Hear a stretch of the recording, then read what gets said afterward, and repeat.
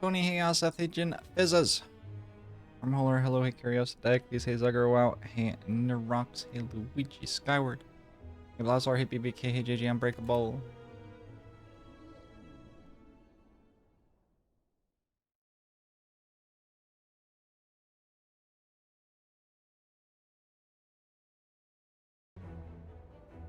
Hey Ghost Valve, hey Savardo, hey Louis Salmon.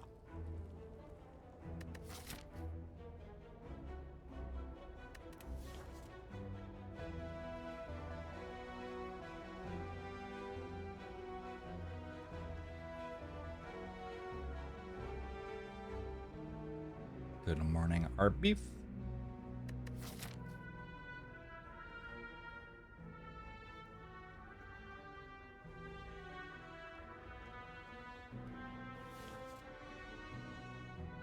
I don't know, it's like one of these two.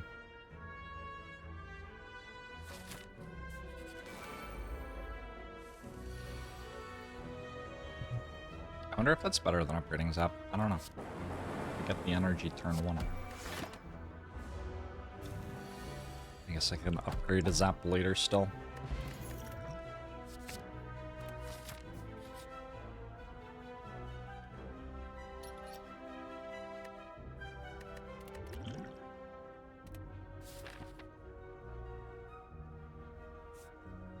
Gabriel, hello. Man, I'm tired.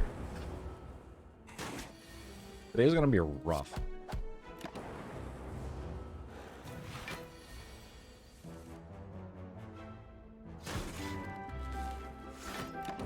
Go boxing for 6 months.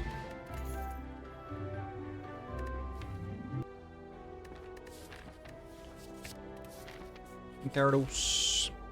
Adept Acorn Hollow. Say up late. No. I simply did not sleep. I mean, I slept for a while, but I slept very badly.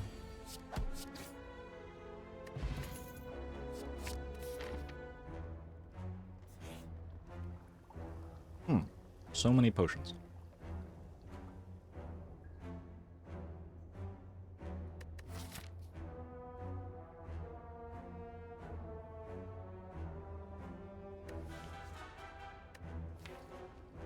I don't know if any of these three is better than what I have. Maybe Fear Potion over Energy Potion. Because I don't have good cards to play anyway.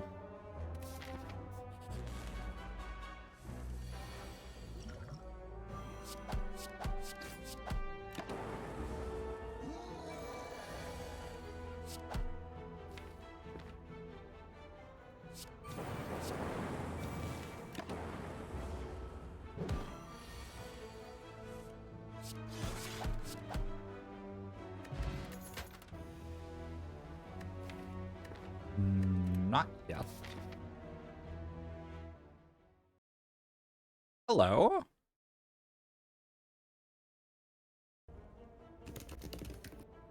I hear typing, but not voicing. Can you hear us now? I can. Yay! Okay. I was just typing in Twitter to tell you where we are. All right. Welcome. Cute. We have Hello. Char and Martin. Yes. Char How and are you Martin today? are excellent friends of mine. Are we pandemic friends? I feel like we started being friends slightly before the pandemic. I think it was just before the pandemic. When did we start playing Slay the Spire? We started playing Slay the Spire in August 2019. Yeah, so So, just before the yeah. pandemic. Yeah. I will let you introduce yourselves and say what's exciting in your lives right now. I'm doing fine. I'm very tired. I did not sleep well last night. But that is not your problem. That's, I have some caffeinated beverages to imbibe. We'll see how it goes. Okay, Mart, do you want to introduce yourself first? Me first, okay. Yeah. Well, that's unusual. I know. Yeah, usually we start with you. Yeah, hello, I'm Martin. I I'm actually in the moment doing a company with Shar together, where we try to be the good guys in artificial intelligence. And my background is kind of this weird mix of, I used to do a lot of different things, so it's not very straight. I was a university professor before that. Before that, I had a games company, actually 2 games companies. One of them called Broken Rules. Some people know it. Before that, I was a university professor, and before that, I was actually a media artist and did exhibitions and showed weird art pieces I didn't all know over that the about world, I you. can say, because I had one exhibition in Hong Kong. Huh. Did I know that about you? I don't think I knew that about you.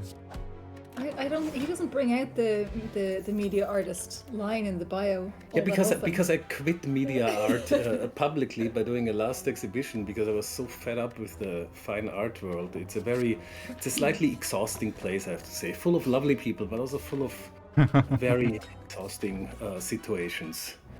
I believe that. So, I believe that 100%. yeah. So it was actually what happened was I was doing all these art pieces, and you feel like you're constantly preaching to the choir when you're making art, because you get the art people coming to the art exhibitions talking about art stuff, and it never really gets into their actual life, I had the impression. And my art pieces gradually over the years had turned into games, all of them, or like toys more than games.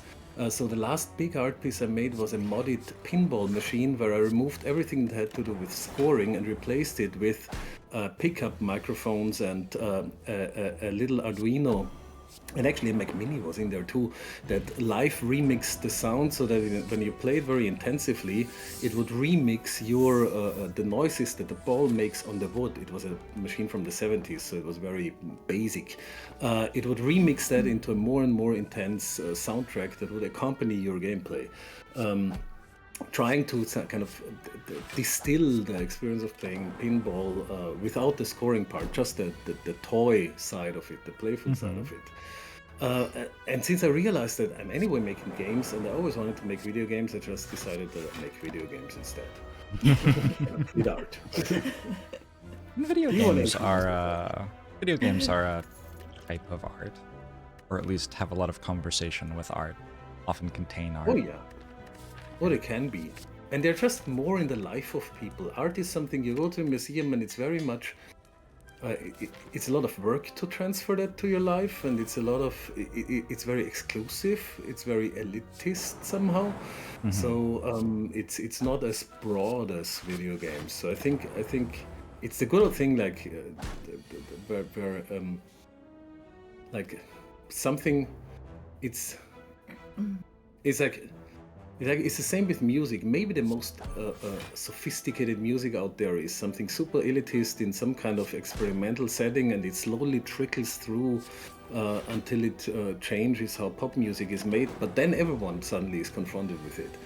And I wanted to reach more people somehow with maybe moving them less than a strong art piece does, but still get them. I don't know, get to them.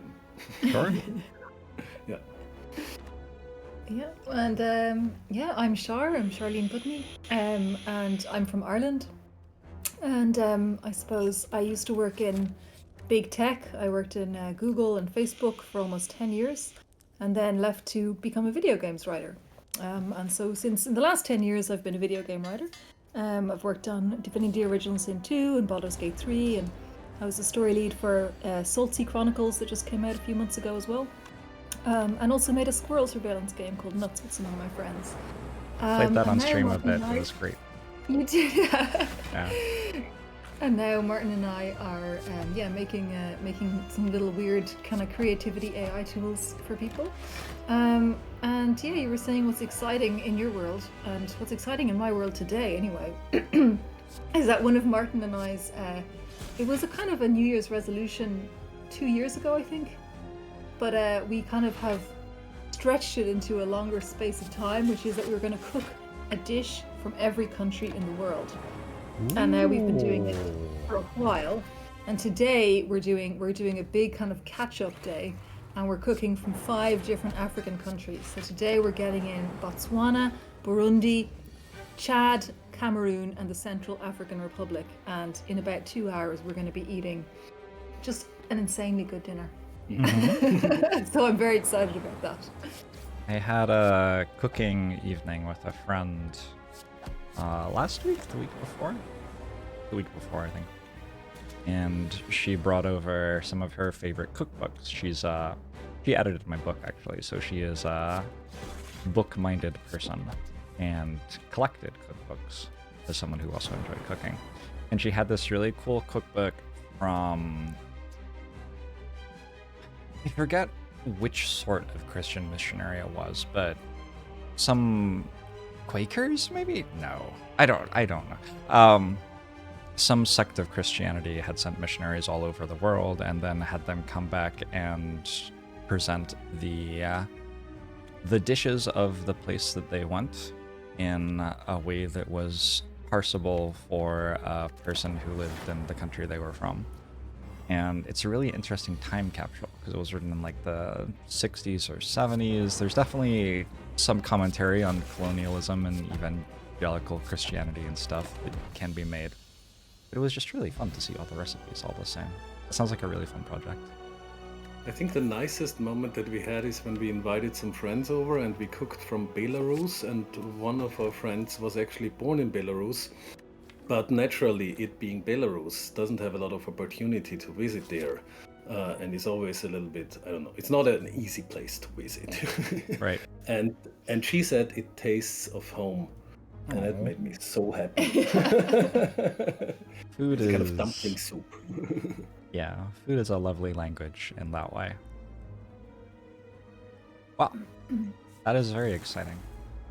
I think it's a really good, like, I don't know, the thing about it that I like is that every recipe we make from a different country, we like learn a new technique or a new spice or a new way of doing something, and then we are able to use that in just our normal cooking. So now we have a really weird way of cooking.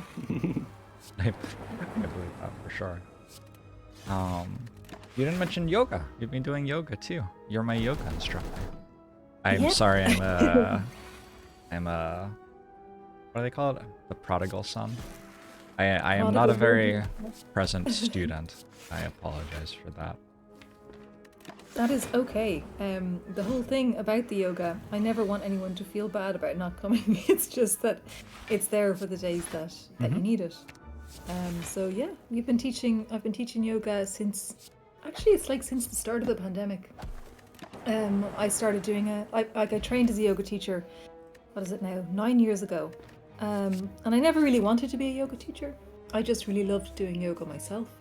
And I wanted to be able to do all of the moves and understand a lot about the philosophy myself.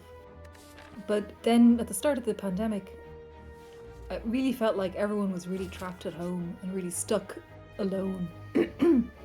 So I started to run this this little class on Tuesdays, 7 p.m. Copenhagen time, which I think is like 10 a.m., 11 a.m. Yeah, 10 a.m. depending on daylight savings. Yeah. It's 10 or 11, I think. Yeah, and so it's just 1 hour, and it's called One Cam Hour. And it really started off. It still is mostly game developers, but it's open to everybody, and anyone who wants to can just the way it works is basically on Tuesdays at lunchtime I send out an email and I kind of roughly mention the kind of stuff we're going to do that day. And if you want to join in, and if you don't. And it's free. Yeah. And I really just was starting it I thought like when I started it that we'd do it for maybe, I don't know, 2 months or something, and then the pandemic would be over, and then everyone would be back to normal life and everything would be grand. And it didn't really work out like that, and it really still feels like something that people need, and people don't need it every week, but some people they need to have it there as something that they can return to, like a little touchstone or a little place to visit when they have it, when they need it. So yeah. I don't know where I should type it. If you let me know, I can pop it in. But like basically, if people just send me an email, it's just charlene.putney@gmail.com. And if anyone wants to join, just send me an email, and I will be happy. Charlene.putney. Yeah, CHARLENE.PUTNEY@gmail.com, and then you just get added to the list. You just show up if you like. whenever you want. It's a good vibe. Thanks. Yeah, thank you. I wanted to ask you about Baldur's Gate 3, of course. If that's not something that you are sick of being asked about already, of course. Well, to be honest, nobody really asked me about it because I suppose I worked on it. I was one of the first members of the team working on it, like when we were writing the core story. But I worked on it for 2 years. But I left Larian like at the when was it? At the kind of start of 2019 when I moved to Copenhagen.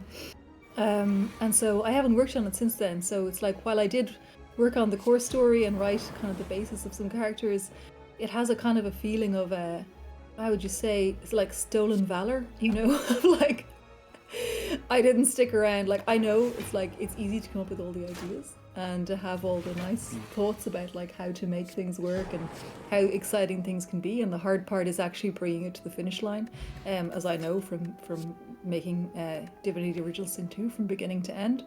So I don't like to take any credit really for BG3 because yeah, it feels like I was only there for 2 out of the 6 years. So But you did travel to Wizards of the Coast and have some. I did go Intense. to You did like plot the outline chunks for a couple of our favorite characters' stories, and you did pitch the world to Wizards. And sorry, yeah, back all the way back in the mists of time. I did. Okay, I'll I leave did. you Some, alone. I did some really fun stuff, and I'm really proud of it. And it's really great. But I always have this feeling of like, you know, just not wanting to take credit for like the hard days that people probably had, kind of really pulling it together. yeah, I understand What that. are you proudest of? What am I proudest of? Yeah, that made it into the game, maybe. Don't know. Have you played the game? Yes, we've played it up until I don't know what your kind of feeling about spoilers is, but we've played it up to Ketheric Thorn. Ah, Yeah. yes. Oh, I was come very again. impressed by Again. the voice actor for that is like pretty famous actor. And I don't usually recognize voice actors' voices at all, but what's the guy's name? I don't remember the guy's name, but I really liked him in Counterpart, and I was like, wait a second, I know who this is. It's a really impressive project, that game. Yeah, it's really cool.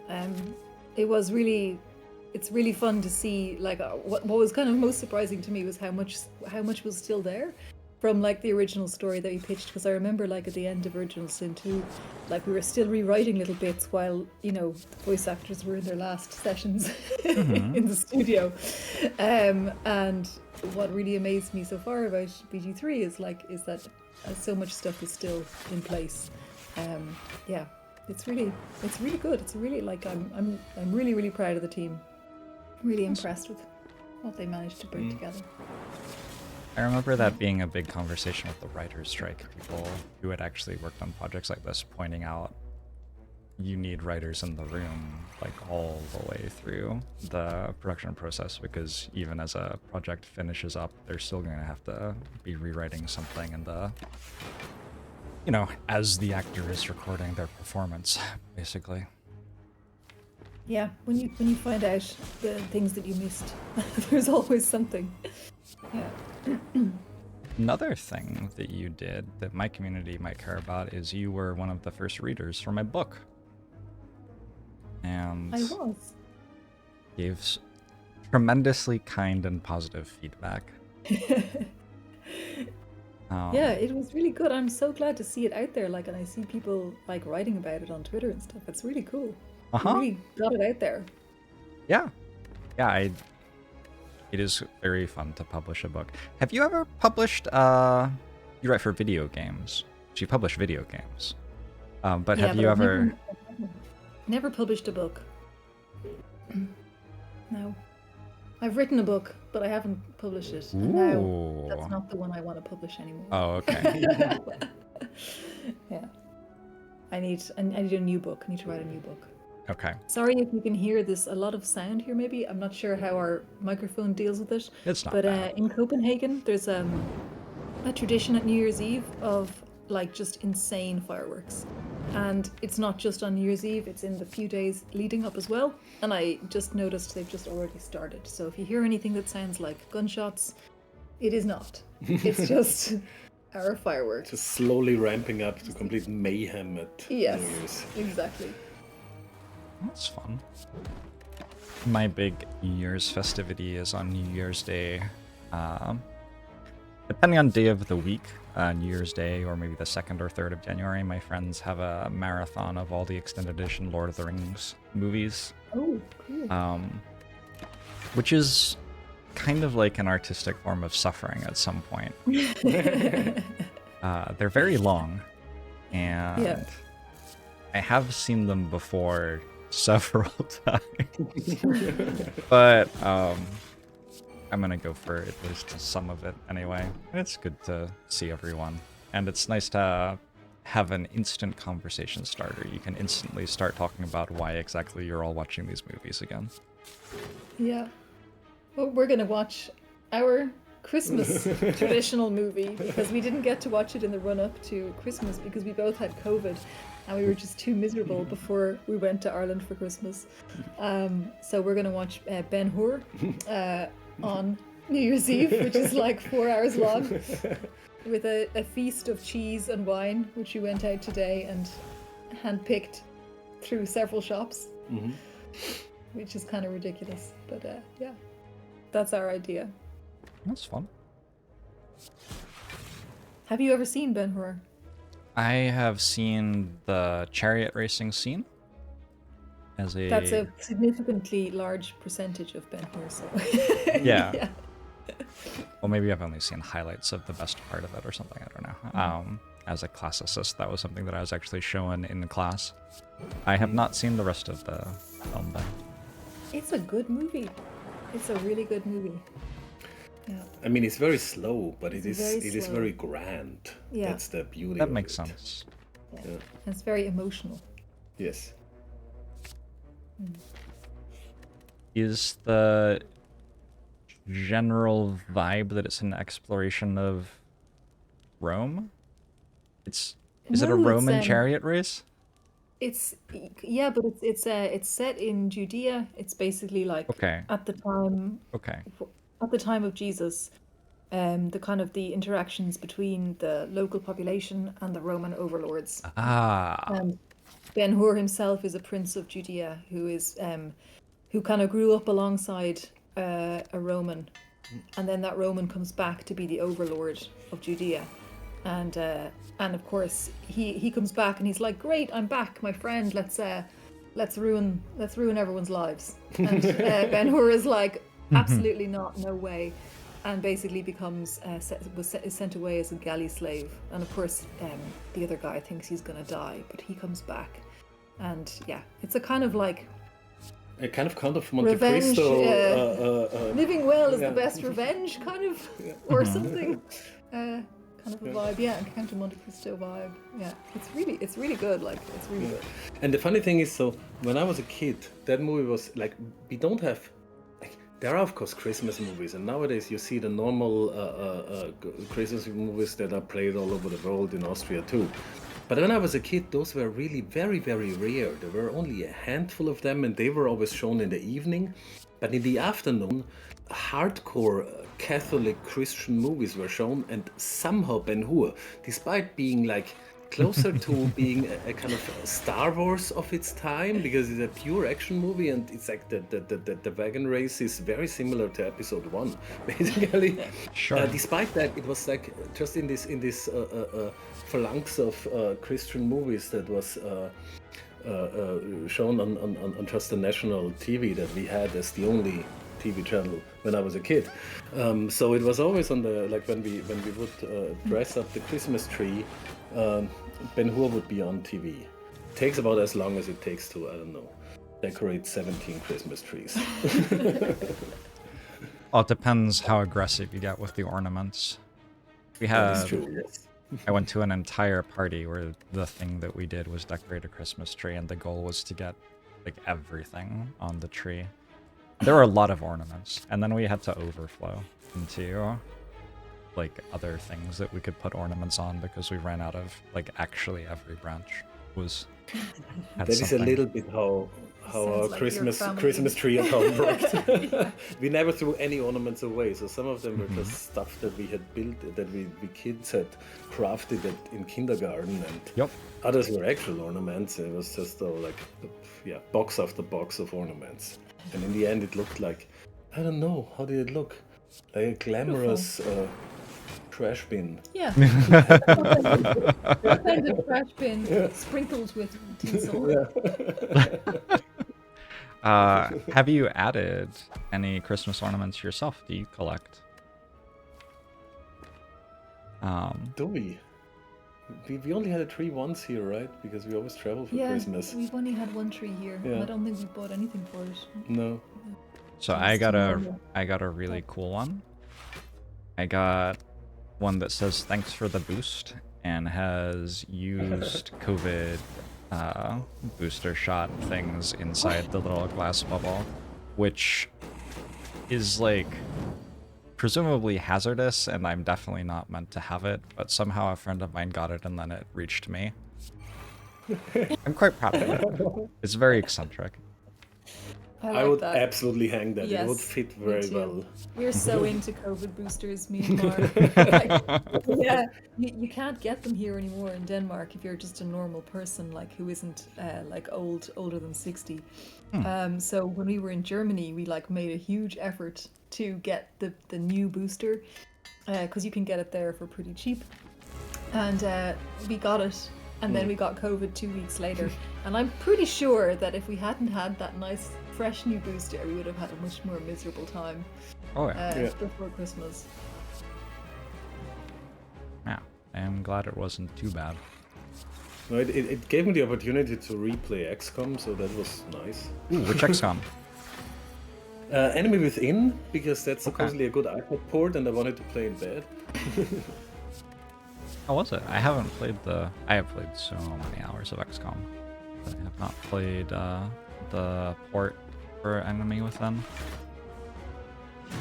Oh, it's lovely. I have to say that I just like the storyline of Enemy Unknown. That was the original one, right? A little bit more, and they did a very clever thing with Enemy Within, that they added this melt thing that you have to collect, so you are a little bit more lured into the battlefield, so you can't just constantly make a gauntlet for the enemy and then lure them out. You have to really go for it, and that kind of balances the gameplay very nicely. But the storyline is just much more conservative and much more, I don't know, boring compared to Enemy Unknown, that I found it a little bit, I don't know, yeah, less gripping in that sense. But the iPad port is glorious. It's the best version. It's super fast, it's super snappy. It crashed like twice or so, which is unusual for XCOM, which usually constantly crashes. Uh-huh. Cool. I haven't played much XCOM. I have a long war campaign that is dead. Well, I mean, okay, how's the way to describe it? I play on stream, and in my head, this is a campaign that I will finish, and I have viewers who would love for me to finish it, I am sure.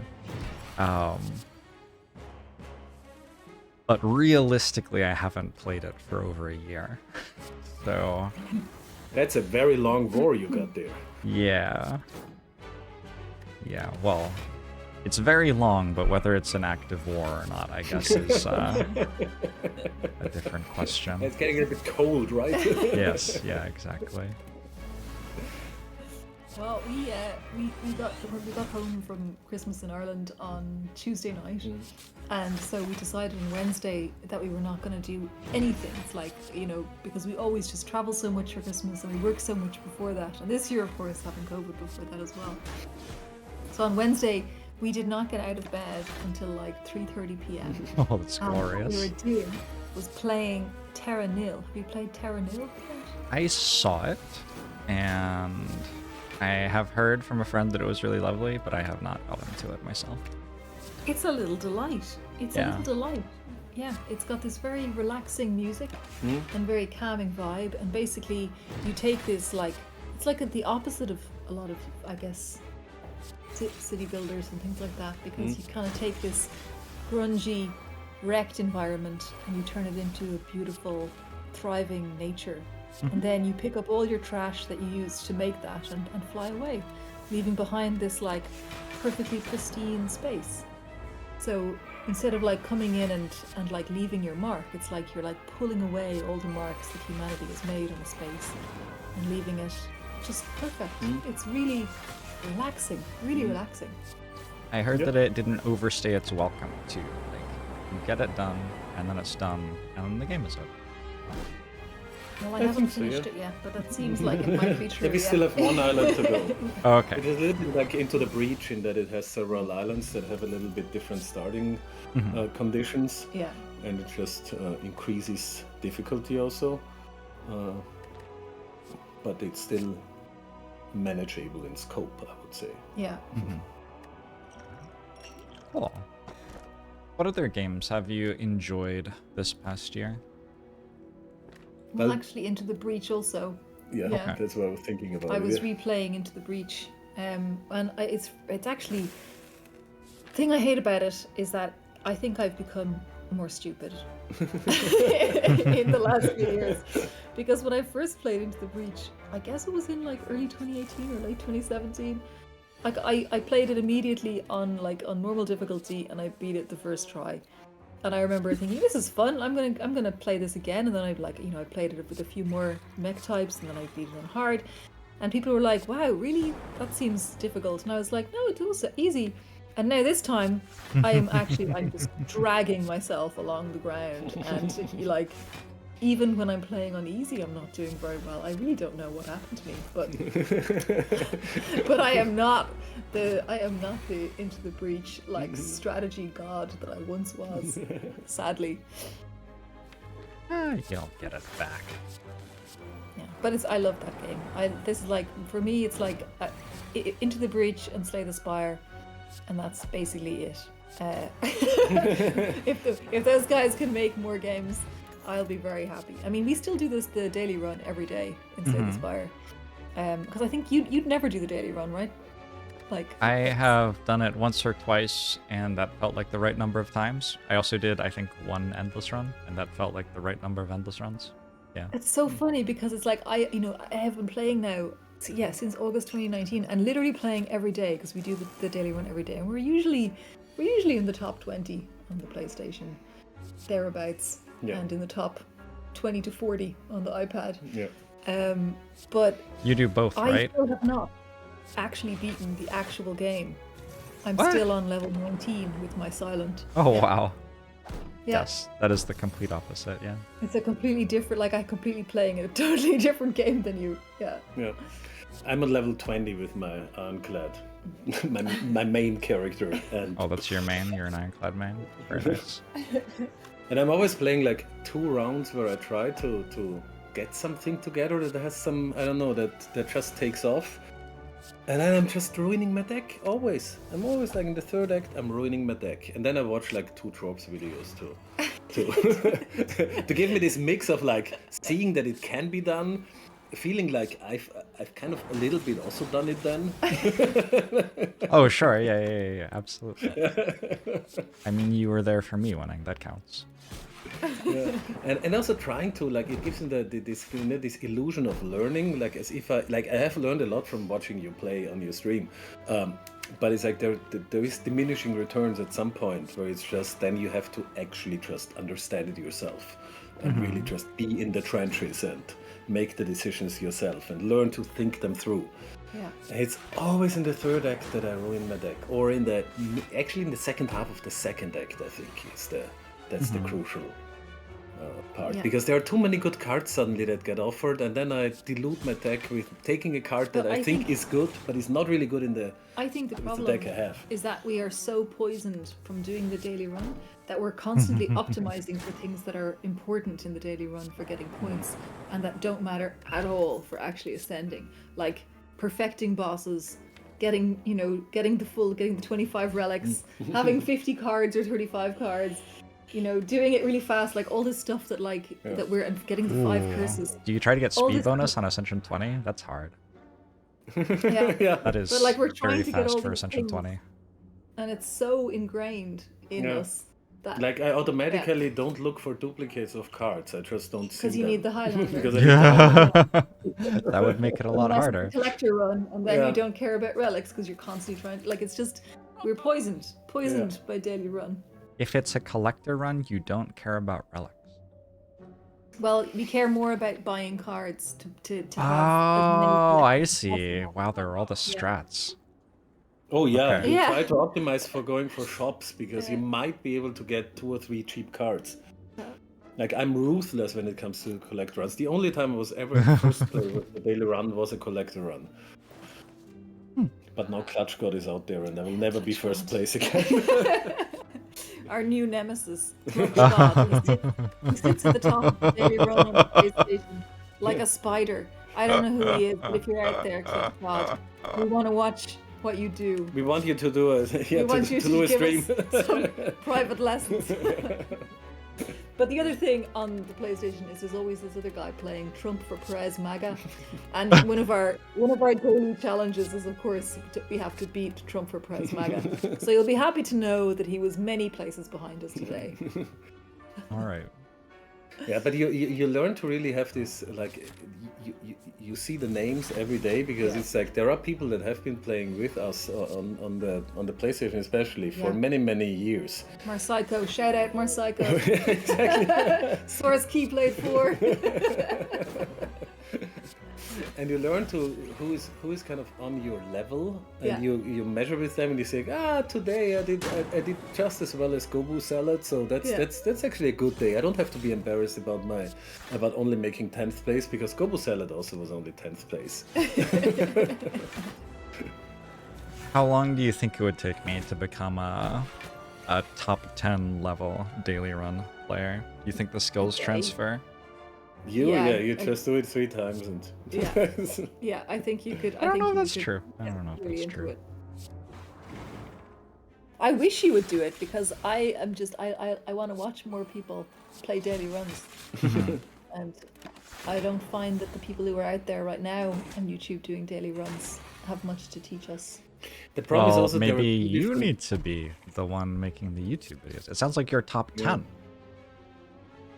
Pretty high. Well, not We're top- always. yeah, we're We top sometimes 20. have long phases where we are just not really that Yeah. good, and then we have phases where we really kill it for weeks. Yeah, I don't know and what then it we is. fall into a weird trough. Yeah. Yeah. Yeah. The funny thing is that there are 2 different seeds out there, so it seems like PC and Xbox have one random seed, and PlayStation 4 that we're playing it on, and iPad, I'm playing parallel, so we play 2 runs. We play at the same time, Yeah. so we're like playing Like the next same to each map other? at the same time. Yeah, next to each Okay. other. One on Yeah. the iPad, one on the PlayStation. Yeah. Gotcha. And that has the same seed. So the Xbox run is like the map is the same, but the cards that you get offered are different. So we can't really learn from the streams out there because all of them are PC or one of them is Xbox. I know that. Yeah. So that's sad. Yeah. We just need Clutch God to get a video camera on his iPad and start streaming.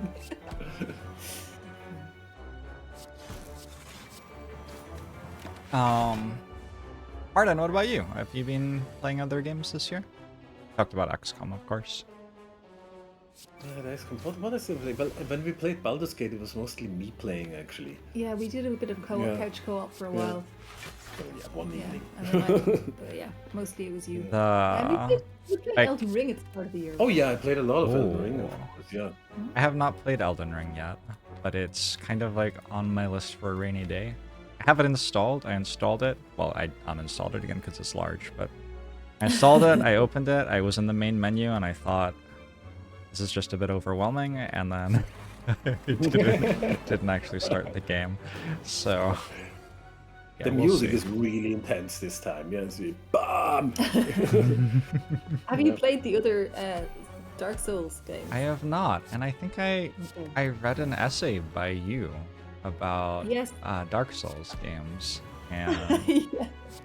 someday I need to actually play one so I can find out what this is all about. But yeah, I still haven't. So I actually installed Demon's Souls, the original, on the PlayStation 3. When was that? Like 15 years ago or something? And it was brand new back then, and it was a kind of undercover hit that some people knew about, but it wasn't like, it was before Dark Souls came out, so it wasn't really a big thing. And it was really like Demon's Souls. I don't know how the new port is, like the reissue that they did now last year or something, or 2 years ago. But back then it had this completely bonkers system of like moon phases that would affect the environment and your magic and some weapons. It was very, very crazy, and nothing was documented, so you had to Google all of that or just learn it by taking notes. And I played, of course, and then suddenly I got invaded the first time, and I got such a fright that I shouted loud. Because that was a new thing. Invaded, is that when like somebody comes in through multiplayer? Exactly, but it's not a multiplayer. Someone comes into a single player. That's the crazy thing, and I didn't know that can happen. Because there was no one was playing it, and I didn't have the habit of reading up on games too much because I didn't want to spoil it. So suddenly a person comes along and kills me in my single player game. So I didn't know that I can summon other players to beat bosses either. Like, I read about it, but I was like, yeah, but it's a single player game, right? So I actually played it in offline mode the rest of the time and just beat the game on my own, alone, for the first time. And then in Dark Souls only I woke up to the possibility of summoning others, and it felt like cheating, because suddenly it's like, it's the way it's meant to be played, but also it's so much easier here if you have one or two other people around. Yeah. So yeah, I was an idiot, but I was very good looking in the game, because I had this I had a fantastic character. Yeah, really. Very good style. Yeah. But I think Elden Ring, I like it, but I think Dark Souls 3 is the best, and it just makes me want to play Dark Souls 3 again. Yeah. Okay. So cool. Is there any reason in particular that Elden Souls didn't was like a step back, or was it just made maybe for a different sort of player? I think it's because it comes on from like the Bloodborne style of play or something. A little bit of Bloodborne is in there, it's like, yeah, it kind of comes on from the and I wasn't very good at Bloodborne, because I'm a real cheeser. So in Dark Souls I like to have magic and a bow and arrow. I'm not super good. I freeze under pressure, so I'm not super good at the up close combat. And yeah, you kind of need that in both especially in Bloodborne and in Elden Ring. So yeah, I'm more of a Dark Souls 3 person. Yeah. I remember. It's like you always say about Dark Souls 3 that it's like going home, because you know where all of the little guys are hiding out, and you know exactly what the move is, and you just go in and you just do it. You know what you have to do. It's my happy place, yeah. Yeah.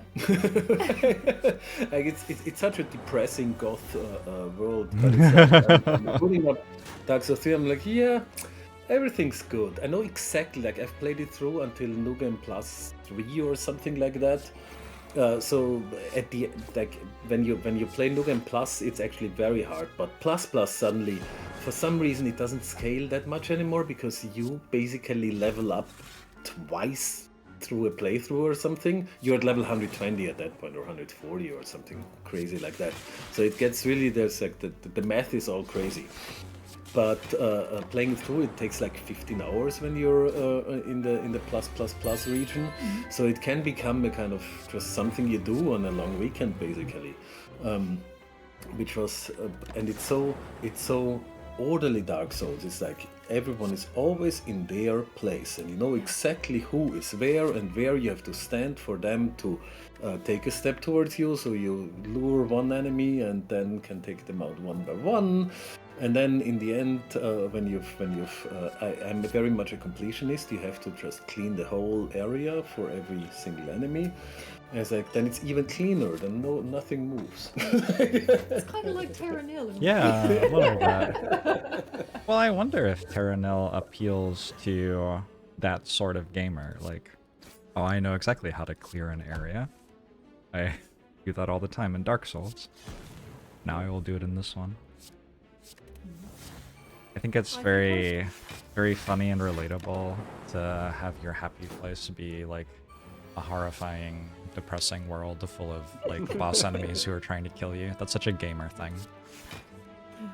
I also have no idea what the story is, to be honest. I still don't understand what is going on. And I watched all the videos by the Crazeball. What is his name? He's fantastic. There's a guy who does these hour-long Dark Souls videos on YouTube. VOD, yeah. And he knows everything, and I watched all of it, and I was like, It's like the philosopher of Dark Souls, yeah. It's more a mood to watch. Yeah, his he's videos. kind of like an ASMR of Yeah, exactly. of lore. Yeah. That's fun. Apart from that, we really like playing analog card games. Yes. Our favorite in the moment being Strohmandeln, which is a Tarok version from so Tarok is the game that the tarot cards come from Tarocchi, or Tarok as it's called in German, kind of Spanish Italian card game that has the major arcana basically as playing cards. They're just trump cards in there. And a kind of subset of the normal cards that you know from Hearts or Canasta or something like that, like the 4 suits. But the suits are kind of more tarot suit related, right? It's its own. In any case, it's a couple of 100 years old as a game, and it's a very, very elegant 2-player game where the magic is that you have some dummies. So Strohmandel means straw man, which is another word for dummy. So you have like a few little piles of cards on the table that you gradually unveil. So your information about what is in the game gets more and more. And at the end, you know, of course, everything. When all of them are turned around, it's like the cards are either in your hand, have been played, or on the other hand. So you're learning more about your opponent's hand. Game, but before that, it elegantly ramps up. Yeah.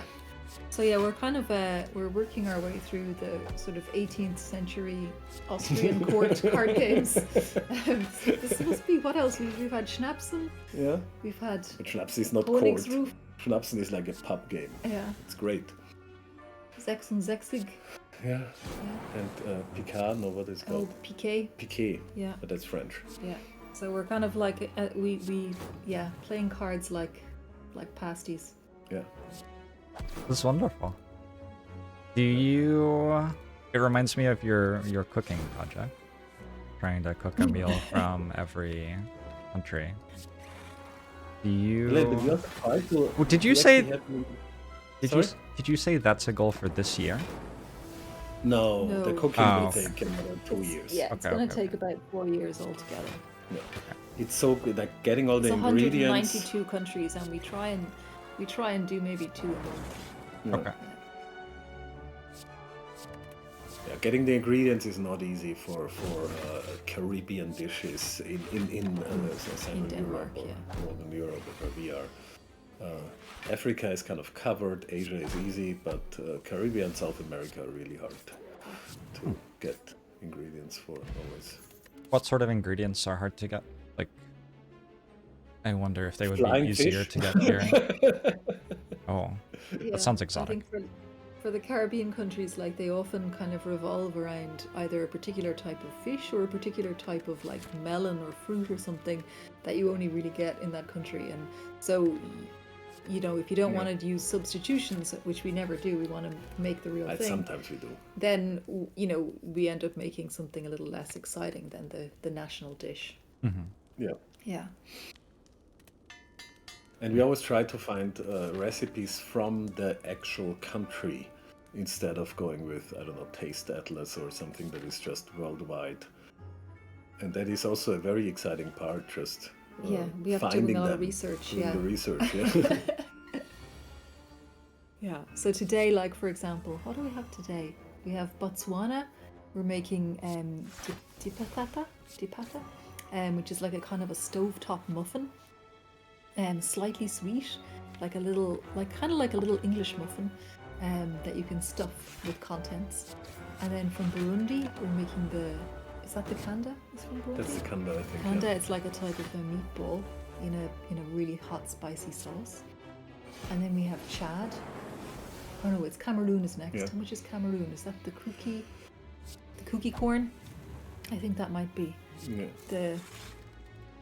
No, Oh no, Burundi, Burundi, sorry, Burundi is the Burundi beans. is the ibiharagi, the beans, kind of fried beans, and the kanda are from where are the kanda? Central They're from African. Central African Republic, Yeah. and then we have the daraba, which is from Chad, and that's like a creamy peanut vegetable stew, and it's amazing. I just made the sauce right before coming on to chat, and it's like you basically roast sweet potatoes in the oven until they're all kind of caramelized, and then you zhuzh them up with coconut milk and peanut butter.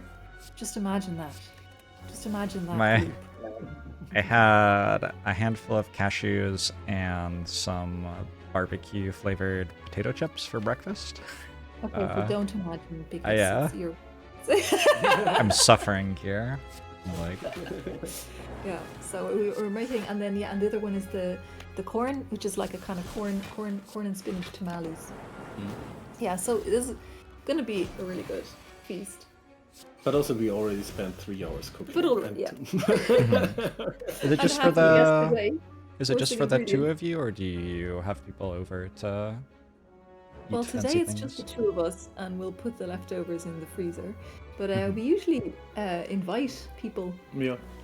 different sets of friends to come for the various feasts. I find it's a great way to find an excuse to have people over. Like, hey, I bought too much chicken. Come over. Yeah, people usually appreciate if you give them food when they come Mhm. over. Yeah.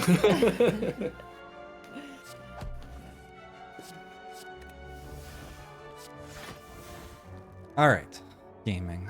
What about online communities? How have your online spaces been this year? We're looking for positive things. I guess maybe this is a good time to talk about Leica. Are you still working on Leica? Yeah, so I mean maybe we can tell people what Leica is first. That might be handy. Sure. So basically when we started, Martin and I have always been interested in experimenting and making weird things together. And I think it was just at the start of the pandemic, we started to get really into making things like with procedural generation and kind of early AI. We made a lot of cool Twitter bots actually. Some of them would tell us what to have for dinner or do a haiku fortune cookie. But then Elon turned off all the bots. Thanks, Elon. So they're all dead.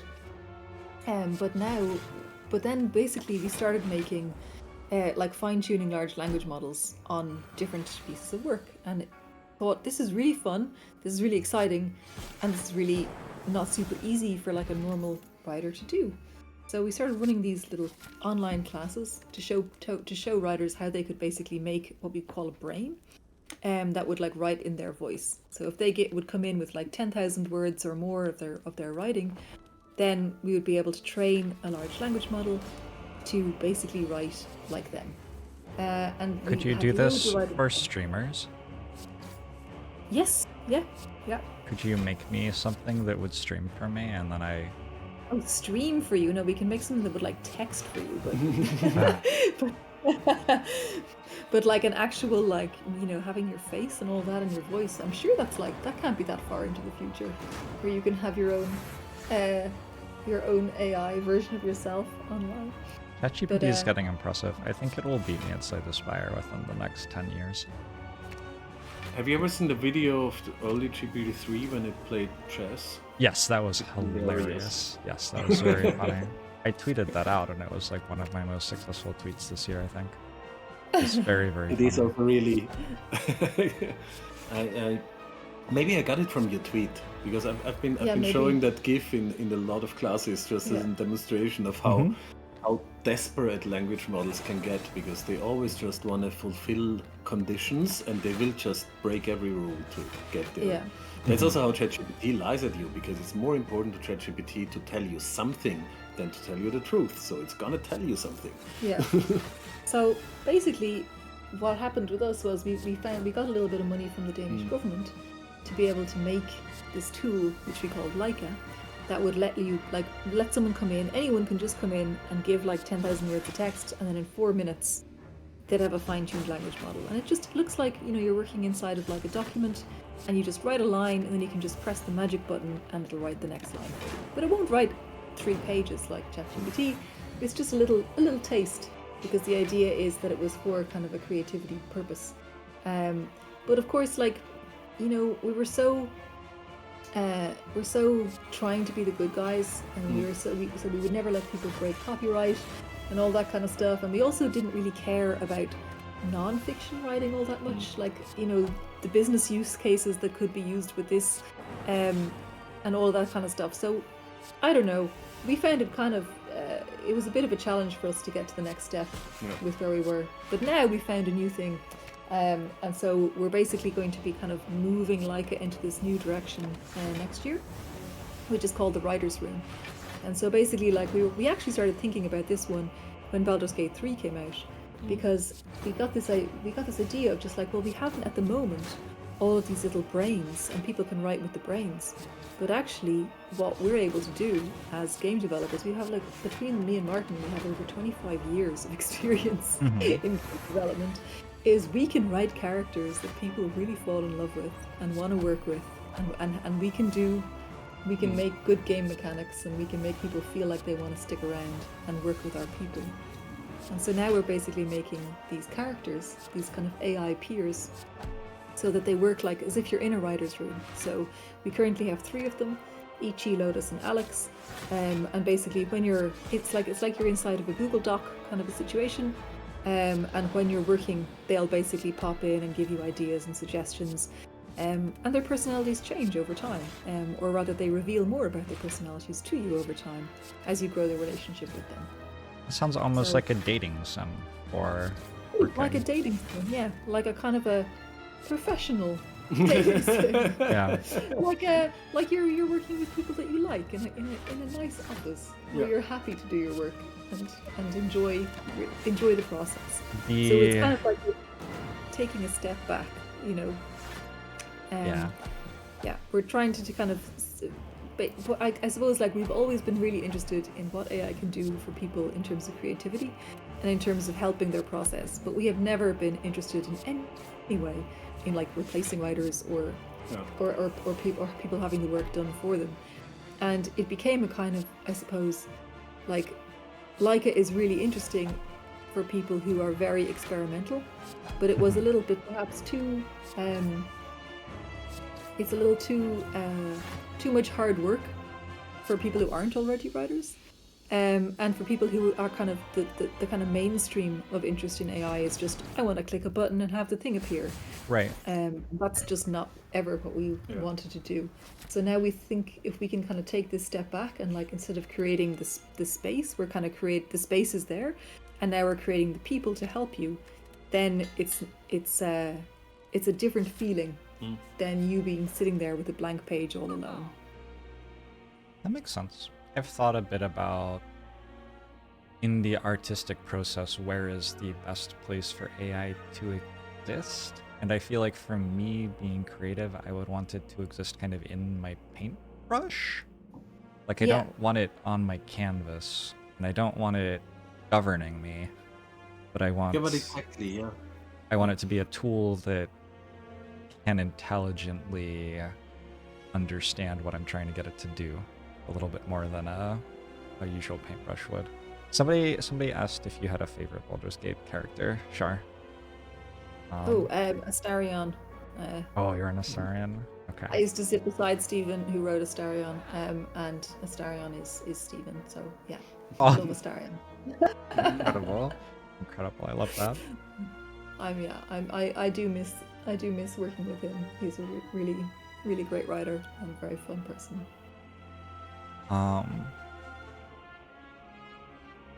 Yeah. I thought that my girlfriend would like Astarion because that's the meme that I was told by the internet, that everybody's into Astarion. And she really doesn't like him. But she only just met him, so I don't know.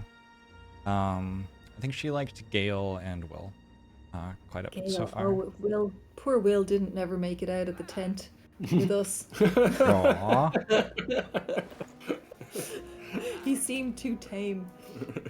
And Gale, yeah, we have Gale, but he keeps on eating our shoes and things. I find Gale very, very entertaining, actually. Yeah. He talks a lot. Him a little bit. You did romance him a little bit, yeah. And I also love Karlak. I think I really like Karlak a lot. Yeah, because Karlak is Karlak is basically my friend Sarah. So yeah. Also a writer on the Yes. game? Yeah. Gotcha. It's fun.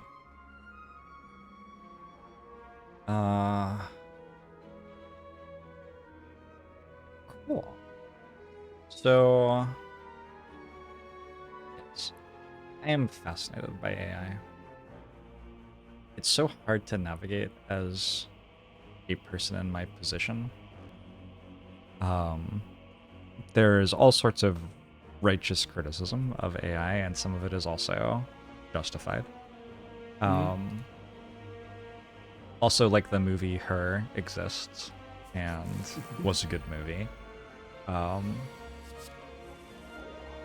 But it's something that's happening. And I'm very stubborn. I experiment a lot less than either of you. I'm still playing Slay the Spire. And so are we. I guess that's true. Yes, and maybe for a long time, I don't really know. Yeah, I think a lot of these things with AI, a lot of it will really take time. Like, I have huge problems with the aesthetics of most of the AI art, for example, that is produced, but it is a completely new way of creating things. So of course it will take years. It's not like if you look at the first movies that were made, it's not like they are masterpieces.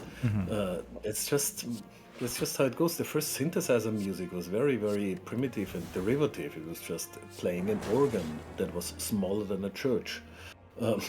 So I think some, like, on an aesthetic level, you have to give it time, basically, so that people can actually find interesting uses and interesting new areas to create things that couldn't have been created before. So that's something I'm excited about. I want to see that. I want the people go in that direction. From a perspective of copyright and ethical issues, it's also just finding the sweet spot between this is how much access it should get to the cultural heritage that we have in order for us to be able to do more things, and between it just sucking the internet dry like a vacuum cleaner and then packaging that up and reselling it to the creators. Is like, there has to be a sweet spot somewhere, but it's definitely not where it is in the moment, where it's very Wild West, and it's also not where it is with critics that wanna completely shut down the whole development. It's somewhere in between, but it's gonna take years to figure out what is the right legal framework for it. Yeah. So yeah, it's exciting, but it's also so exhausting because something new comes out every 2 weeks or every 2 days, every 2 hours, and something relevant every 2 weeks. A friend of mine has been trying to keep a blog going that keeps you up to date with AI developments, and I think it's just becoming all-consuming, like, to a point where I worry about him a little bit. There's a lot of stuff all the time, and I kind of, like, I trust that he's got a good head on his shoulders, so for me it's just like, oh, he knows about it. I don't need to do anything. That's fine. I'll just ask my friend. Yeah, that's good. Sometimes you just gotta outsource. Like when I need someone to play Ascension, I just trust that you do that for me. Yeah, yeah, exactly.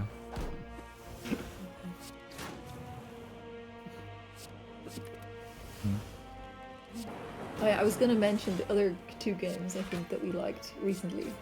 We like 2 more games? Yeah, Cool. I think they were more like late last year than this year, but they might have also been early this year. Inscription and Inscription was good, yes. And That's so Loop much Hero. fun. And Loop Hero was Okay, also yeah. really good, Yeah. yes. Loop Hero's been out for a while, but you are not the first people I've heard say that you've enjoyed it this year. Well, we also just don't play anything on PC. So until stuff Well, I actually played Loop Hero on Except- PC. Did we play Loop Hero on PC? Yeah. I think Is I have it- Loop Hero on my Mac now. And we played Inscription on the PC, and we have, of course, we've actually set up. We set up a little little space for the laptop to play Baldur's Gate 3 on. And the interesting thing about it is it's actually the laptop that Larian gave me for making Baldur's Gate 3 on. Okay. And now we dusted it off and took it out from underneath the drinks cabinet to play Baldur's Gate 3 on it. I actually had to erase your development version of Baldur's For- Gate to 3 make to enough make room. space for the real thing. That's funny. Oh, and I think also I should plug the other game that I launched this year, which is Salt Sea Chronicles. For anyone who likes gentle games that are like kind of like a little bit like little visual novel, but with a lot of choice and a lot of kind of multiple middles to get to the end. So it's doing pretty nicely, I think. I've seen that one on some award lists. Yeah, it's been getting into a lot of kind of people's top 10 lists at the end of the year too. So Yeah. that's nice.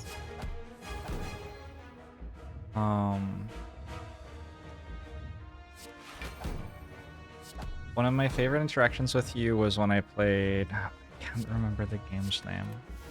A lovely game about a person's trans experience in Ireland.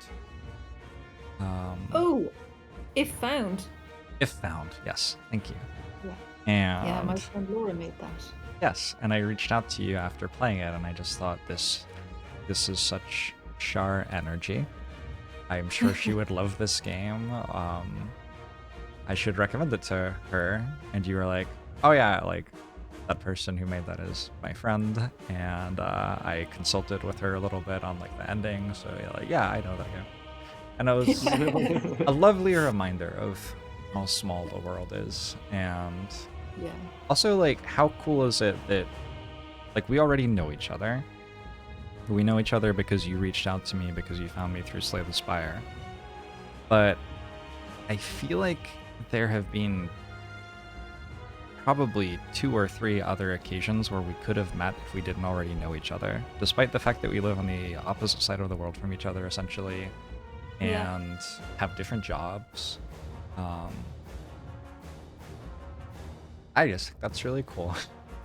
I don't know. It's really cool too, and I think it's one of those things that it's like my dad had a friend in high school who they would just meet up every 10 years or so, and like it would be just like they had never stopped talking, like they just pick up from where they left off. And I feel like that's like one of those, I don't know, it's just like there's a type of friend you can have who is just always your friend, and you just meet them now and then here and there, but it's always like you were never apart. And I feel like you're one of those kind of friends in my life, for sure. Very sweet, thank you. If Found is an excellent game, by the way, if anybody's looking for a... You call it a visual novel? I think maybe, yeah. Yeah, I think Laura's working on another game now as well. That's cool. Maybe even 2. Thank you for the $25 donation to support Free2Luv. Ramblin will be chatting with me in an hour or so about TFT, which is really exciting. I don't know if you two are into teamfight tactics. Teamfight tactics is kind of like if Slay the Spire were a multiplayer game. Oh, nice. Kind of. It's definitely a kind of. It's definitely not a. It's definitely not a like. Yeah, for real, this works exactly 1-to-1, but it's the same ideas of you constantly are updating your deck for a new challenge, and you get tested every floor and stuff. It's just instead of playing with cards, you're playing with League of Legends characters. Instead of floors, you are in a lobby with 7 other people who are also making their team, and you just, you know, get some resources to buy new things, and then fight someone, and then get new resources to buy new things. They added relics to the game a while ago. I used to feel a little bit silly comparing it to Slay the Spire, because like it felt like Slay the Spire to me, but I didn't know that there was any design influence really or anything like that. And then they added relics, and you could choose one of 3 relics using the same interface as you choose one of 3 cards in Slay the Spire. And I was like, yeah, okay, this is just Slay the Spire. I have since like met the lead developer of the game, and yes, he plays Slay the Spire. It's not unfair to compare them. So. Yeah, I'm really excited to talk to Ramblin about that because Teamfight was Tactics thinking- has been doing some fun stuff with competition this year, which is something I'm really interested in, is positive competition gaming. Yeah, we have pretty good positive competition in this house. Mhm.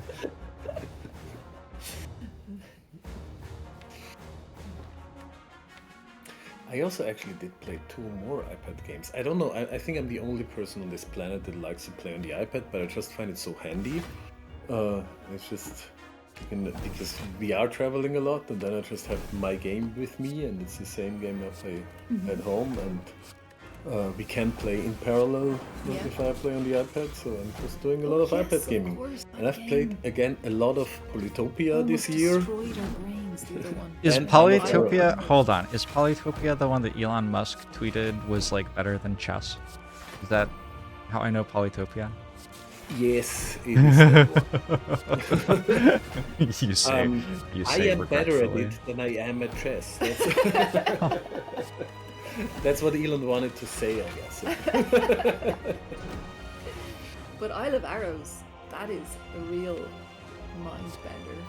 That is a good mind bender, yeah.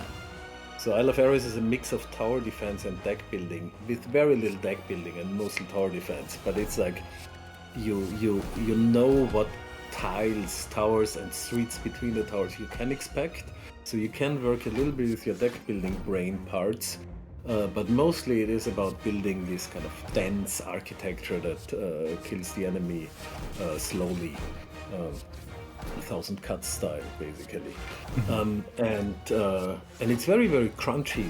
It starts out very casual, and then the last levels I played for like days to finally 100% it. Also, then they did an update where they added another whole region, and suddenly So I was cool. down from 98% to 78 or something like that. I played You- Isle of you- Arrows for a bit. I got really into Rogue Tower. Have you played Rogue Tower? No. Similar sort of idea, deck builder plus tower defense. Although, We should be taking notes more on these games. We need new games. We need new games to play. that yeah, fit check into out our- check out our Rogue zone. Tower. I think it could be a fun one for you for sure. So I checked out Isle of Arrows because it looked like it might be similar. And I think Isle of Arrows is a bit more Spire-like than Rogue Tower was. Rogue Tower is a bit more in the rogue-lite genre, whereas Isle of Arrows felt like it was more in the rogue-like genre. Although, now that I think about it, that might not actually be true. But, anyway, I enjoyed it for a bit. I know the game that you're talking about. Rogue Tower is very PC only, though, apparently. It's very unlikely we will play something unless it, because there's other games I really want to play that are still only on PC. Like I really want to play The Banished Vault. That looks excellent, but I have to wait until it comes onto something else because I just don't have the energy to turn on the laptop and then sync this big screen and then connect the controller. I've become lazy. It took me about a year living in my house to like set the TV up, and now that it's set up, I watch it, you know. But it's like I had to get over my laziness to allow me to become lazy. What about this coming year? Do you have any projects or games or anything like that you're looking forward to? Well, I mean, we're going to be working really hard on our writers' room for the next few months, Sure. and hopefully launching that at some point in the year. But we're also actually in the first few years of the year, we've taken a few days of holidays. Sorry, first few days of the year, we've taken a few days of holidays to work on our card game that we're making, that we have been making for ages now, but only Well, like it's one like the day third here and a half iteration. day there, and yeah, this third iteration. So we're going to spend next Monday and Tuesday getting back to brass tacks with it. Do you want to tell about it? If there's anything to tell? Well, there is not. Not much to say yet. there's not much to say yet because we don't know if the core thesis works. Yeah. But it's a little bit like the vibe is that I'm trying to go for is to make it very much an engine builder where you have a little bit longer streaks than, for example, Slay the Spire, where you can maybe also go endless a little bit easier or nearly endless. So it's a little bit more, I don't know, like a little bit more sequence based. I just thought of another game. I General think genre of a deck builder. Sorry? I just thought of another game you would love in you describing that. What is it? Well, I've never played it, so I shouldn't say that you would love it, but have you heard of Bomba? B-O-M-B-E. So it's Minesweeper, but the puzzle isn't solving Minesweeper grid. You both play Minesweeper? You know what I'm talking about? Yeah.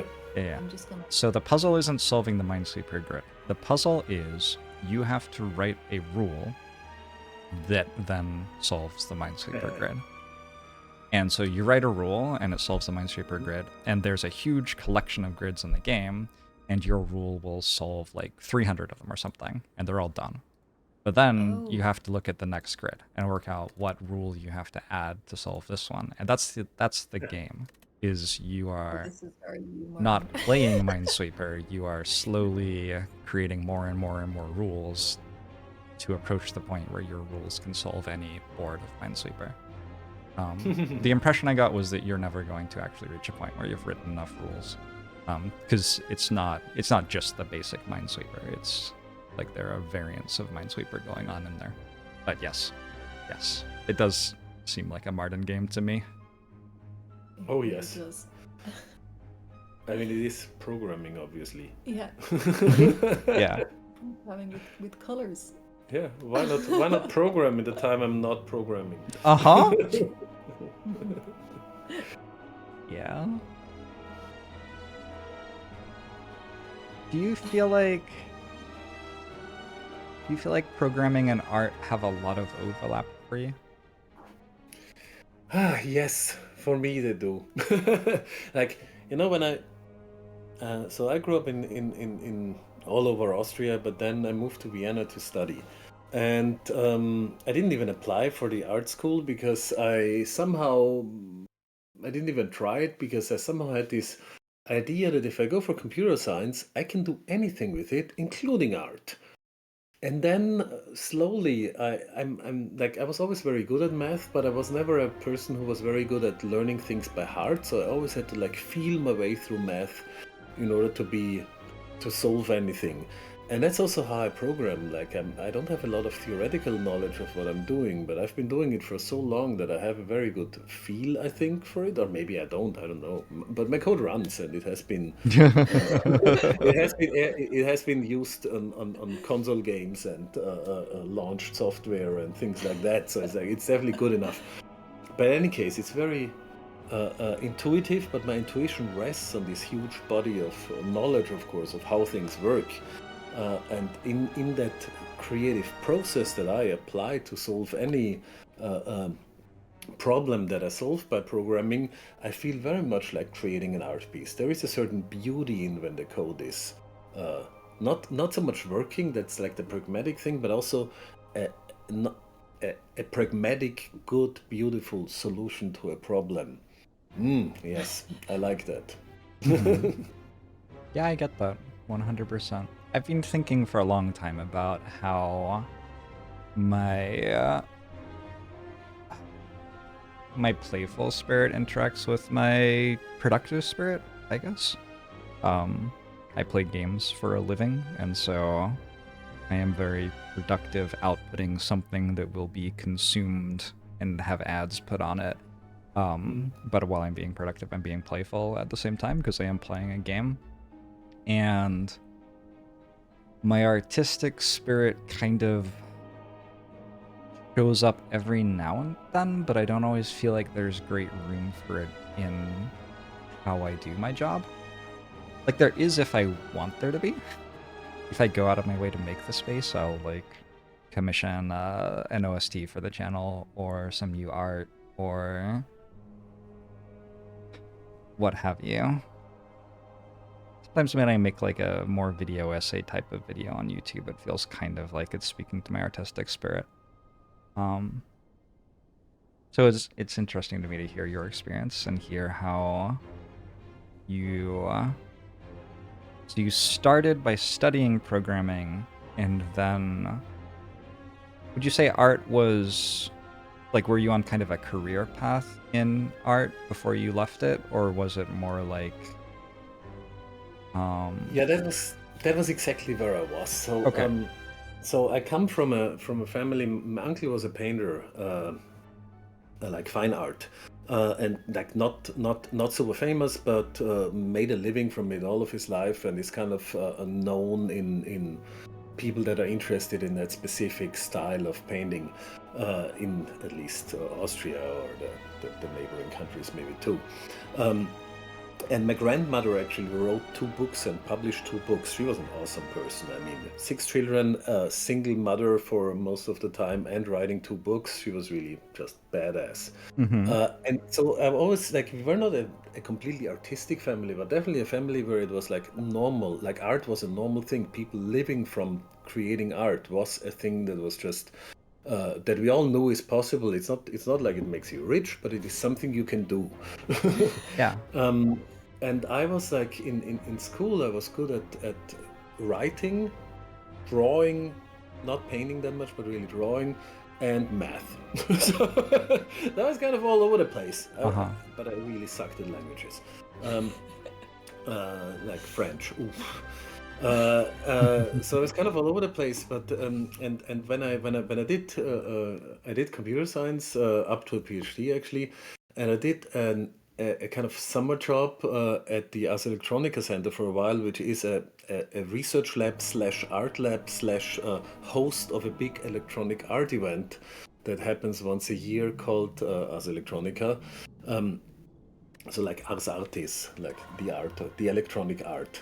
And there I just met so many interesting people that I somehow got sucked into the media art world finally. And it was as if I was always waiting for that. And then I spent a lot of time working on different projects, collaborating a lot with interesting people, and met more and more people. And at some point got invited to the Manifesta, which is kind of one of those really serious fine art exhibitions that make artists. And it's actually, there's a book out there that is the 100 best exhibitions of all time, and it mentions Manifesta as one of them, and that means I am mentioned in having been a part of one of the 100 best exhibitions of all time. And that was my career highlight. There you go. And afterwards I knew I either have to go for it or forget it, because this is like, I have to make this a full-time job and really only produce art. And then I could make it, because this is kind of, I got the stamp of approval by the art world, and I just didn't feel like that is what I really want to do. I felt like, no, actually, I want to make video games. So I quit art at a press conference. Actually, it was the opening of my last exhibition, and I was like, and by the way, this is my last exhibition. I'm going.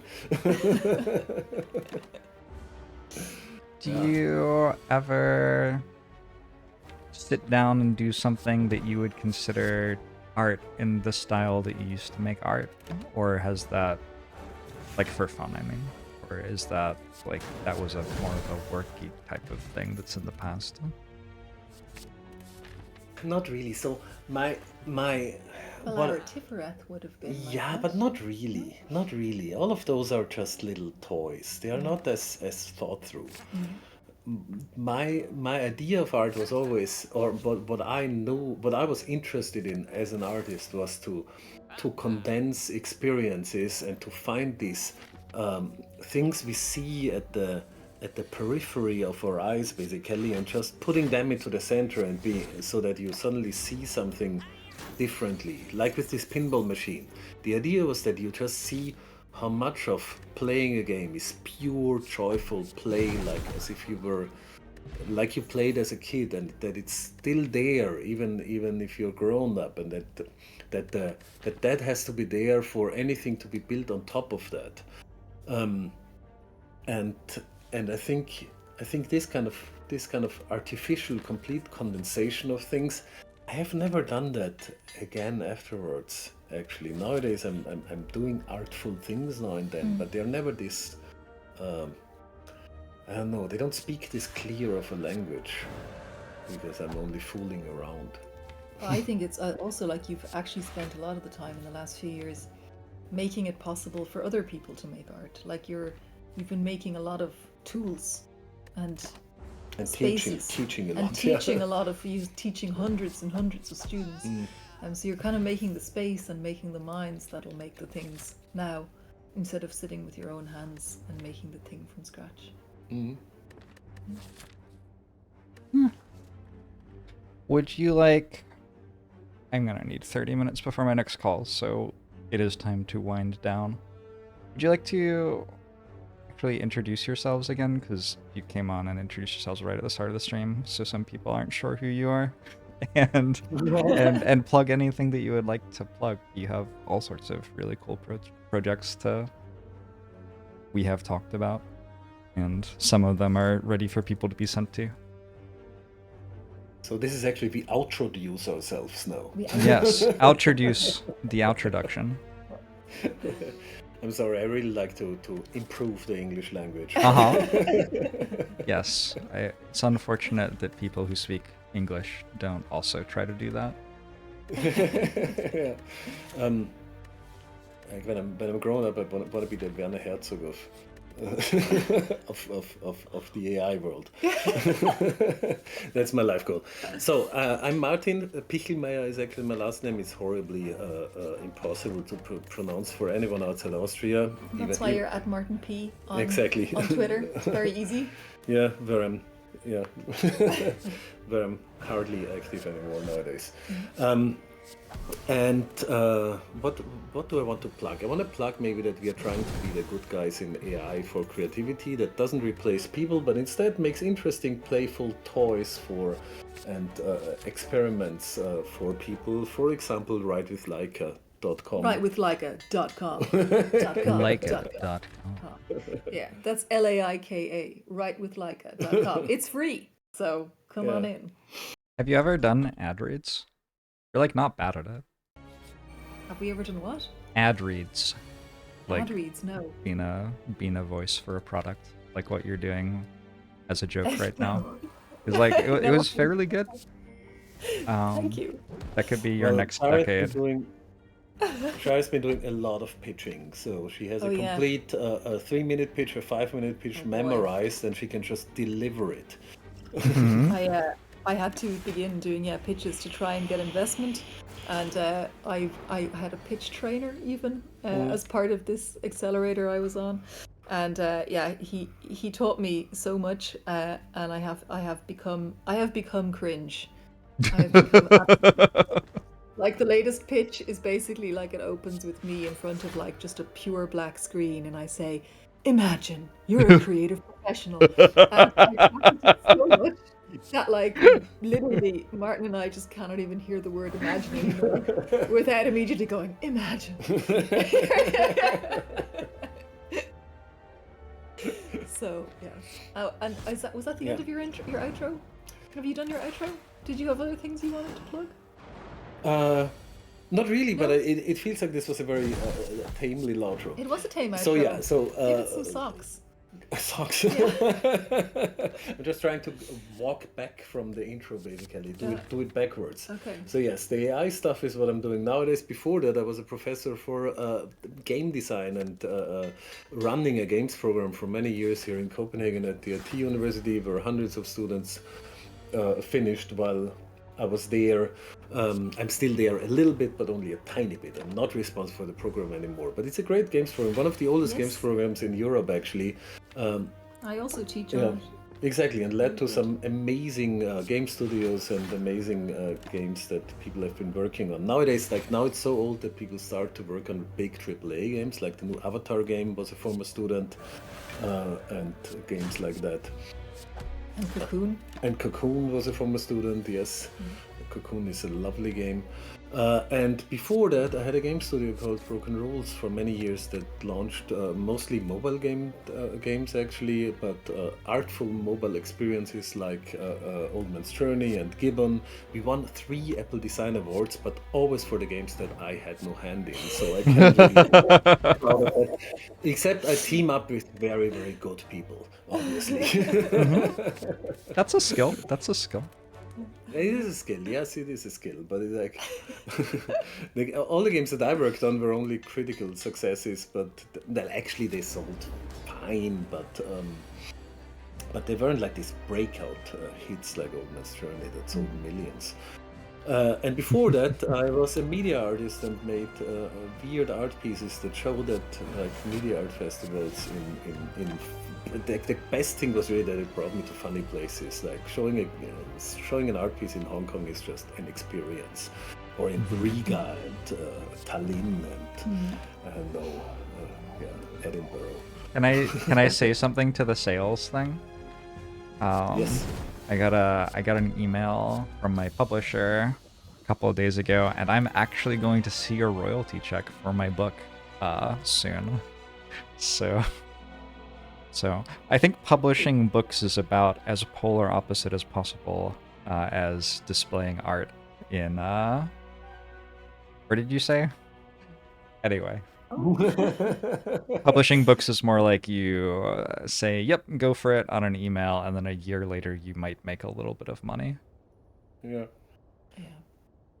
Okay, and one of the great people I work with is Char. Yes, I'm handing over. Outro. Yeah, I'm introing your outro. Well, Transtro. I'm Charlene Putney, or Char. I'm at Alpha Char on Twitter, and I am Martin's partner in crime and life and business, all of his partners, for writewithleica.com and our upcoming writers' room, who are working with AI peers. And before that, and still am actually, I've been a video game writer for the last 10 years, working on Baldur's Gate 3, Divinity Original Sin 2, Salt Sea Chronicles, Nuts. Martin and I even made an iPhone game together called Vitriol, but we don't update it, so don't get it. I liked it. Is it not playable? I don't know. Playing. I haven't looked at it in like a year. We didn't renew our Unity license, so we can't update it anymore. I think it is still playable actually, and we're very proud of it. It is like I'm very proud of it. It's a word game and a puzzle game and a narrative game that tells a little bit of a story really in a very weird way. It's our vibe. It's our vibe, yeah. And it even has snack olives. And yeah, before that I worked at Facebook and Google for like 10 years as a project manager. And before that I was like the opposite of Martin, who was like, oh, I'll do computer science and then I can do anything. And I have a master's in Hebrew, Aramaic, Syriac and Greek. So I went the kind of opposite way of like, if I can get a job. Despite having studied. Despite this master's degree, then I'll prove to the world that I can do anything. So yeah, and I want to plug writewithleica.com. I also wanted to plug one thing that I was really proud of this year, which is a bit different. Is like, with the company that I was working with, the studio I was working with for Salt Sea Chronicles, Die Gute Fabrik, the creative director Hannah has a podcast called One Cool Thing, where she invites people on to talk about one cool thing. And my one cool thing is a book called Negative Space by B.R. Yeager.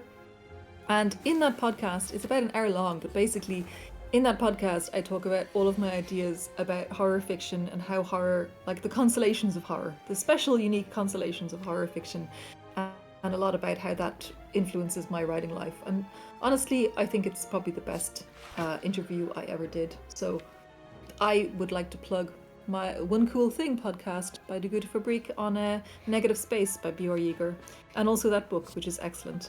And lastly, if anyone wasn't around earlier about the yoga part, I do a free yoga class every Tuesday called One Calm Hour, and everyone is welcome, and it is free, and you don't have to have your camera on. And if you want to join, just send me an email, charlene.putney@gmail.com. That's charlene.putney@gmail.com. And I'll add you to the list. And you don't need to RSVP or anything. Just show up when you feel like it. And in theory, sometimes you'll see me there, but I'm a terrible yoga student. Some people just come for a nice little nap. When people come for a nap, some people just liked getting the email. I often meet people out in the world. I and do they're just like getting the email, actually. I never come, but I really like the email, so please don't take me off the list. So, yeah. All right. Well, it's been great to have you both. Thanks for joining me. Yeah. We are raising money this week for Free2Luv, which is a program. It is a charity which funds art programs for children. Started in Seattle, Washington, where I live, and it has spread all over the United States and to other countries around the world.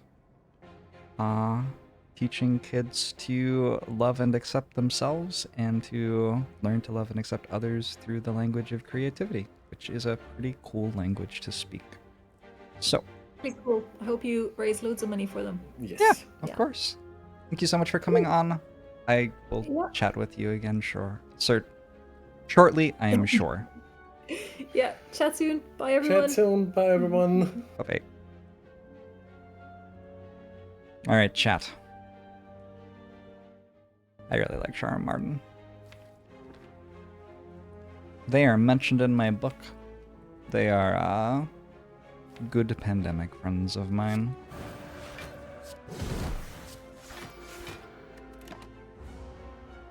Rest the voice for 20 minutes. 30 minutes. I've got 30 minutes now. I do need to stretch my legs because I didn't after the defect run. I'd like to grab myself a glass of water. Oh, I forgot that I bought food and left it outside again. I'm gonna go get my breakfast. It's okay. This time it was only outside for like an hour. Yeah, I'll be right back with some food to eat. Next we have some TFT people on the channel to talk about TFT and all the fun things that they have done in the Teamfight Tactics world over the last year. So that'll be really sweet too. I will be right back.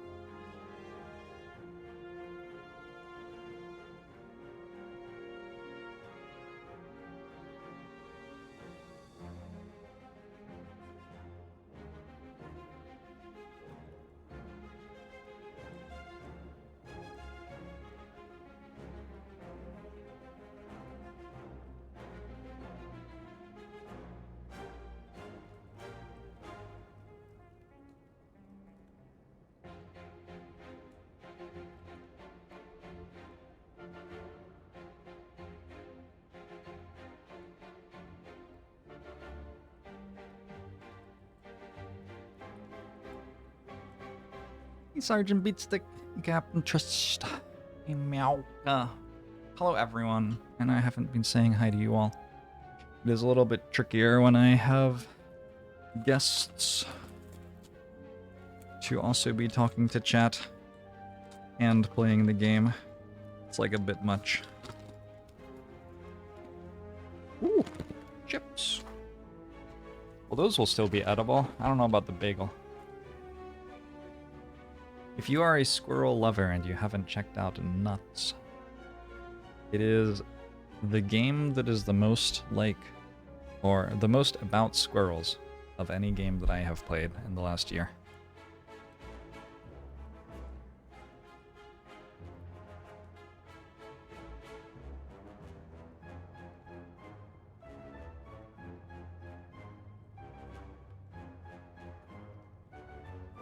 You did great, man. It was great to have you on.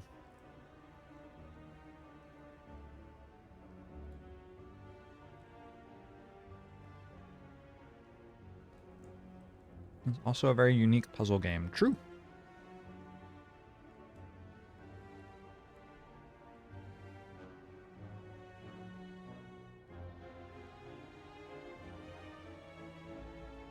There's so much more Inscription to play too.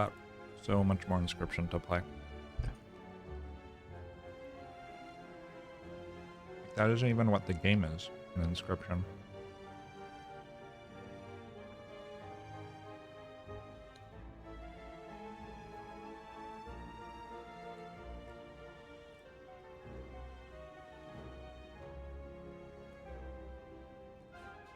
You weren't a fan? Well, it doesn't stay that game, so it's not really that relevant. To yeah, but anyway. Oh.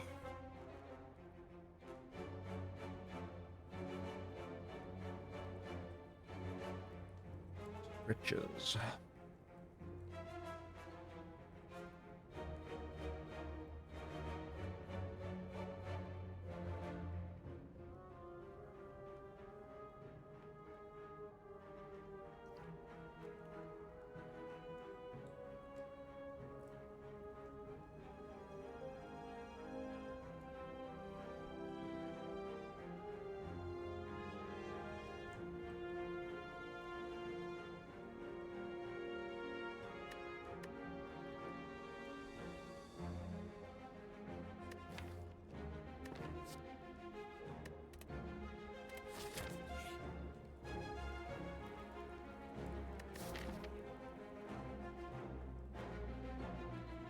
Maybe I should just go left. Nah.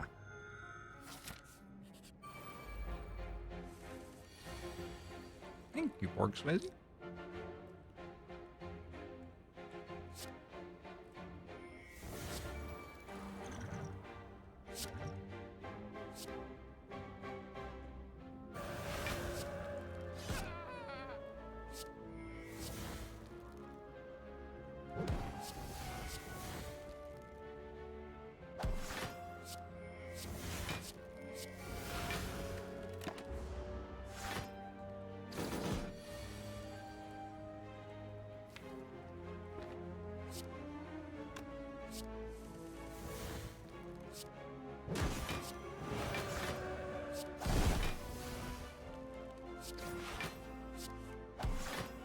The potions. Strong. Hey, Darrell, how are you? Mary Borg Swayze. Beestick, thanks for the $10 donation to support Free2Luv.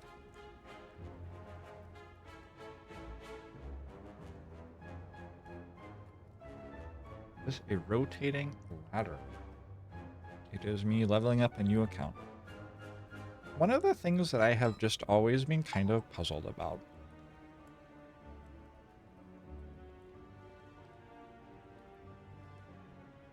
is how leveling up a new Slay the Spire account became like a branded thing. I mean, I know how it did, but like every time that I do this, it's like, is it a ladder run? It's just leveling up a new account. This is just what everybody's starting experience of playing Slay the Spire is. This is what you do when you make a new account. I've always been puzzled by that.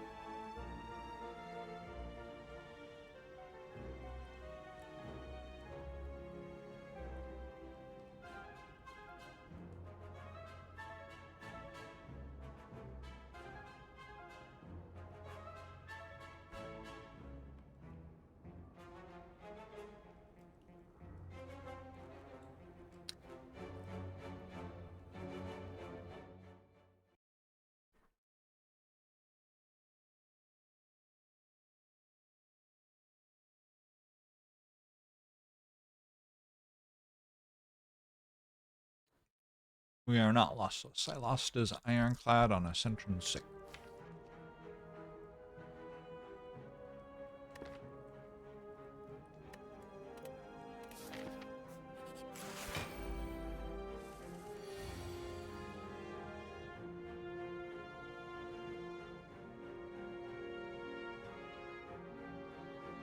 Should I upgrade all of my cards twice? I think I should. I'm about to go to a shop and I can buy new potions. And it looks like it saves me some health this turn. Because I think I can just kill this.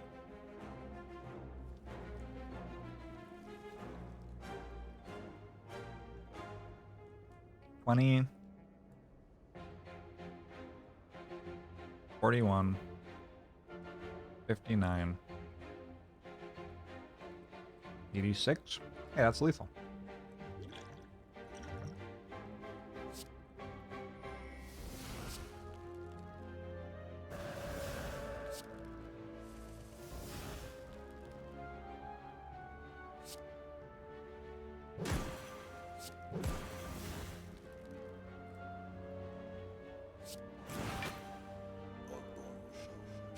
I did the math wrong. That's oh.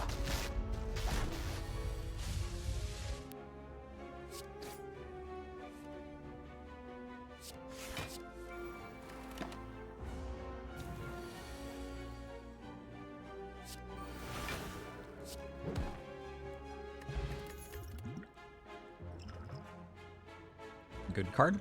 I would really love a Flurry of Blows. I think this deck could use a Flurry of Blows.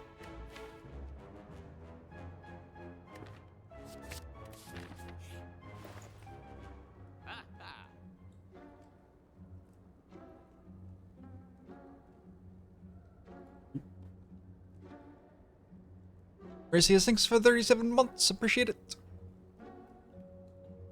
Is upgrading cards even good in comparison to kicking or clawing? I don't think you can claw at campfires, can you?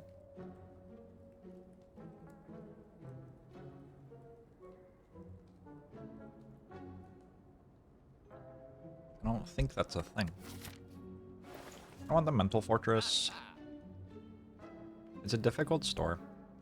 I want card remove, Mental Fortress, Orange Pellets, and Duplication Potion, but I have to skip one of those.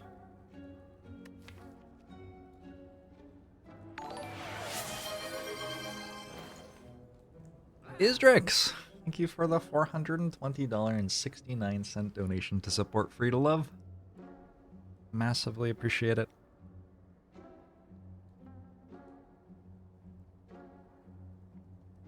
For every $5,000 raised, Cat gets to pick the cards for one run.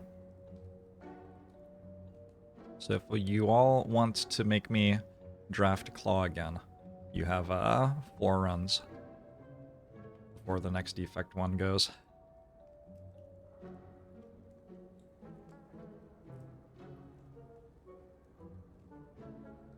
White Beast statue. I just don't think White Beast statue is better than just buying potions. It doesn't actually make you that many potions.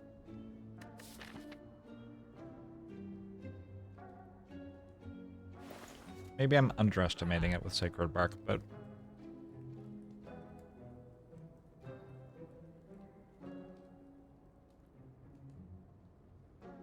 like, I suspected it's worse to buy White Beast statue than to buy Duplication Pot and Essence of Steel here.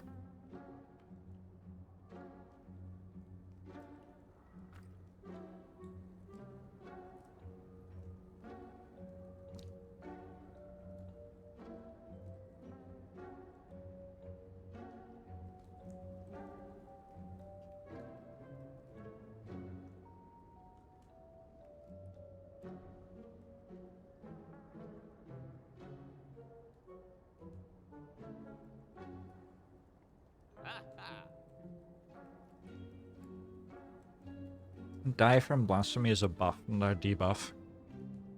Strangely.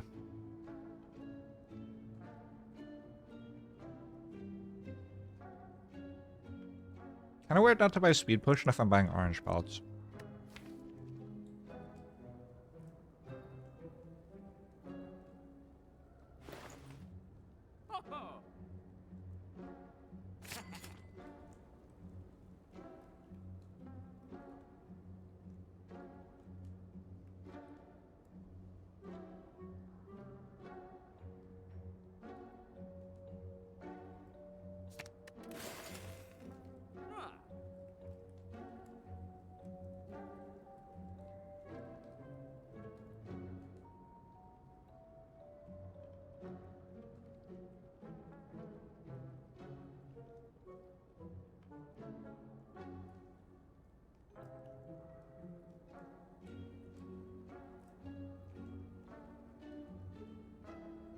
I'm sorry to hear that, Dog Barker. That does not sound good.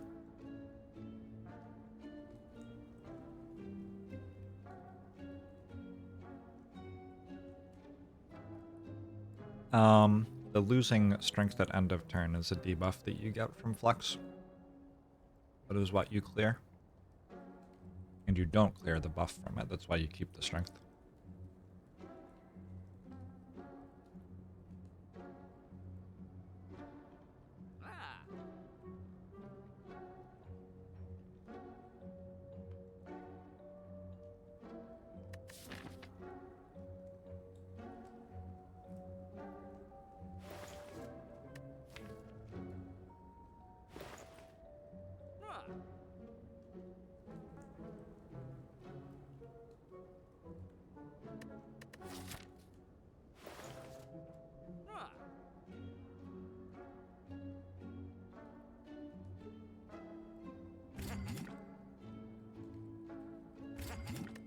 Yeah.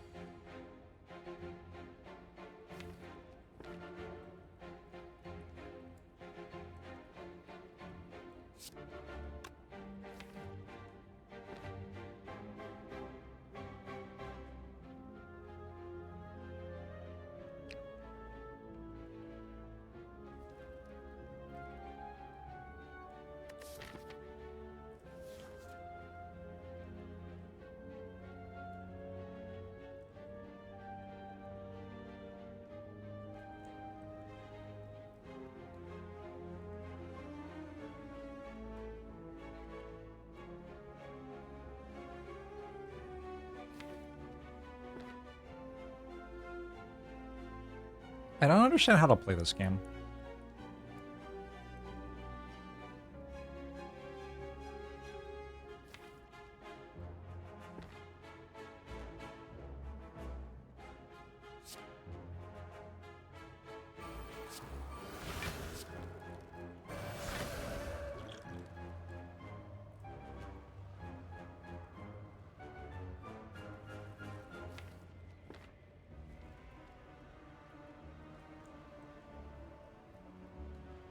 I don't know what Scrawl is going to draw.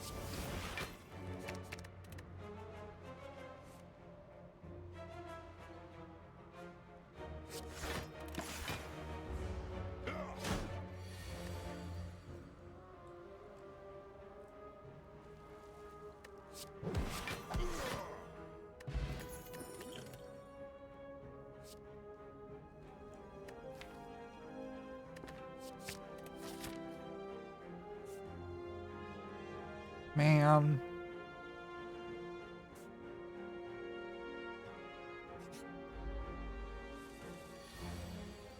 I didn't get this potion. I would have gone right.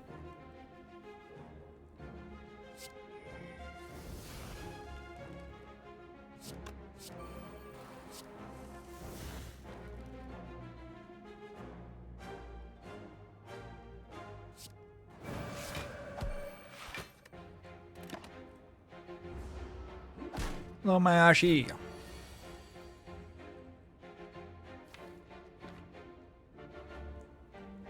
Oh, does still say guests. You're right.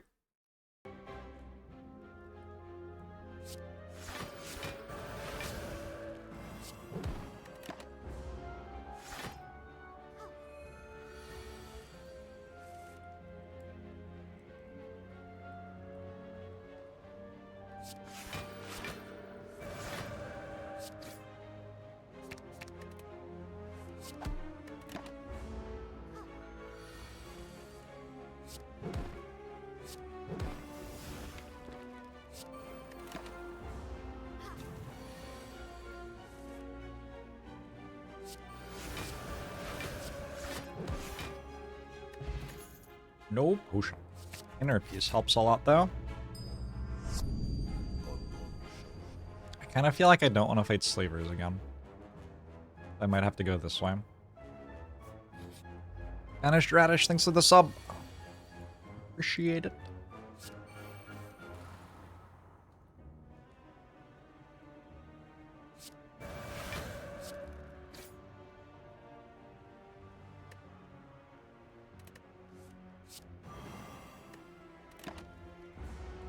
Is there a schedule for today's guests? Kind of. Here's the thing. It's the holidays. Some people are maybes. Some people are showing up when they can. It's not really being run as a scheduled event. So.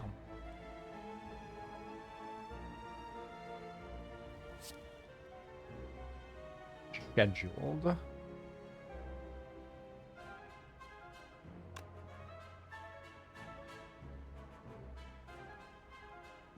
Scheduled event.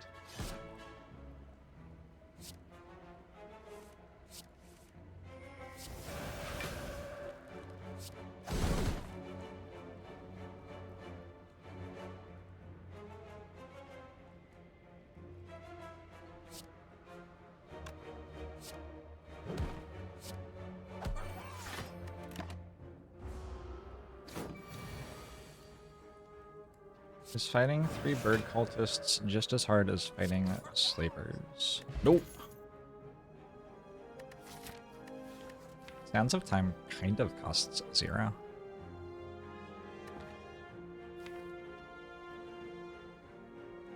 I might take it so I can kill Champ. This is rough.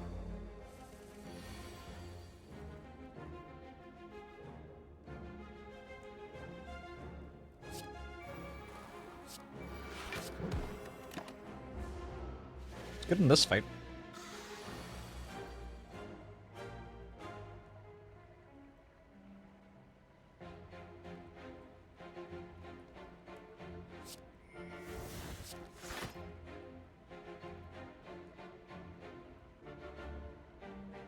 This is 78?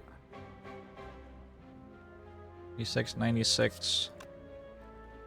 109? Nah. Really? Oof.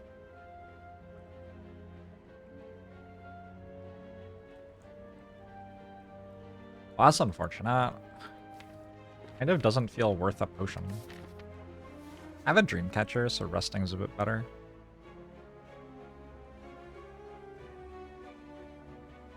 Maybe I did the math wrong?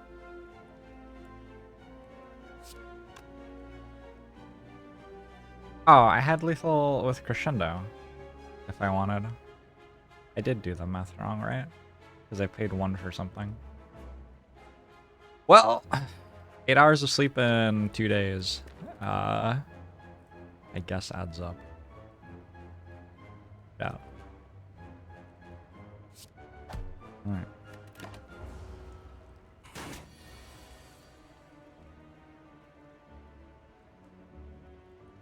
Or doesn't add up, as it were.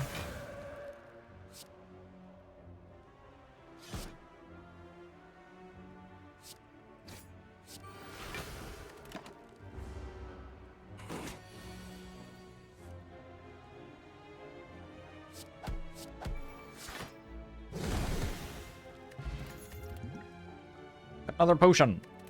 I'm taking those. You recommend 8 hours per day rather than every other day. Ah, that's what I'm doing wrong.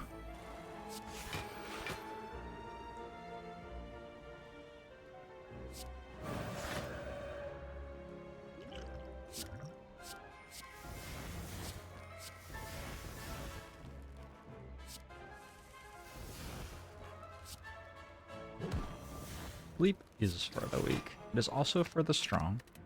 I think it's just for everybody. I think that's just how it works.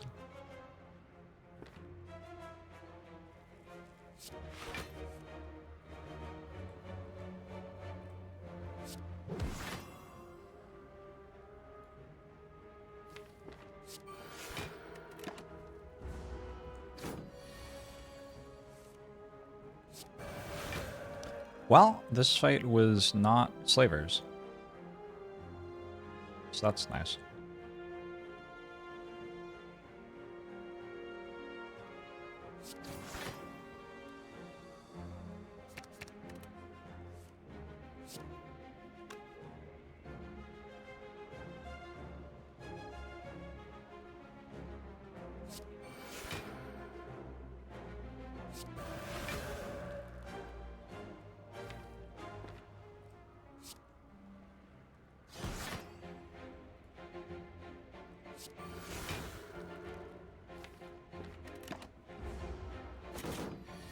Played wrong again? So weird. I might take an afternoon nap this stream. I have an hour break between guests, maybe. I might go take a nap. Hey, a flurry of blows. That helps so much. I've been looking for one of those for a while.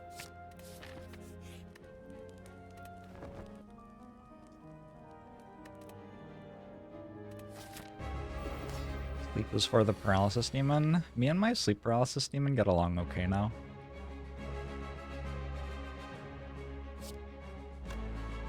There was one time that it came to attack me while I was waking up, and I was like, hey, sleep paralysis demon, I'm gonna be awake in a second. Can you just chill out for a bit? And it did. So, yeah, I mean, we're just kind of friends now, I guess.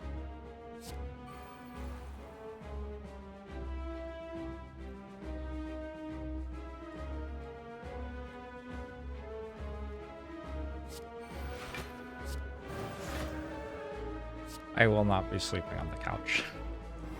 I have no desire for you to watch me sleep. Other people can do that if that's what they're into. I don't fucking understand it, and I will not be doing it.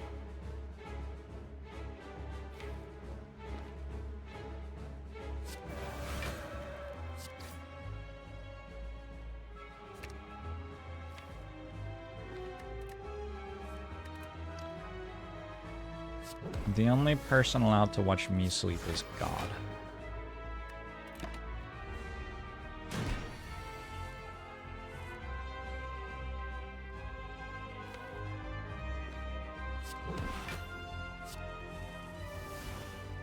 What about Santa?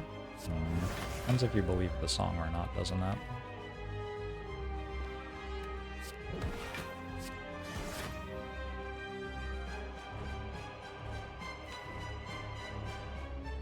Oh, interesting. I put through violence on top of my deck. I guess I have to play vigilance now then.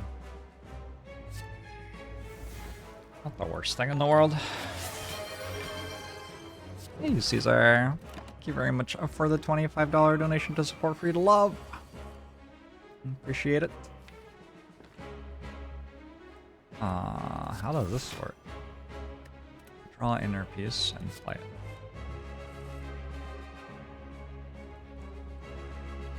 And crescendo vigilance is enough. I could do this. Okay, we'll continue to wait though.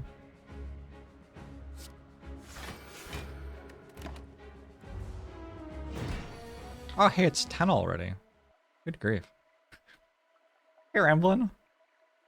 Hello. I am so tired. Yeah. Good Or grief. yet. How's it going? Not too bad. I believe this is actually the first time we've spoken. I don't know if we've ever been in a call together. Is that true? I've watched so much of Yeah, your stream. you watched my stream, I've watched your stream, we've Yeah. chatted, but I don't think we've ever actually been in a call. I don't think I ever got the chance to coach you before. Surely you did a coaching stream for me at some point. I don't think so. We talked about it, but I'm not sure we ever made it happen. Huh. Well, nice to chat with you Yeah, nice to meet you. Hello. for the first time then, apparently. Ramblin is one of my favorite team fight tactics streamers and an excellent team fight tactics player. Thank you, thank you. You've, like, in the time that I have been following you, you have oscillated between going, like, really, really, really hard for competition TFT and kind of being a lot more chill about it and even playing some other games on stream. Which Yeah. feels relatable and healthy. No, I would love for it to be that game where I can put my entire livelihood on it. And at one point I thought maybe it was. I'm not sure right now, but things are looking up for sure for the TFT competitive scene. I'm excited. You liking the current set? Oh yeah, I think it's really fun. It's got like, I mean, it's got its problems. All sets do. No set's gonna be perfect, but it's the best one in a while, at least for me. So it's the kind of set that I want to put more time into compared to the previous ones. Want to Sure. invest myself a little bit. Sweet. How would you introduce yourself to people? What's your... Do you have like a blurb? What are your 2 sentences that describe everything there is to know about you? Oh gosh, this sounds like the kind of question I get from chat on. Tell me everything you know about TFT in one sentence, In so I can. one sentence, yeah. Yeah. This is a thing we have to work out as content creators, or at least someone thinks we should be able to. Well, just to keep it somewhat short, is most people nowadays know me for TFT. I stream TFT. That's the game I play the most. But I got partnered, and most of my streaming content was actually originally Destiny. For many years, I've been partnered for a long time on Twitch. I used to play with what somebody might recognize as Dr. Lupo. We both got partnered playing Destiny together. So Destiny to TFT is not the most common pipeline, but I'm happy with it, and I'm happy with where I am now. Sure. I don't think I've ever played Destiny. Is Destiny like a co-op shooter, kind of? Yeah, it's a mix of a lot of things. Looter shooter is what you'd most commonly hear it described as. It's got PvE, PvP, got raids, that kind of thing. So a little bit of everything, but yeah, co-op for sure. I was sponsored to play something that I thought was like Destiny. It had like robots. Anyway, sweet, cool. So, tell me about TFT. Did you go to Vegas? I did go to Vegas. That was about 3 weeks ago now. For anybody that doesn't know what Vegas is, it is the Teamfight Tactics Vegas Open. It's not the first like local LAN tournament that they've ever had for TFT, but it's the first major one, and it was the first open one. So there was a tournament where 512 players got to compete. People from all over the globe, mostly North America, because it's in Vegas, and travel is expensive. But I got the opportunity to go and hang out with everybody in the community, play some games, and get to meet a lot of my favorite people that I've got to know over the last couple of years playing TFT. TFT is an interesting game in terms of its community because the community for TFT has largely grown through the pandemic, and so you haven't had many in-person events. That's only kind of started in the last year, and is my understanding. Yeah, the only other major event there has been was what's called the TFT Summit. I think they've done that for other games in the past. Beyond the Summit is who runs it.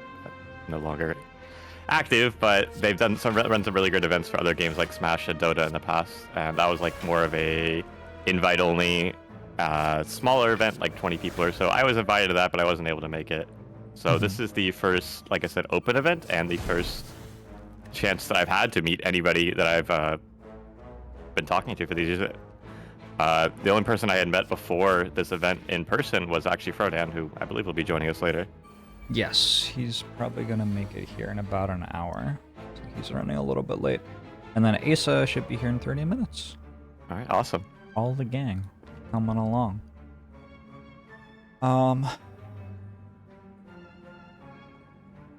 So fascinating to me.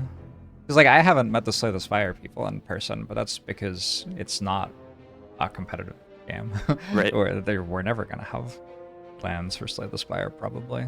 But TFT was kind of always designed to be a competitive game, and then it just was something different through the pandemic, and now it's kind of opening up. I watched a little bit of Vegas, and the thing that I was blown away by was obviously you have the TFT creators there, but there were so many people who I didn't know for TFT content who were also competing in the tournament. And that was really cool to see. It's really a game that seems to have attracted the attention of tons of people, including people who play it pretty casually but are just interested in a fun game to try to challenge themselves with sometimes. Yeah, we had people like Leffen is probably the biggest name that I recognize fighting games, and I believe there was also a former League Pro. So I mean, you got to mix a lot of different backgrounds, but I'm excited for them to run hopefully more events in the future similar, and maybe even bigger ones, get more people involved. Mm-hmm. What was the turnout in the end? Well, there was the 512 competitors, and then the 1,000 or so spectators. What was really impressive and what they didn't expect from Riot was how fast the tickets sold out. They sold out for to clarify how the registration worked is it was based on your rank on the ladder. So the challengers got to get a little bit of priority the first day. That's where I got to sign up, no issue. But the second day was a lot more open registration. That was for everybody that's in the next two ranks, the Grandmaster and the Master. It sold out literally instantly, first 5-10 seconds. For the remaining however many passes they had allocated for people to pick up, which was not the entire 500, but about 450 or so, I believe. It's so wild. Events like that have trouble being profitable sometimes, but if you can sell out all the tickets instantly, it feels like there might be something there. Yeah, might be. Yeah, I can't say exactly how, what kind of success or they were hoping for out of the event, but it's hard to say it wasn't one because they've already announced another one for the future. What's the one that's announced?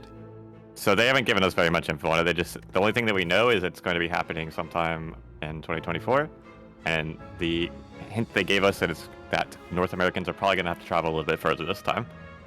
All right, that's exciting. I've never been out of the country, so I would definitely appreciate the opportunity to go somewhere a little further this time. My sister got to travel a little bit for StarCraft 2. She was like a semi-pro in StarCraft 2. I don't know how many North Americans really were full-on pros in that game, I guess. But she was like on a team and got flown to tournaments and won some prize money. Got to compete in the what's it called? Southeast Asia? The Southeast Asia division, because we are from New Zealand. So Gotcha. you flew out to do all that. That's really cool. Super, super cool. One thing that I am struck by looking at the TFT community and how you all compete is that everybody gets along really well, despite it being a competitive game. And something that I want to talk to TFT people about is how you all do that. Because, I mean, strategy gamers get competitive and like egos get involved and feelings get hurt and stuff like that. And I have not seen very much of that in TFT. Maybe I'm just not looking for it. I don't know. I'm sure it's there to some extent, but I think the way that TFT operates is, even though it is a competitive game and you're playing against each other, the elements of the game that are directly in like contradiction with each other in terms of other players are not like the most prominent. So when you go and you play a game, you are somewhat paying attention to what other people are doing, and you're trying to limit them from placing higher than you. For the most part, you're kind of playing your own game, which I think has allowed the community to work together more than it has to work against one another. Everyone wants to play their best individual game. Everyone wants the community to develop the best TFT that they can, the best TFT that they can play. Sure. The times that I have enjoyed playing TFT have been for Was I in the box challenge thing both times? No. So there was one set. Another thing is like TFT has regular sets that come out, and then I played a lot of Magic the Gathering, so I remember like the excitement to kind of work out what you're meant to do as a new set releases. And the first week or so is kind of wild, and like somebody will work something new out, and everybody's like, "Oh my god, I gotta work," etc., etc., etc. So that's always really fun, and there's been a ton of energy around that, like the Box Invitational. That was one of the things that I did where I joined up for that and got knocked out very early because it turns out I don't actually like playing TFT that much, but that's neither here nor there. It was still a really positive and fun experience, and cool to see how many people got into that. I have friends who I didn't even know were strategy gamers who were invited to that and then put in like 70, 80 hours in a week to play the new set. And then the other time was there was like I think it was a community-based event with different streamers having pools of players, and then whoever's players got the highest ranks got a ticket to something or gifted subs. I don't remember, but I was on Frodan's team for that, and that was really fun because we were like in the Discord together. Everybody was posting threads about how to play a certain strategy, or which are the best items for this character, or how to use your econ the right way for the people who are really super new to the game who didn't know that yet. And it was a really cool vibe, and it was also the first time that I've been in that sort of vibe ever. Because when I played Magic, Discord didn't exist yet. I was in a team of like 20, but it was very limited. It was limited literally because on Magic Online you were only allowed 20 people in a team, so we literally couldn't add more people to what we were doing. I think we built a forum to talk about stuff too, but it was like much shallower. Twitch didn't really exist yet with huge personalities, so you didn't have huge communities solidifying around that. And then like looking at Magic now, where it does have huge personalities, there isn't anything like this going on in it, with people like rallying behind one streamer to try to do really well in a new set. I feel like TFT's done an incredible job of leveraging that and building teamwork into competition. That's definitely something that's developed over time as like the community continues to grow. Is like once you play the game more and more, you get to the point where, okay, I really want to get better now. So people will look for whatever option they have for collaboration, which if you don't have any friends that you personally know, it can be difficult to find a home to find that discussion that you're looking for. And streamers, I think, have been able to provide that, especially Frodan, like you mentioned, has been a really good example. I think that he was doing that specifically for the Box Walk boot camps, where he basically said, if you sign up for my team, you can come and hang out in my Discord, which of course there's always public discussion. That's never not a thing, but he puts in as much effort as he can to make sure that everyone feels like they have those friends in the community that they can talk to and discuss the game with and hopefully improve. Was Boxbox like funding something for the Boxbox challenge where the streamers' viewers were? Yeah, so the original something? boot camp didn't have this aspect, but the more recent ones, I think the most recent two, they added a literally a community leaderboard aspect to it, where you can sign up as a viewer. You don't have to be an invited player or a streamer or anything like that. You sign up and then you pick your favorite streamer, and then whichever streamer you signed up with, if you do really well, they get some eggs to give away at the end. So you get to compete too, even if you weren't actually participating in the bootcamp itself. Gotcha. That makes sense. All right. Feels like a long time ago somehow. Cool. So, how have you enjoyed the different elements of competition in TFT? Because you got, I would say there are three different things. There's like the learning the new set, where you're often playing with friends on the PvE and sharing strategies a ton. And then there's the ladder climb, which you have to do for tournaments, but also there's some like pride involved in it, right? Like people just want to get to the top of the ladder. But on top of that, if you get high enough, you get invited to tournaments. And then there's also the tournaments themselves, which are an entire different format. Do you Are you a competitive person? You've never struck me as that competitive a person, even.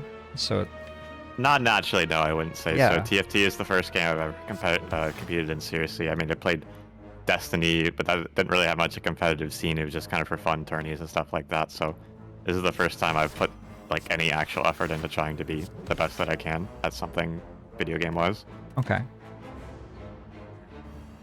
But like you mentioned, the three different aspects is kind of the early learning, and that kind of ties into content creation to itself, as well as helping other people learn the game is definitely something I like.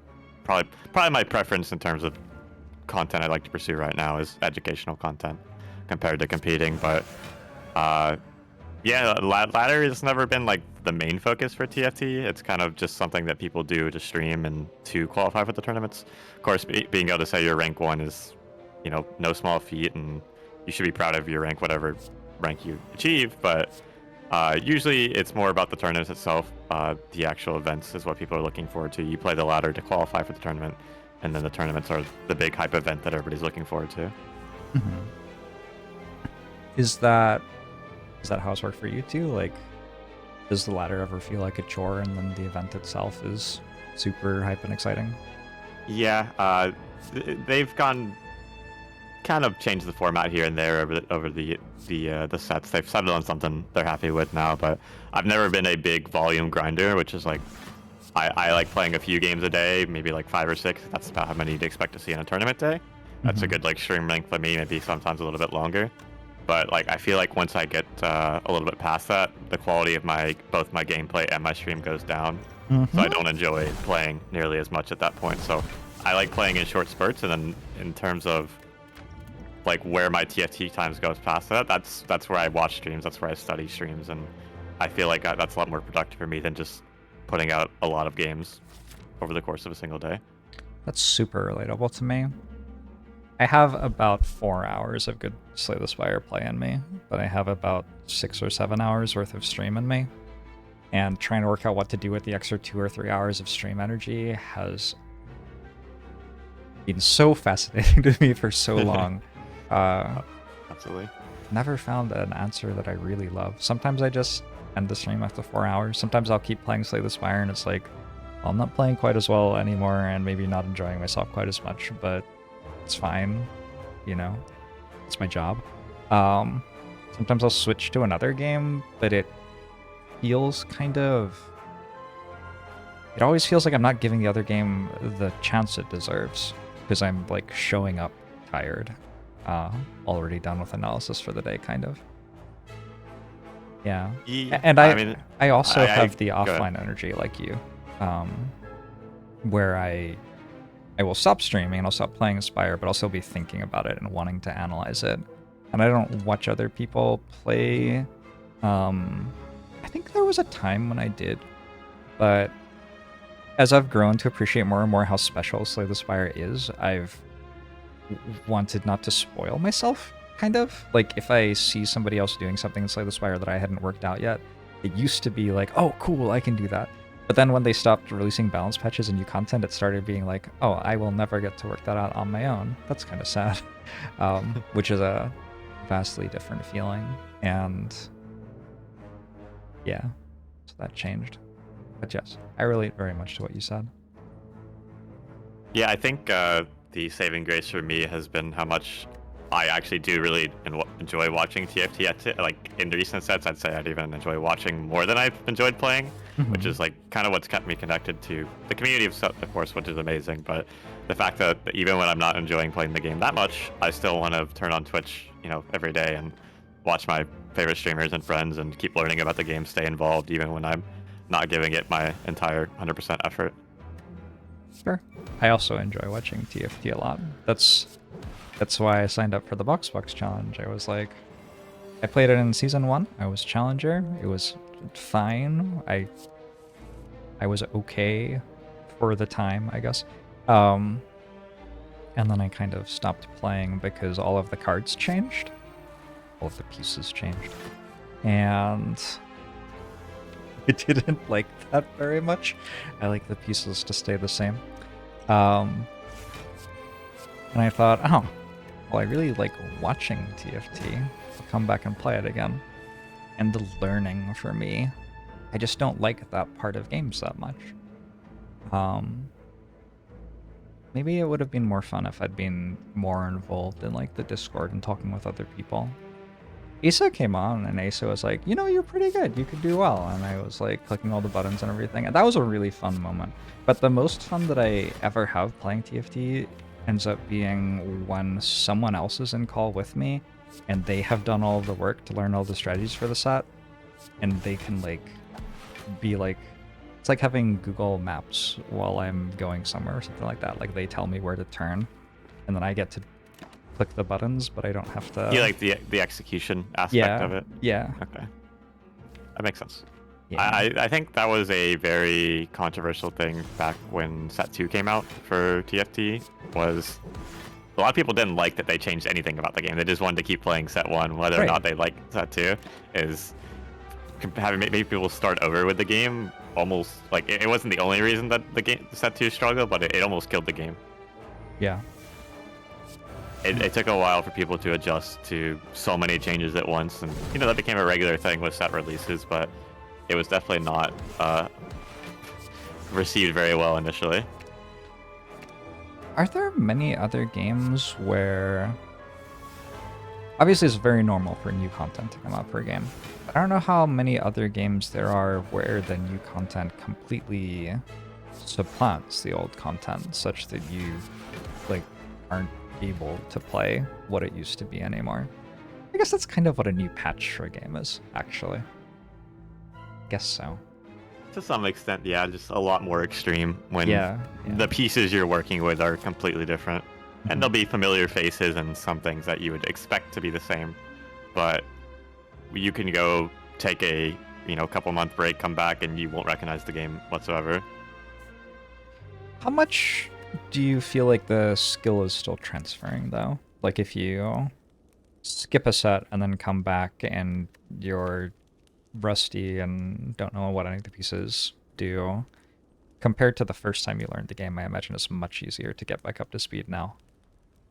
Yeah, I think the fundamentals of the game are pretty consistent. You have to learn the individual characters, what they do, what items are strong, and then which ones fit together well. But you can take a high-level player, challenger player, whatever you want to call it, and throw them into a new set, and you can expect them to do reasonably well. Obviously, they'll have to figure some things out, and they'll have to learn from the rest of the community as to what they've already learned. But if you just play off of instinct for the most part, it works reasonably well, I think. Follow up. I have so many questions. Let's hear it. Do you think... What makes someone... This is a cliche question, which you have been asked a billion times. I think I know where this is going. Yeah, I'm going to ask what makes someone good enough. Like, what makes someone that challenger player who can sit down and pick everything up faster than other people?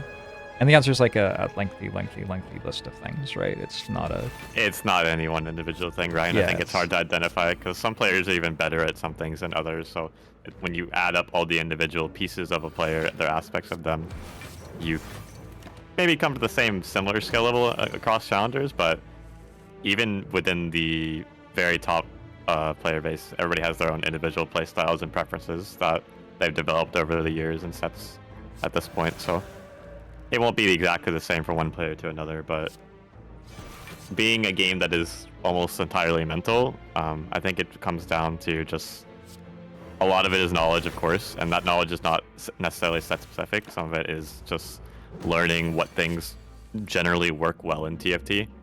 So for like example, when you watch new players, you either see one of two extremes: is either they roll or their gold every turn, they just keep pressing the D key and hoping to hit their units, or they never spend any of their money. And so identifying what exact amount of money you should spending each individual turn is like something you have to develop over time.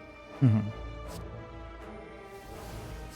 It's really interesting to me because I don't feel like there's a huge difference between players at the top levels of say this.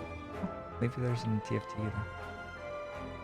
I wouldn't say there's a huge difference because there's only so much room for individuality because you're always going to want to play what the best, units are, the best comps are. So people are going to naturally lean towards the same things, even if they don't prefer to. Mhm. But just like the example, if I can use myself here, is I don't like playing reroll comps personally because they're not my strength and I don't enjoy them as much. Mhm. So usually I lean more towards comps that play around 4 costs. I like playing standard boards that aren't reliant on 3 stars. So even when, in a patch where reroll is more dominant, I generally will not do as well, both because I don't enjoy it and because I'm not as experienced with it. Sure. Kind of like the thought in words. It's interesting to me, I guess. I think TFT has a lot of overlap in terms of what skill is required with Slay the Spire. How much Spire have you played? I don't really. Like 400 hours or so. Okay, so a bit. Do you think that's a reasonable take based on your Spire time? Yeah, I think that's fair.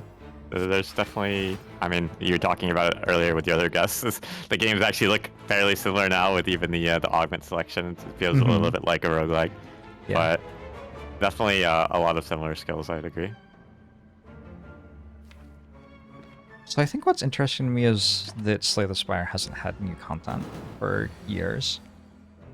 And so I think it's interesting to me to see the way that people can pick up a new TFT set super quickly and successfully. And it's kind of something that's missing from my life as a gamer these days. The learning. Asa's ready to be dragged in. Oh. Asa, how are you? Hi, Asa. I'm good. How are you guys? Great. I'm pretty good. I was just watching the stream for a bit. Nice. If I could jump in, you guys were talking about how people can like pick up a new TFT set and be good. Yeah. I think part of that is actually that everyone is not good.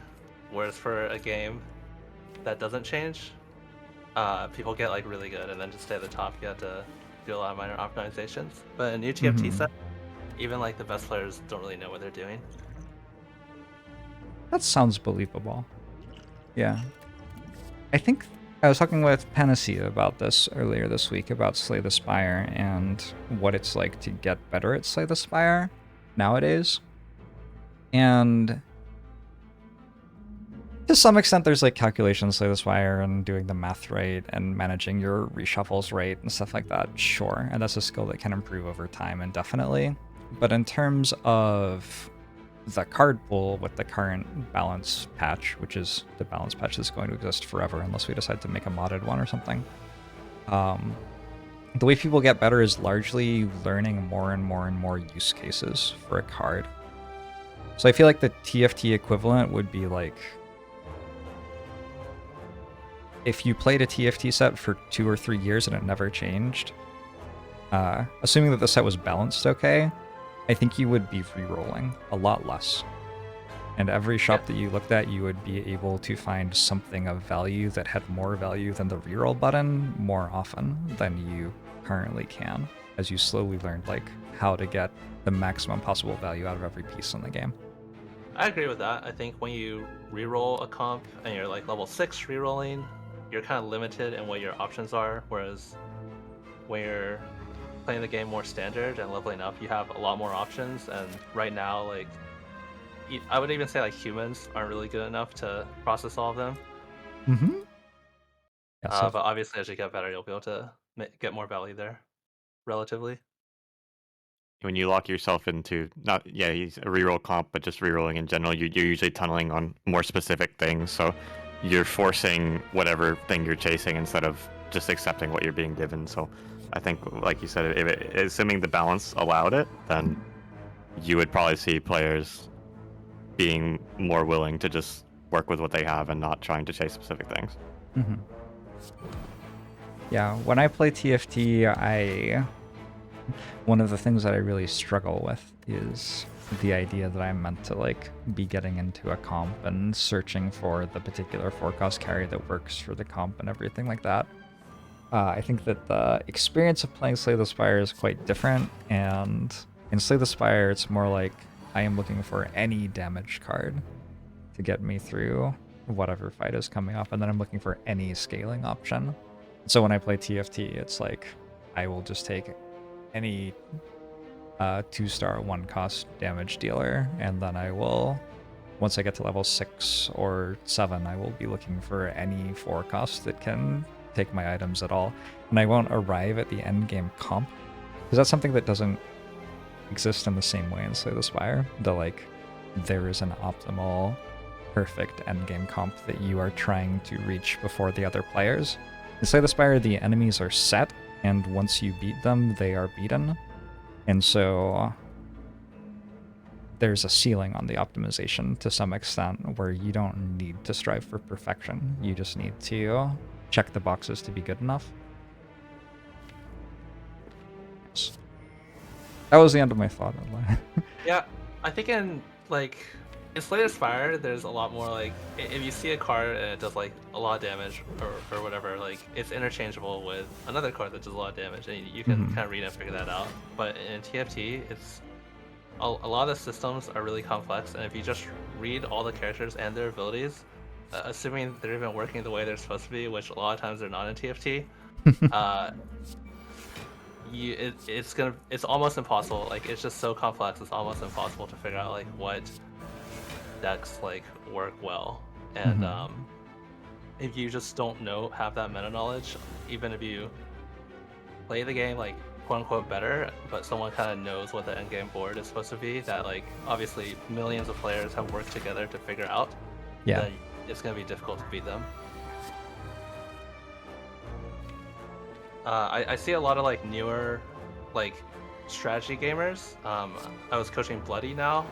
When they play TFT, a lot of them make it too late game very healthy because they play their early game well, but then they don't know what boards to play in the end game, and usually bleed out.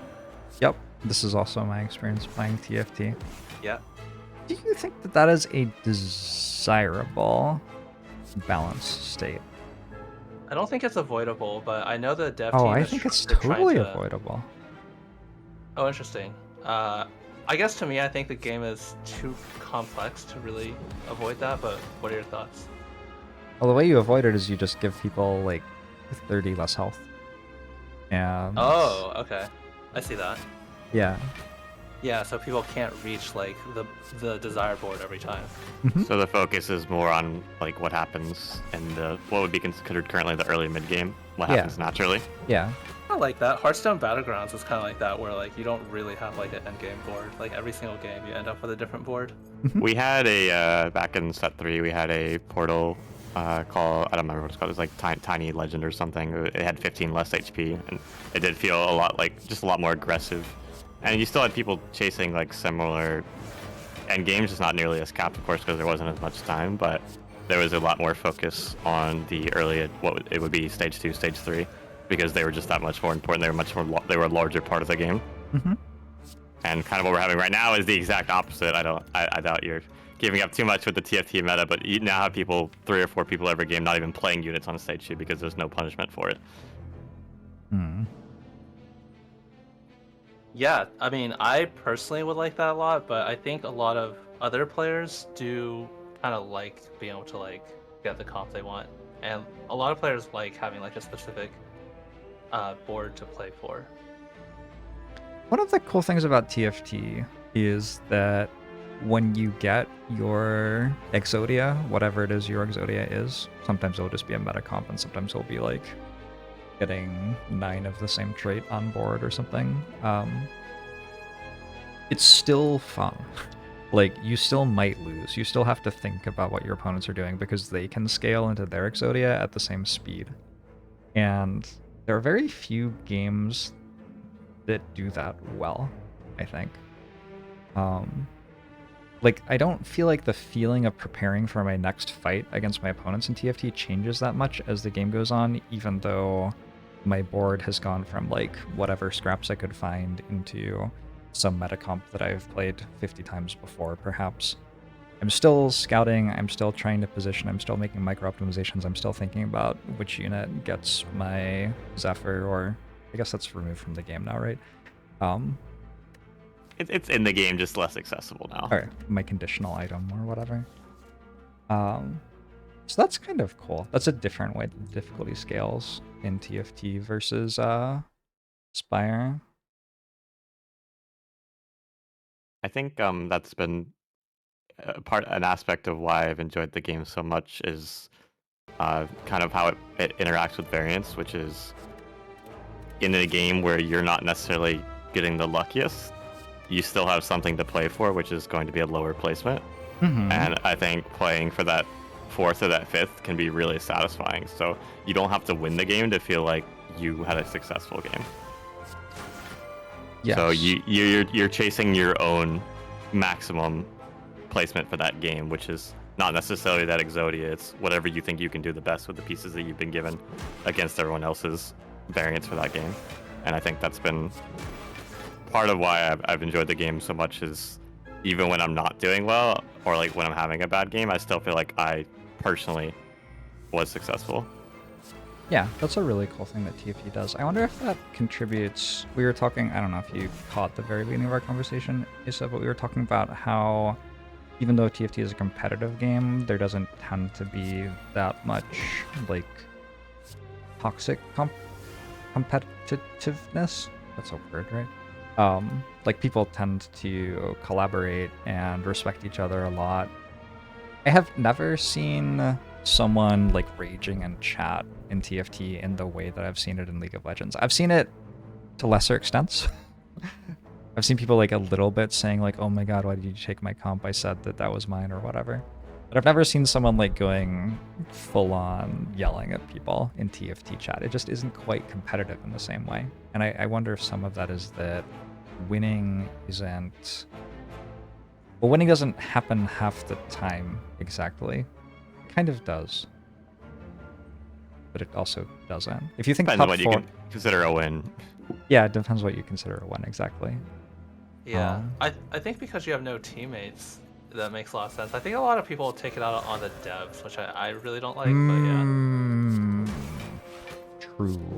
A lot of the top players literally say every single patch is like 9 out of 10 patches are bad. Which is probably correct game development for the top players, like because most of the community is not the top players, so probably most of the time it shouldn't feel that good for y'all. How do you feel about that? I just disagree with it because, like I said, I think the game is really complex. I think, like, I know a lot of the devs, I think they're obviously, like, I respect them a lot. I think they're really good. But, you know, like, some of these complaints are like, oh man, this unit does 10 more damage than it's supposed to. Like, how did the devs even let this happen? I can't believe it. And they might not even be right about that, you know? It's Right. their own. Yeah, exactly. It's a lot of noise for the devs to have to tune out, because there is genuine feedback in there, but it can get a little colorful and usually not very productive. Yeah. So when, like Asa is saying, every patch is a bad patch, it's hard to identify which parts of the patches are actually good when people are focused a lot more on which parts they don't like and not necessarily what isn't good for the game. Yeah. But yeah, with no teammates, I think it's a lot more like in League. I think like a lot of people just, I guess I believe like human nature is like protect your own ego. So like if you lose a game in League of Legends, even if like you're both 1,000 LP challenger, thousands of games played, it's easy to look at this other guy and be like, yeah, he made so many mistakes, it's his fault we lost. Whereas in TFT, if you lose, again, people, they could say I played bad, but they could also just say like, wow, this patch is so bad. Huh. It's an interesting theory that I had not really thought about. I've talked to game devs, and it's not just the TFT game devs who get a lot of mean messages from players. I was talking to Casey, who is half of Mega Crit Games, who worked on Slay the Spire. Oh, cool. earlier this week, and he was talking about how he feels like people send him emails asking him questions of the game when they are upset. Like it is an activity that you do when you're displeased, kind of, sending a message to the game developer. You don't Yeah, usually play an enjoyable round of TFT and think, I should message Mortdog, just let him know that, you know. Yeah. I certainly Yeah, don't. I Maybe I completely should agree. more.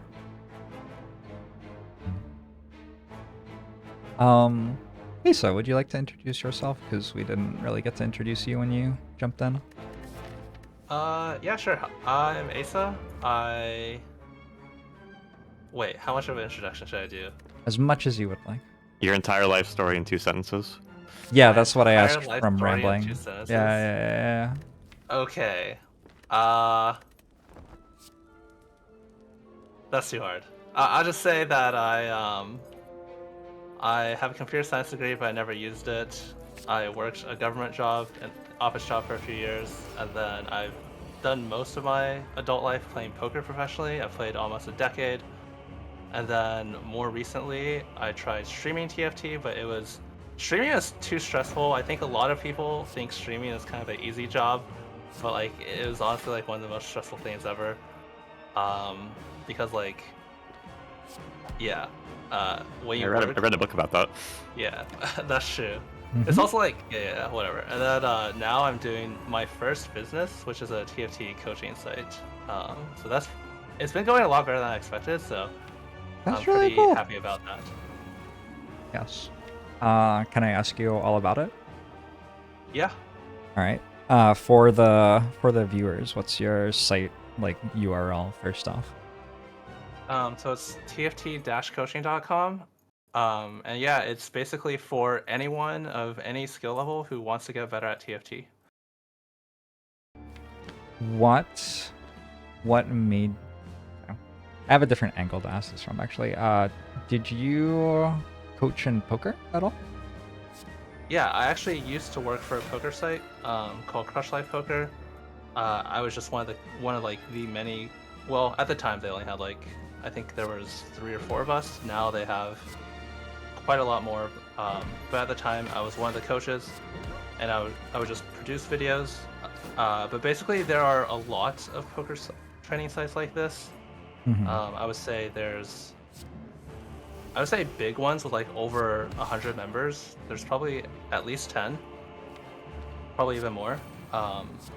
But I also saw that there was a lot of training sites for League of Legends and Valorant as well.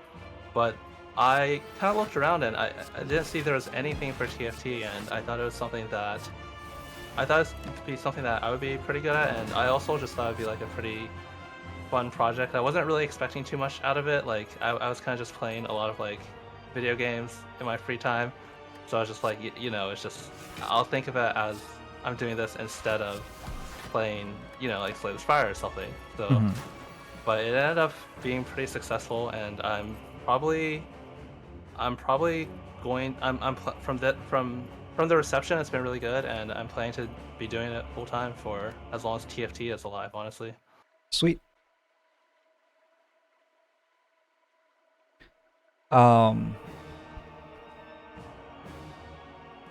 Thoughts have evaporated from my brain. I wanted to ask. This is a bit of a weird connection, but I read an article this morning about framing for catchers in baseball. Do you know about framing for catchers in baseball? I do. I do not. Framing is a skill that a catcher can have in baseball, which I think is best described as making it look like the pitch was a strike with the way that they catch the pitch. Oh, interesting.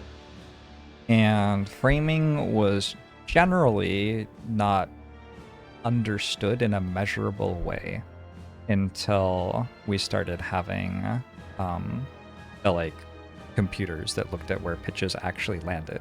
And so you could actually measure, like, this was not a strike but got called a strike because the catcher caught the ball in this way. And I think the first like blog post about framing was written by a fan in 2008 or something, and they found that the wins above replacement for that season for the catcher who was best at framing a baseball pitch versus the catcher who was worst at framing a baseball pitch in Major League Baseball was 25 wins. Wow. Which, like, I assume has to be made up, because... Yeah. Seems a bit extreme. But the guy who wrote that blog post did get hired to a professional baseball org and is now its vice president or something. So maybe he wasn't super far off. But that is a tremendous like miss in a world that is somewhat strategic. Baseball is a pretty strategic game. It is perhaps the strategy game of sports. All sports have some amount of strategy, but baseball I think really stands out. And thinking about not having training sites for games kind of makes me think about that and about how many massive things that can be done for a thing are done in one place on the internet for one thing, but then aren't done anywhere else for whatever reason. It's like we've worked out that training sites are fun, people like them, they're beneficial, they're all over the poker space. But then if you look for a training site that's like, here's how to play roguelike strategy games better, I don't know that I've ever heard of one existing. Yeah, I guess, do you think there would be a market for that? Because, I mean, that's something that, if things go well, maybe I could do it eventually. I'm not really thinking about any time in the near future, but... Yes? I don't really see why not. Yeah, I guess that's true. I had never thought about this before today, for what it's worth, but now I am. Think about the way that I interact with training sites. I enjoy watching the sort of content that is on poker training sites, even as somebody who hasn't played poker for 12 years or something. I will still watch a Blue Fire poker. Is that what it's called? No, it's called Run It Once now. I'll still watch Phil Galfond talking about his match against Jungle Man or something like that. Yeah, I watched a lot of that. Yeah. And it's like a social activity for me almost. It's like a podcast, but it's a podcast for a strategy game. And I really like strategy games. So it's like just really fun content for me. So yeah, there's some appeal to that sort of thing. I'm thinking a lot about how we do things and how we should do things, and that's what I'm most interested about with TFT, I think, because I think TFT does so much stuff right with how competition works. But maybe... Yeah, I think the one thing that, like, I would think about that, like, I kind of have a caveat is, like, how, like, the market size and, like, how many people are willing to, like, pay for it, as well as, even with TFT, there's so much good free content out there that, I mean, like, Ramblin' makes a comp list every single set that's, like, up to date every patch, I think, if I remember correctly, Ramblin'. Most patches, yeah. It really just kind of, it's kind of tied to how much I am enjoying the game. When I'm not enjoying the game, you know, for something that is free, then I'm not going to put that effort into it most of the time, but usually up to date, yeah. Yeah, and it's not just that, like, almost all the top, like, content creators will make free content. So it's like... I appreciate that there's a lot of different comp list options out there now. When I first made one, there was only like 1 or 2 major ones that I even recognized, which is why I did it in the first place. And that's part of why I don't feel as much pressure to stay like perfectly up to date with it, because I feel like there is enough other good comp lists out there now, like Robin's. Yeah.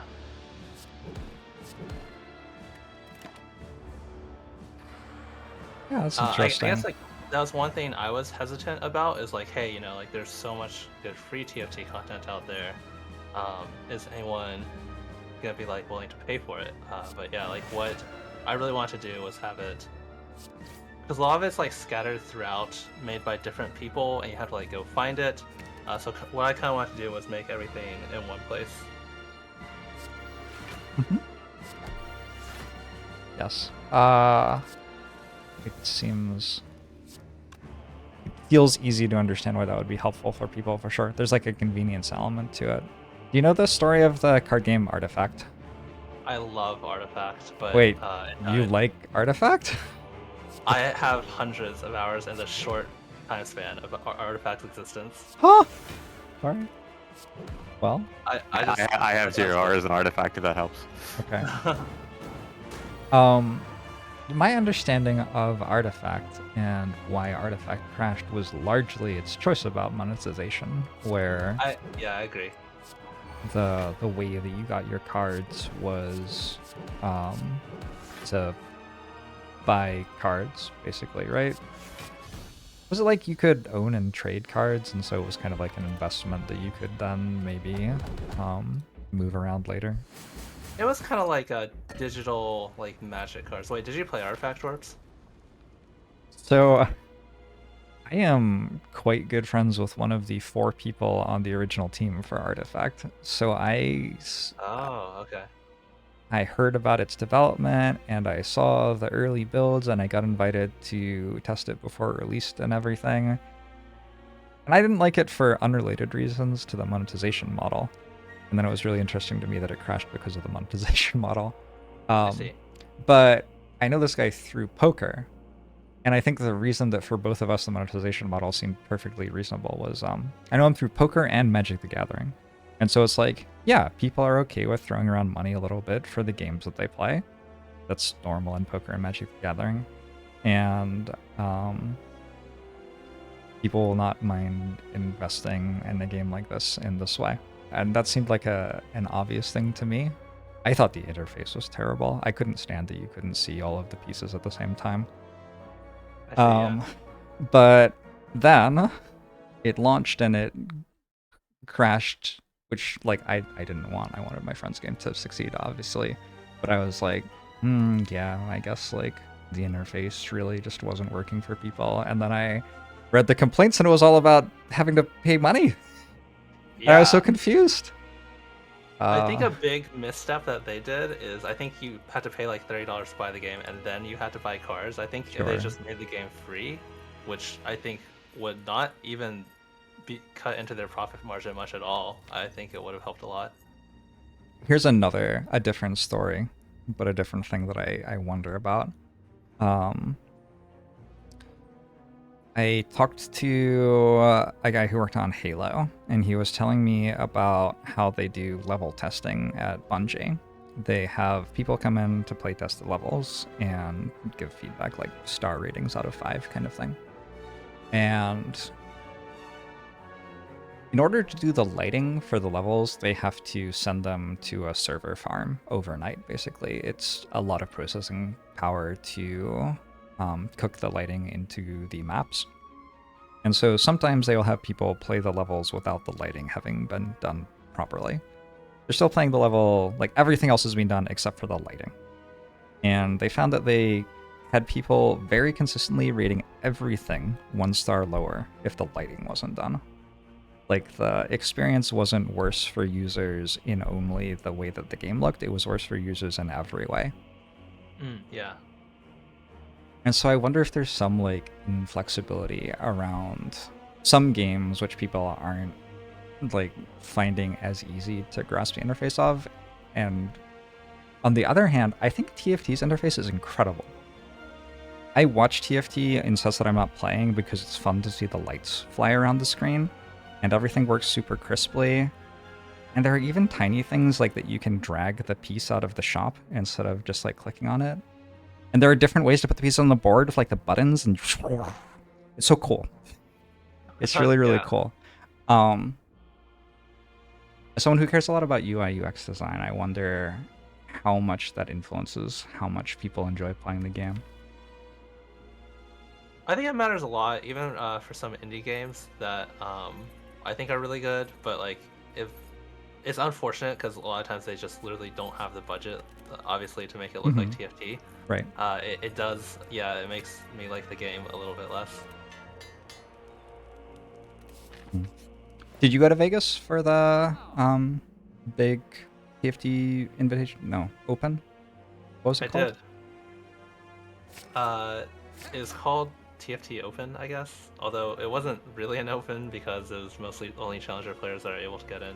Mm-hmm. But you went and enjoyed it? Yeah, it was a lot of fun.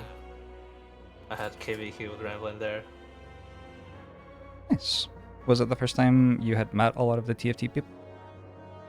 I had met a lot of them before at Summit, but TFT Summit was... A lot of people went to that, but a lot of people didn't. Like, Ramblin was not there, so it was my first time meeting a lot of people as well. Cool. But yeah, it was just really fun. I felt like a lot of like being eliminated early, I feel like wasn't even that bad because then you had just had time to hang out with your friends. Mm-hmm.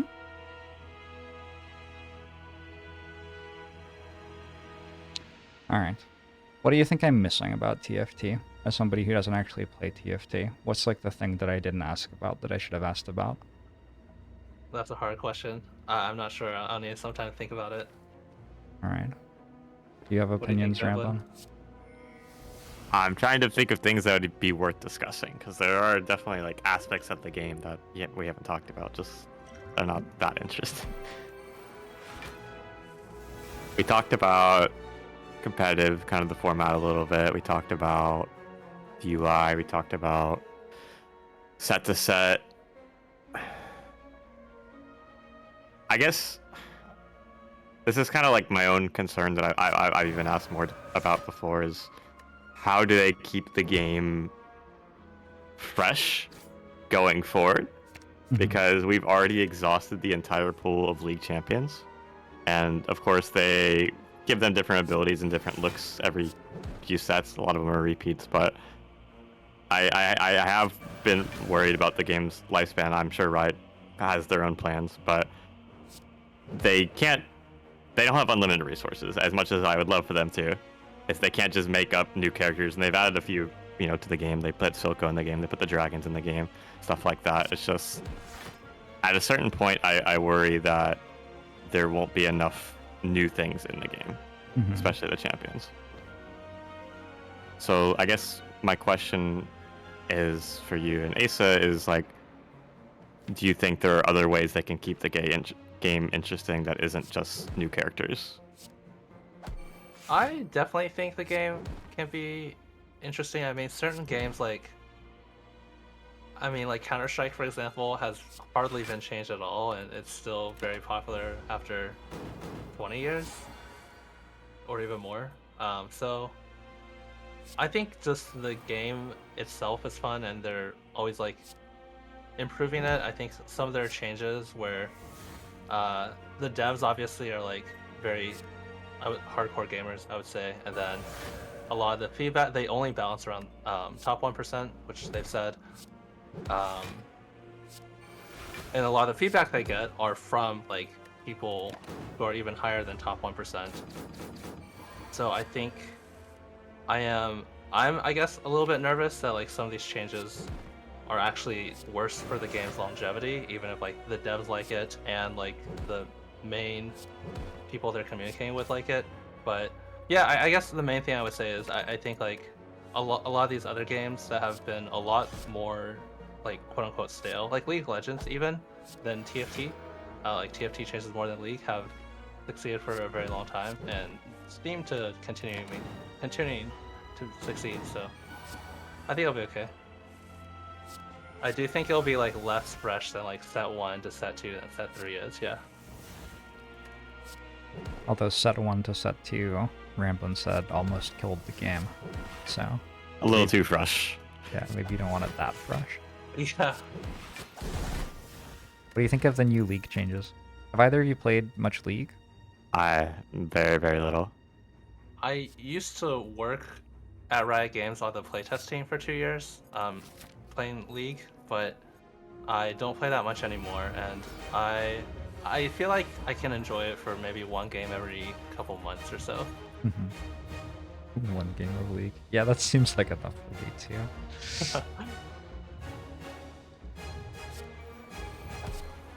Which what kind of changes are we talking about for League? They've redone all the jungle stuff, I think. I don't Oh wow. know exactly how it all works, but there are like new jungle objectives. I kind of want to go play a game Working different ways. They And don't usually change the map, right? Like that's not a common thing. Oh yeah, and they are changing the map as well, like actually the shape of entries to lanes and stuff Okay. like that to change gank paths. Yeah, I forgot about that. So that seems to be changing, and I thought of TFT when I saw it because it seems like this map is kind of void themed. Like the jungle objectives are void type jungle objectives, and I thought, oh, kind of like how League has sets which are about specific sets of champions. Yeah, that's pretty interesting. Maybe they're learning from TFT because yeah, who knows? They definitely learned from TFT with Arena. Oh yeah, with the augments. Yeah, I mean they just copied the augments 1-to-1. I think they tried even some shadow augments that never made it to TFT, thankfully, but I think they already removed that. So Arena Yeah, going back to the original theme, I was think like even Slay the Spire is, which hasn't been changed, is like still fun. Like not just Jorbs obviously, but I know a lot of people when I open up my Steam's friends list, there's usually like someone playing Slay the Spire at any given point. This game's pretty good. This game's pretty sweet. I do think that strategy games, one thing about the longevity of strategy games, someone in chat pointed out that chess hasn't had any peace updates recently and people are still playing it. Yeah, that's wild. The devs need to get on that. I do think that part of the enjoyment of strategy games is that they are a vehicle for making strategic decisions. Some people just like making strategic decisions. And within that context, you don't need the strategy game to be fresh or anything like that for it to be fun to make a strategic decision in the strategy game. Sometimes familiarity is actually more what you're looking for. Yeah. Like you don't need to be fresh, yeah. I agree. Because like the game is so like you could spend your entire lifetime playing TFT and not even come remotely close, like getting as good as you want. So yeah. I guess like I feel like it doesn't need to be fresh as well. You would start to get very bored of building the same late game comps. That is the only thing I would say about spending a lifetime playing TFT. we do see some element of it towards the end of a set, so that's what will be interesting about this set is now we don't have the mid set, but it's a little bit longer in comparison to what a mid set would have been before. So it'll be interesting to see what exactly they'll do to keep it fresh. I know they've already announced that they're going to be, I don't know if you've seen JORBS, they're going to be bringing back old sets actually. It's revitalizing some of the previous sets like halfway through. Sweet. Yeah. Wanna play for more fun mode. Noble Imperial Flex? That was what I was all about. Hey Dan, how's it going? Welcome in. We got Dan here. Oh hey. Sorry, Hello. hello. Can you hear me? Yes. Yep. Awesome. I can hear you. Happy holidays. Are Happy holidays. we watching your stream? You're Or welcome is- to. or is We the gameplay haven't. Not even important. Or We am have I not talking been about- playing about the gameplay at all. I am playing a watcher run far more casually than I should be, and I've been coaching Jorbs the entire time, actually. Oh, Have that you? explains why his win rate's so high. Got it. Yeah. yeah, okay. Also explains why I'm losing. That one's on chat. We've been talking about competition and I guess a bit of game design as well for TFT and thinking about what it does particularly well, especially compared to other games like Slay the Spire. And I'm talking a little bit about concerns about it staying fresh over time and stuff like that. But mostly just been chatting about what a sweet game TFT is and about people's fun experiences playing TFT this year. And I'm going to ask you pretty soon what you're looking forward to in this coming year. And yes, that's that. You want to introduce yourself briefly, Dan? Sure. My username is Frodan. You can call me Dan. I am a TFT streamer, but I'm also a game developer. I work at an indie mobile game development company called Lightfox Games, based in Seattle, Washington.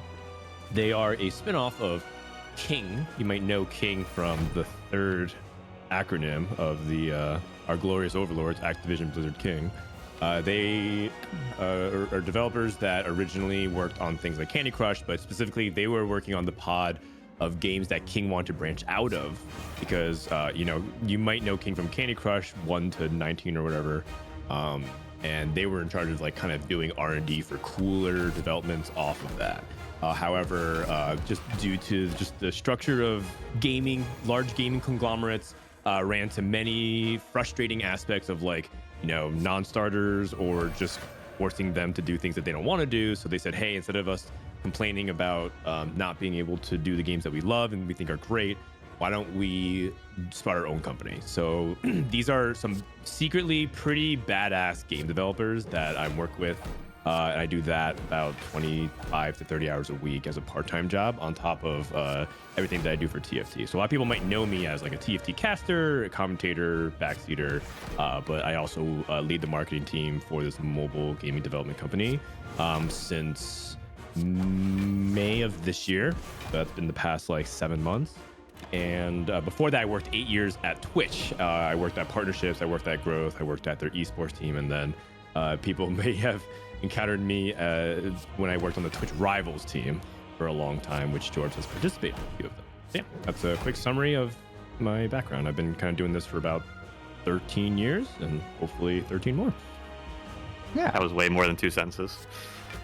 That was actually one really long run-on sentence. You did great. You did great. Sorry, rambling. Would you like to have more than 2 sentences? You could... I don't think I can follow that up. I'm good. Okay. Okay. Fair enough. Dan, tell me about your time in Vegas. I want to hear. Which time? That's really Vegas? all. The TFT Summit. Is that what it was called? The TFT Open. Vegas The Open. TFT Open. The TFT Yes, Summit yes. was the Invitational. That was the different thing. My time at TFT Vegas Open, it was quite or was special. that the I Hearthstone? think. Whatever. Yeah, the word that comes to mind is a special, because I think that there's a lot of really important moments that came together, but the overwhelming like narrative is that this is like the first of hopefully many big moments of TFT coming together. Because I think a lot of the emphasis was that it wasn't just a tournament, it was also like a celebration of the community.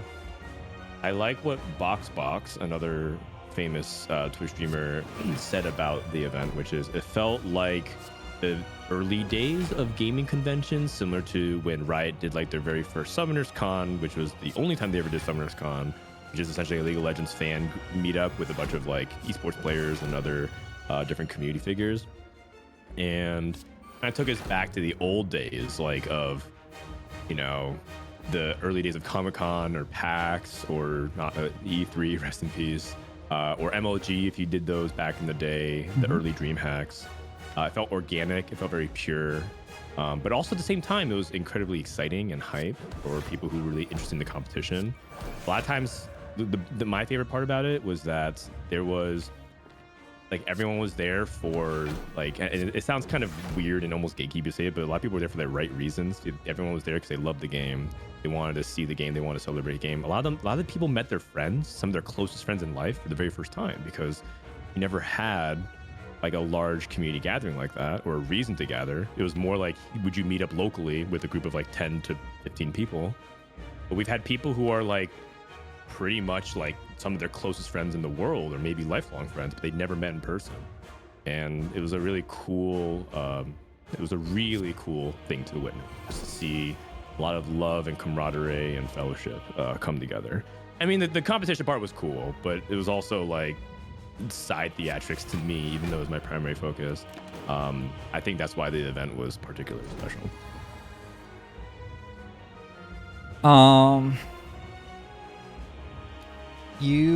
I've heard you comparing it to Smash tournaments. Did you do Smash?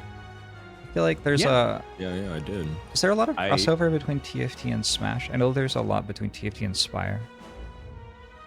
Yeah, there is a surprising amount of crossover between fighting games and TFT. It's really interesting because fighting games are actually my second favorite game genre to actually dabble in. I participate in fighting game tournaments. I compete in Smash. I competed in Dragon Ball and Street Fighter. I met my wife actually at Evo, trying to be a competitor for fun. I wasn't actually even trying to do anything. I wasn't on any job. I went to Las Vegas. That's why you asked me, like, tell me about Vegas. I'm like, I don't know which event you're talking about. Yeah. But fighting games is really special to me because I particularly really love it from not only the game design perspective, but also like you kind of find a lot about yourself as a gamer when you play a fighting game seriously instead of just like, for fun, kind of mashing buttons. And so there's a lot of crossover between TFT and fighting games because I think of how diametrically opposed they're perceived. In a game of TFT and to some degree, like say the Spire, there's a lot of elements of like variance and chance that might obscure a lot of the player decision-making process, or at least the consequences of your decisions. But in fighting games, it's almost perceived the exact opposite way, which is like you're only judged by like the quality of your decisions and your inputs, and feels like it's like 100,000% within your control of like whether or not you won or lost. You lost because you're a worse player. And it's really fascinating because as you get better at fighting games, or as you get better at TFT and Slay the Spire, you start to understand that every decision matters. It's not actually that the game is all luck and chance. It's actually like everything that you did is and the result of it is a culmination of the impact of the quality decisions you're making over time. And in fighting games, the higher level you get, the more elite and the more you excel, they actually find themselves moving closer to TFT and games like Slay the Spire than you think. It's actually a lot more about, like, these players are executionally like incredible, right? They're all about evenly matched, and so it feels like in some ways the only way they're able to get an advantage is to play rock paper scissors in some ways at fighting games at a very, very high level. Yeah. Sorry, I know I'm rambling a lot, but it's actually one of my favorite. You actually touched one of my favorite topics in gaming, period. But they're actually like almost a Venn diagram of things that like almost kind of fold onto itself, where the better you're at fighting games, the more you actually realize that it's a lot like TFT, and the better you're like at TFT, the more you're realizing it's a lot like fighting games. Yeah, I have that conversation about chess a lot in my channel, where people perceive chess to be kind of the example of a game that has no luck and is only skill, in the same way that you're kind of talking about fighting games. But if you look at chess and you look at two players' history against each other, you find that like the result isn't always the same. So what, did one player suddenly become less skilled over the course of 30 minutes between games, or like what's going on? And if you really look into chess, so much of it is like preparation, which is shrouded in secrecy and your opponents aren't meant to know about it. And then when you get to the board, a huge amount of whether you win or not is whether they play into something that you've prepared or not, which is complete luck, largely. Like, you can have some idea about what the right thing is to look at, but a lot of it's luck. And when was the last time you prepared it? Did you look at it last night, or did you look at it 6 months ago? And then a decent amount of it is like, do you see one move further than the other person calculating in a middle game position with 5 minutes on your clock? Which, yeah, it's skill, but it isn't really like deterministic in a skillful way exactly. Like, sometimes one person will win at that and sometimes the other person will win, and it's a little bit based on luck which person sees the furthest. So yeah, I very much agree. Like, all of these games, even if they're presented as being about luck or presented as being about skill, they end up being very much about both, and with every little thing mattering. It's cool to see the crossover. Yeah, I completely agree. And I think like it's like even in an NBA game where it's down to the last free throw, you could say like, oh, this player clutched it up or he's better at free throws, but realistically, like, no one can make that shot 100% of the time. Everyone's making some percent, and like, I think it's fair to classify that as luck, whether like they make it or not. But I mean, it's obviously skill and like their ability to perform under pressure. but there's like a luck element as well. Yeah, they're not mutually exclusive, right? I think people ask me like, what's the ratio? Like, what do you think percentage of TFT is luck and percentage is skill? And I actually always give them a number that's way over 100%. Oh yeah. My saying that I say is TFT is 90% luck and the other half is skill. And I think it's a really fun way to kind of like challenge the way people view the game because they always think it's like one or the other. Yeah, I think what I like to think about is if we could play TFT perfectly. So I'm judging this based off my experiences in chess and poker with artificial intelligence. I think if we could play TFT perfectly, you would top 4 very close to 100, like over 99% against the 7 best players in the world right now. So I would argue that, like, I guess like I'm saying, like a lot of people complain that they get unlucky even if they're, you know, in like gold elo, which is fine. A lot of people complain that they're unlucky and that's why they lost the game, but it's actually always in your control. Well, it could be in your control. Realistically, yeah. I mean, realistically, you can't just suddenly play like a challenger player if you're a gold player, but like, the games are winnable if you are more skilled. So like you could, like, I think actually a lot of the reason players who are passionate about the game, but unable to like climb out of a lower rank that they are trying to climb out of is because they mentally keep blaming luck when they're losing. That's one of the things I really like about playing TFT and Gold Elo, because I am a TFT scrub and quite proud of it. And I have been Challenger in TFT. Once in my life I was, and I didn't enjoy that much at all. But I don't mind sitting down with a new set and being in Gold and just messing around for a bit. And I think a lot of it is that when you are in Gold Elo, the knowledge that if you played better, you would have won feels so much more present and tangible than it does in Challenger. The highest I've been recently is like Diamond, but even in Diamond, it felt less tangible to me. Like, suddenly it wasn't so clear where I was meant to be improving, and stuff started to be harder to grasp and see. And when you're feeling like that, the luck starts to show up and you start to notice it because you aren't able to focus on the things to improve as easily, I think. Yeah, that's definitely part of it for sure. I think TFT also doesn't do itself any favors. One of the challenges of the game in general is how much hidden information there is. It's funny that Ram was in this call. He's usually one of the people that I use as like sort of like a encyclopedia of knowledge of like random facts. Like, hey, does this work with this? Or is this confirmed as a bugged interaction? And Ramblin, because of how diligent of a person he is in general, is very thorough with like understanding the max amount of information he has going into it. And TFT has like way too many hidden mechanics, interactions, and of things for you to know that could actually just sabotage your game. Like, you could actually simply lose because you just didn't know that this augment didn't work, and that's actually happened historically multiple times per set. I mean, I lost my last LAN tournament besides the Vegas Open because I took an augment that literally did nothing. So that's unfortunate, and that's like a big challenge that TFT has to overcome because of how complicated the game is, right? It's like evolving. When something doesn't work in, say, Spire, it's something that can kind of be worked on over time because they have that flexibility of it, but they update it every 2 weeks, which every update has a risk of breaking the hundreds of thousands of other different toothpicks that are holding up the engine. Yeah. Last time I tried to seriously play TFT, I started in the way that I would start with another strategy game, which I'd never tried before with TFT. But the way I would like start seriously trying to play another strategy game is I would sit down with the wiki and open a spreadsheet and start like writing down what things were and trying to look for like, this is a synergy space. You can do things with these pieces. They work well together, etc., etc., etc. And I worked out that like one of the pieces seemed mathematically like it was really good with this item. And so I was like, oh, cool. I've like done 45 minutes or so of this. I've learned one thing that I want to test. I went to a game and I got that piece and that item. And I was like, whoa, sweet. We get to look at this. I'm going to totally own stage 2 because I just did all that work and did the math. And I know that this is strong. And I got absolutely demolished and it was so dissatisfying.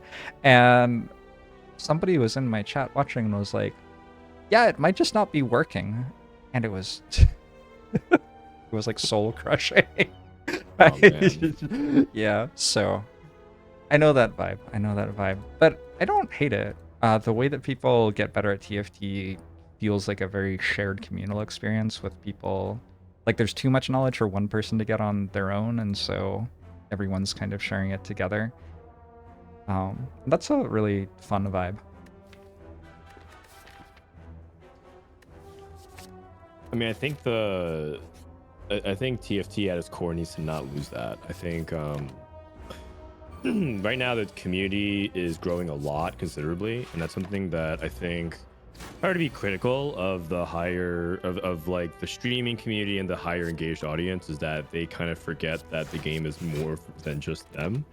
And I think that a lot of the decisions and complaints, and just to give some more background context, TFT, part of what makes the game really special for the players is the direct line of communication and accessibility that we have to the game devs. I don't know how many of you guys get to talk to the lead developer at Megacrit, for example. He was on the stream earlier this week, Casey was, okay. And Anthony will be chatting with us in 2 hours, actually. Okay, so an interesting day to ask that question. Yeah. Touche. Maybe I should have picked a better example, but I think that one thing that is somewhat unprecedented is the accessibility of not just of the dev team, but also Mortdog himself. And I think a lot of people take it for granted because they use it as an opportunity to kind of have this. There's actually kind of a meme within the community of like a saying. People say, "What about me?" And when they see someone else, high rolling, or you're having a bad swing of variance, people have this like running gag of saying like, what about me, God? Or what about me, Mort? But that's actually kind of a pervasive mentality that's actually starting to take over a lot. And they're starting to kind of talk about, it's almost like it almost feels like a political faction in some ways, which is not really the case, but it almost feels like we're the high elo players and like we represent like the greater interest of the health of the game. And then we're like, we're the casual players, like we represent like your financial viability as like a business, and it's like this kind of like a conflict that is not really a thing, but like I can see it slowly becoming a thing because this set in particular, set 10, the music set has been well received across the board by competitive players, but there's been reports of like the casual audience really doesn't like it, especially in really large regions like China. And I think that the most important thing that people have to keep in mind from our camp meaning, and I don't like saying arcade, from the higher engaged audience, is that the game needs to be fun, and they're trying to. In a lot of ways, I have to remind people that a lot of times we're trying to optimize the fun out of TFT because we don't like feeling bad, like in terms of variance and losses. But a lot of times the game just sometimes needs to remember that we have to have fun. I'm surprised that people wouldn't like the set with like really sweet music in it. As a person who enjoys TFT very casually, perhaps I can be a third political faction, the people who just kind of like don't even care about playing and would like to watch a streamer play and yell about going 8th, which is a great time. And you don't have to know what the pieces are to enjoy that, for people wondering. Yeah, and that's why I'm saying to try to organize them by tribe or whatever is like not correct. It's Right, more of about course, like where you have a bunch of sliders, if you will, as your player profile, and like where these type of players are affected by every kind of decision. And there's a lot of players like you as well. It's just that there's also a lot of disgruntled casual gamers who are just saying like, man, this set's like too hard. I want to relax after I play a game of TFT. I'm not trying to like, I'm not trying to solve a bunch of spreadsheets and do a bunch of equation stuff in my head. I just want to like jam my favorite champion to my favorite thing. And I just feel like I can't do that. I think that's a completely valid criticism of the set. And hopefully it's a reminder to everybody else, like that's, that's not thinking about that. Cause once you get past, there's a phenomenon in TFT that it's almost like you forget where you came from. Once you get past a certain plateau of a skill, it almost feels like you can't really relate to those problems anymore because you're facing an overwhelming new set of problems. Once you get past like the barrier of diamond, and you're like in Masters, not even thinking about Diamond players. In fact, that's how a lot of people develop egos and complexes in TFT, which is like, okay, you're like in Platinum, and I'm up here in Emerald, you know? Like, let the adults do the talking. And that kind of this kind of phenomenon actually quite enrages me. It actually makes me really upset when I see people doing that, especially when they're like entitled. It's like they're like a Masters player and they're trying to correct someone who's like 50 LP behind them, which is literally like 1 game difference. You know, that kind of thing makes me kind of embarrassed that that's like the kind of discourse we have sometimes. Yeah, it's rage-inducing. I don't generally see that much of that in TFT compared to a lot of other places, but it is, of course, a strategy gaming community, so I think that is endemic to strategy games, unfortunately. Yeah, that's actually, I mean, that's probably just a gamer thing. Yeah. Yes, probably true. Yeah, even on like the competitive TFT subreddit, there was like, not super recently, but I remember there was like a big like poll and discussion about like should like Masters players be able to post guides, or should only like Challenger players? Oh no. No. What was the decision? I think they decided anyone could, but even I guess like amongst like the people that I talked to, who are like some of the best players in NA, there's like a lot of disagreement. Where some people were like, there's no point if a Masters player posts a guide because like they're playing a different game. And then other people were like, well, you actually learn a lot. Like a lot of people from not the high ranks have really good ideas, and like they have really different ideas, which is really valuable too.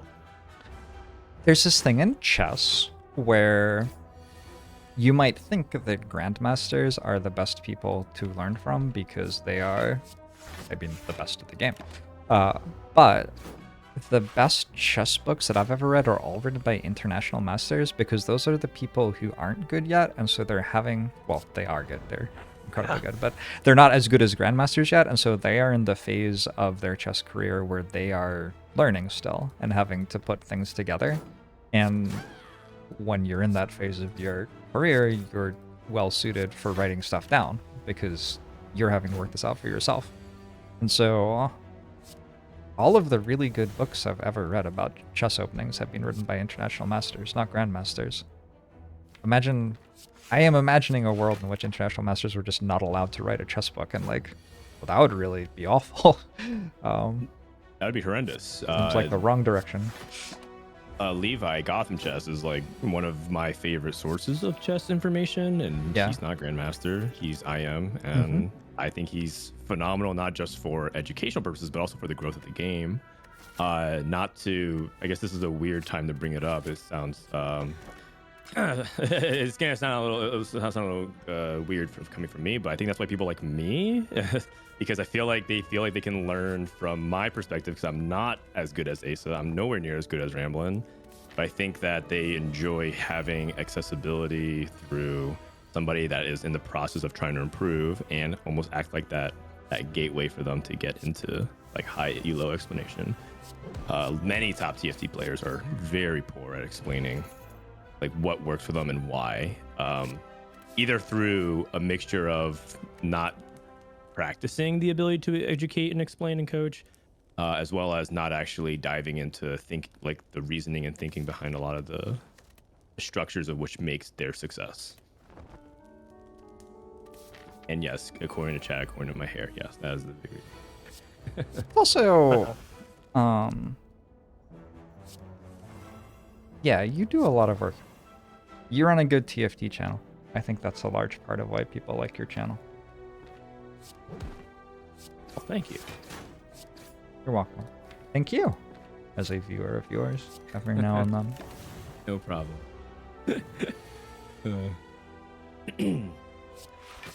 Wait, are you an Eric Rosen kind of guy? Am I an Eric Rosen kind of guy? I watch... My introduction to chess initially was actually Peter Sfiedler game reviews. Quite a long time ago. He doesn't do them anymore. This would have been like 10 years ago, probably. I don't know when he stopped. But he's been a commentator for chess events for a long, long time, and he used to, as part of his contract, do a game of the day review at the end of the day of every tournament he was commentating, and he'd spend kind of like 20 to 30 minutes breaking it all down and showing the moments that he thought were interesting and stuff like that. So that's where I got into chess. I'm pretty unaffiliated as a chess viewer nowadays. I wander from place to place. Yeah, I just like chess videos. I know Peter from Hearthstone. He was actually a major Hearthstone Oh, you fan. know Peter? Yeah, and at Cool. one point, I was hoping there would be crossover of him commentating Hearthstone with me. I think we never really got that to fruition, but we did manage to get Gary Kasparov Yeah, in a with commercial, which was Slissa. really interesting. That was wild. As somebody who knew Slissa. I filmed on that set, but not with him, which was sad. I wanted to meet Gary, but very weird crossover. Very not weird, but like very unexpected. I was talking with a different friend earlier today about how we met through Slay the Spire, but as we talked about our lives, we realized that there had since then been 2 or 3 other times that we would have met if we hadn't met through Slay the Spire, in the like 3 years since. It's always like a really warm feeling to know there are other people out there who, we sit in our rooms and play video games, kind of largely by ourselves. But there are other people out there, not necessarily even playing the same games as us or doing the same job as us, who are kind of like in our little social world. It's fun. It's a small world. Yeah, it totally is. The industry is very small. I think we're getting actually quite many reminders of that through, at least in the esports side, through how small it is in terms of our financial viability as a sector. But it is very small, which is also just as a reminder to anybody who is interested in getting involved, is that people remember, right? You can't. That's partially why it's so dangerous to try to think that you can get away and be a bad actor. Not that anybody here is, because the industry is that small. You're gonna run into people a lot, especially if you live in Southern California. You run into them like every other week. Wait, you run into bad actors every other week, you said? Well, no, I was saying that you run into like the same faces. So if you're going to the gaming awards, and then you go to a Halloween party, and then you go to a panel, or you're running into the same people all the time, and that's why there's like a weird like inside series of jokes between people who go to those kinds of events, because you can't get away from them. And that also, but it's not like, and the really unfortunate thing too is there's a lot of people who are bad actors in the space that still are around, and you do unfortunately have to meet them, and you can't really do much about it. That's like another really frustrating aspect. And knowing this information, if this is the first time you've heard it, some people's like social media feeds might make more sense when they're talking about that kind of stuff now, because it's just really frustrating to deal with some people who just really don't belong anywhere near, I guess, people, and they just take advantage of the fact that gaming and streaming and esports is like new, and there's a lot of people who don't know what they're doing, and there's a lot of money to be. Sorry to take a dark turn on that. I see.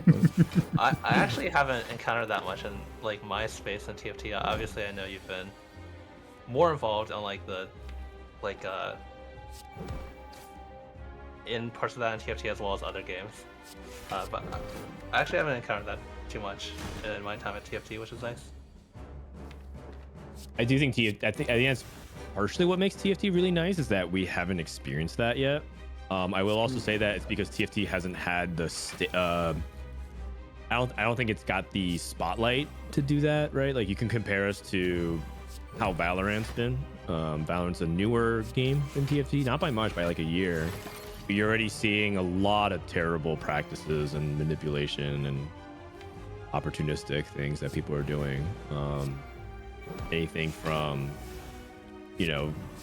like people like orgs being dishonest and mismanaging a lot of people's careers and financial situations, like the Guard, for example, which is like a team that simply just decided to leave, and then now those players were stuck in contract jail, so they couldn't leave, but at the same time Riot wouldn't replace the pro team spot, so literally just So everybody that played the tier 2 to get promoted, there's a promotion relegation system, just got screwed. So like there's always like different like terrible business practices. There's just people who don't also respect human decency and rights, you know. So like there's the usual stuff. So Yeah.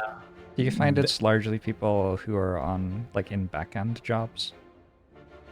it's everybody. I think it's a human problem, not Alright. necessarily like a type of person problem. It's easy to point at the suits and just be like, you guys are evil, but that they're just like the lightning rod of which a lot of like catches the flag, because it's easy to blame entities and not individuals. So it feels like they're easy to just kind of batch up. I know a lot of suits and exec people who care and are great people, and they do it right, but there's also a lot of people who aren't, and I think it's a stereotype for a reason. Yep, I published a book about this year, so Yes, you did. you are... Yes.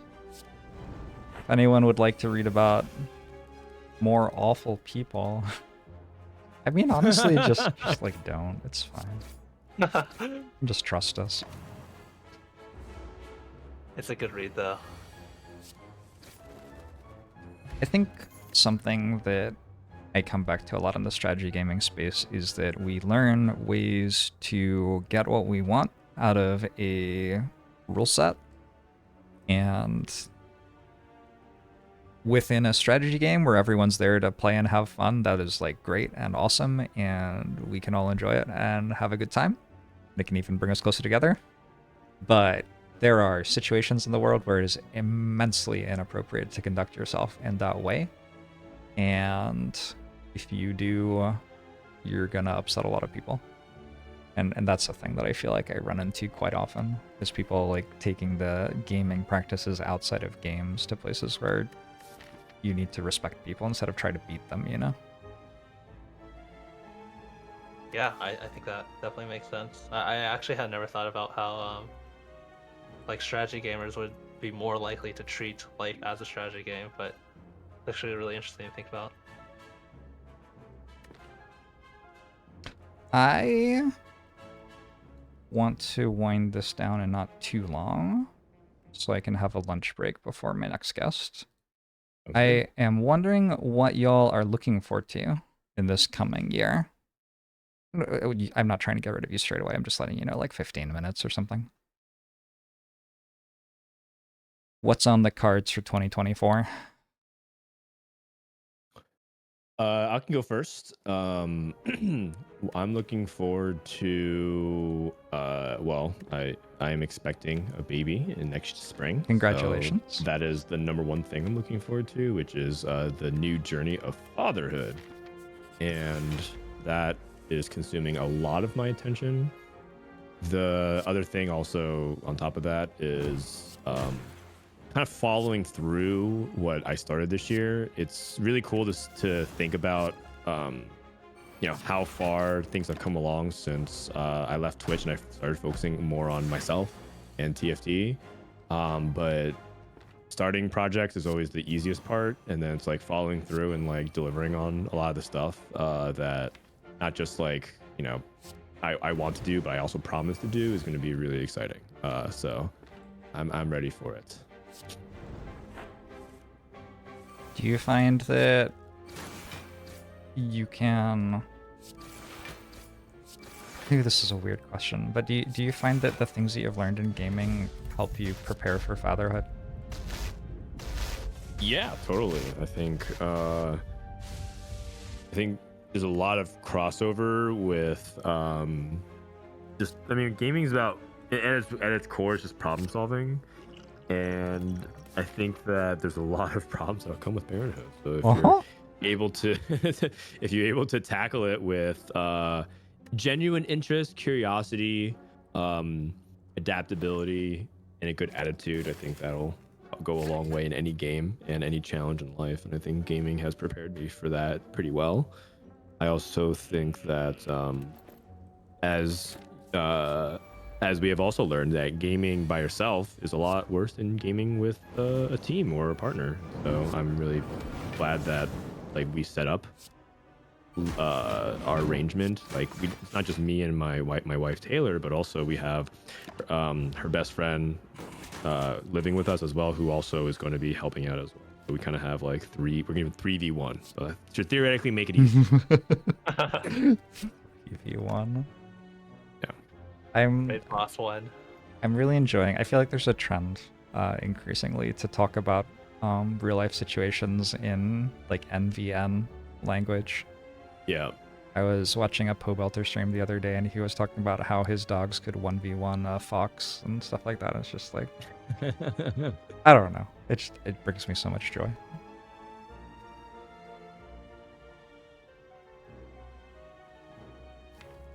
Who's next? I can go. Yeah.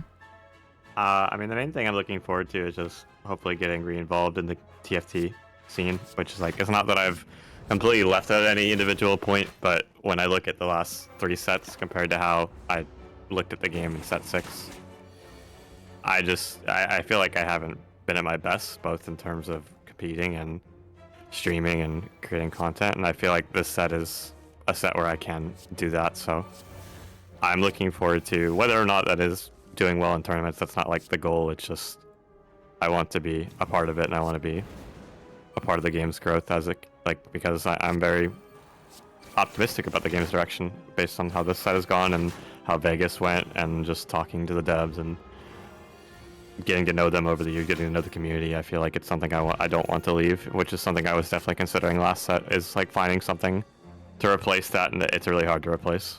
Mm-hmm.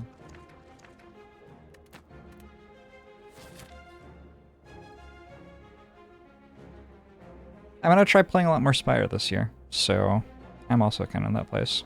Last year, I played 70% of my stream hours were Spire, and this year 30% of my stream hours were Spire. That was like a deliberate choice. I wanted to see what it was like to play other games, because I had been playing Spire very, very, very heavily for like 5 years. And it has been really awesome to play other games. And it has made me curious what it would be like to play lots of Spire with the added perspective that I gained this year from playing other games again. Will be like. Also, like, have reached out to more people this year to meet people from other gaming communities. Like this week is an example of that. That's been a goal of mine. And I think that like kind of makes your social fabric feel a lot more robust if you are a single player strategy game person. Do you feel like it's important to have friends from outside of TFT? Is that a thing that you think about at all? Any of you? I mean, I think the thing you're doing now is, like, even with this, is a really cool thing. But I think having some friends outside of TFT is important, because TFT, I don't know, I feel like TFT, at least for a lot of us, kind of is life consuming. Like, we spend so much time in TFT. And even like when I went to, like we talked about earlier, like Vegas Open, and I'm meeting people that have been my friends for years, like really close. Like I've talked to them, like Ramblin', for example, like nearly daily for years. And then, I guess this is not the best example since we're talking about TFT, but a lot of times you just end up talking about TFT, since that's like such a big part of your life and shared experience. So I think it's important to have,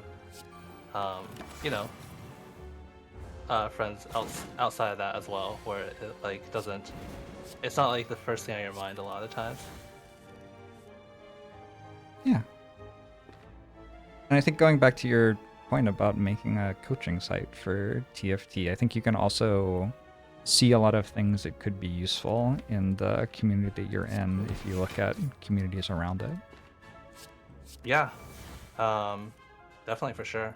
I met a lot of people through that I would not have met otherwise, and I feel like it's been really awesome. I think I had no idea what to expect. I guess this would also be like what I'm looking forward to most this year. Is this is the first time I've done like something like a business, I guess, and I had absolutely no idea what to expect, but so many people have helped me so much. I had like a lot of anxiety going into it, that like my customers would flame me. They'd say my content sucks, so like other people would be like, oh, like this guy's charging money for, like, I don't know. I had like a lot of anxiety, but everyone's been like super nice and super helpful, and yeah, I'm just really excited about that. And also, like Ramblin' said, I'm just really excited to get back in the TFT community because actually less than a week before I decided to make the TFT coaching site, I was actually interviewing with Run It Once, which was really cool to talk to Phil Galfond. That would have been...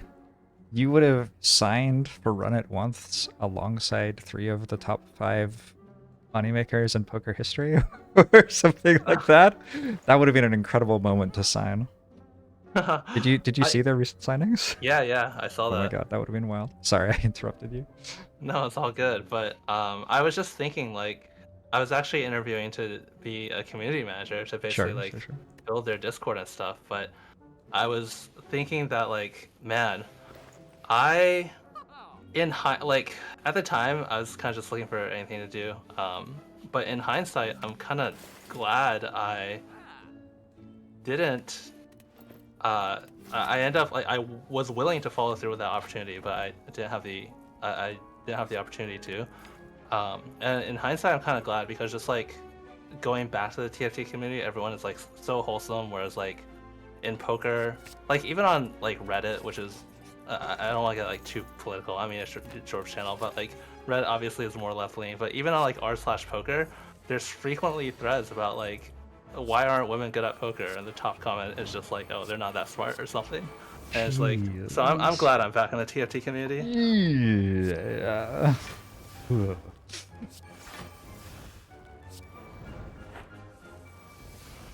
I think that's awesome, Asa. I respect that a lot. I mean, if anything, you're kind of doing something. What I'm doing is just basically betting on yourself, which I think is the best bet you can ever make. And I really admire what you're doing from a distance. Oh, thank you. I appreciate that. All Yeah, right. I honestly had like, I really did not expect to succeed. Because I think I was like mentally, I kind of have like a, just I guess a lot of people do, but I kind of have like a fear of failure a lot of times. So I was like kind of mentally like telling myself it's like, okay, everyone's first business always fails. It's okay. And then but yeah, it's just gone incredibly well. So I'm really happy. That's really awesome. All right. Well, thank you all for chatting with me. This has been really cool. Thank you for having us. Ramblin', are you Thanks in for having us. LA? I am not. You're not. Yeah, okay, I didn't think so. I'm in Georgia. Yeah. All right, no problem. No problem. Next time. Next All right. time. Yeah. I'm sure I will chat with all of you again in not too long. All right, sounds good. Awesome. Yeah, thanks for having us. This was fun. Happy New Year. Happy New Year. Happy New Year. Happy New Year's. Bye bye.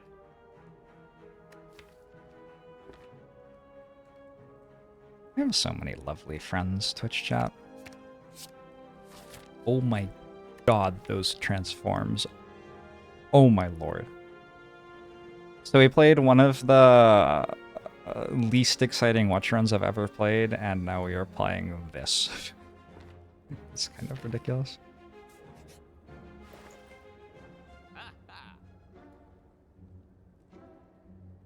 How do I even know all these TFT people? I think I know a lot of them because they're interested in Slay the Spire, just because of the... There's a decent amount of overlap between Spire and TFT. Which I guess we talked about, yeah.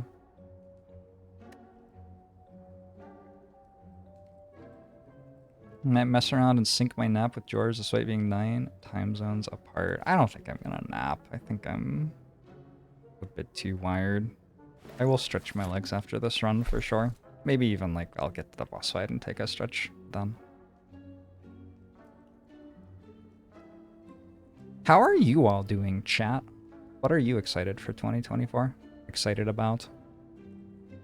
What are you happy about that you did in 2023?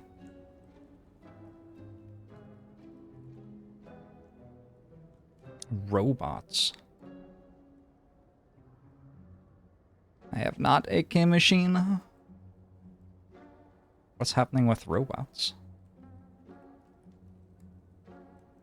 About some squats, I'm sore.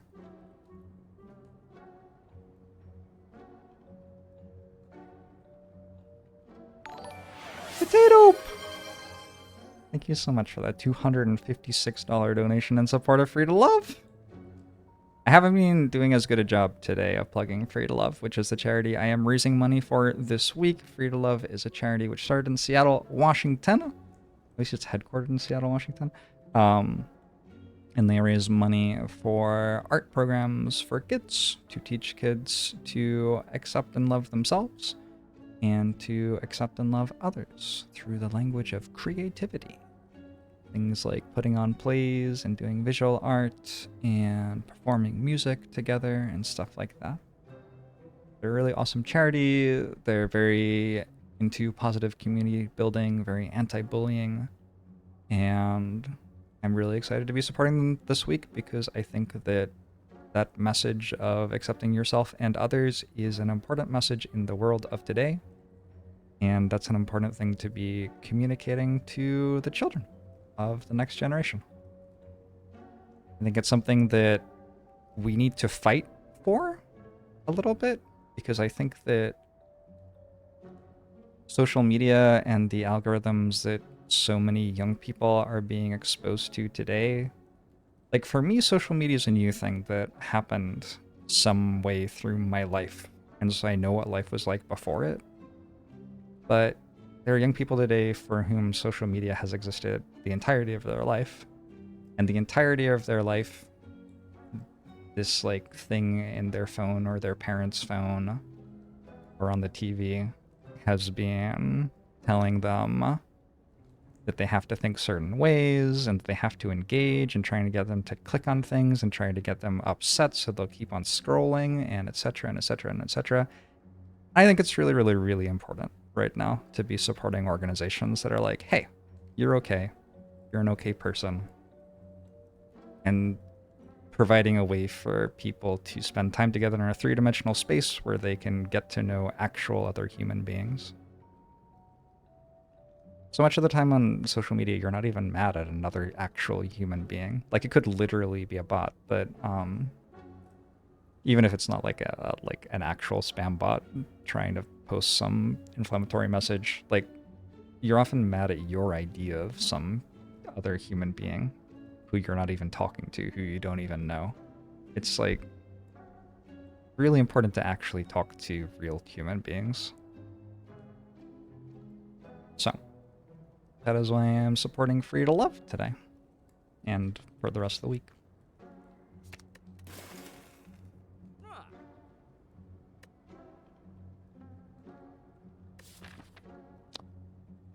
I'm not quite sure how this deck deals damage, but I'm not sure it matters.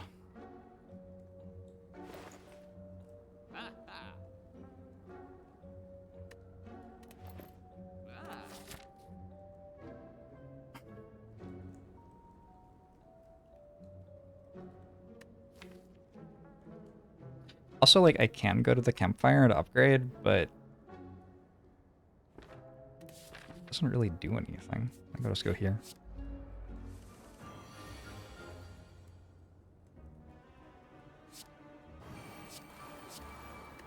It's okay, we have Rampage. It's true, we do have Rampage.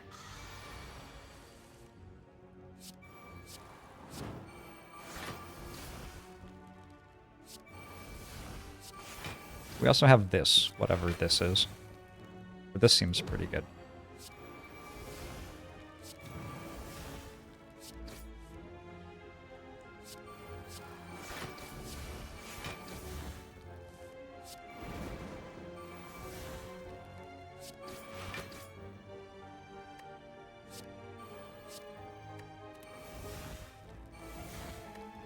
Yes, the next guest is Anthony, who is half of Mega Crit Games. At least the first two people of Mega Crit Games, who has made a lot of games with with Casey before, and made Slay the Spire with him, and still works with him now. So that'll be a really fun conversation. I've talked to Anthony before. I'm not sure if I ever have talked to him on the channel before. But Casey and Anthony live in Seattle, so we have like hung out and played board games before and stuff like that. They're both sweet people.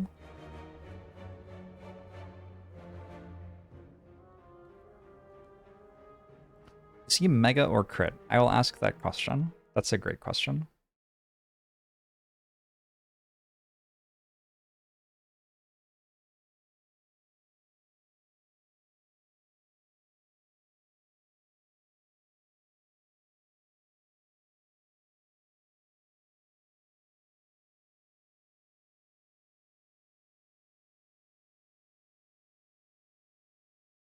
Is a mega crit 2 times crit or 3 times crit? Another great question. You're gonna have to ask Anthony this, because I don't know.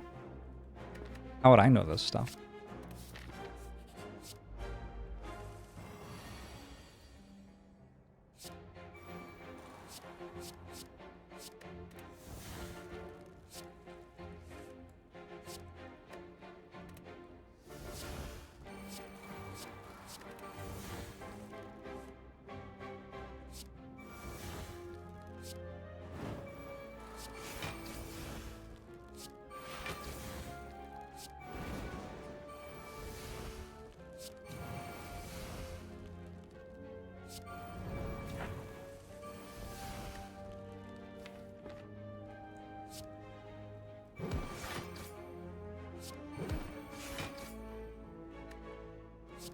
I am really tired. I hope that I sleep tonight.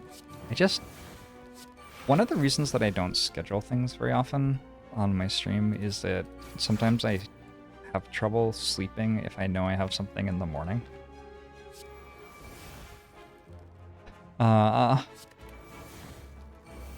don't know if I've been struggling to sleep because of that. It hasn't really felt like it, but I've definitely struggled to sleep the past couple of nights.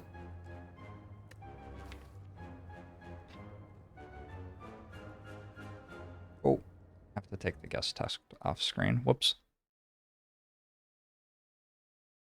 Hey, Hidden Bear. As a proud owner of the most fucked up sleep schedule on the planet, do what you need to do. Yeah, there's a problem with doing what you need to do for sleep when you have calls scheduled from 8 a.m. until 5 p.m. on a day. You have significantly less flexibility.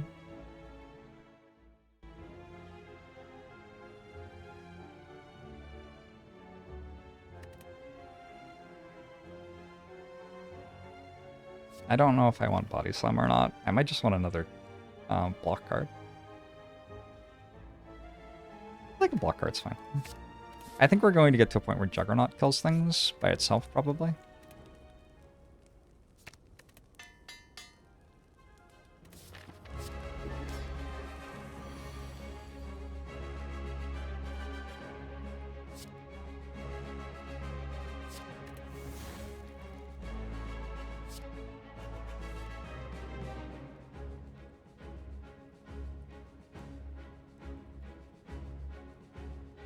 Don't know what I'm meant to do here.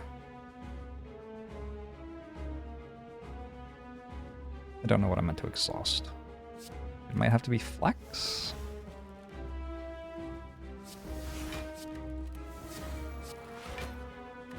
Seems okay. That watch run, by the way, like, it was kind of a hype run. If you were just kind of like listening to that conversation I was having with the video minimized or something like that, that watch your run was perhaps actually worth watching.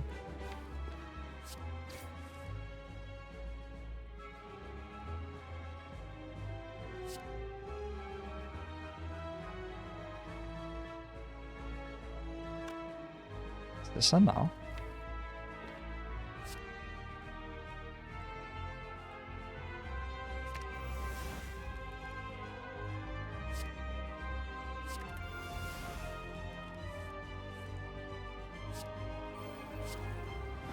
Hopefully this is enough.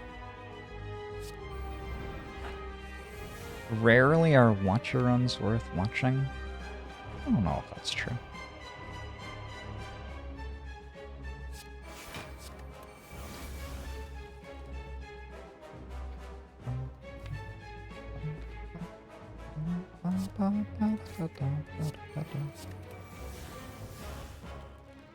It's ironic, isn't it? Can we be done this turn? And we just win next turn when we're not frail.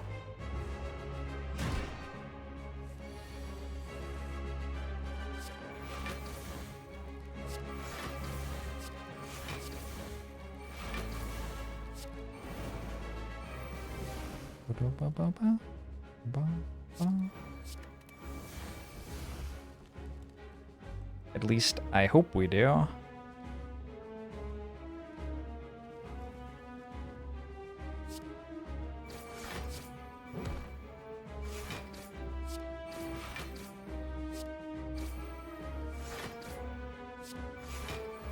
Yeah, I think that's close enough to winning. Have I died yet? Yes, I lost my Ascension 6 Ironclad run. Feels surprisingly easy to die in this here game, Slay the Spire.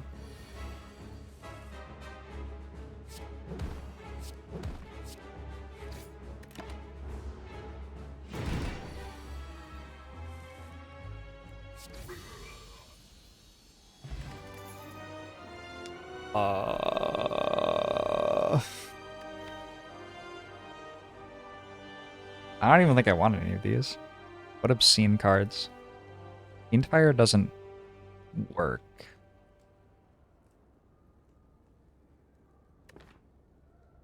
I already have Juggernaut and Corruption. I don't think I want second Juggernaut. I think I'm good.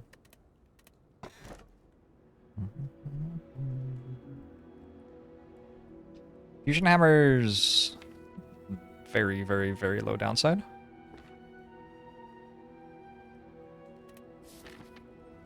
Alright. I'm gonna stretch my legs before Act 3, I think. I will be right back. Thanks for tuning in, everybody. It's been a really comfy week so far.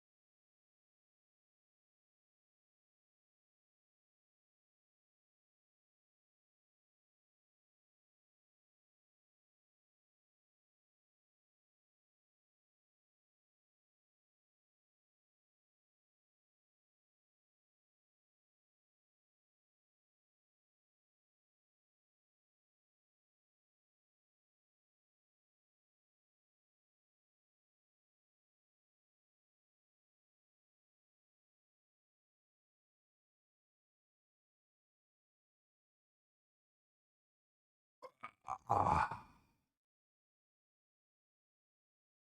Which channel? Oh, I forgot to get a soda drink. It's okay. I'll get one later. Oh. Whenever you don't get relics that have some kind of turn usage counter on them, does it feel easier not having to think about I should play this or I should stall out for X, or do I prefer that? I suspect Anthony is good at Slay the Spire if he wants to be. He's very good at games.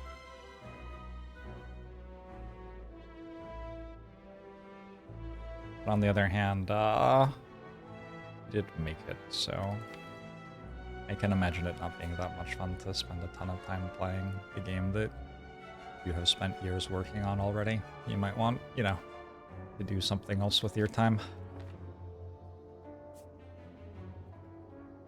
On the one hand, I have a smiling mask. On the other hand, I'm not sure that it's that great for me to remove any of the stuff on my deck. It's kind of weird.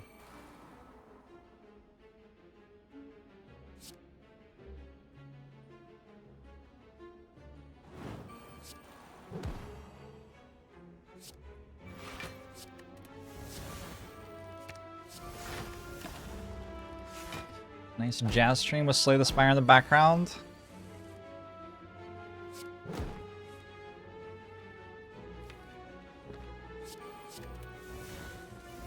Slay the Spire is just along for the ride today.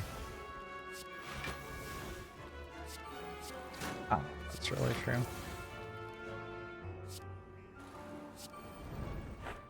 I'm finding it interesting to see how I play Slay the Spire when I'm not actually focused on playing Slay the Spire very well. I'm making some decisions sometimes. They are not always correct.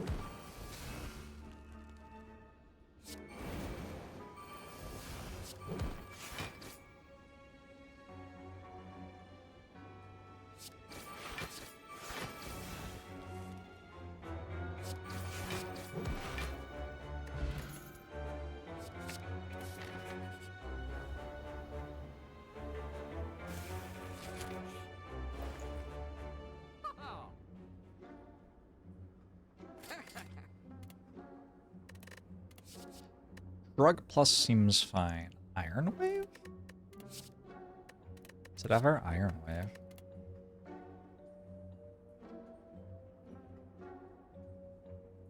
Is it ever Limit Break? I just lost Flex. I still have Flex Potion.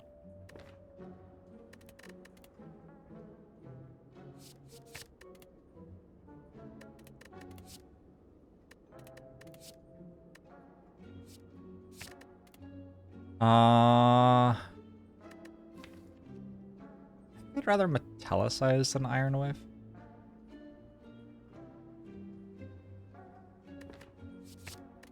Slightly. I don't actually know.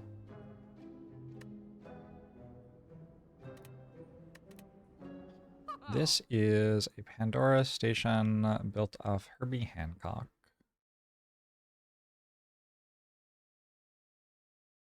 Only Herbie Hancock. Thanks, Herbie.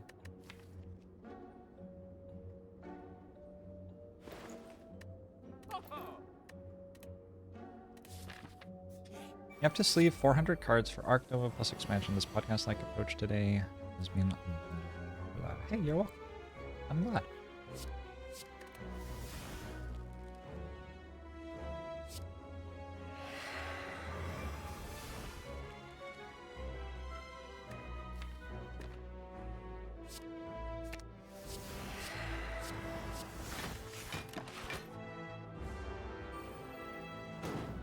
Do I ever want to replace the Flex I lost?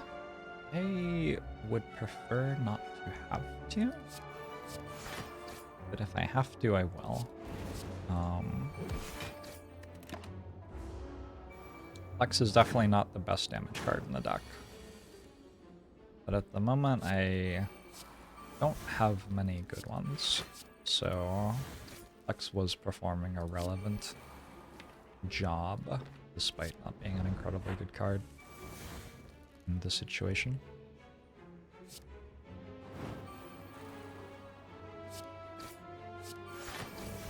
Like, sometimes Flex is actually good. This is not a situation where Flex is particularly good, but it was still a situation where Flex was doing something pretty useful.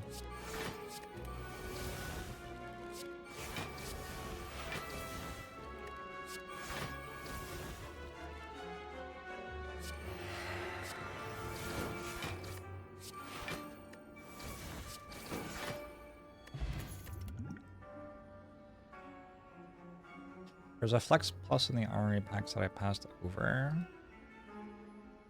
Did I skip it or did I take something else? Anyway, it was not like an important part of the deck. So the reason I'm not replacing it is it was doing something. I didn't hate having it. I probably wouldn't have paid to remove it, but I don't miss it that much now it's gone.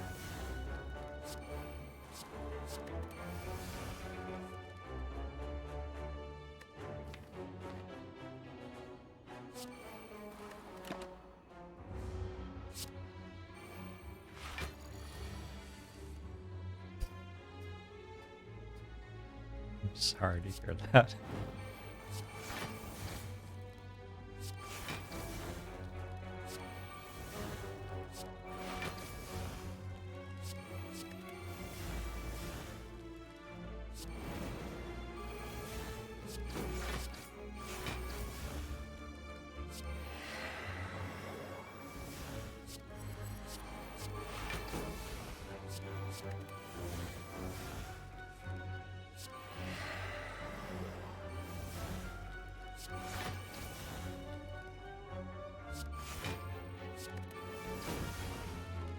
Alright, this is the, like, the thing that my deck can do. I now have 212 blocks. I guess I could have played attacks with,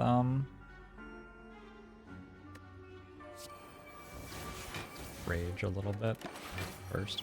Oh well.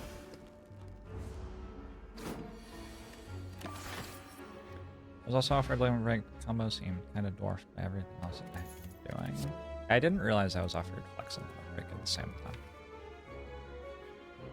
I do not really want to try to make that work now.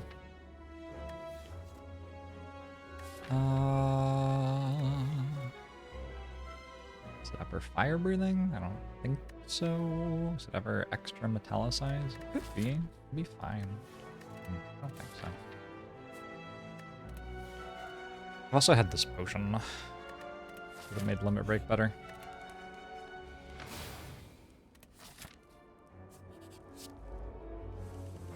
You are building a rant about chiropractic videos on YouTube. Their propaganda legitimizing a scam and their unchecked ban please. Ban chiropractic or ban you? Chiropractic, right? This was unclear.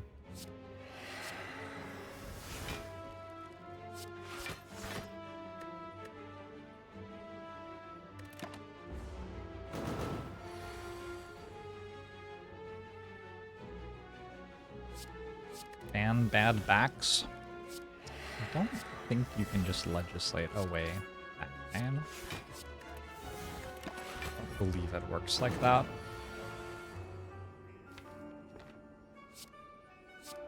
But you know what? Maybe it should. You could ban what causes bad backs. Aging? Chairs? What causes bad backs?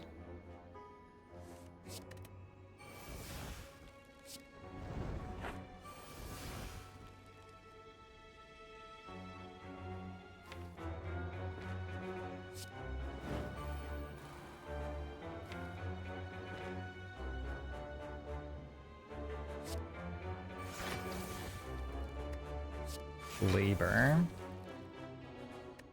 Universal basic income is a policy against chiropractic. We should have universal basic income so that chiropractors no longer exist.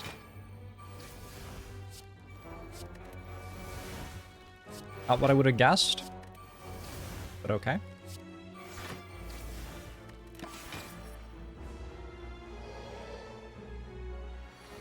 Homer Simpson was a chiropractor. I didn't know that. Good for Homer.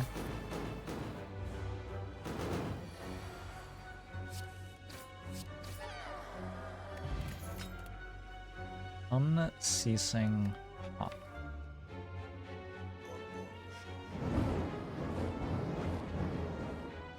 Does that mean I can do an anger infinite?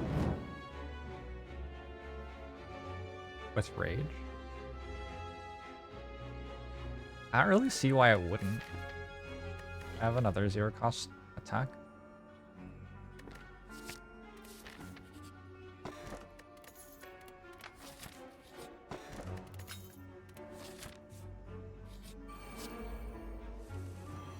I could do an only rampage deck.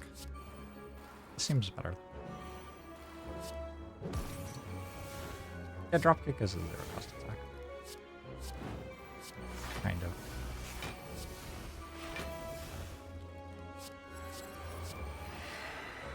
You're right, I didn't really need the anger, I already had dropkick.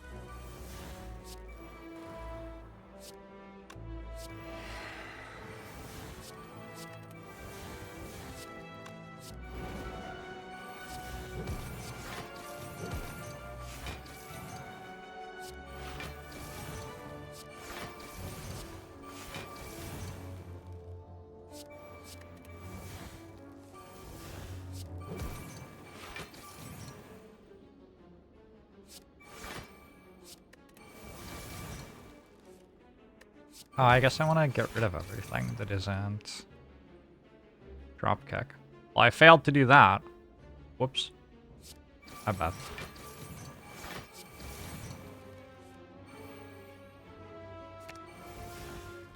Should we remove anger now? I can burning pack that. Also, maybe sometimes I might want it. I don't know.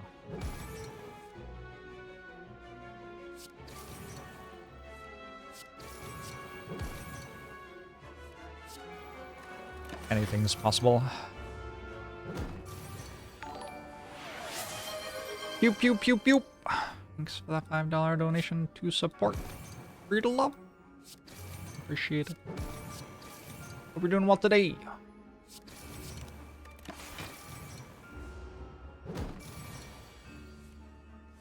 Thanks for 35 months, J Shuttlesworth.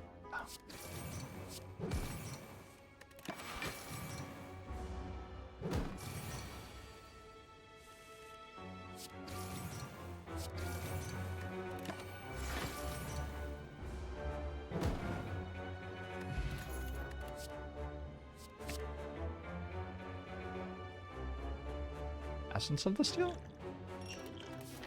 Essence of the Steel.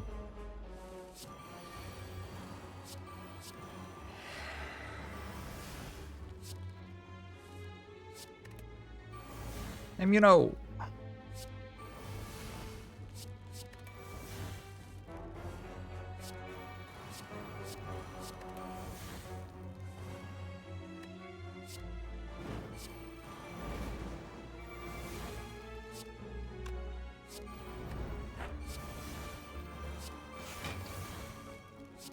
Arcade doesn't even block between fights. What a bad card. Sounds right, yep.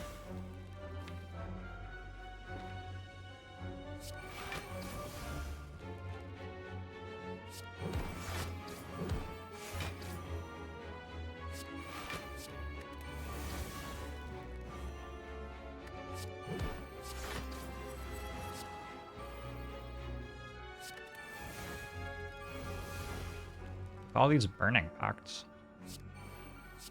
Get rid of that.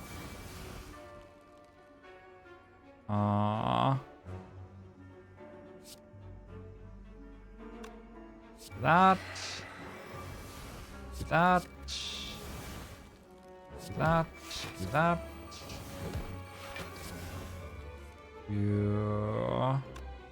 This and this. We did it. Unceasing Top did something. Oh my god, it drew like one card and then it's already dead. You know what? It tried its hardest.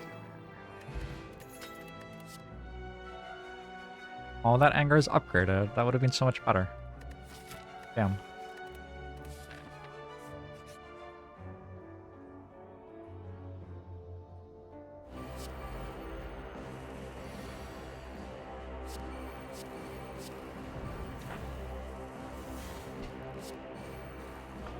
Perpetuating future anger is good. Interesting. Kind of unreal that this just works turn 1. But I mean, I guess it is what it is.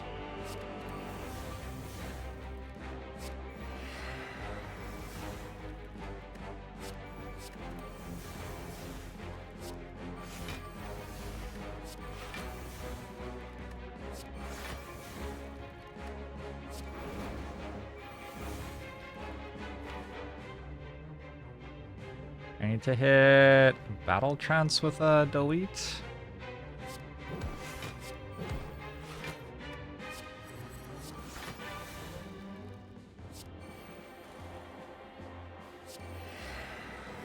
Ascension 9's very forgiving looking. I think this run would look exactly the same on Ascension 20. Like, actually, literally exactly the same.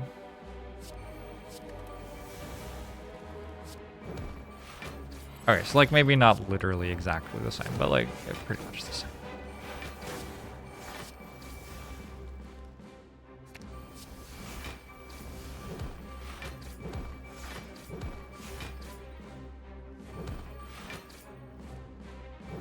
Cards drawn 5.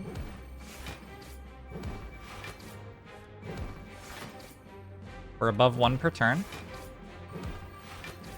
Go Unceasing Top. Go!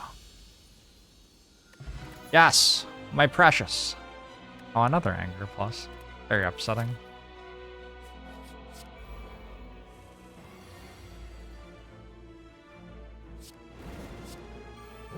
What does a new level of Ascension add to the game? When you're playing, you can mouse over them to see. This is what the first 9 do. You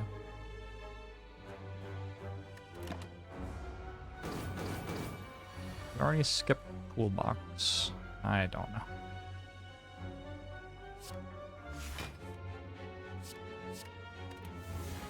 Do we need Toolbox for some reason? Why do we care about Toolbox here?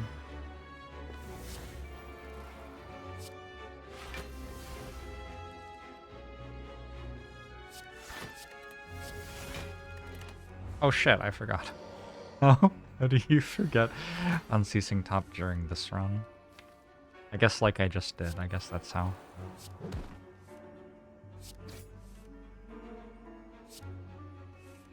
You've been missing Ascender's Bane? It'll be back soon.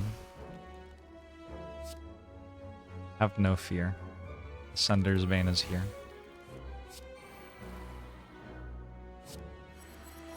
I pick Dead Branch here. I'm pretty sure having infinite of everything is better than having lots of everything. So no, I would not.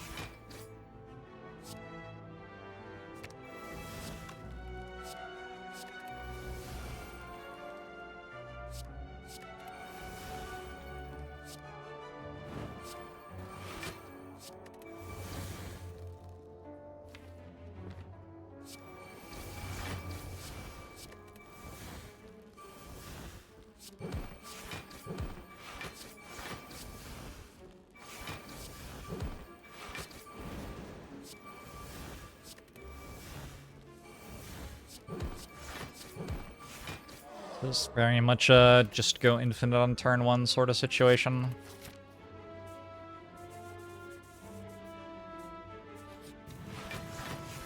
The illusion of choice.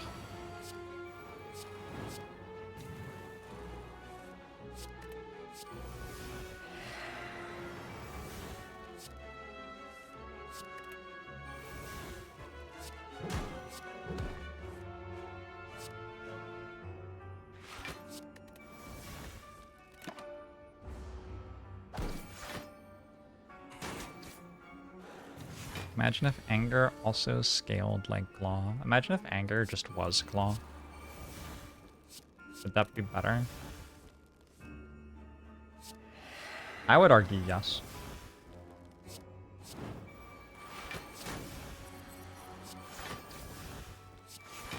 Deck would be absurd if anger with claw. Unlike now, which is this deck is clearly not absurd at all right now.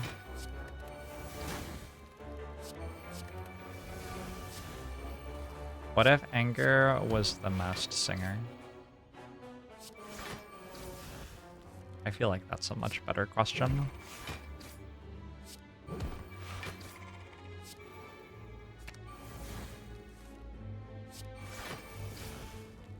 How's it going, Blue Milker? Hi.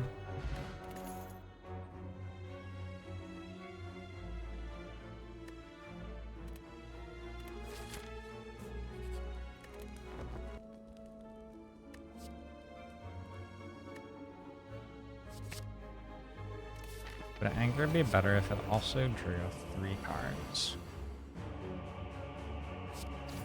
Sounds okay.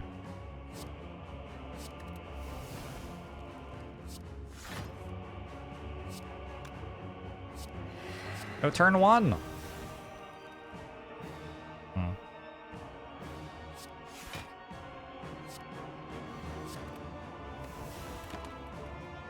Probably turn 2 we killed out. I've been adding cards that aren't Dark Embrace to the deck.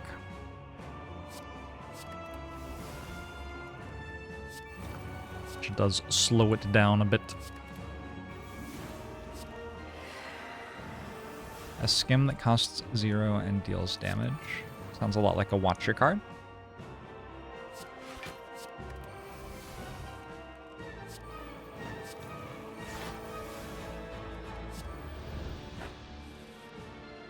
I'm enjoying how I have exactly 1 offering, so I'm not wasting any of my regen.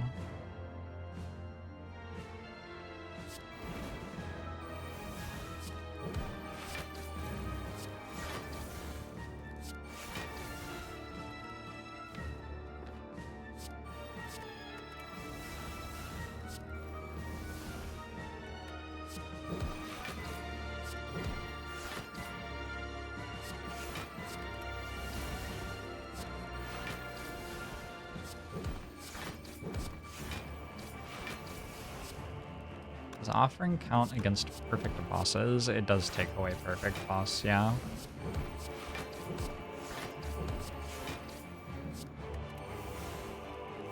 Ooh, dropkick doesn't work.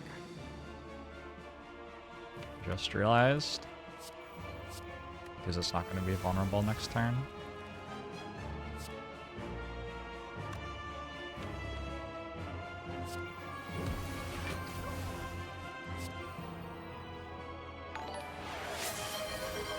Logmar! It's $1 donation to support Free2Luv. Alright.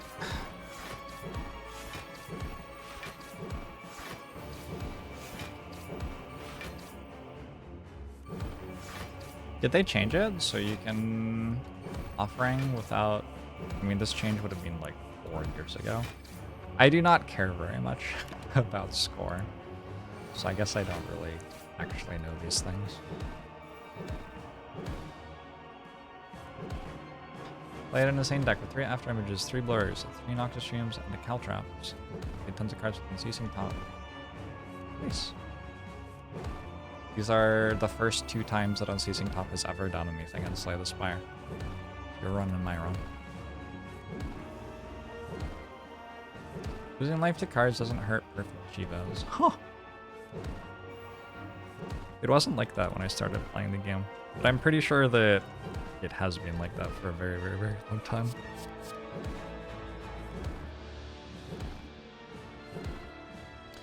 This is pretty close to how the most ludicrously awful kill in Slay the Spire is.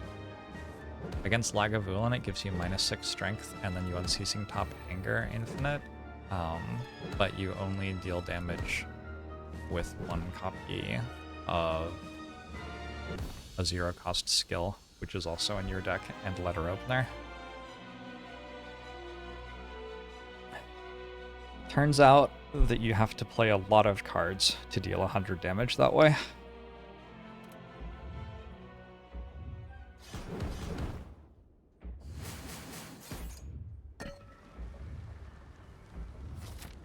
It used to Xander P. It might have changed.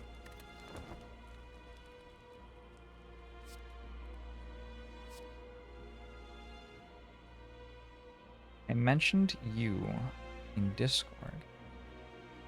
Did I mention everyone in Discord? I feel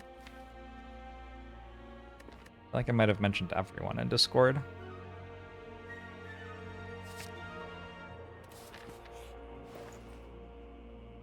It's a Feel No Pain. That's decent.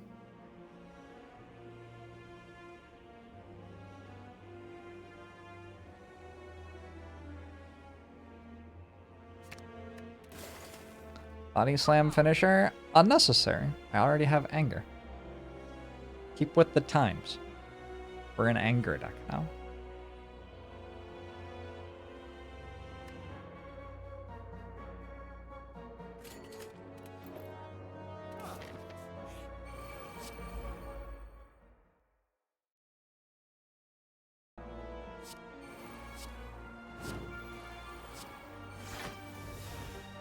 The email just says Jorbs mentioned you. Oh, okay. You got an email? Wow. Do I deserve that much power? I don't know if I deserve that much power.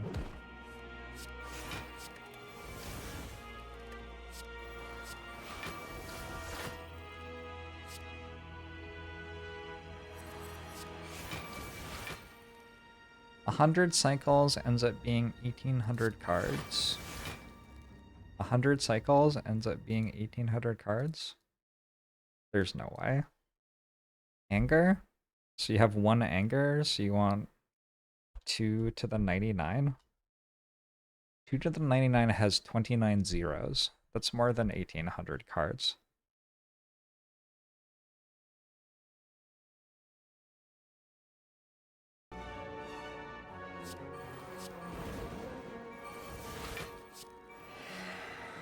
I should make an email list. I don't have to send any emails. You would just like to be on it.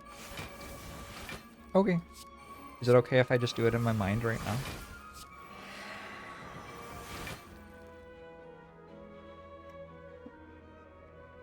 You know, emails.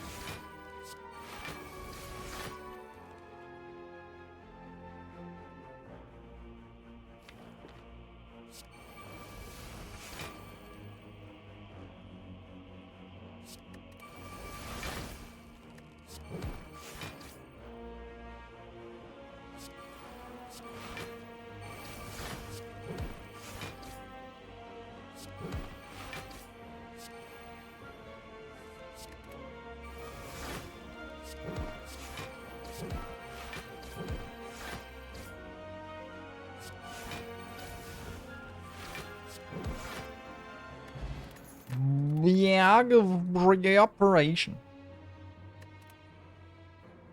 Seems okay.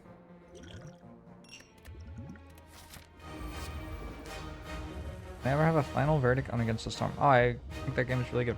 I felt that for a long time.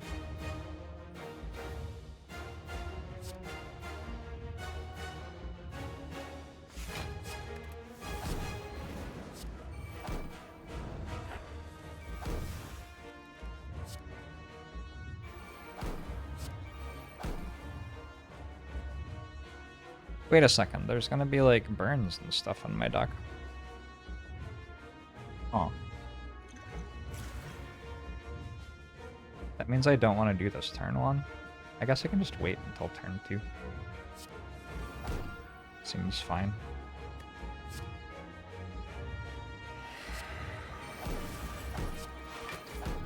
Wonder if I will actually need to play a Burning Pact or True Grit before I play Corruption. Probably can. Yeah, there you go. Also, I draw cards. from Runic Cube, which I have had this entire time for some reason.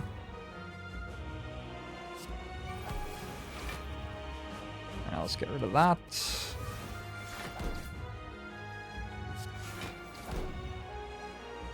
Sure. There should be a card called Fear that adds an anger to your deck. It sounds a lot like anger.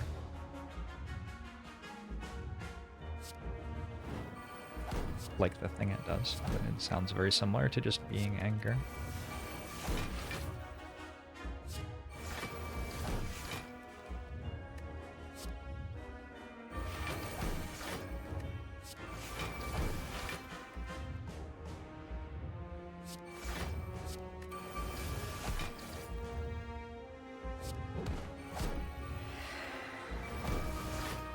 I should have played this before I played attacks, probably.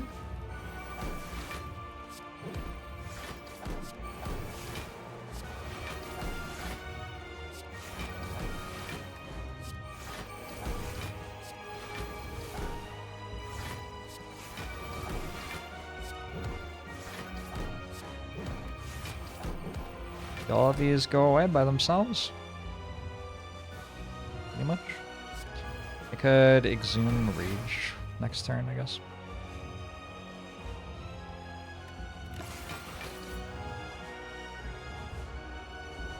But 1,000 pressure points and had 1,000 cards being drawn from Simmering Fury. That was so much clicking. Does sound like a lot of clicking. Wait, 1,000 mark or 1,000 pressure points?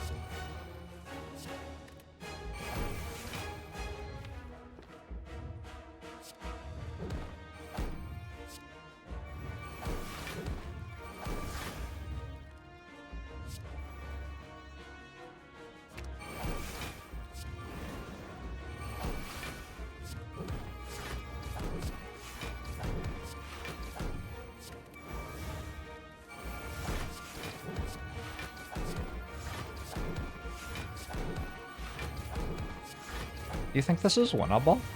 I don't know. I have thorns as well, huh? Maybe winnable. That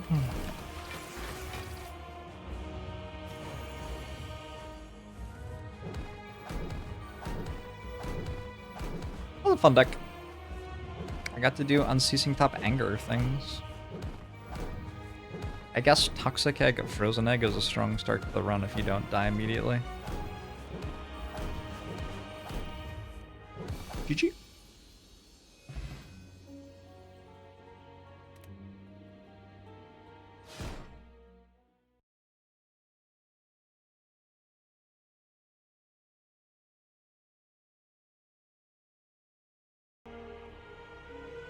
Ooh, Ascender's Bane is back!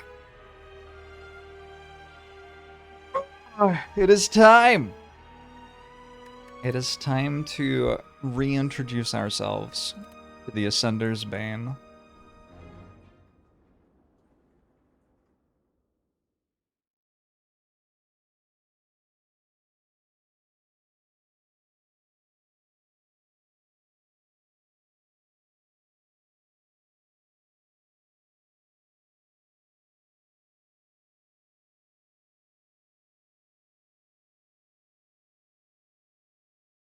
But I consider Ascender's Bane a friend. Ascender's Bane is more like a habitual chore. Like taking the trash out. Is it Friday? Motherfucker. We forgot to take the trash out 2 weeks in a row. Ah! Slowly, my house is just overwhelmed by bags of trash. It's not actually bad at all.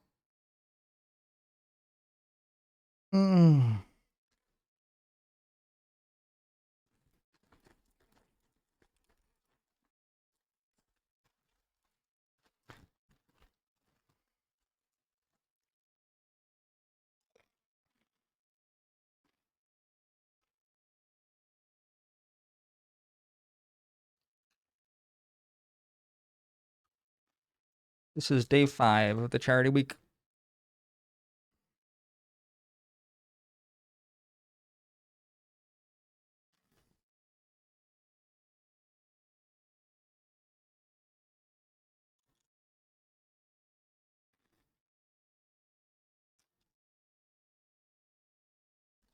I think Free2Luv is winning the charity week. Or maybe Twitch chat. I don't know. Maybe me. I'm having a pretty good time too.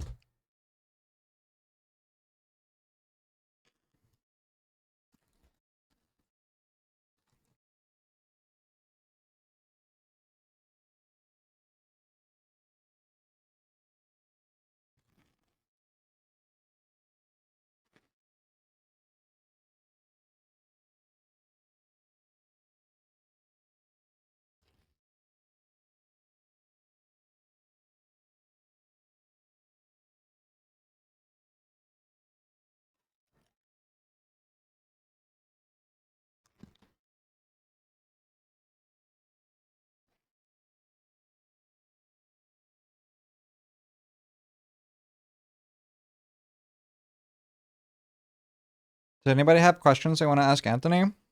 You gotta get them ready.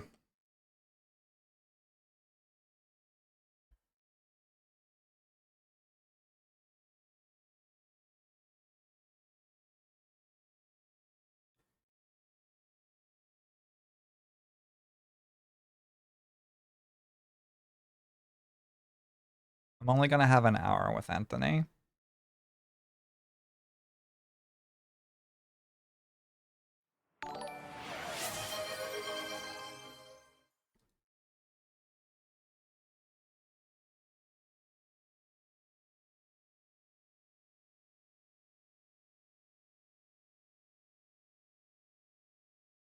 DKV, thanks for $5 donation to Free2Luv. Who is Anthony?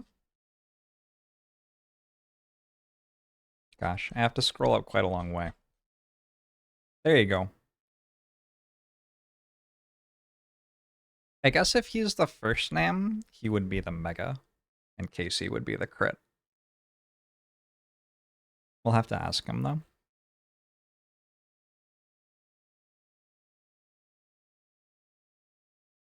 We are up to the Spanish localization. I checked.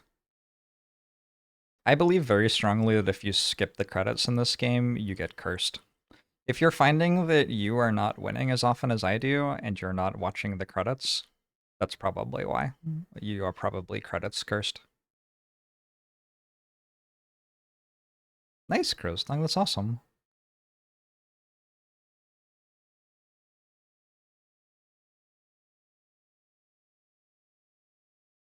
I mean, you can just keep losing, it's fine. Like, it doesn't have to be about winning. If you don't enjoy watching the credits, then just, like, tank the curse and lose twice as many runs. I think that's fine.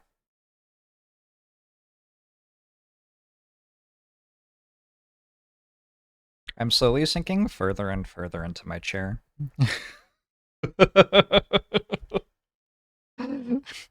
Just... I'm doing the Homer Simpson walks into the bush meme, but with my chair.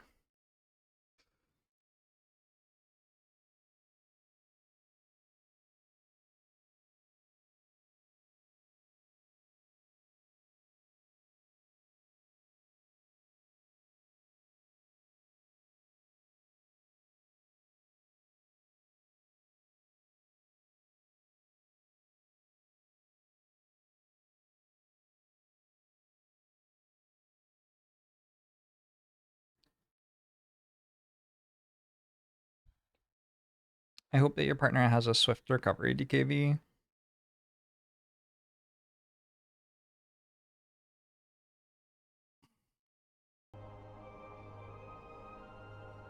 Hey, dig zip him.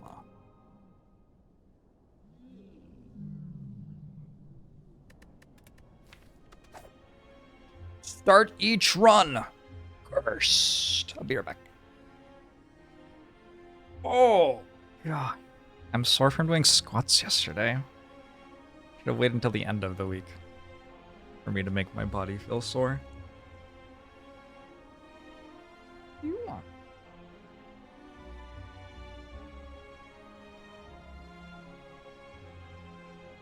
What do you want? Hmm? I don't...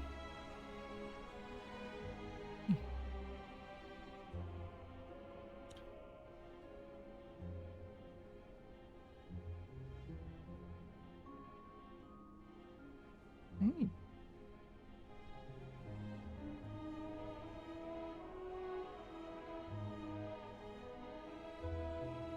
What a handsome boy. What a handsome boy.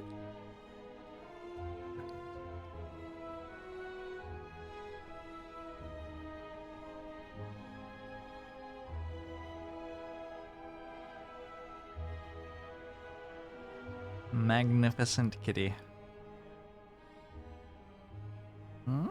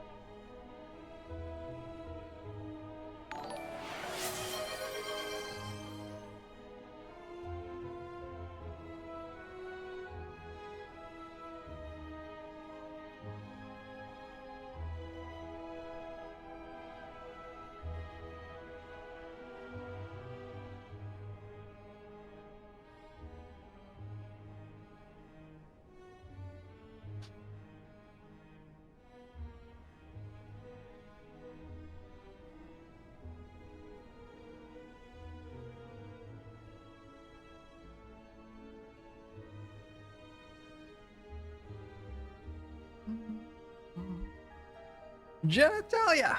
Thanks for the $50 donation to support Free2Luv. I appreciate it.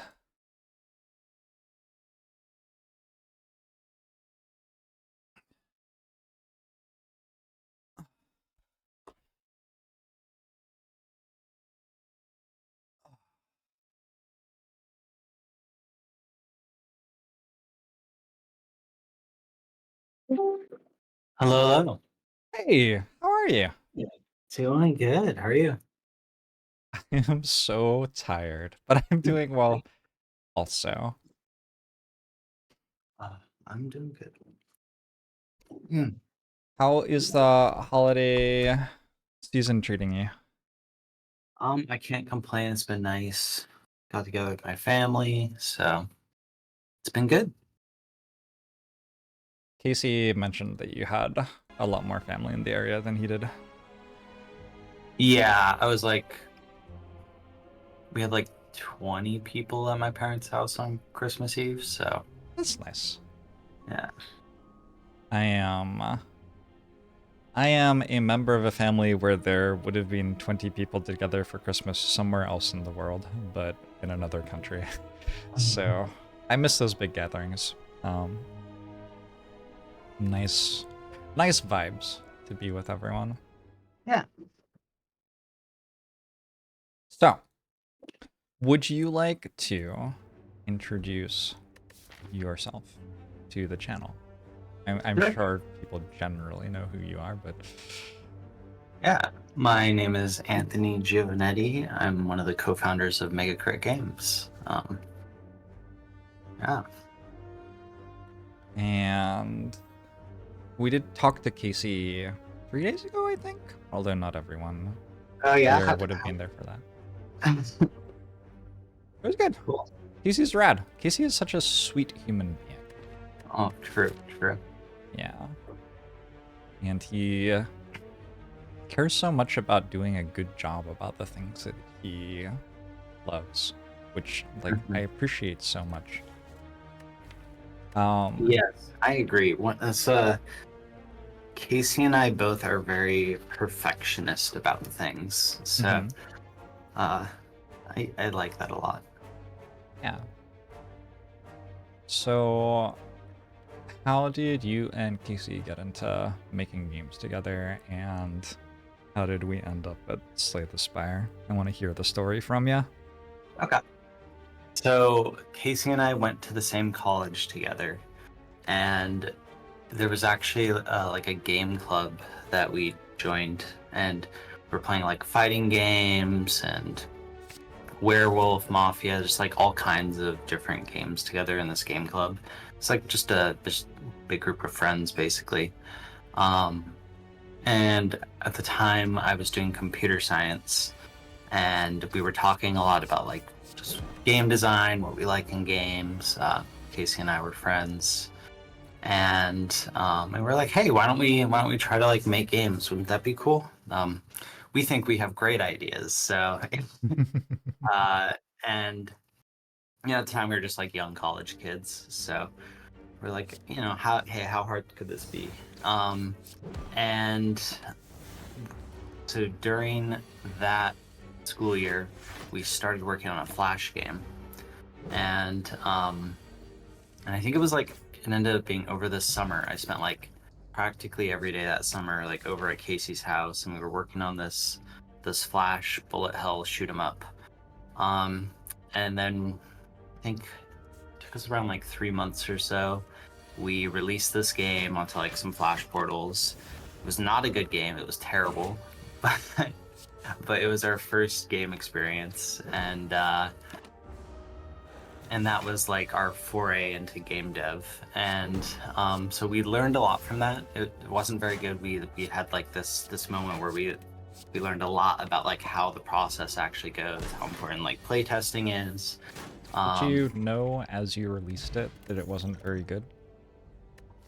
Or is that hindsight? Necessarily. So, this is like, I want to say, this was like 15 years ago, so I don't exactly remember my mental state, but I don't think it was that clear to me, It was like the whole framework that I have for thinking about games now is so different than it was back then, where it was kind of like more, I don't want to say, more naive, not in like a bad sense, but just, it was more kind of like innocent, just like these, I like some things, these are probably good. It wasn't like very rigorous. I didn't have like kind of deep thinking about games or anything like that. So it was, we thought it was decent, but it was just like way too incredibly complex. There was like, every idea was in there. We had like, so there was a shoot 'em up game called Ikaruga, which is it's a challenging bullet hell game where you could like change your shield colors, and depending on the color of your shield, projectiles of that color would be absorbed into it. And in that game there's just 2 colors. In our game we had 3. We also had like RPG mechanics. You could like level up. There was like a shop that you could spend money in to buy upgrades.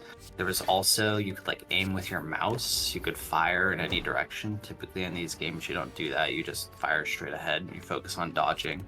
So we had all these different things. It was like just this huge mess. We didn't really, one of the things you really learn as you like get more into game design is the importance of like elegance and just like cutting things.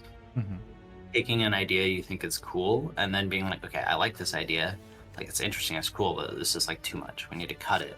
You gotta cull it and actually like just get to the kind of the essence of the good stuff.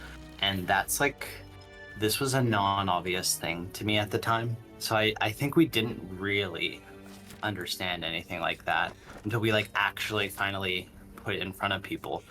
And we had a lot of these two different reactions where we had I think the majority of people who are like, man, this is way too much, like I can't handle this. But then occasionally you get some people who are like, oh my god, there's like so much depth here, I love this game, this is like my favorite Flash game. And like you know, people who are like super hardcore into it. So it was really interesting, but like for most people it just fell off. It was like way too much. So and we did like 1 day of playtesting, and that was kind of it, because we were just on one day we had some of our college friends play it, and that's just like not enough. Like so this was a good first lesson in that.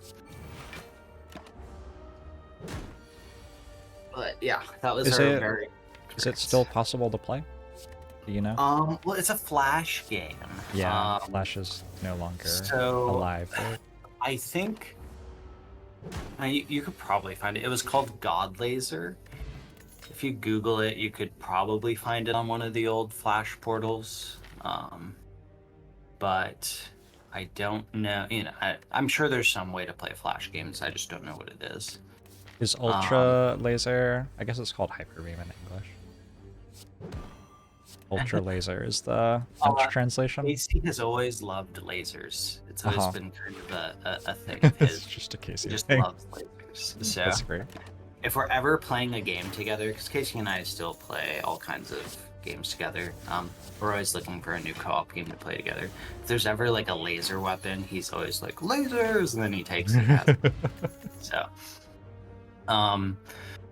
but yeah, so that was our first game, and then undeterred, really, we did a second game where we made an iPhone game, just a simple little infinite runner, because we were like, oh, let's like experiment with making something on the iPhone. This was pretty early into the App Store. There weren't like a ton of games in the App Store yet, or at least it was a much like smaller market, and this game also wasn't particularly good or anything. We were just like experimenting. But at the time, I thought it was pretty painful to actually develop a game on the iPhone, or at least I wasn't very good at it. So it was kind of just like a painful coding experience. I wasn't really digging it. We made this game. We released it into the App Store. It was like a fine little infinite runner game, nothing special. And then we were like, okay. We started to work on a third game, but we never finished that one. It was going to be a rhythm game. It's like a musical kind of game, and Sure. that one was a lot of work. And then partway through that, we stopped. Actually, like, you know, got degrees and went off into the business world and worked like software jobs. So. And then it wasn't until a few years later, because Casey and I kind of grew more separate during this period when we were just working at software companies, that we re-met with each other, started hanging out again, and we were like, hey, why don't we try this game design thing again and like actually take it more seriously. We like actually have experience working in software, working in the real world now, kind of understand things a little bit more than like the hobbyist level that we were at, and that was when we started working on Slay the Spire. Do you like card games? I love card games, yes. Okay. So that's always been kind of the joke, is Casey doesn't like card games very much, but I grew up playing Magic. So when I was a little kid, my first experience with Magic was I was walking in a mall with my grandfather. He was like walking my brother and I in the mall. And we were like super little kids. And at the time, Wizards of the Coast had like physical locations that they would actually like, you know, run tournaments. Was it the Crossroads Mall? No, this was the Northgate Mall. Okay. I used to go to the Crossroads location before it shut. Oh, nice. I actually, you know, I miss that Wizards had those locations, because they were like super cool, especially to like young Anthony. But anyway, my grandfather took us in, and I saw like a pack of Magic cards. I think it was a pre-constructed deck. I think it was for one of the Urza's block sets, and like I just wanted it, so I kind of begged for it, and then my grandfather bought it for me. And I had no idea how to play the game or anything. I just remember like looking at the art, looking at the cards, trying to figure out like what they would do. Like, in fact, I actually have this interesting memory where I'm like looking through all of the cards in the deck, right? And I'm like, I'm looking at it was a card called Cloud of Fairies, which I don't know if you know Magic very much. It's like a... I have played so much Magic in my life. Yeah, okay. You know, it's like one colorless, one blue. This little flyer comes into play and untaps 2 lands. It's actually a very strong card. And I remember looking at this card and I'm like, 1/1. I'm looking, I'm like, okay, I think this is how strong the creatures are. I don't know why you would ever play this card. It's so tiny, you know? That's just like, you know, this was my initial understanding of Magic, just like trying to figure out the rules. But anyway, that was like the initial drip into card games, and then I got super into them, you know, played them ever since, played all kinds of different games. During college, I also was working at a board game card game store, and I was running that while going to college, and I was playing a lot of deck builders like Dominion, Ascension. I was teaching those games to a lot of people. And yeah, so I've always been super into card games, always been strongly opinionated on them. You know, I'm the kind of person who has strong opinions on like, oh, this could be balanced better if they tweak this. And I've always thought about games in that way. So yeah. I think I'm about to lose an Ascension 10 silent run. I've been leveling up a new account, and the game's actually... Slay the Spire holds together so much better than other games like it that I have played. Like, every difficulty remains interesting, even as like your ability to play at that difficulty changes. The decisions just, I don't know. They keep staying interesting. Casey mentioned that he thought that you kind of missed with the potions mechanic, and like at Ascension 20, when you're really trying to leverage stuff, the potions mechanic actually like comes into its own and feels really interesting. So there are like things I appreciate at lower difficulty, which I'm not thinking about as much at high difficulty, and then there are things I appreciate at high difficulty that I'm not thinking about as much at low difficulty. It's a pretty good game. I'm sure you already know this. Yeah. I am curious what you are happy about this year. What were the good things that happened this year in your gaming and your online community and at Megacrit, if you want to talk about Megacrit? I don't know if you wanted to talk about Megacrit or not. Sure. Yeah, I don't know how much I'll talk about Megacrit, but it's been a good year gaming wise for me. In particular, I've been playing more like games in person with old friends. So been kind of reaching out and reconnecting with people that I played with more in the past. But then, you know, as you get busy and, you know, just like always working and adulting, it's easy. Like the dynamic of doing things like sitting down and playing like a tabletop RPG with people or stuff is so much harder as an adult than it was when I was in like college, and I could just effortlessly like do weekly stuff with no commitments and it would be fine. So I think I told you about this recently, but I've been playing this little skirmish mini war game with friends called Malagast. It's made something newish, made by the guy who makes the Kill 6 Billion Demons webcomic, and I've been having fun with that. And then I've just been playing like random games with friends on Discord a lot. So I've been having a good gaming year, I think. Been trying to do more things like that ever since when we were working on Slay the Spire. I like didn't play many games because it was just like wake up, work, go to bed. And it's nice to like, you know, kind of have that free time back. Not you know, we're working on our next game, which I can't say anything about, but we're not the the work-life balance ratio is a lot better now. Yeah, that seems healthy. You are now, you did the like crunch out a game, work super hard, this is your passion, this is everything kind of game, and now you get to like try to have a work-life balance maybe?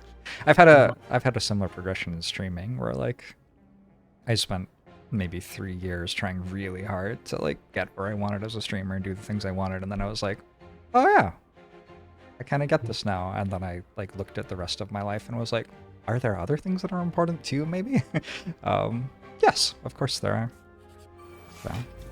Yes, it's interesting. I sometimes when I'm telling people about this, I describe it as like, you know, especially at the time I had this like hunger, right? It was just like, okay, I just have to work on it. And at this point, I feel like I've calmed down more. I'm more like, okay, I need to not just always be burning the midnight oil and kind of like destroying my body to do things. Like it's very important to be more balanced. Now we'll see. Maybe I'll slip back into the mode where I'm overworking. You know, once we get close to an actual release or something. But at least right now, I'm very intentionally trying not to do that, and that's why we've I don't know if Casey knows, but you know, we've like expanded our studio a little bit, like hired some other people. So yeah, I think we will hopefully do a better job of this. So and we're pretty adamant about making sure that our like employees don't work more than 40 hours a week. So Good. Don't want to inflict on other people what I did to myself, you know? Yeah. Yeah, it's different when you have other people as well to be thinking about. I have a few employees of sorts. I mean, I have like one for real employee, and then I have people who help me with other things. And I am so much kinder to people who work for me than I am to myself, which is... I should think about it in those terms more than I do, probably.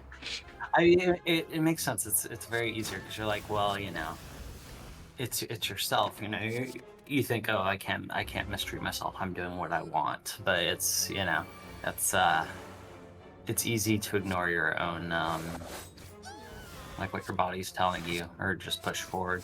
And sometimes that's fine. You know, I think sometimes that, you know, it is good to make that trade-off, but it's easy to go overboard, or at least depending on your personality type. You know, I know for me, and I suspect for you, it can be easy to overwork. So there's so much to do, and also I have a job I enjoy a lot, so there's that part of it too. Yeah, that's a really big thing. Is like actually enjoying what you're doing and the results of it, and being able to look at, you know, like the thing that you're building and being like, yeah, you know, I did this. That's a very fulfilling thing, you know? Like you can look at this huge community you've built up and be like, this is pretty sweet. This is really cool. You know, you're not just like working on software for some company that's like exploiting people or something, you know? Yeah, the software company I worked at before doing Slay the Spire, like, worked on basically what I consider to be bloatware. So that was not a very fulfilling job. You know? How does a company end up working on bloatware? What's like the incentive that leads to that? Well, the incentive is, you know, the money that they get, but basically it's you work out agreements with like the cell phone carriers or whoever to just come pre-installed on the phone, because it's great for you because you have like an immediate, like, you know, kind of captive audience, and then your agreement gives them some cut of it, right? So And presumably they're investors who wanted to make that company. Yeah. Here's the thing. It was a company that like paid me well out of college for doing stuff, and I'm like, hey, I need a job. but it was pretty. Not only was it like not fulfilling work, but it was like very boring work, and it was the kind of thing where it's just like, you don't look forward to going into work, and then as a result, I was always daydreaming about game design. So that's when while I was working at that job, I had started up on an initial game design doc that I was just working on in my spare time, just coming up with ideas, and that was the initial doc for Slay the Spire. Cool. So something good came of it, at least. Yeah. I can definitely relate to the feeling of it being harder to put together gaming time with friends these days, which is maybe kind of surprising to some people because my job is to spend all of my time gaming. So it seems like there should be time. There's something to like... It's just hard to make free time somehow. Well, it kind of takes like effort to make free time, right? It's you have to like break out of usual patterns and kind of spend some executive functioning on it almost, if you're in a mode where you're just like always doing the default mode thing and you just kind of go about your day, do the usual and the usuals work or whatever. Actually, like breaking out of that does take effort and thought. So anything that takes effort and thought is like, yeah. The one game that I got really into this year that very much was like, no, I'm going to make the time to actually get through this was Baldur's Gate 3. Oh, nice. Other than Baldur's Gate 3, I haven't played many games that are like more than 2 hours long in a long time. But Baldur's Gate 3 was great. Are you a D&D person? I am, well, okay, I should say I am a role-playing game person. D&D's not my favorite GURPS? tabletop RPG. Are you a GURPS person? I like to play a lot of random indie stuff. Okay. Kind of similar to so when I'm playing games, I often just like, kind of like you said, I'll often play like a lot of 2 hours of stuff, or like not exactly 2 hours, but I'll try like a new game, I'll play it for a day, and then I don't even necessarily touch it again, or I try all kinds of different indie games. And similarly with tabletop RPGs, I'm always like looking for new rule sets, just trying out different things. I like a lot of like Blades in the Dark style systems, or Dungeon World style systems. But I'm often the DM a lot of the time, so yeah, which is probably, as a DM, I mean, you're kind of doing game design in a sense, so kind of makes sense. Makes a lot of sense. I'm often like tweaking things or adding little custom home rules because I'm like, this game would be better for XYZ reasons. So I really like DMing, but actually thinking of starting up a new game sometime soon. That's very exciting. Maybe I'll hit you up for that if you're interested at all. I would be very down.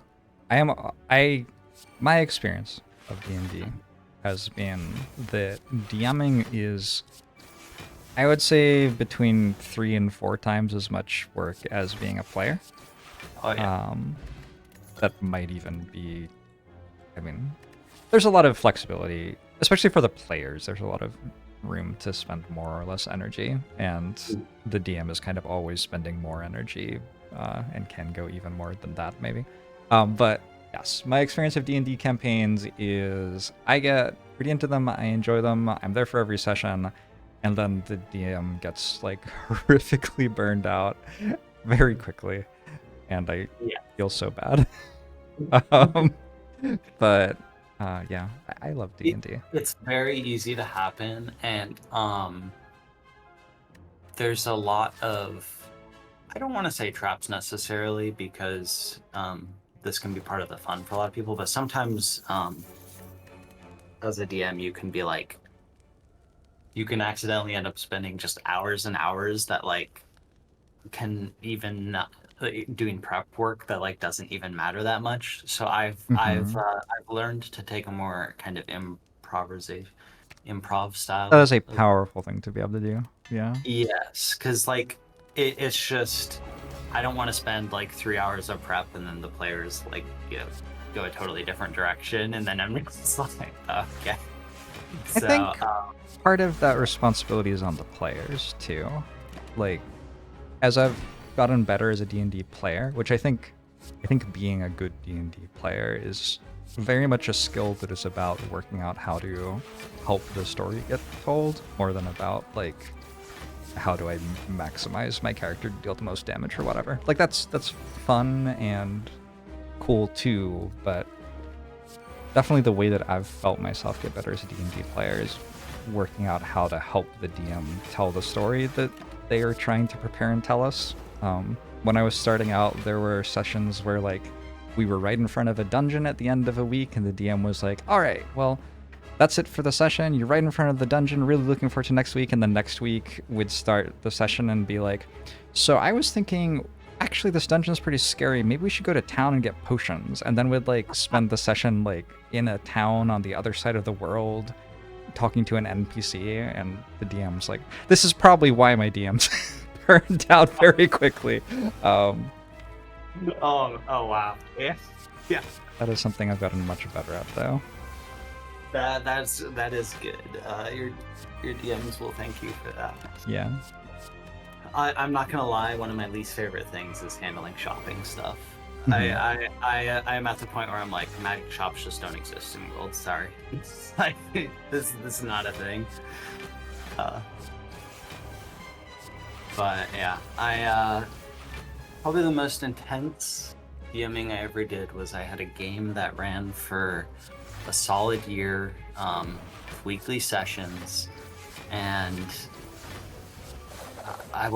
the thing that made it work is I said, if you're not there on the week, that's fine. We're going without you. Your character is in the plot hole, and you'll come back when you come back. But I'm gonna keep going, and I could do that in particular because this was the part that was madness. Is it was an 8-player game, so 8 players and then me. This was a Black Crusade game, so it was a 40k universe game. And let me tell you, DMing 8 players is insanity. It is so much work, but I made it work. And I had one player who literally attended every single session. And I don't know, that game, the players loved it, so it worked out, but it was kind of insane. Yeah. I don't think I've ever had a group of more than 6, and that was only for like a one-shot. My happy zone's like 3 or 4, depending on how talkative we are. I always feel like with 3, everyone gets lots of time in the spotlight, and with 4, it's like maybe one person has a quieter week. Yeah, which might be okay. I think 3 to 4 is perfect. That's like I'm at the point now where I'm like, I will never do anything like the 8-player game again because it was way too much. But yeah, now I'm like, okay, hard caps, hard limits. Part of what made it work is, so when I was doing this game, I was like working at the game store, so it was done at the game store, so people would show up there, and I would DM while I was working. So it was like, it was the kind of thing where it was a game that we ran at the store, so it was like a service. I've never done something like that, but there's like, that is something that you do at lots of game stores now, right? Isn't that relatively new? There's like kind of like plug and play campaigns that will run at a store every week, and if you're like, there are kind of global guidelines for what your character can be for the campaign, and then you show up and somebody's running it. Yeah, I think there's a lot of stuff like that now. This was kind of like a bespoke thing, but nowadays I think there is a lot of stuff where you're like, okay, there's this adventure module, and we'll run through it, and you go from like this level to this level, etc. To try to like streamline stuff. I haven't actually played in one of those though, but Neither have I. I don't know if I'd enjoy it. Maybe. So much of... Do you play like Magic the Gathering Commander at all? Are you familiar with the idea of Rule 0? Yeah. I have So I don't really play much Magic anymore, but I still do have like 10 commander decks. So Okay. yeah. But yes, I know about Rule Zero. Yeah. Yeah, so much of a D&D experience for me is agreeing on Rule Zero with people, and I would worry about that dropping in with strangers. Also, like, role-playing is a lot better with people you know and trust, because one of the most powerful things that you can do in roleplay is, like, kind of explore places that you wouldn't explore in real life. And I don't mean that in like a particularly raunchy or offensive way. Like, I have anxiety issues, for example, and something that I've done in D&D campaigns is play characters who like deal with mental health stuff and thought about like what's a logical way that a character would process this thing, what's a way that a character's messed up brain might lie to them about what's going on right now, and got into play around in a universe like that. And when I'm with friends who like understand that that's what I'm doing and what's going on and what my boundaries are around it, it's really cool. It's been an incredible part of healing for me. I could not do that with strangers. So Yeah, totally. I agree with that. I mean, there's a level of I guess comfort, right? That will allow you to just explore different things and get into different spots, and you're just not gonna have that comfort with like someone that you know with people you just don't know, and you don't know how they're gonna react to like maybe how you make jokes or just your level of humor or anything, you know. So true, yes. Making sure that people are on the same page with like how serious the campaign is. Do you want to be superheroes, or do you want to be like normal guys, or somewhere in between? There are all sorts of things to work out, and there's no right answer. It's very much just what does the group want.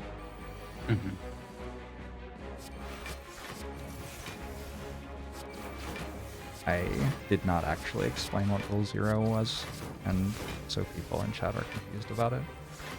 Rule Zero is such an important thing, I think, for any sort of gaming with other people. And there are so many communities where Rule Zero is kind of assumed.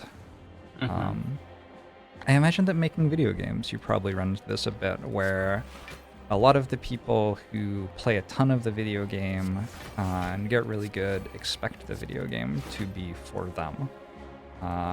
Whereas often the people who are actually developing the game, it's like, well, we have like a few million players and you are one of the top 0.01 percentile. And actually a lot of our decisions have to be about like everybody else, you know? yes, exactly. It's can be a tricky balancing act trying to, as a designer, trying to like figure out how to do that kind of stuff. Do you I don't want to ask you about like Slay the Spire in particular, but I wonder about other games which you've seen try to tackle that, and if you've seen any other games do something that you particularly admire or think is inspirational for that puzzle. Interesting. Oh man, that's a good question, and I don't have like an answer for it off the top of my head. I'd have to think.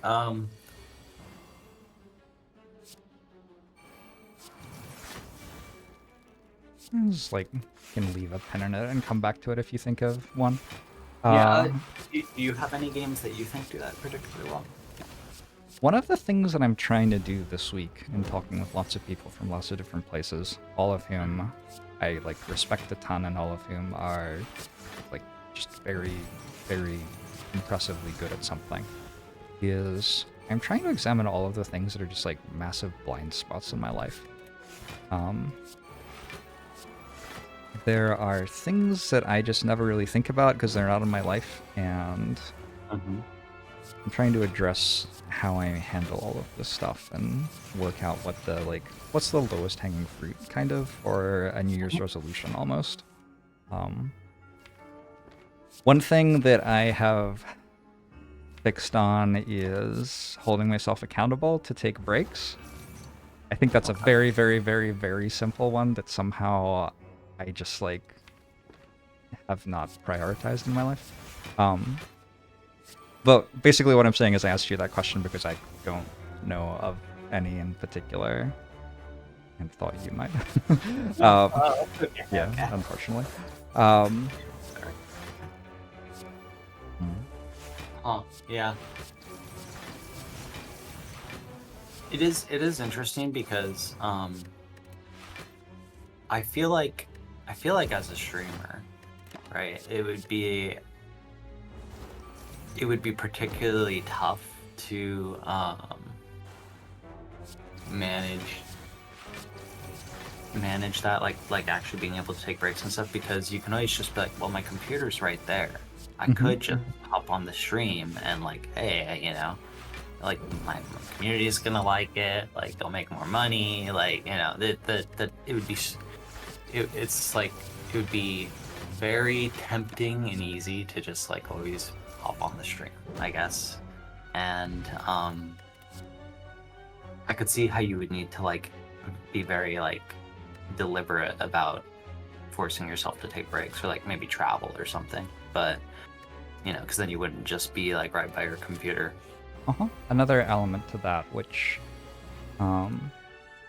people maybe don't think about that much, is that your phone is very much work as well. Yeah. Depending on what you have installed on it. And that's true for a lot of people. A lot of people have work on their phones, but work for me on my phone is something that people usually do for fun. Like opening Twitter or Instagram or whatever. For most people, that's like, oh, this will be a relaxing activity. And for me, it's like, that is where I do my job. So even when I'm not sitting next to my computer, that is definitely something that I'm thinking about. Have you thought about uninstalling the apps that enable that, or do you still think that like, hey, you know, and it's important that I have access to work on my phone? I am not on Instagram. I uninstalled Twitter for a while recently, and then installed it again not that long after. Because I found that it wasn't too bad. Okay. I get the difference between having it and not having it was not as large as I thought it was going to be. Basically, when I didn't have it, I just started playing chess on my phone instead, and it was like, this is not really any different. So, what I actually do to solve this for myself is when I am not on stream, I am very unplugged. I'm very binary with whether I am plugged into the internet or not. My phone doesn't ring. There are like 3 people in the world that can make my phone actually make a sound, and other than that, like, it won't even vibrate for anyone or any app. And it often isn't in the room with me. And yeah, I just try to completely get away from it that way, because I think if I have the phone in my hand, there's no real amount of engineering what the phone can and cannot do that's going to get me away. That makes sense. Yeah, I mean, I will admit that, like, I feel like my phone is basically an attachment to my body at this point. It's it's at the point where if and this is bad, I think, but you know, if I'm somewhere and for whatever reason my phone like isn't in my pocket or something, I will just have like that moment where I'm like, oh, and I like move my hands down to my pocket to like feel like, where's my phone, you know? And I'm just like the level of kind of assumed addiction there is very bad. So have you watched like The Social Network and all of these documentaries? I actually haven't watched The Social Network. You know, I've heard a lot about it, but I miss a lot of like big movies and documentaries and stuff. I don't watch that many movies. But... Is it The Social Network? I don't know if it's The Social Network.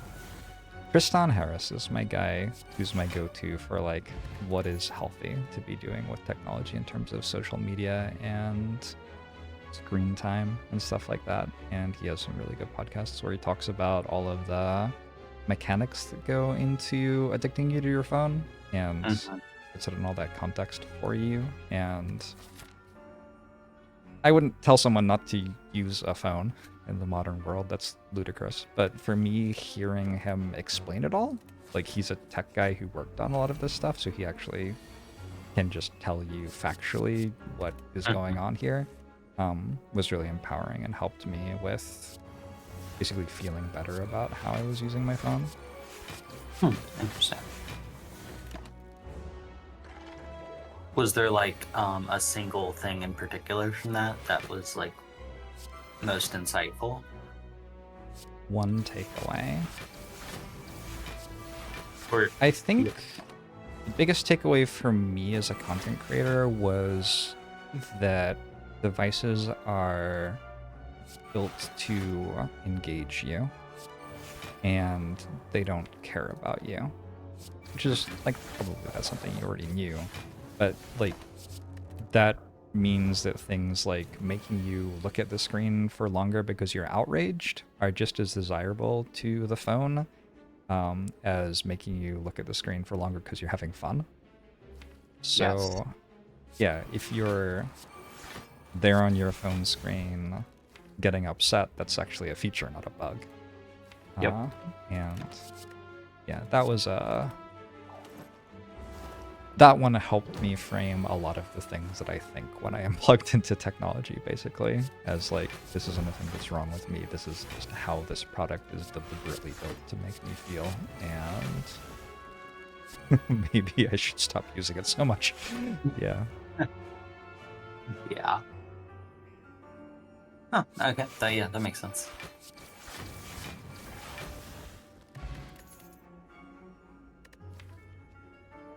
Can I ask you about Mahjong? Sure, go for it. Are you still very into Mahjong? Because I know you were. And I feel like is Mahjong getting even bigger in Seattle? So I do a board game day the first Sunday of every month, although in January will be the second Sunday of the month at Stupa Brewing in Capitol Hill. And there are always people playing Mahjong there. And they're really? just vibing. It's just like a vibe. I know that group, I think. Oh, cool. Because I'm in their they're local to me as well. They have like a Monday meetup that's local to me, and then I think they do the Sunday or whatever one. Okay. Sweet. Yeah. I think it is getting a little bigger, which is interesting. And I actually played Mahjong with Casey and his wife and one of my friends last week. Yeah. So because I have an auto table at home, so we play on that. But I'm kind of actually no, I'm not obsessed with it, but I play a lot and I quite enjoy it. And it's a very fun, high luck, high skill game. So like for me, it's like a much better poker, right? So is there betting involved in Mahjong? I'm sure there can be, but is it naturally built into the game? So it's really interesting. There's no betting, but when you win a hand, the hands can be worth a variable amount. Like there are hands that are worth very, very little, and there are hands that are worth a ton. And like traditionally, when it was like a gambling game, your points would be money. There would be some exchange rate of points to money or whatever, right? And you can actually go into the negative. So what would make it like a particularly potentially insidious game in like a Yakuza setting or something is like, if you go deep into the negative, you you still have to pay out your negative value. So you'd sit down with some amount of money, and then if you go negative, then you have to pay out whatever you went negative into. Mm-hmm. But we just play for points, so it's but there's no betting. But basically how it works is there's like you can think of it as like a risk reward kind of thing. So the hands that are worth a lot are harder to pull off than the cheap hands that are worth very little. So you can go for like hand efficiency and try to go out really fast, but you want to balance that with going for hands that are actually worth like reasonable amounts of points and stuff. So Have you tried Marvel Snap? I have, yes. I played a little bit of Marvel Snap, yeah. Is there a little bit of that in Marvel Snap with like the snap mechanic? And I was talking to someone about it a couple of nights ago for the first time. I have not played it yet, but I am being reminded of that conversation where you can like, because you can concede on turn 1 and lose less basically in that game, yeah?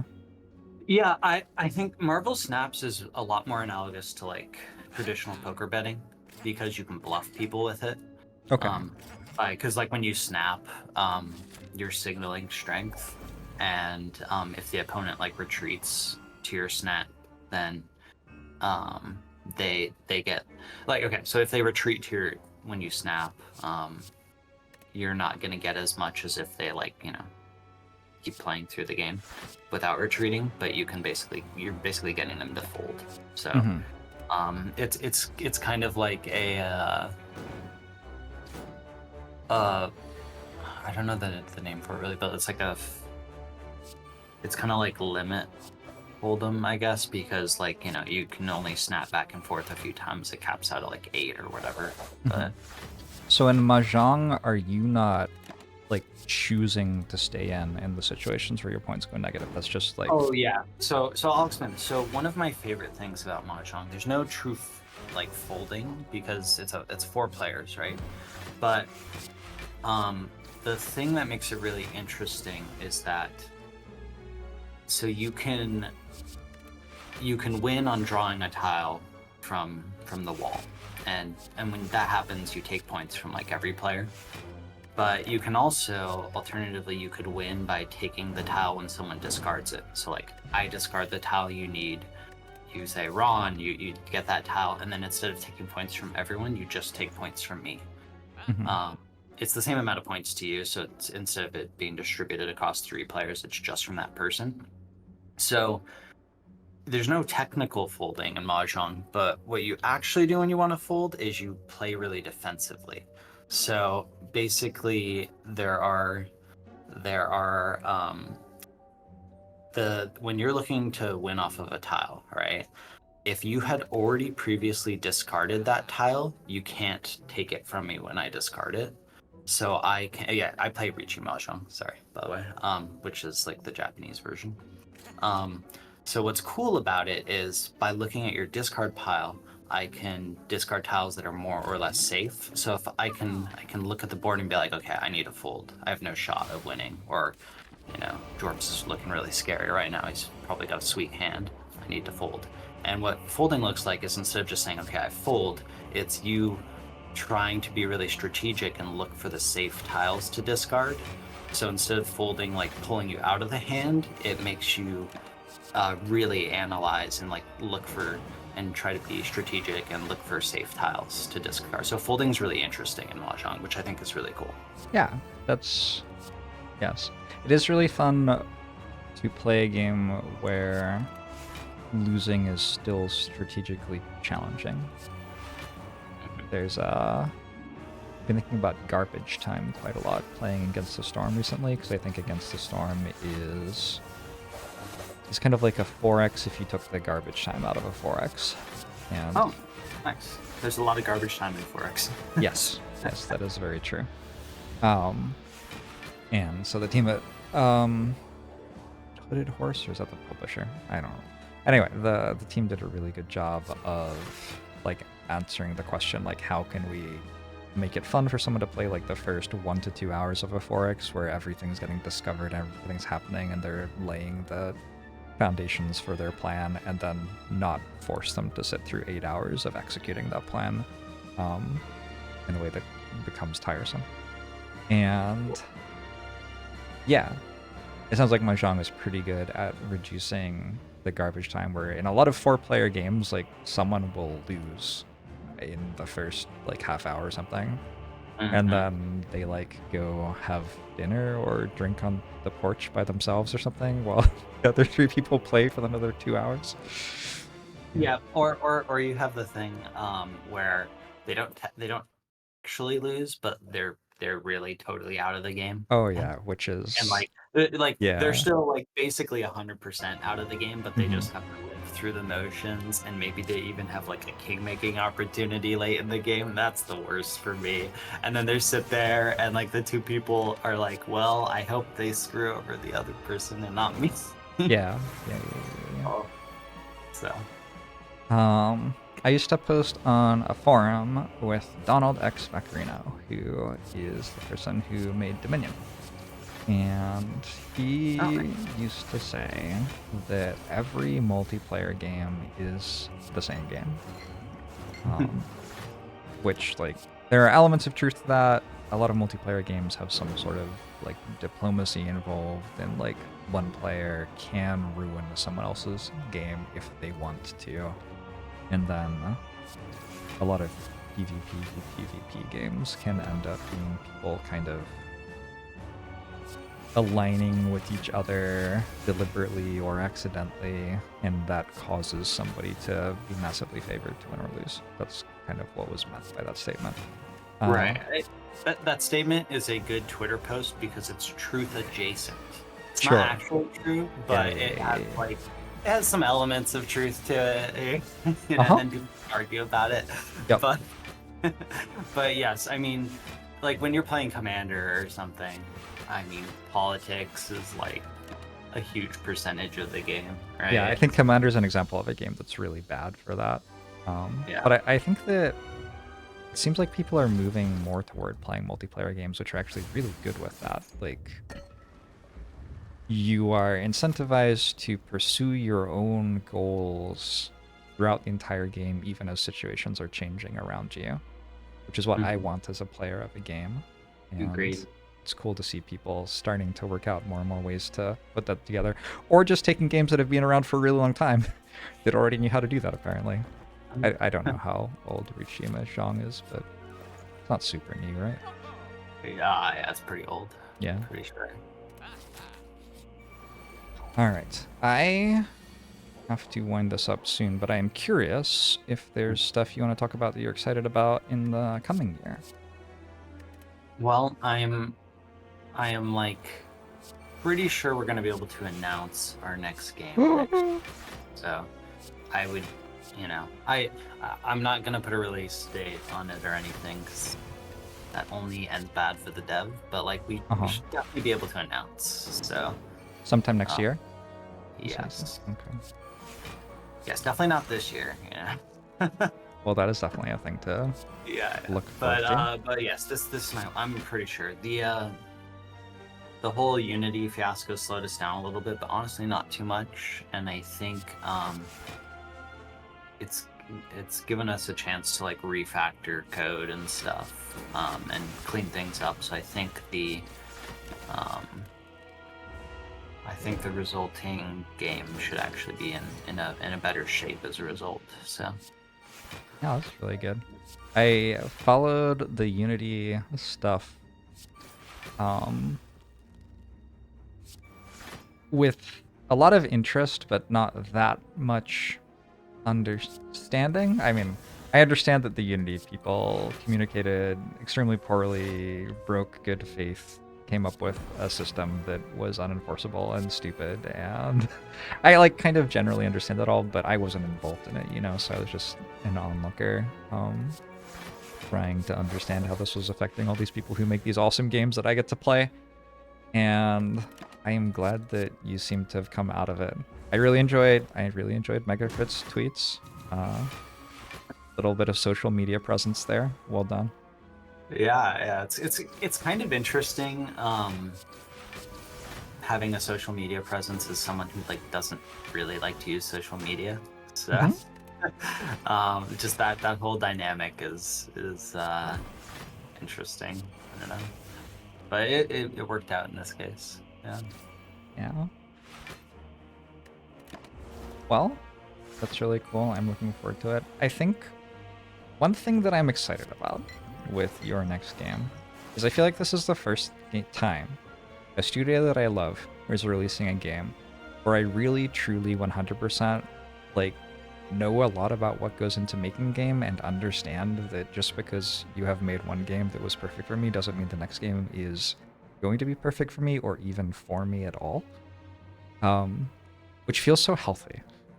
It is one way that I have improved as a human being and as a like consumer of games is like when Into the Breach came out, I played it for 40 to 50 hours and really enjoyed it, and then I was like somehow disappointed that I wasn't playing it for 1,000 hours because I'd played FTL for 1,000 hours, and that's like That's so ludicrously unreasonable. Fascinating. I have grown as a person since then. Yeah. I'm interested. Do you know like when you felt disappointed about it? Was it like just like kind of a gut thing, or did you have reasons for it? Did you think, or I'm just wondering like what internally that looked like, if you can. Sure. I think it was a formative moment in me moving on from these feelings, because Into the Breach was such a pleasant game to play. I really enjoyed my 40 to 50 hours of Into the Breach. Nothing about it like upset me or frustrated me really, but I just got to the end of it for me. Like, I just had played it to a point where I was like, okay, that's how much fun I'm going to have with this game, and now I'm going to move on, which is the natural state for me with almost every game I ever play. It is very, I mean, there is no other game. I'm almost at 9,000 hours of Slay the Spire on Steam. There is no other game I have played this much. But like, I don't know, somehow in the context of streaming, you sometimes will get in your head that there are some games which are meant to be played forever, and there are some games that are meant to be played for like 10 to 20 hours. And it was hard for me to have in my head that, like, this is a game where it does have some replayability, and I can get invested in it and want to learn it and keep playing it for a while, but then I'm going to be done. And that's okay. Because I hadn't actually had many games like that. Into the Breach was one of the first where I played it for, like, quite a long time, but then I, like, really was done after that. So I think that was what the feeling was for me with that one. That's really cool. I like that introspection. Yeah. Does Fortnite the Spire have a release date yet? Would you do a collaboration with Fortnite? Lego is in there now. And Guitar Hero is in Fortnite now. Wait, really? Guitar Hero is really in Fortnite now. They bought the license for that game so that they could put it into Fortnite, and that is where you play Guitar Hero now if you want to play Guitar Hero. That's a lot. If Fortnite wants to put Slay the Spire characters in Fortnite, they should hit me up. I am sure a lot of people at whatever company makes Fortnite just lost their minds. Lucky them. Rocket League's in there too. Oh man. Is it really? I didn't know about that one. Fascinating. Yeah. That game got so big that it stopped being itself. Have you considered putting Guitar Hero and Slay the Spire, I guess? You could become a competitor instead of an abettor. I can't say I have, but I kind of suspect there's like a mod that does it or something similar. There are a lot of really sweet mods for this game. Yeah. I have to say, I do love, I don't play Slay the Spire for fun, obviously, very much, and like I get all because, my relationship with it, but when I do, it's because I'm playing a mod. Like I do like to every now and then check out the mods. Have you played Downfall? Oh yeah, played Downfall, which because we approved the thing where like they can have. Oh yeah, they're in the Steam store. Mm-hmm. But I like it. It's really cool to see like that level of engagement with our game. Just I was talking to another game designer recently, and it was interesting because he was telling me that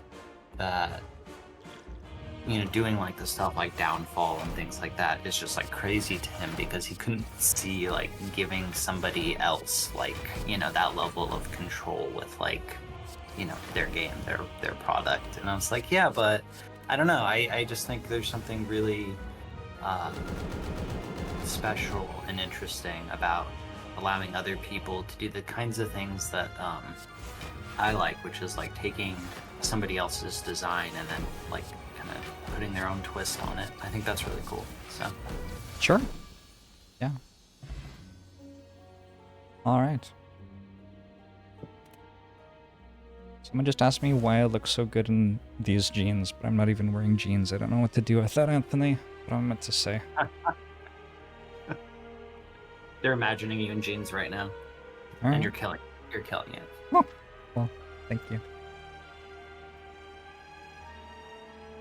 Yeah, I have enjoyed a few mods for Slay the Spire, and I'm currently running 7 that are not even changing my gameplay experience, so they're just like letting my Twitch chat mouse over relics on the screen while they're watching, and telling more stuff about my runs and my run history when I go to my run history and stuff like that. So it's not even like the ability for people to mod the game has made a game which already had an incredible user experience able to continue improving its user experience past the stage of active development, which is pretty incredible. Yeah. All right. Well, thank you for coming on. I am very excited. This has been fun, and it's cool to support a good cause. Yeah. And I am sure we will chat again soon. Thank you, Anthony. Yes. That has been fun. It's always good talking with you. Yeah. It was a great time.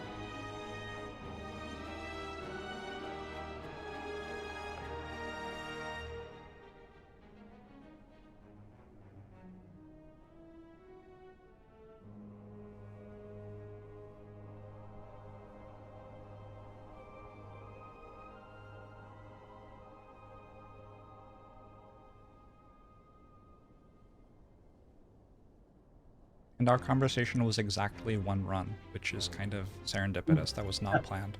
I did not plan to start a run when you arrived, and I did not plan for the run to last as long as our conversation. What a beautiful little content segment. Sometimes things just work out. Seriously.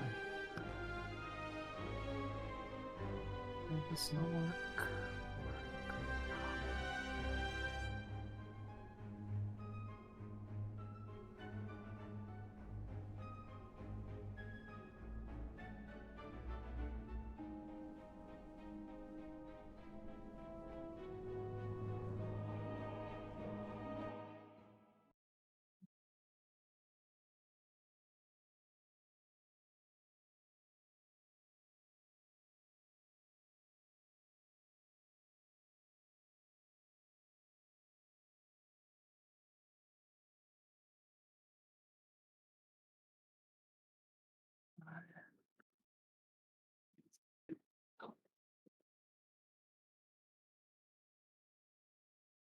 Char has sent me a photo of the food that she made. My first guess today was she is doing a make a dish from every country in the world journey, which is pretty incredible. And That's cool. I don't know what I'm looking at. I will put it on screen for you, chat, because I think chat is probably excited.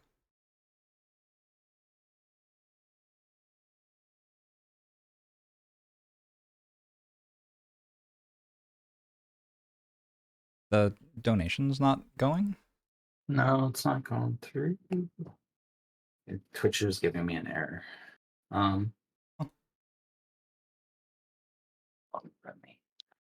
Has anybody else had issues with Twitch?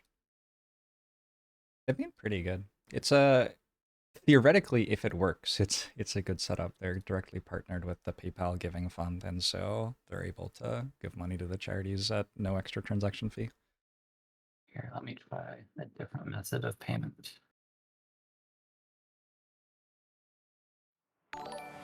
Hey, There we go. Now thank we're- you so much, Anthony.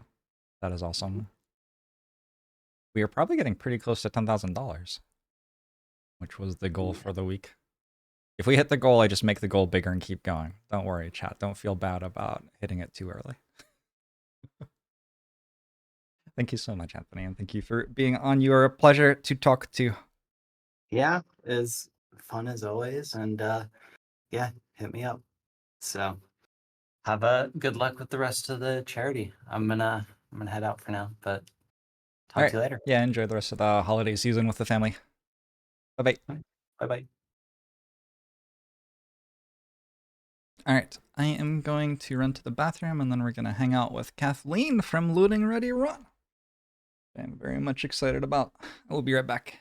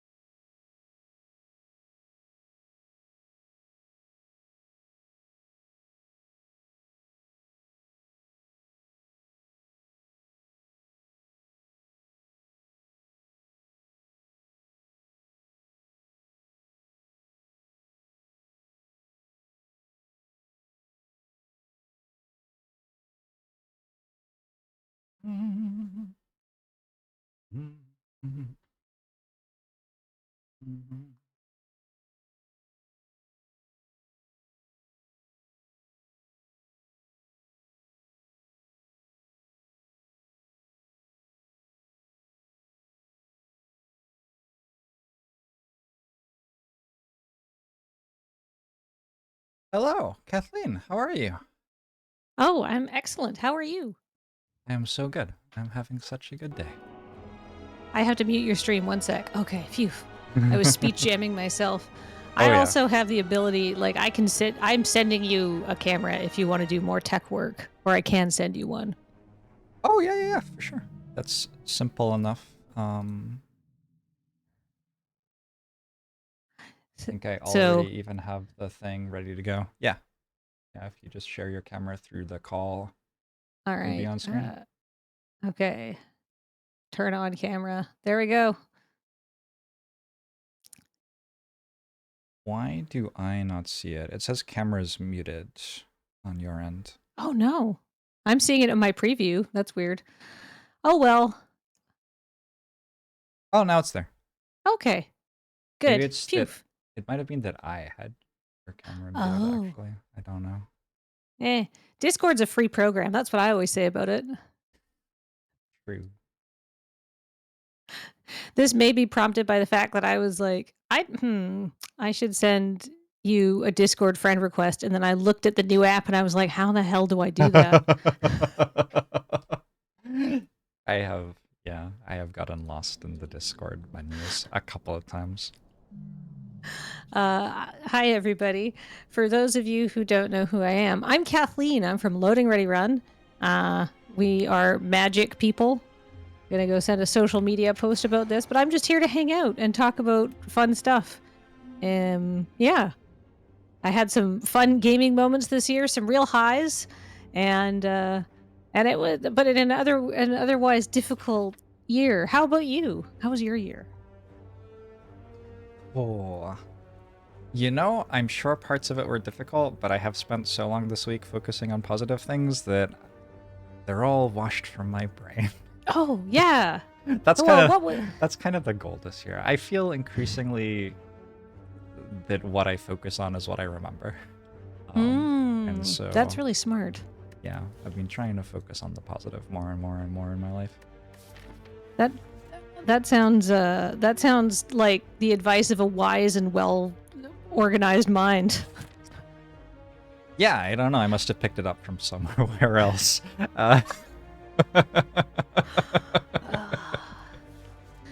My year in gaming, I think the highlight of my year in gaming was actually Brotato, which is not perhaps the one most people would think of, but I've put in 500 hours of Brotato this year. Do you know Brotato? I do not know Brotato. The idea of Brotato is you are a potato. You have 6 I love this. arms. Okay. You can hold a gun in all 6 of them. But you don't have to shoot the guns or anything. You just walk around kind of a square, and it's kind of arcadey. You have to survive for like 60 seconds.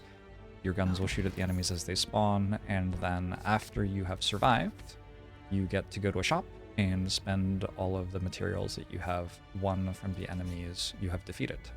Oh, and make better guns. And then you do it again. And it's a roguelike experience, so there are 20 waves.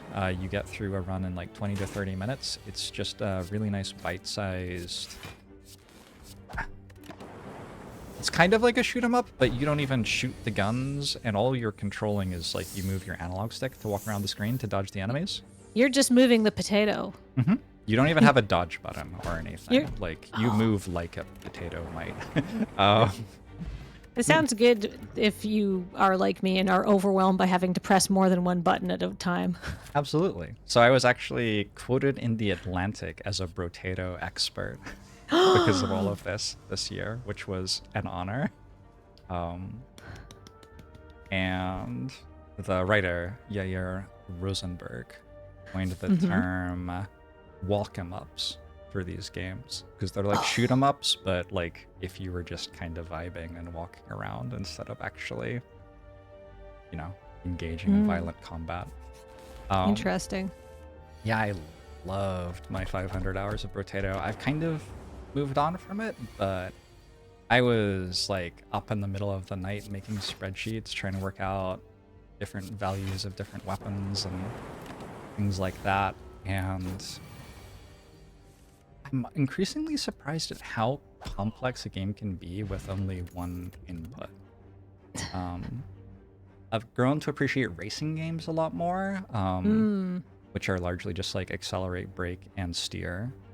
And then Brotato has just the analog stick moving around. I've actually gotten to a point where if a game has more than like 3 inputs, I look at it suspiciously. Like, why did you need all of these? Surely, with some more thought, we could have gotten this down to 2.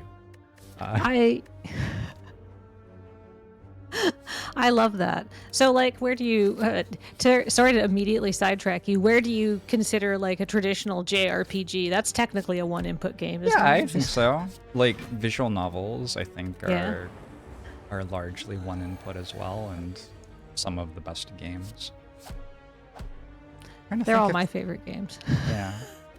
Trying to think if there's a game that is really intense control schema that I've enjoyed this year. And I'm not sure that there really is. So you've just gotten back to the basics. What you're looking for is like solid mechanics and considering you were making spreadsheets, I would say a robust and well implemented mathematical background to be optimized. Oh yeah, absolutely. There's all sorts of stuff going on, and yes, I think I want to be able to make interesting strategic decisions without things getting in my way.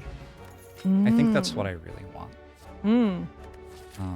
So I don't want a game that has hundreds and hundreds and hundreds of different cards or whatever, because that's just too many to learn. I don't want a Right. game like Scrabble where you have to like know all of the words before you can think about what the right one to play is. Right. Way too much thinking. You'd probably really like Wingspan. Have you played Wingspan? I have had people play Wingspan at a party I was hosting, and I was on one of their teams, but I was hosting the party. So I know somebody got a bird with a lot of cards under it, and that got them lots of points. The joke was that we could decide the winner of the game with a measuring tape instead of counting. But I don't actually understand how the game works, not really. I was running around getting drinks for people and stuff. That makes perfect sense. I would not say it's the kind of game that you could give your half attention to, Yeah. but I know that I've played Wingspan, and I would describe the board game playing environment at the Loading Ready Run office as spiky. Okay. Like, not that people are like, like mean-spirited or anything. It's just like people like to figure out, and I'm included in this environment, figure out how game rules work and then see if they can be as efficient as possible at working them, because we all play a lot of Magic the Gathering. Sure. I mean, I know you know how to play Magic because you've come up to my office to play it. Yep. And so if you're it's like recognizing little like cards that work together well mechanically and building your specific bird engine based on what comes up and stuff like that. And so that from like an optimization and like figuring out kind of way is very good. I Also, you get heard to look it. at birds. Yeah, the birds are very cute. I have a community member that's... She is so much more than that, but a person who comes to my monthly game nights in Seattle has been making a lot of bird art, and I believe Ooh. did a lot of art for like fan art, alternate art pack for Wingspan that exists. Mm. I don't know enough about this to actually speak authoritatively on it, but I appreciate looking at the pretty birds. That's another thing I have enjoyed this year is like getting outside in nature a lot more. I have fought very hard to get my weekends back from my job this year, because as a content creator, that is not a guarantee unless you make sure you make it happen. Narelle, yeah. thanks so much for the $100 donation to support Free2Luv. That's incredibly kind. We are supporting Free2Luv today, Kathleen, and they are an awesome organization. You already know all of this, but they are an awesome organization which funds art programs for children and teaches children to love and accept themselves and others, while like teaching them to function in the language of creativity, which I think is a language you and I both speak and appreciate. I definitely agree. When you sent me the brief, I was like, oh, what a nice charity. That sounds lovely. And they're so lovely. And headquartered here in Seattle, Washington, so pretty local to... Amazing. Do you consider Seattle local to you? It's interesting. It is a completely different country, but it's also so nearby. Yeah, it's a place I've been to, and especially when I was before I had my daughter, and I've been. It's easy to get to because you could just take a boat, and I've been to Seattle so many times. I have tested multiple different methods of entry, and can I tell you something that I have learned? So yes, I consider Yes. Seattle local, Please do. but border crossing security and attitude and stress levels are inversely proportional to the amount of money that you have spent to get into the country. Really? Yes.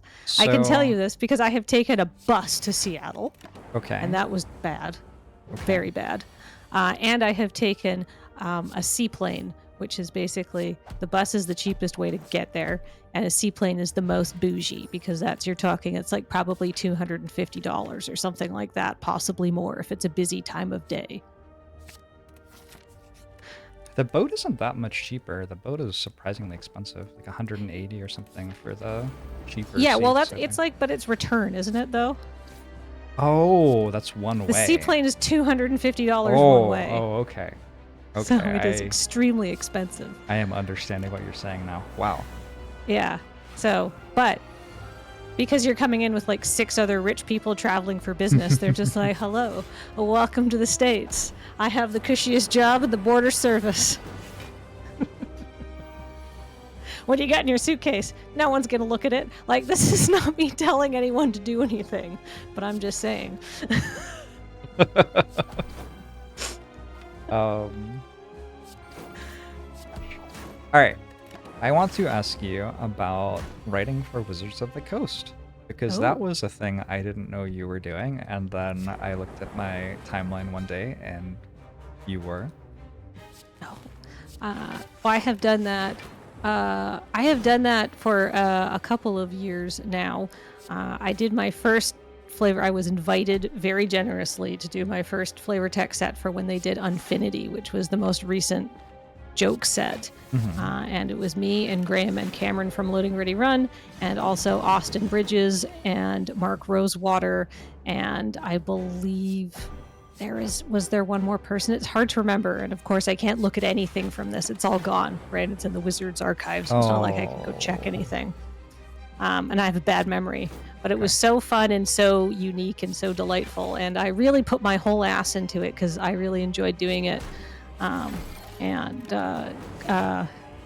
made some really good puns, and then because I did a good job, presumably I assume I've been invited back to do a couple of more sets, including the set that's going to come out soon, which is Murders at Karlov Manor. I did the thing. Murder? Is it like a murder mystery themed set? Sort of. I don't know. We don't know the full like details of the set yet, but there's some web fiction that suggests it is a murder mystery. We've seen things like magnifying glasses and stuff like that. Ooh. So there's think of it as there's a card that's like called Meddling Youths, and it shows like 3 kids ripping a mask off a guy. So it's got, there's, people investigating things and, that kind of stuff. It's cool, but it's also set on Ravnica, which is just the best plane in Magic and my favorite plane. So I was pretty excited when they're like, are you free to do some flavor text? And I went, yes, I am free at this time. And they went, okay, here's the details of the set. And it was a Ravnica set. I lost my mind. I was like, oh, I'm so excited. Yeah, I'm definitely Mishamano says and their dog. I definitely was immediately hoping that this is secretly a Scooby-Doo crossover. I can't talk. I don't want to get in trouble, so I can't say anything. All right. But I can talk very specifically about speculate alone. Yes. I can talk very specifically about cards that have been revealed and what's in the web fiction, because the first chapter of the web fiction is up. And I'm a big Vorthos. That's the Magic the Gathering term for JORBS chat. For people who really are into the story of Magic the Gathering. So. I worked on a game for the first time like 5 years ago. Not this year, but a while ago. And I was astounded at how hard it was for me to remember what we had announced versus what I knew. Like at some point I just knew so much, and so many different interviews and announcements had been posted, and I just had to stop answering questions about the game. I was like, look, I don't know what I can say and what I can't say to answer that question, so you're just gonna have to ask somebody else. I'm sorry. I think that's very fair. I think that's probably the position I'd find myself very quickly in as well, to be honest with you. Yeah. But yeah, so I did that, and I'm really, really excited for that to happen. But the vagaries of writing flavor text, I didn't really do that in 2023. But what I did do that was cool in Magic in 2023 is I played some live Commander on stage. Okay. Because at the Magic cons, they have a main stage entertainment, and Game Nights does something called Game Nights Live. Have you heard about this? Yeah, because Voxy does Game Night stuff. I haven't actually seen it, but I see her announcements about it and hear about it a bit. Yeah, so it is basically designed as like spectator Magic. So it's like costumes, right? Audience interaction, and trying to be goofy and fun and silly, but also you have a live audience of a whole bunch of people watching you, and you should also play good Magic. Think of it as like a PPR with a live audience who can yell at you if you miss a line that they've invented. You made it sound less enjoyable. You were It's like, really I cool and did fun." this great thing. And then you described the most stressful thing imaginable. No, it sounds awesome. It sounds awesome. Well, that's just my personal take on the matter. Is just, but I like Commander and I like strategy games. So we did it at Game Nights Live in Minneapolis. I was playing a Rankle and Torbrand themed deck, and it was so it was like red blacks hyper aggro, and it was really fun and really cool. And I won that, and so I got to win a live game of Magic on stage, and that was really cool. That's awesome. Yeah, and then due to how the schedule shook out, I had to go back to Las Vegas and do that all over again because I was the champion from Minneapolis. Oh. And of course, Las I Vegas see. is like that, but with even more production value and even wilder stuff and an even bigger audience and an even bigger stakes on the line because it's the grand championship fighting against all the people who had won the other ones. So that was Rachel, Jimmy, and Josh, all three of whom work at the command zone full time, playing, thinking, living, breathing Commander, and me. Well, it sounds like an awesome experience. Did you win in Vegas as well? Yes. Well done. Well done. That's awesome. Thank you, the Thorgot, for the $76.61 donation to support Free2Luv. Massively appreciate that. That's awesome. I had kind of a similar Magic experience, actually. I got invited by Caleb to be his partner for the Twitch Rivals event that happened recently through Magic Arena. Mm-hmm. It was just a fun event. It was like a dedicated Magic streamer partners with another content creator. They pre-built decks for us using the new standard cards, and we did a round robin and then a playoffs, and you were only allowed to use each deck once per stage of the tournament. So there were 10 decks total to choose from, and we had to use 3 for each stage, basically. And Caleb was like, I know you haven't played Magic very much in a very long time. I know you haven't read all the cards. That's okay. You don't need to do that. I'm not expecting you to do that. You just play like the mono red aggro deck. Looks pretty simple. This deck looks pretty simple. This deck looks pretty simple. And I behaved very well for the round robin. I was lovely. And we went 2-1, but due to tiebreakers, we were placed in the loser's bracket, unfortunately. But that was fine. So we went through the loser's bracket, and we got to the loser's bracket finals. And I decided that I was going to be ungovernable. I won my loser's bracket finals, and he lost his, which meant that we had to do a tiebreaker against the other team. And Twitch decided tiebreaker rules where we sent out one of our players, and the other team sent out one of their players, and we all played with a deck that we hadn't played yet. And Caleb was like assuming that he could go because he is the person who is good at Magic among the two of us. But I told him, I'd like to go. I think I can carry the team. And he was like, if you do that, will you play the red deck? And I was like, I'm part of this team too. I should be allowed to go. And so we flipped a coin, and I got to play. And I chose the most complicated deck. I decided... What colors was it? Orzhov. It was Orzhov midrange.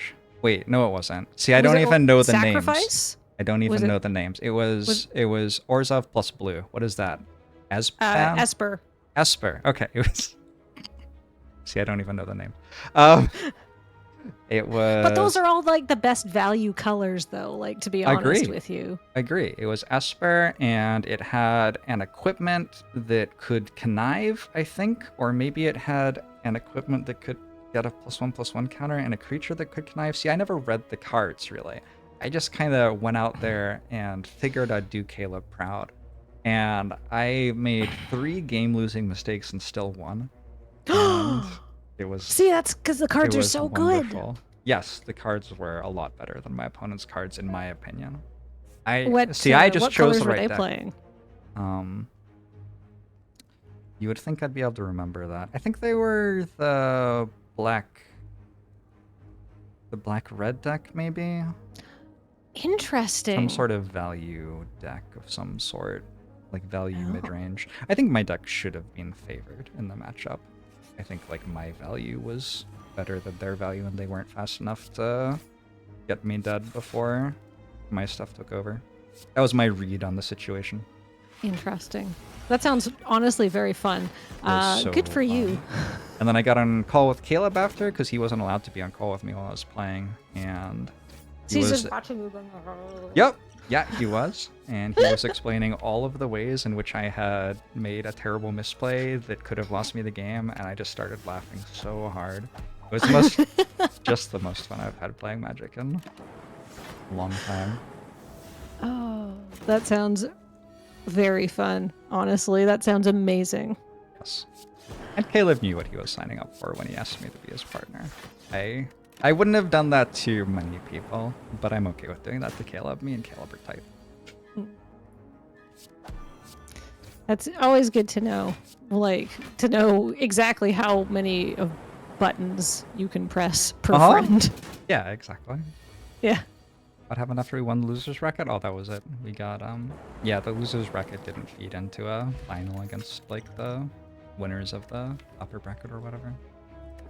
But you were at the top of the losers bracket. Yeah, the best losers in the tournament. I mean, well done us. that's not nothing. Mhm. I'd be happy with that. I'm incredibly happy. It was one of my best competitive experiences of maybe my entire life. Wow. Yeah. Wow, what an amazing gaming high this year. Yeah. I have had a difficult relationship with competing in games. At some point in my life, I realized I was way too invested in winning these games that I was playing, and it just wasn't that big a deal. And for me, the way that I solved that was to just stop competing at games, which worked fine, but it did mean that there were a bunch of things I didn't really feel comfortable doing anymore. And so getting back to a point where I felt comfortable doing something like that and had a good time was pretty nice for me. You have reached the Zen level where you can divorce yourself from the stakes and then just enjoy, you know, the core of the experience, the thrill of the decision making, and you know, the victory and stuff like that. And also laughing at Caleb, yeah. That's the secret.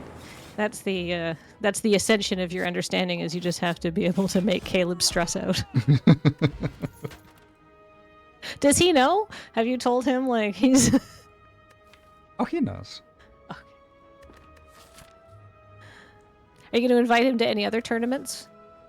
Is he going to invite me to any other tournaments? I Well, mean, actually, why that's don't a you- good point, because they'll reach out to me as the Magic creator now, after I won that one. Yeah, that's Yeah. true. Also, like, why don't you just sign him up for a game that he doesn't know how to play very well, like Dance Dance Revolution? You two in a Dance Dance We would Revolution be tournament. a killer team. I think so. Actually, I don't know him, so I don't know if he doesn't know how to play or not. But like that kind of thing. Yeah, I Competitive mean, Pikmin. I think we would be excellent at it. I think that Caleb and I have very good guy movie energy together, and I think we could bring that to really any sort of event. DDR being so kinetic feels like a particularly fun one. I think that if I somehow had to become entered in a Dance Dance Revolution tournament, I would definitely fail immediately, but I would have a good time doing it. Just because, I don't know, anything where you actually have to physically move yourself is always kind of fun. When you were talking about going for walks and getting outside and sort of prioritizing nature earlier, I've been trying to do that as well, because I do think it improves your mental health when you exercise and you move your body. Isn't that frustrating? I feel so much better when I spend like an hour going for a walk and lifting something above my head in a day. And it would just be so nice if I could just feel this good without doing that, because I would have so much more time. Well, this is because I am a Magic player. This is my I like to optimize my physical time, like my time that I spend in the world as well. Okay. But I realized that spending an hour to walk to work really is honestly like a mega efficient use of my time because I get to walk for an hour. Yeah. Right? That's good for my body. That's good for my brain. Hell yeah. I've gotten some outdoor like exposure time, you know, that's always nice. Get away from a screen. That's good for like long-term eye health and stuff like that. Like lots of benefits there. I get to listen to an album, right? So Sure. I'm listening to music. That's good because I do a music stream every week, so it's research time. I get to think about like problems for work, right? I get to have a little like brain development time where I'm, you know, how can I solve this problem? What kind of thing should happen here, right? If I'm trying to write something creative, and I'm saving bus money. Ultimate in optimized time. Save $2.50. It is all those extremely benefits. optimized. My dad got into walking to work Really? 1 year, and it was like maybe a 30 to 40 minute walk for him, up and down a hill, so it was a bit strenuous. And he enjoyed it and kept at it, and then next year he hiked Mount Rainier. Whoa. So it's also a small thing you can start doing, and then all of a sudden, once you're moving, like once you get the snowball rolling down a hill, who knows what's going to happen from there. I have been dating this year. I have found someone I have been dating for a while, and I quite like her. That's a wonderful thing that's happened in my life this year. And she lives a couple of buses away from me, and I worked out that I could stop riding the first bus like 2 stops early and take a 20-minute walk through the park to get to the second one, instead of riding the first one all the way to where I transferred. Oh. And it was kind of a novel idea for me because transit directions are very optimized for time spent. Google knows how to tell you how to get somewhere in the fewest number of minutes, and doesn't think about something like, would this person like a 20-minute detour to walk through the park? That's not a thing Google would think about at all. But I worked it out for myself, and I love it. And so a lot of days when I head over to her place to have dinner with her after work, I get like a 20-minute bus ride to a 20-minute walk through the park to a 20-minute bus ride. And then I like get to her and I'm like just decompressed, chill in my element, had a little bit of exercise, all ready to be outside of my job mindset. And it is so nice. I read this thing a long time ago that like the 2 things that always predicted unhappiness in people were uncontrollable noise and commute time. There are lots of other things that can make someone happy or unhappy, but like studies were showing that those were the 2 things that seemed to hold true everywhere. That's like the stuff that like really triggers people. Okay. I can relate to the uncontrollable noise because I have lived Yeah. next to a construction site before. That is not fun. But the commute thing, it's like, I am kind of loving having a commute. I always was like, it's so nice that I don't have a commute as a streamer. I just have to get out of bed and then walk to my desk and then work. And then I go back to my bed and sleep. And then I wake up the next day and do it again. And I think maybe life has room to be more complex than that. It's something that I'm discovering for myself. Yeah.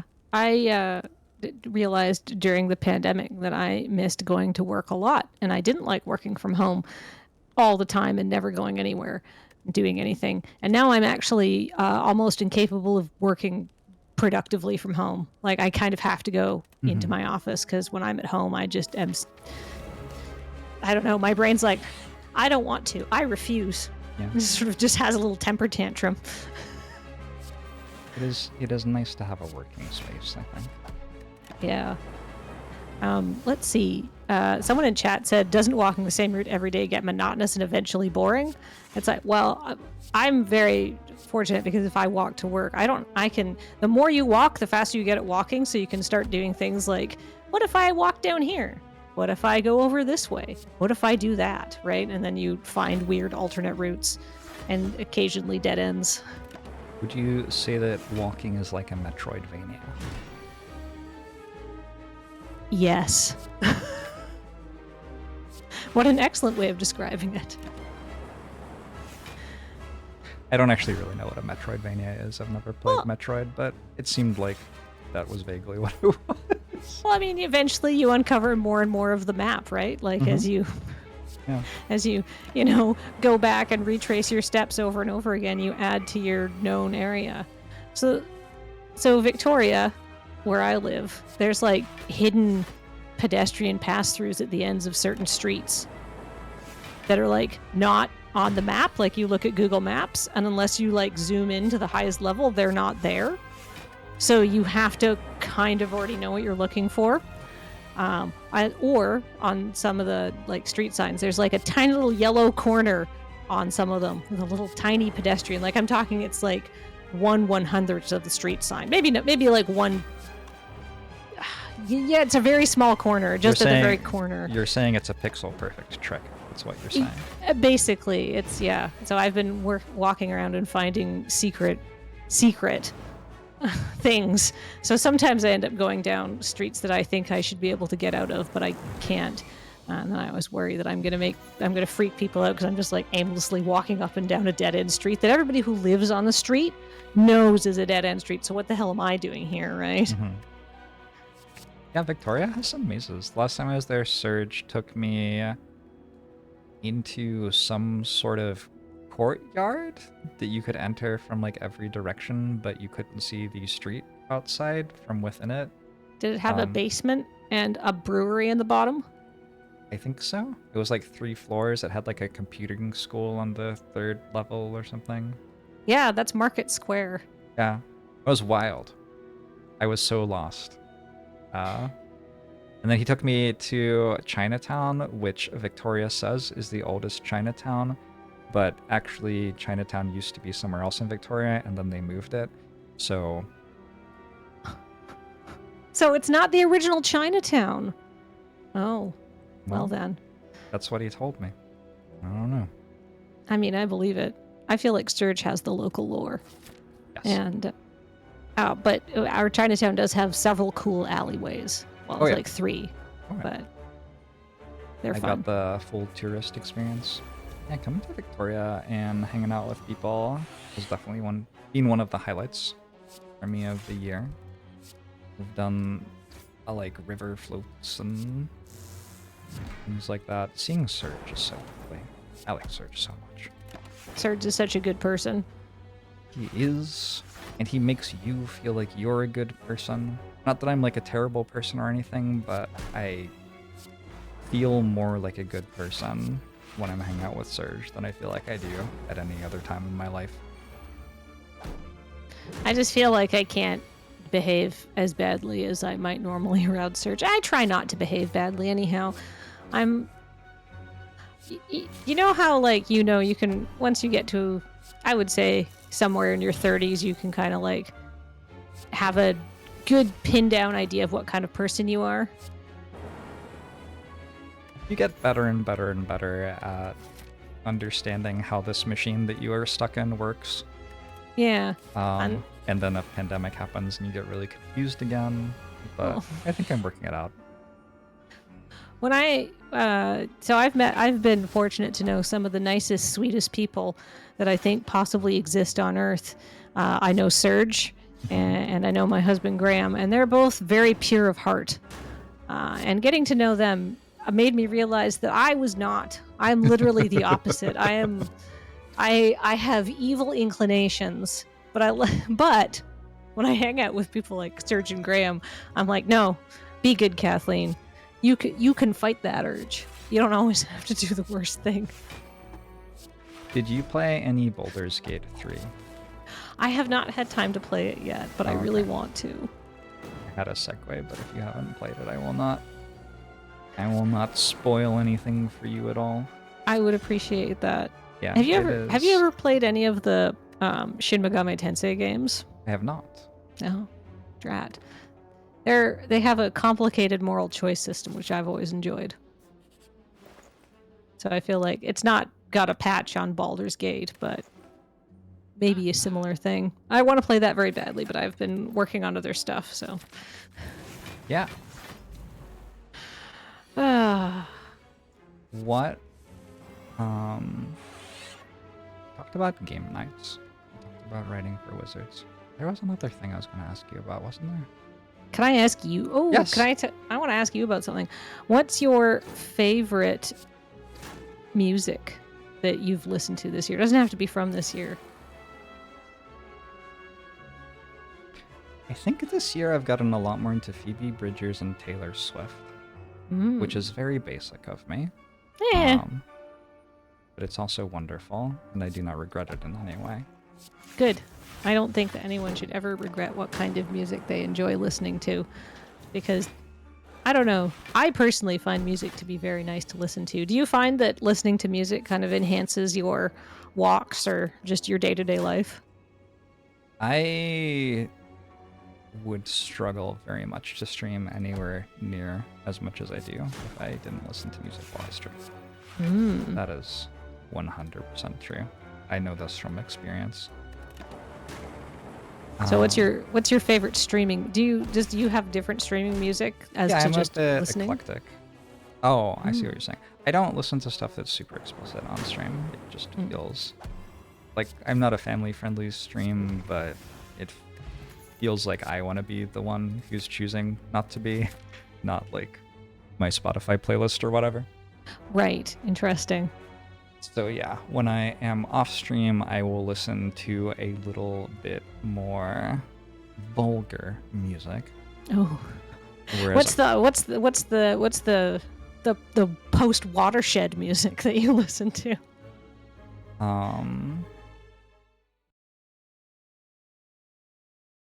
It's weird because I like this song kind of for the music video, but Run the Jewels. What's it called? Nobody Speak. Oh. Run the Jewels, Nobody Speak is like I'm kind of wound up and need something to just jam to right now. And the music video for it is incredible.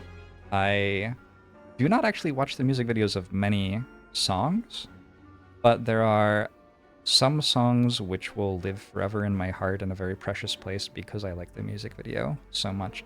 Another one is Down by the River by... I don't know who sings that song. I'm sorry. I'm looking it up. Delta Ray. What's the actual title? Bottom of the River. Bottom of the River by Delta Ray. Has a very... It's not a high production value music video, which makes it even more precious. They have like some sort of hand dancing crew from a local fraternity in the background, dancing to the music as the singer basically goes through the motions of being tried as a witch in the distant past. It's it's like a little bit of a Halloween creepy vibe, but I would say it's appropriate for any situation, regardless. Wow, that sounds a very cool video to watch. I love music. I don't tend to do a lot of music videos because I tend to like just listen to music while I'm out and about or something like that. I'm a unifocuser. Sure. Like, so if I'm typing, I might be listening to music just to sort of block outside noise, but there's no perception of what I'm listening to. Maybe it'll come in and out, but I'm not super aware of it. I definitely catch the vibe when I'm listening to music on stream, but there are a lot of songs which I love and I don't know the names of because I have listened to them on stream and I didn't take a moment to look at what it was titled, and then it stopped playing and I moved on with my life. Right. That's fair. That's fair. I've definitely had been listening to songs on a playlist and been like, wait, what was that? Wait, I need to go. What was that again? I need to go back and find it. Crap. It is already gone. Yeah. So I remember I had a game. Well, I don't know if this is game, but I had a highlight when you came up on my stream and you were like, hey, can I make a suggestion? And I was like, sure, absolutely. And what did you call her? Tay-Tay? And what did I say to you? I said, I don't know who that is, because I was not aware that that was one of Taylor Swift's nicknames. So I was basically, I have no idea who that is. Sure, that sounds great. And then you sent me a link to Taylor Swift, and I was like, wow, I feel like such an idiot.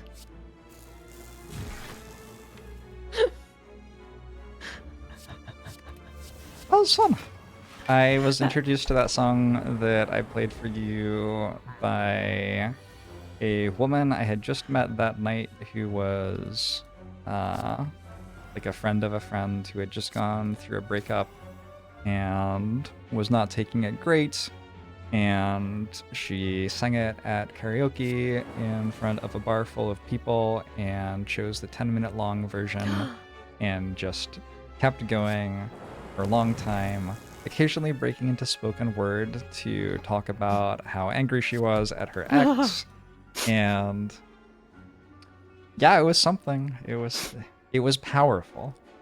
It was undeniably a powerful thing. What an incredibly bold person. She sounds exhausting, honestly.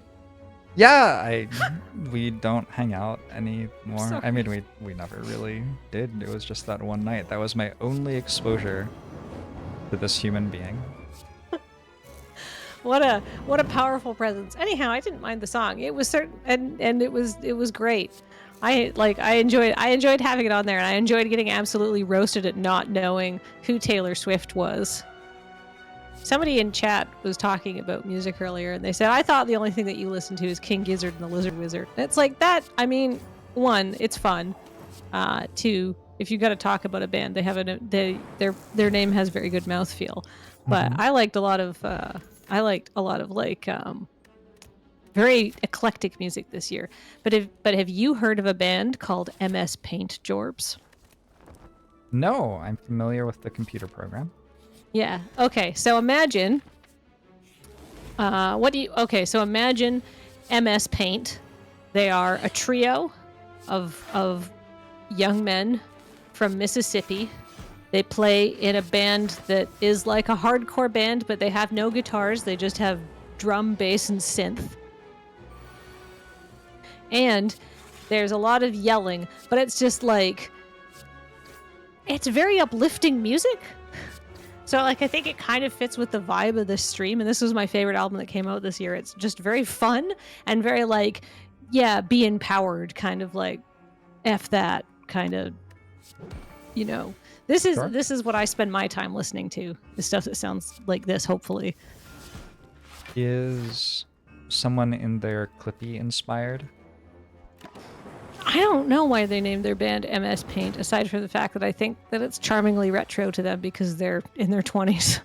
Ah. Yeah, that makes sense. I don't know. Basically, I was like, are these people online? Is this why their band is named MS Paint? Because I feel like there's a certain kind of, like, online japery kind of vibe that would name a band MS Paint. Like there's DJ Sabrina the Teenage DJ. Have you heard of them? No, I haven't. I miss out on cool, yeah, like the online space adjacent music. I listen to all the popular stuff. Not really because I'd prefer to, but because it is what the method I have of consuming music plays for me. Which is something I think about a decent amount. So I studied oral tradition in college. And I studied songs which had been sung for like 3,000 years and how they brought information from place to place and reversed millennia and also continents. And now I listen to internet radio, which plays the same pop music for me over and over again. And I do think about that a little bit sometimes. Not that upset about it. I mean, the algorithm is determined by other like, I feel like, I think hopefully that this is really no different than the sort of the payola they had of radio stations, right? Before, you were also listening to what other people chose for you back in the old days. True. And so you know, you had the people like, I mean, but you also had lunatics who like did weird stuff. Like you had like Dr. Demento, which is how Weird Al got his start, because he was just playing weird music on like LA radio. And then you've always had like college stations which just play stuff that verges towards completely unlistenable, and that's coming from me. I have a high tolerance for that kind of stuff. I think a type of music that we have lost quite a lot is the guitar guy at the party. It's in fact maligned now, the idea of a guy sitting down with a guitar at a party. It's like, don't do that, don't be the center of attention, don't etc, etc, etc. Yeah, don't make it so no one else is allowed to talk or think about anything other than what's going on. Which is completely fair, and I understand why we do that. But I do think that a lot of music, a lot of the way that you used to consume music in the world 200 years ago was someone at the party was making He music. was the Spotify. They, you know, when cousin Jenny got on the computer, you're basically asking for the 18th century equivalent of the thong song, right? Play the hits. Did they have the computer in the 18th century? Well, okay, but you know what I mean. I meant piano, not computer. Okay, I gotcha. I understand. In my head, I could see it. I jumped but yeah, I don't know. I think you're right. I think that previously we didn't have like even before we had Spotify and stuff like that. You could in the 80s they invented the boombox. You could just bring music outside. You didn't have to have people with guitars. Where are all the boomboxes now?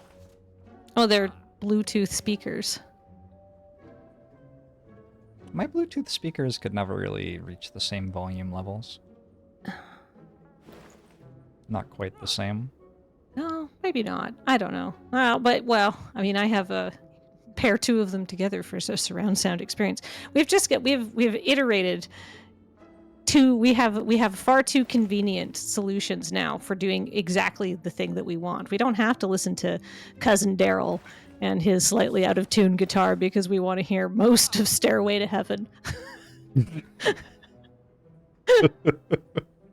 I do also think that when people performing music at parties was a normal thing, people were better at performing music that everyone would enjoy.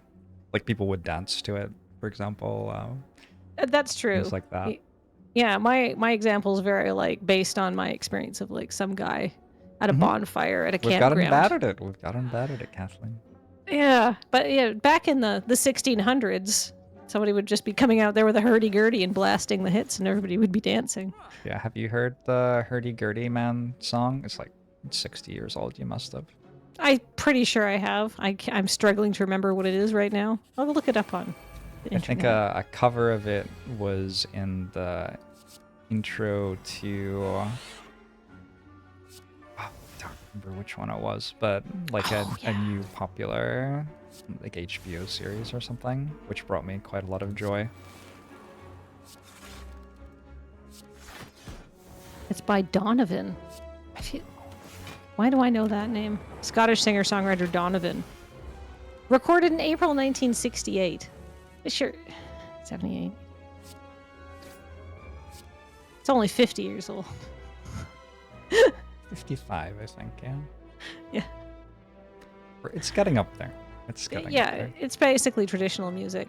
What I think is kind of interesting is, like, think about when we were kids, and if you'd listened to music that was 60 years old, it would have been recorded in, like, the 1930s, and it would have been, like, wax cylinder-esque, right?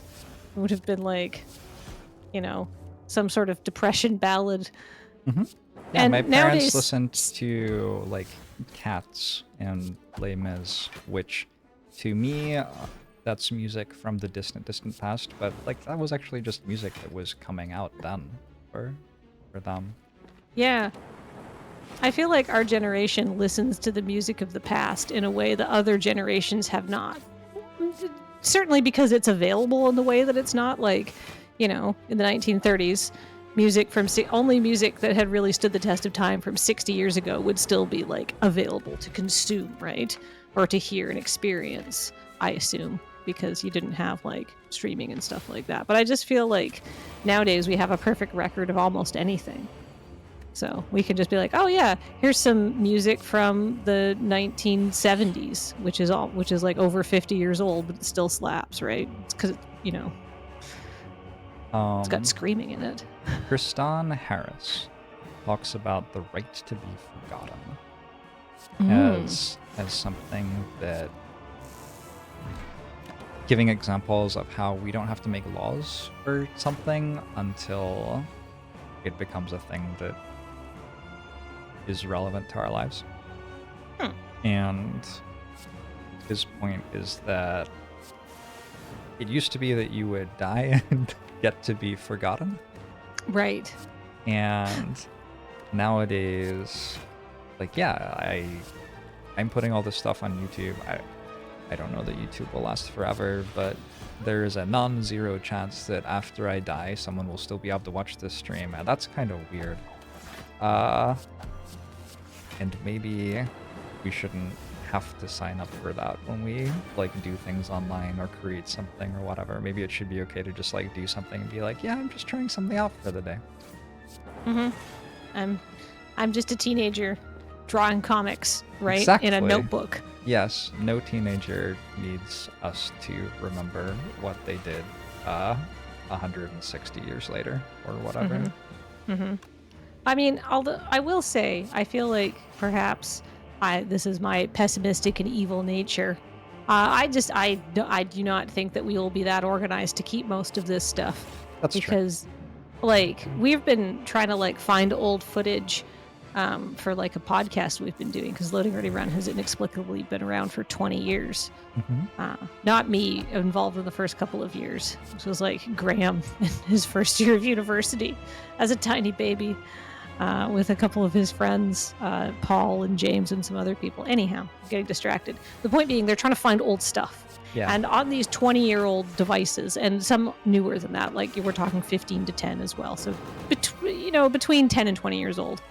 Even though it's perfectly backed up reasonably, following things, stored not like, not the most lovingly, but not like in like a damp basement or anything like that, like, or near like a leaking hot water pipe. They've been kept pretty well, and just some of the hard drives don't work. Like, some of it's gone already. So we think it's kept forever, but only the stuff that will really embarrass you. Yeah, that's in a special folder. Yeah. They bring it into RAM every once in a while as well. Check it, make sure it's all there. Hard drives are not good long-term storage, says CCEK. Is very true. But we thought they were at the time. And I mean, eventually, they don't have infinite server space, so eventually some of these teenage videos are going to have to be downloaded, I think. Where are they right now? In the what? The teenage YouTube cloud, videos? Or? I mean, they're on a server somewhere. Oh, yes, the ones that are currently on YouTube. I understand Yeah. what you're saying. Gotcha. But, eventually, I don't know when. I assume it will come in 10 years or so. You will have to, check into an opt-in box to keep certain low-performing, unwatched videos online, or you can just opt to download and take them off, right? There'll be some sort of server purge, and a lot of people won't remember or never get those emails or whatever, and all of those will just go on a server somewhere to die. And then we will talk about it, like the burning of the Library of Alexandria. That's true. Yeah. That's true. But There's it might be for the best. So much humanity gone. Probably for the, I think, yeah. More likely than not for the best, I would say. Do you know what I think the best website on the entire internet is? Zombocom. Oh. Was I right? Okay, do you know what I think the second best website I on was the entire right? internet is? Yeah. Well, you made me reconsider my answer. Okay. Fair enough. Archive.org. Yeah? Yeah. Archive.org, I think, is the most fun that you can have online. You can just be like, what movies do you have from 1975? And my gosh, things that they have that they definitely shouldn't have. It's great. Watch all sorts of things. Like, basically, like, I found like forgotten Soviet sci-fi movies and any cartoon special or Muppets. Do you know Kate Bush did a Christmas special? I did not. Yeah, you can watch the Kate Bush Christmas special. It's honestly very her, so it's like kind of insane but charming and lovely, right? But it's like, wow, where did you get the idea to do these things? I'm glad you're doing them. I love you. But wow, what a vision. Like that's on there. All sorts of fun stuff. Is that where you get when you do your weekly Discover New Music streams, is that what you watch? Like you pull up some video with subtitles, right? Is that from Yeah. Well, sometimes it has subtitles, sometimes it doesn't. I got on a big streak. Went on a big streak of watching a show called Yuwara, which had been uploaded to archive.org by a fan subbing group. It's not available in North America. And the first like big story arc was really good, and then the second one had a very painful kind of like, it just hit like every negative stereotype of the 90s. I was like, oh, I just don't have the patience for this. Which was too bad. Dear Crush, thanks for the $5 donation to support Free2Luv. Do you have big exciting things coming up next year, or any resolutions? For 2024, I am working on a new D&D campaign, so I'm excited to have that come out. Not the first person who has mentioned a D&D campaign today. Oh, That's cool. Really? Yeah. Whoa. Well, then it is the year of D&D. That sounds like a good year to me. Yeah. Mine is very limited. Mine will be, I don't know, somewhere between 8 and 10 episodes because we're doing it for Loading Ready Run, so it is cool. content and cannot go for infinite, which I think is a thing that more people should do, because I think everybody wants to play a D&D, but like the thought of having a standing engagement for a year is like, oh God, right? Like that's a lot of scheduling work. But if you're like, hey, can we do 6 sessions and then we've had an adventure and then maybe we'll bring back the characters later, or maybe we never have to play together again. And just politely say our goodbyes, although they're your office mates, so I guess you will still see them. Or you can politely say, look, this was really fun, but I just don't have the free time to do this. But always let me know, and I'll let you know if I'm available, and you're just politely never available again, you know. Yeah. My for a while, in lieu of having a steady campaign, my friend group had one-shots, and it was kind of a recurring theme that every one-shot was like 3 weeks long, because it just takes a long time to do things in D&D, especially when you're us, I guess. Well, I feel like D&D characters, if they were in real life, would kind of have you. Oh my God, I'm blanking on the name. But you move around like, basically, you're just sort of. No, you're basically just one of those video game characters that bumps into things and knocks things over. You're basically just it's just, no matter how serious you try to be, any kind of D&D campaign is just 4 Mr. Beans, just plowing through the countryside, killing people accidentally, looting and pillaging. Yeah, exactly as it should be. Yeah.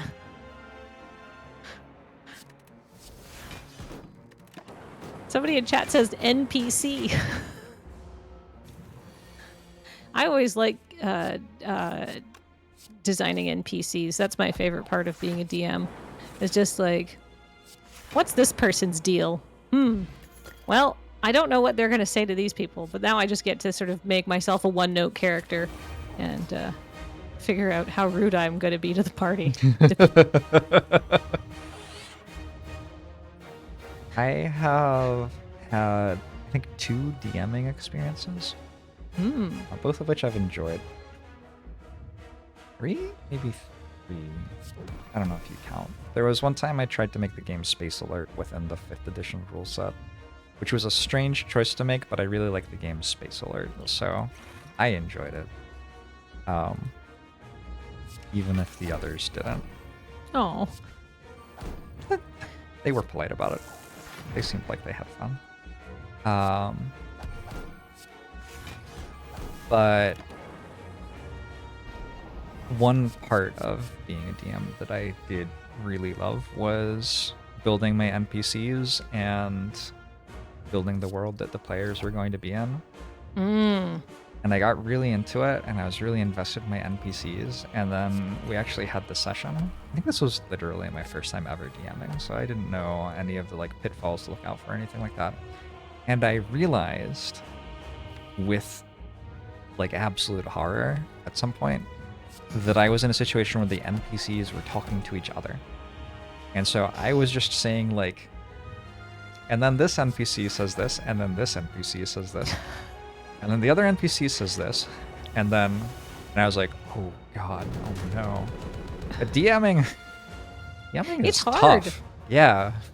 Well, think about this. Think about this. You have to design a satisfying story Mm-hmm. with interesting characters, Yeah.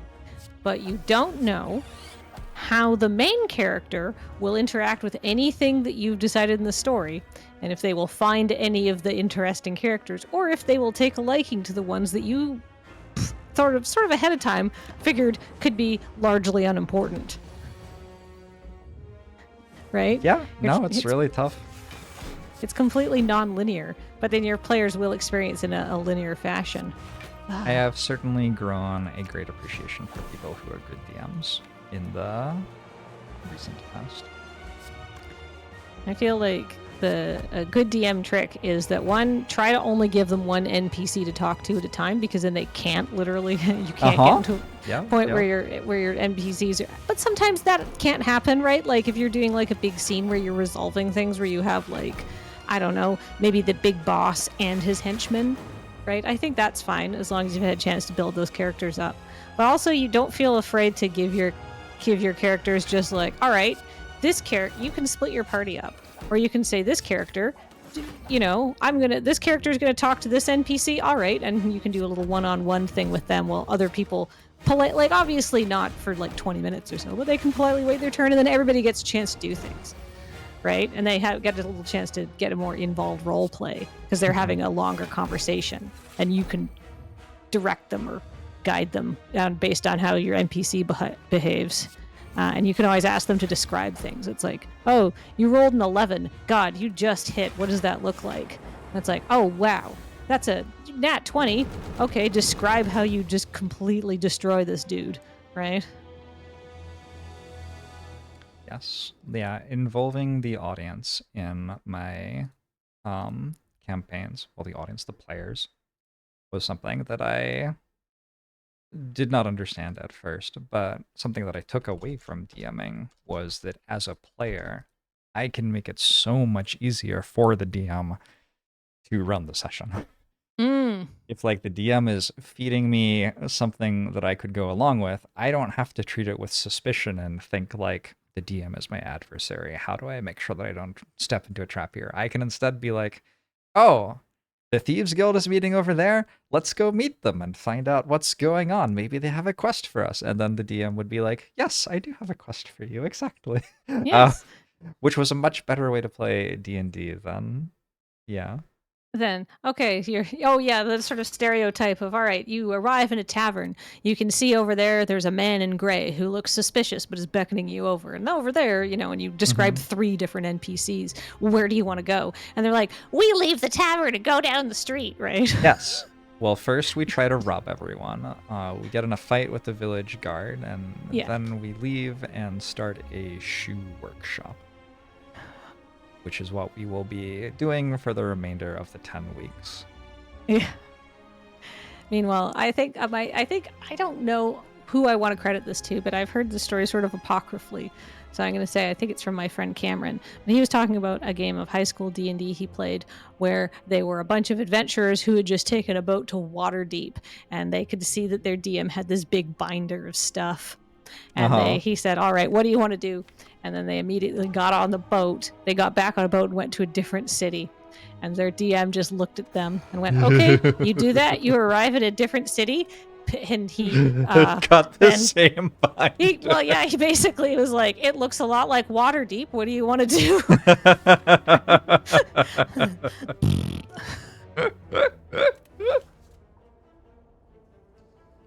Yeah.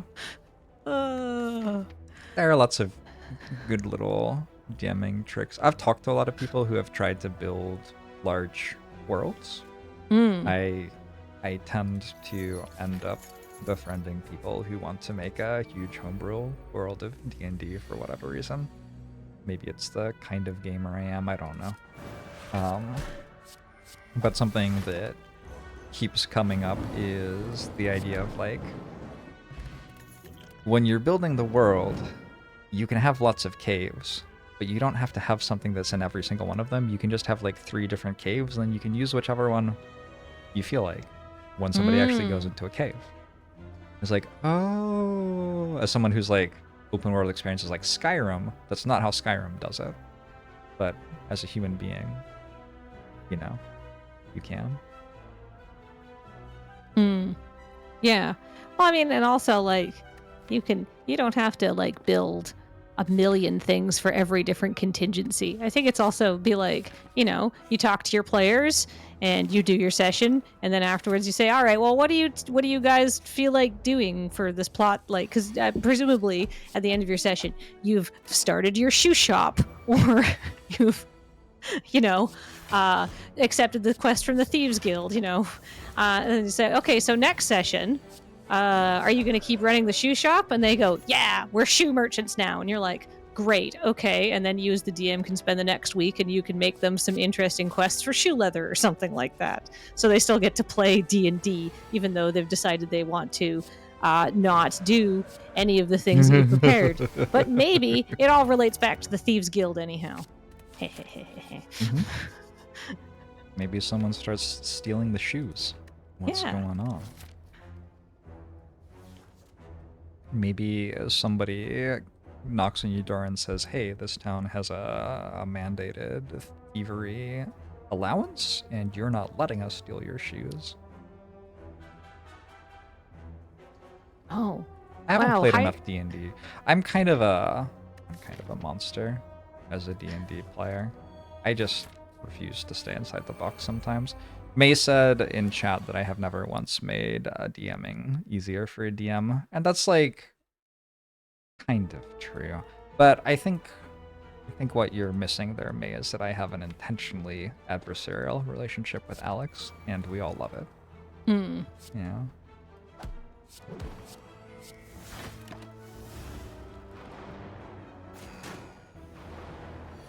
Higherbrow says, good DMing is knowing what NPCs and plots the players will encounter and letting the players figure out what skins and motivations lead there.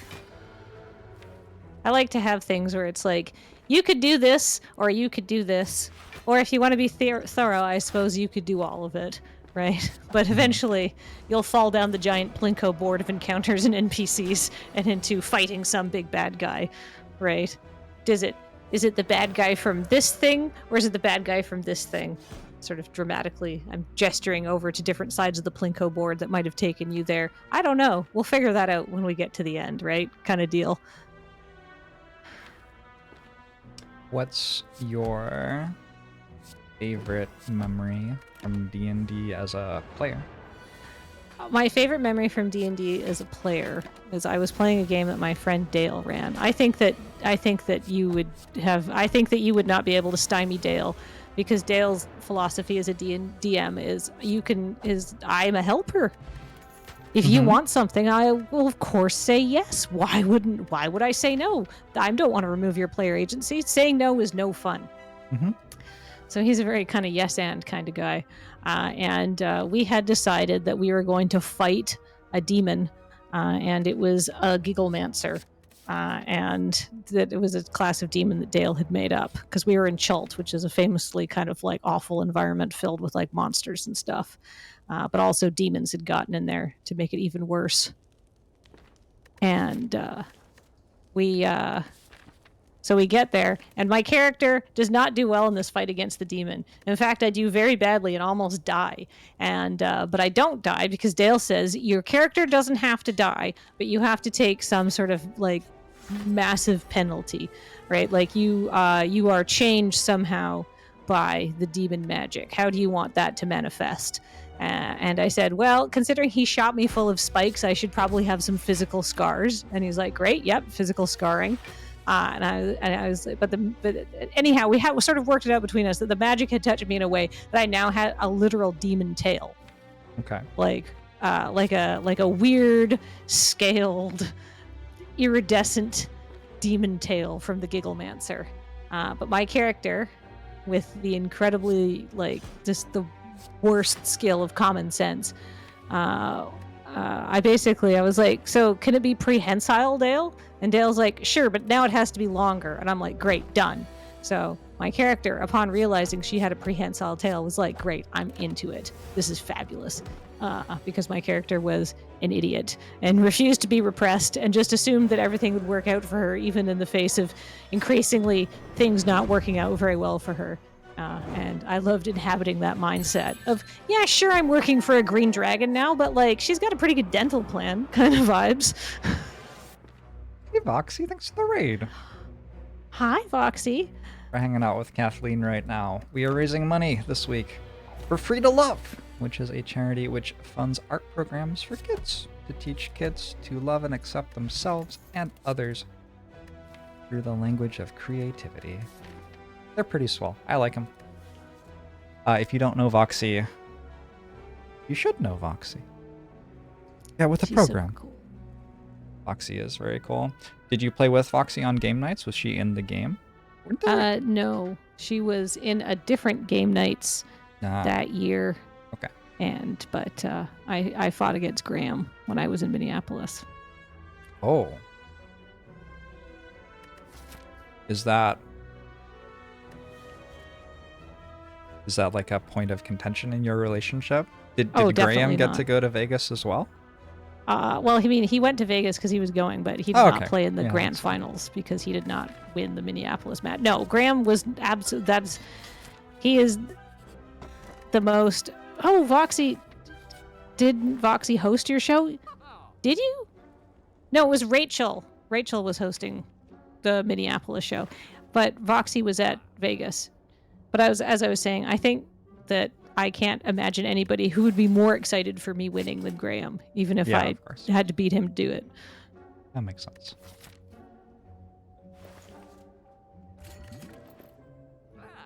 Who's that? My cat's in the room and he's meowing for love, but... Come on. Get up here. 1 second. Does he like to sit exactly out of arm reach of you for some inexplicable and infuriating reason? Because my cat does that. Wow, wow, wow. No, he wants love and sometimes comes up for cuddles, but he also hates our other cat, and he saw our other cat, so he was coming in to tell me that the other cat is there, and he's upset about it. Aww. It's a $10 donation to support Free2Luv, Rushman. My cat interacts with me on occasion. He likes to announce that he has used the litter box. So when I moved into this house, I made the poor choice of setting up the litter boxes near enough to my stream setup that I can be affected by cats using the litter while I am streaming. And so I will notice that it is suddenly smelly. And then my cat will sit just barely out of arm reach of me and yowl at me. That's what he came in to do. Yeah. It's such a lovely relationship to have with my cat. It's simple. I understand the rules. I don't really know what he expects of me, but I don't feel like it's particularly high stakes, whatever it is. He likes you though, right? Does he come and sit near you? Oh yeah. Yeah, Zephyr loves me to bits. He will cuddle with me in bed at night, but only when it's cold enough, which means he'll come and wake me up at like 3 a.m. and be like, human, it's cold now. Move so that I can cuddle most comfortably. Which is, you know, lovely and doesn't really aid my sleep. My sleep has been awful this week. Oh. Yeah. We have 2 Maine Coons, so they're huge. Oh, yeah. And the big one, the white one that you saw, likes to be in bed. And the brown one, the small one, wants to cuddle his big brother, who he just thinks is the best being in the universe. And Baxter hates him.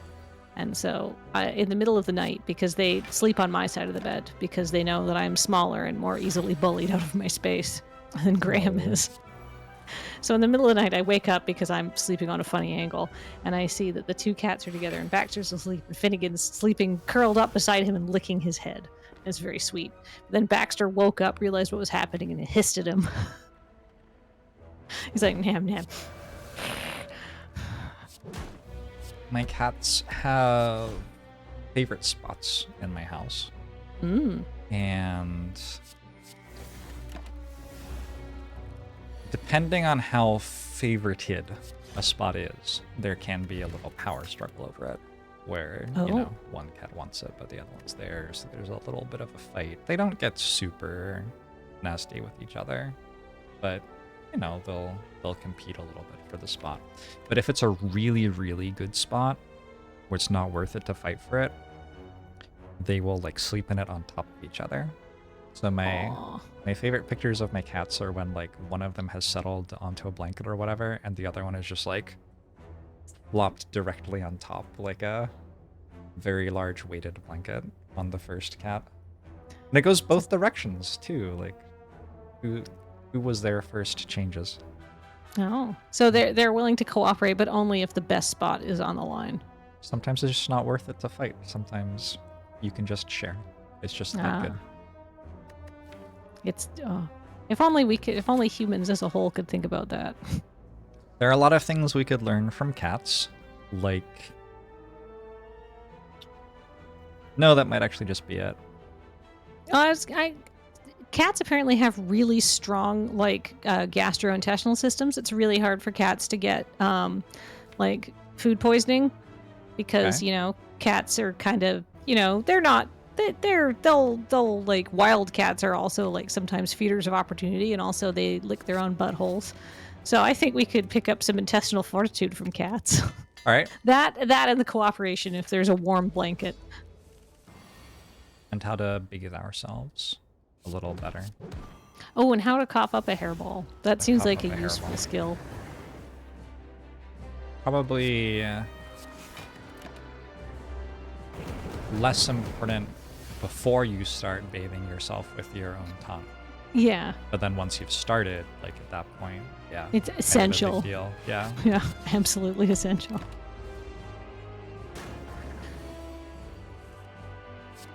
I can't stress enough how he's literally just sitting beside my chair, being like, I don't want to do anything because the other cat, I saw him and I'm unhappy. Good grief. Sounds like a big cutie. He's very sweet. After he goes to the bathroom, he needs to have a cuddle, like, so he'll, like, come up and be like, mwah! And then, like, you realize that he's got, like, litter dust on his paws and he's just tracked it all up your shirt. Oh. He does that to Graham all the time, and I always go, Papa, I have pooed.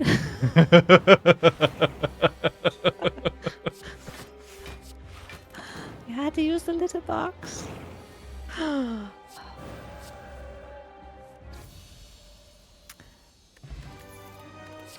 All right. Is there anything you would like to leave us with? I got asked a really good question actually by someone else. If you could describe the most important thing for you to have other people take away from what you do as a content creator, what would it be? That's such a good question. Isn't it? I would say that I think that what I would do is tell people, God, this is a really, really difficult question. I need a second to formulate my thoughts. Please. We're not in a rush. Oh crap, the other cat just showed up. If you hear hissing and mayhem in the background, that's just what my life is like. I understand. The other cat is walking very slowly into the room. Oh, there it goes. I don't know if you heard that.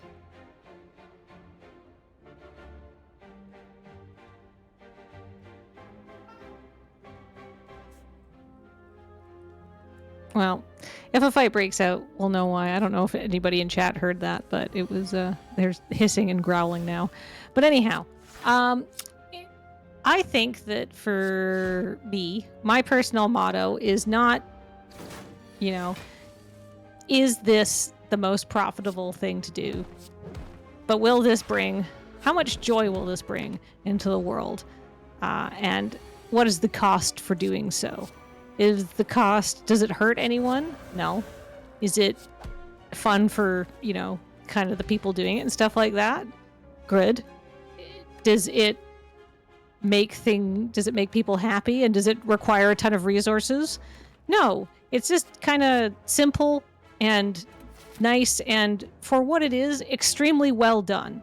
I think there's something to be said in knowing exactly what you can do and then doing the best job at it. And optimizing that process rather than being like, the people who made, what was that game that was like the most pre-ordered game on Steam, and then it came out and then it was so bad and so unfinished, the developers like, we're just done. Don't do that, right? Just keep it attainable, but make it really good. Do the best job you can. Sure. Always think what you can do to be better. And not only just for like a technical production point of view, but just a joy and happiness and what it's putting out there into the world. And if it's mean-spirited or isn't going to make people feel nice, does it need to be there? What are you gaining from that? I think. And just how can you make the world a better place if you're going to go to all this effort of making something? So, know yourself. Yeah. Know your limits, stay within it. Yeah. But also, I think so often that's told as a cautionary thing rather than as a, do something thing, which sounded a bit like more your message. I remember doing something like that in my own life where I was like, what can I reasonably achieve? Mm-hmm. And then I tried to do that thing. Mm-hmm. And that's one of the reasons I ended up as a content creator, because I was like, if I'm thinking about the good that I can do in the world, and I know my own skill set and what I enjoy doing and what I think I'm good at, what does it make sense for me to be doing for that to happen?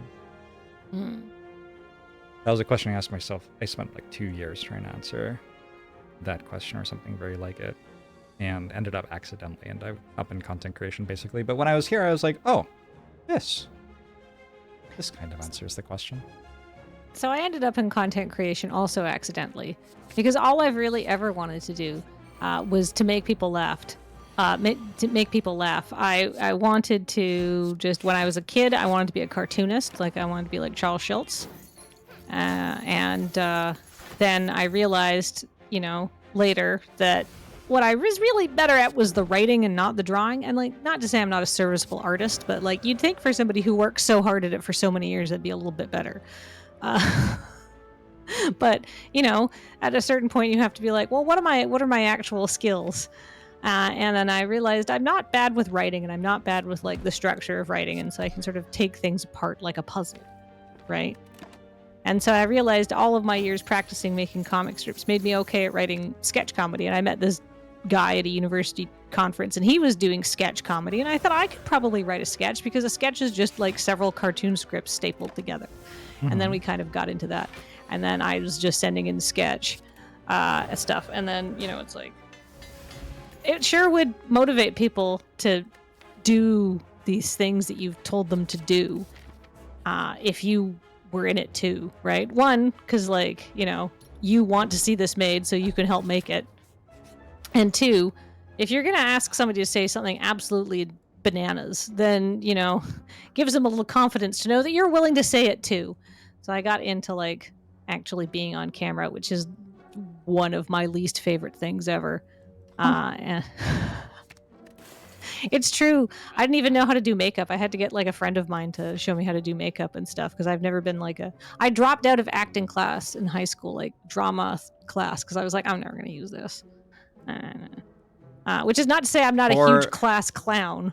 For almost everyone in the world, that would have made a lot more sense than for you.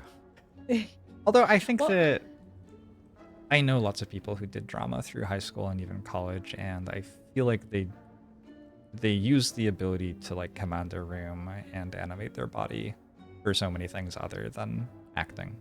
It's like a useful skill to have for running a meeting or explaining what's going on at an event or, you know, all sorts of other things. Yeah, I feel like as an adult, I have had to put like every upgrade point I've gotten into charisma to sort of pull off my career path. But it's like, it's okay. I probably should have put some of those points into con, but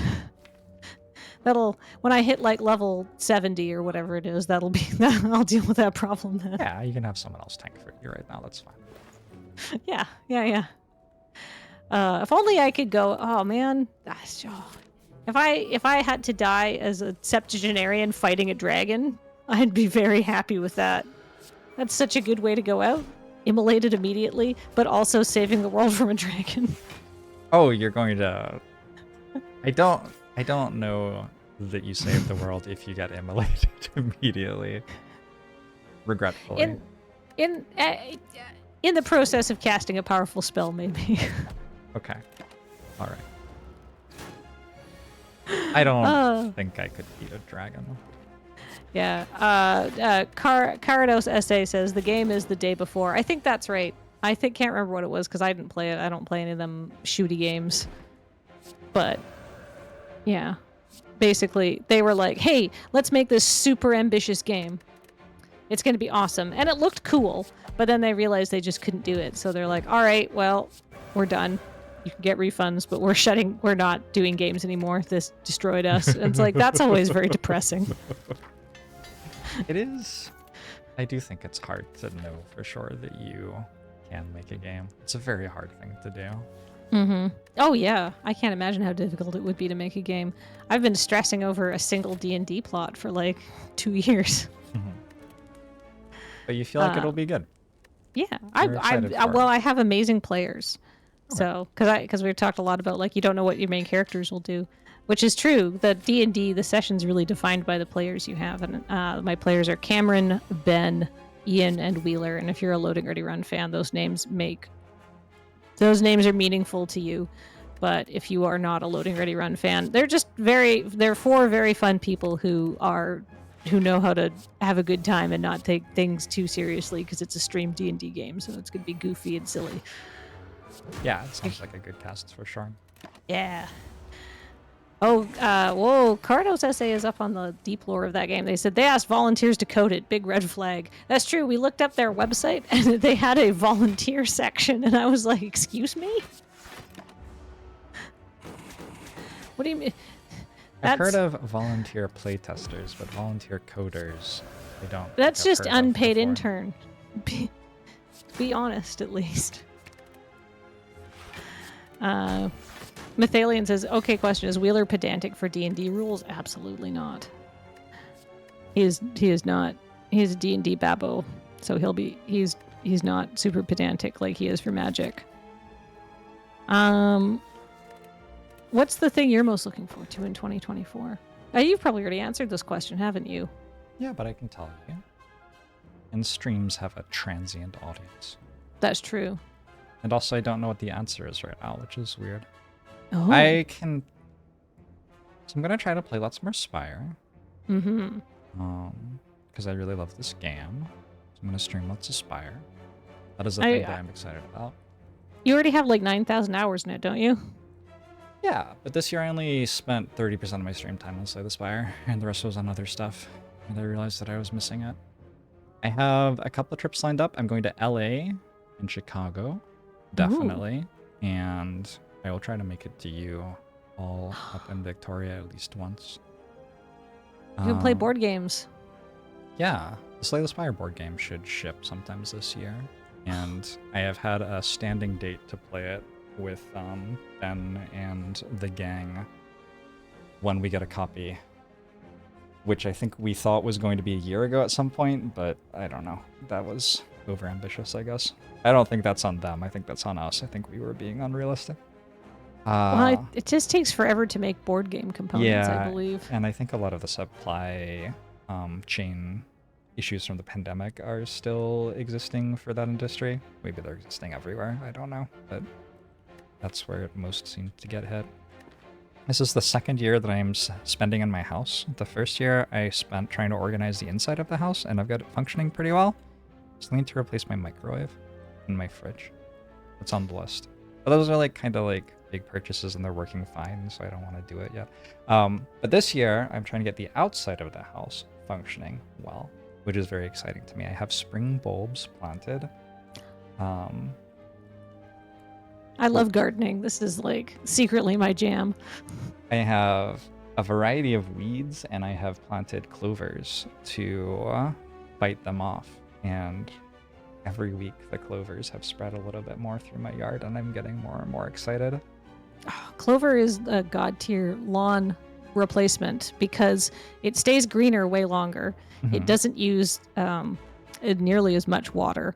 It has flowers for bees, so it's very bee friendly.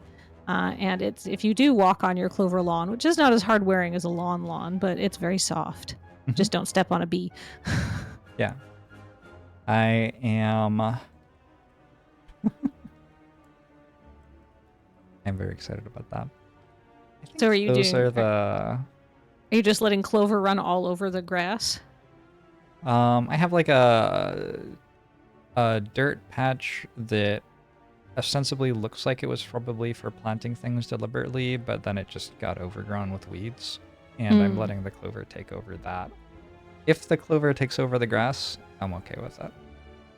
I would love to get rid of my grass, but not enough to like actively do anything about it yet. I'm just watching the clover slowly spread. I think gardening for me is a matter of great patience and observation.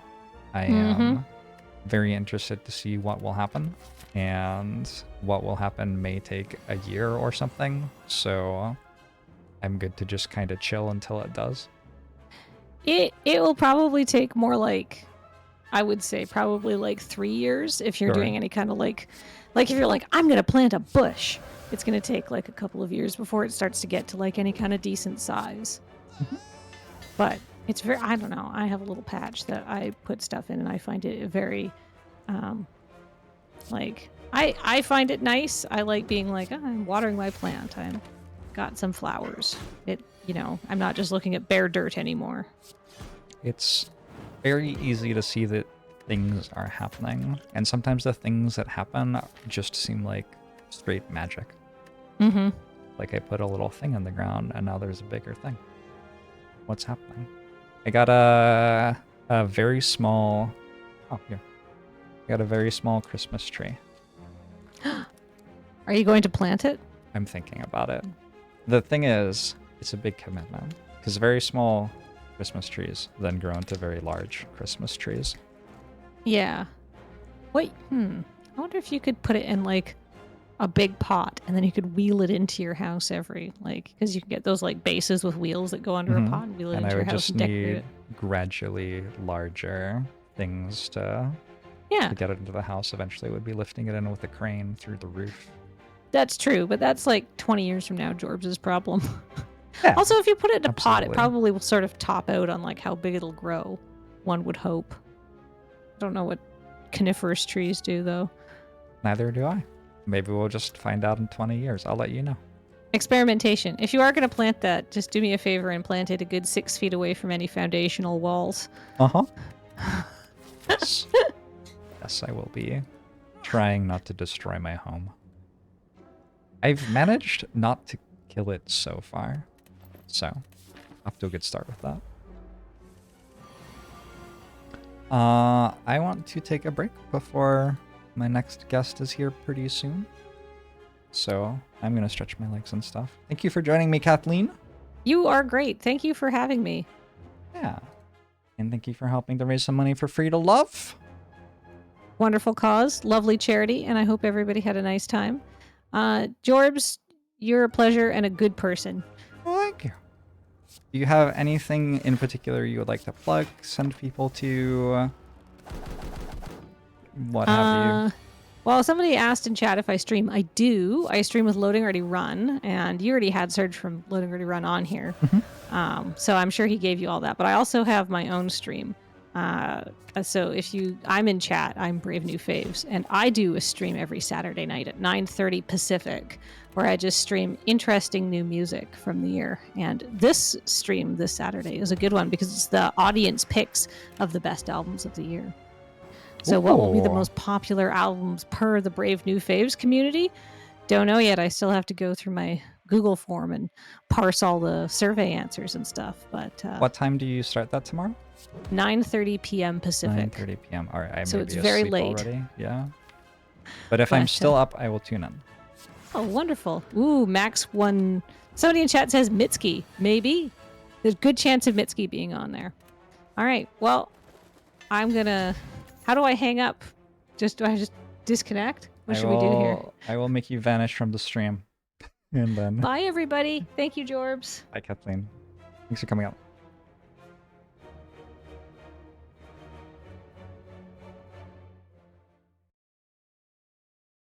All right, chat. I lost a defect run in there. Kathleen's lovely. I am a Kathleen fan. Yeah, getting to hang out with Loading Ready Run people for the first time when I was invited to do the PPR was really cool. And they're close enough to me that I've gotten to go back and hang out again a couple of times, which has also been really cool.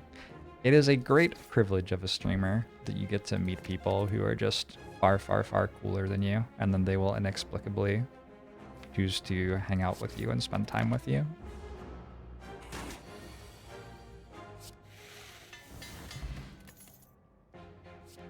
I really need to use the bathroom. I'm going to get up to the collector fight, and then I'm going to take a short break.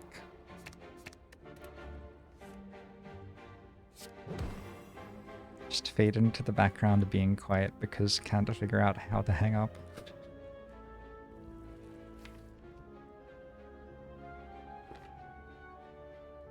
We did great. We did great. Twitch chat. What are your favorite things from this year, and what are you looking forward to in the new year?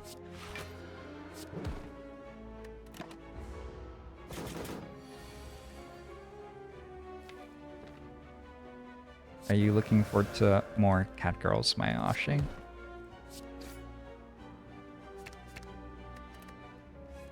I am not surprised, my Ashi. Hades 2? Is there a release date for Hades 2 other than next year?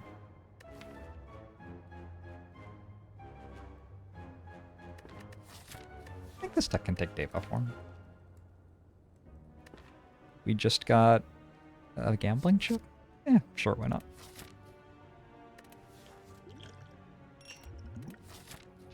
Sometime early next year. Alright, cool.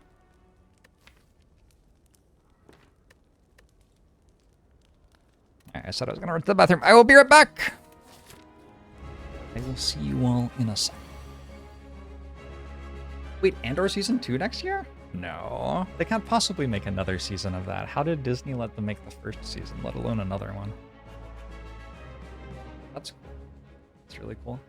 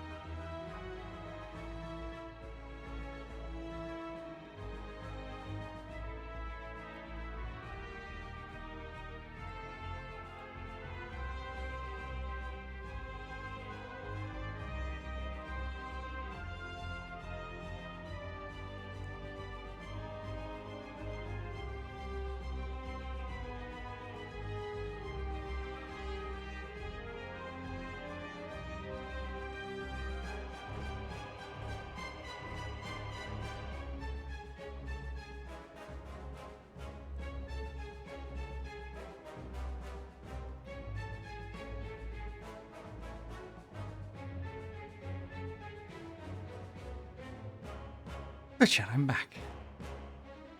Delayed until beginning of 2025. Of course, Gizmodo.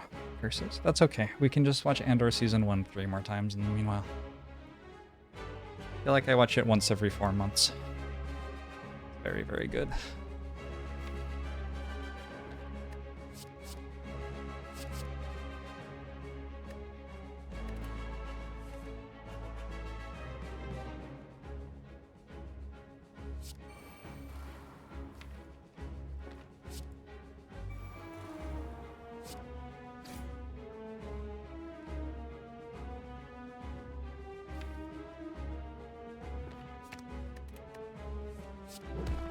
Couldn't believe one thing that is spoilers happened, and then another thing that would also be spoilers happened because of it.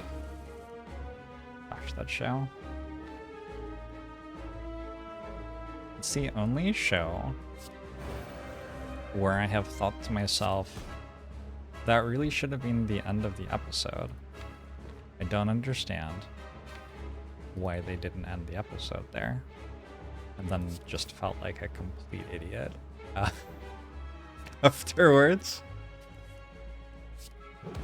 because there's a segment of that show where there is the best monologue ever delivered in the Star Wars universe, up until that point, and then it becomes the second best monologue ever delivered in the Star Wars universe 5 minutes later.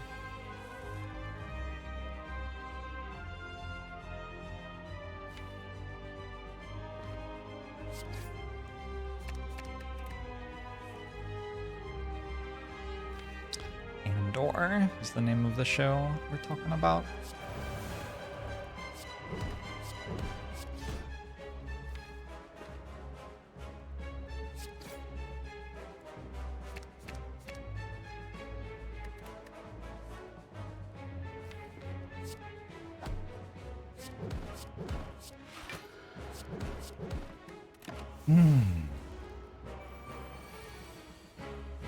Oh!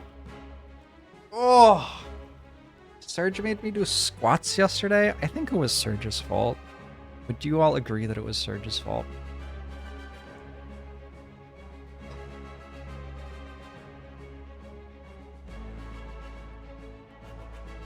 But I hurt.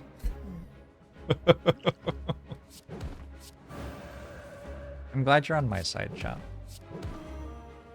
I think that's very important in the relationship between a streamer and their chat. For chat to be on their side.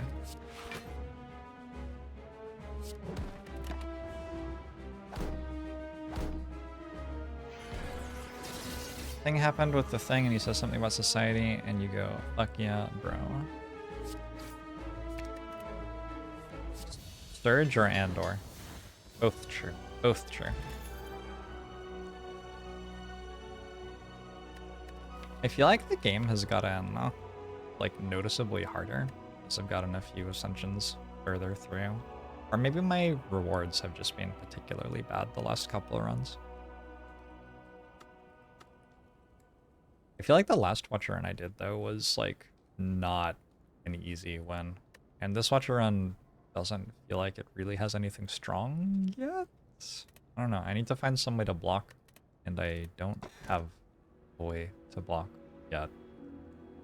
So I guess I need to do that sometime soon.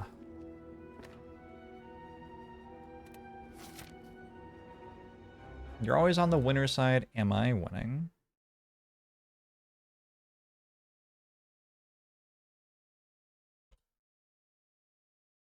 I mean, maybe. We'll find out very soon, I guess. So, in 15 minutes, I'm joined by my friend Ray. Ray is a voice actor. He voice acted a lot of very famous things in this last year, like the audio book, or the book that I published, which I'm sure you have all heard of. And also the male voice of the Barbarian in Diablo 4, which is like a small game from an indie company. I don't know. That's probably less of an impressive achievement than the audio book for JORBS. And I'm very excited about it because he's an awesome dude and I always love chatting with him. I summoned the Ray Chase stands. I love that for me. I love that for Ray. I love that for all of us.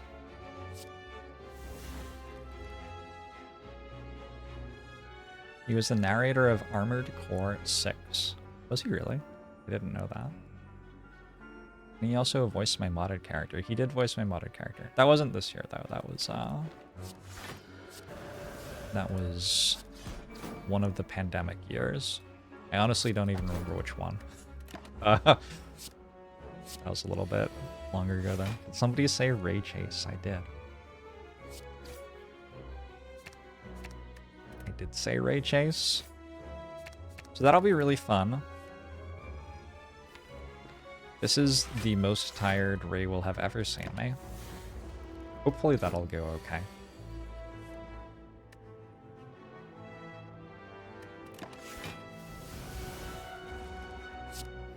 But I say Ray is a chase item.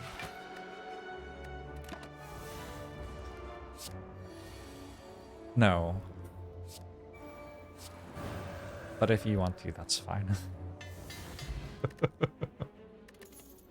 Yes, Ray has been on stream once before. He got very excited about all of our copy pastas and then read them out loud in lots of funny voices. So if you have a copy pasta from the channel that you would like to have read by a professional voice actor, that is something that Ray gets into. I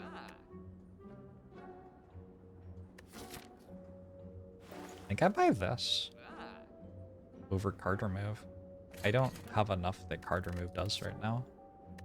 Talk to the hand and Mental Fortress, Indignation. I need another calm source probably. Okay, double talk.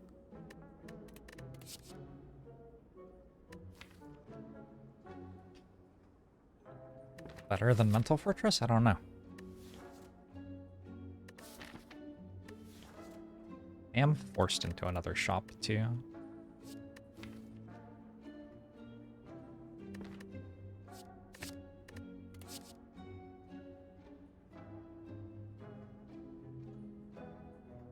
Does Ray love cat girls? I don't know, Mayashi. You'll have to ask Ray.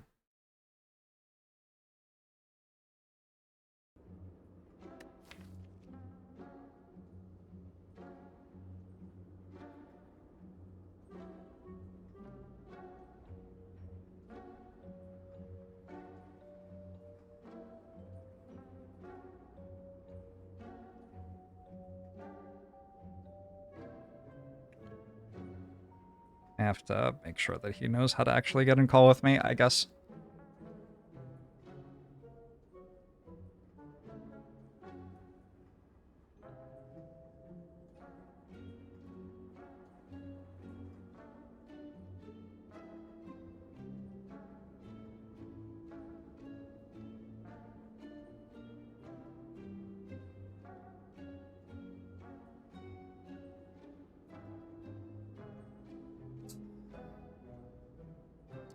With 2 Flurry, you think talk is better. I do have Mummified Hand. Is the reason I might not agree with that. I'm also fighting against Donu Deka, so... Yeah, but Donu Deka will just kind of randomly die to whatever, I guess. I wonder if I want Empty Body over Indignation. It feels wrong. Yeah, it feels wrong. I think I need Indignation. Alright. I could take Foresight. I think I'll just go to another shop, though. Because I think I'm forced into this shop anyway, right? I guess I could have gone this way. But we'll take the extra shop.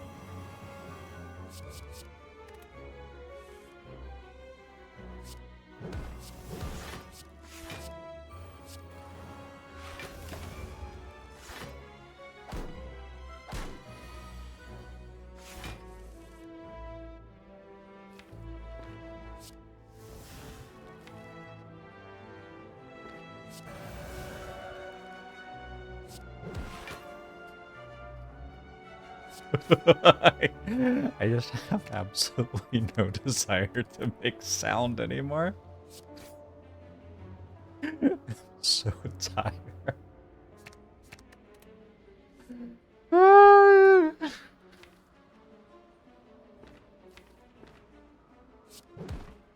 sure we'll be fine.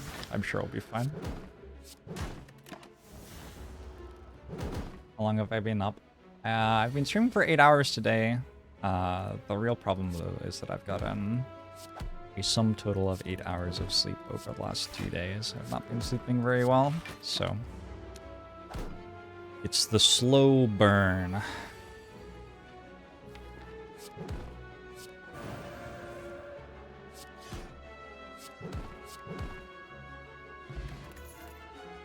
Sounds really stressful. It's not.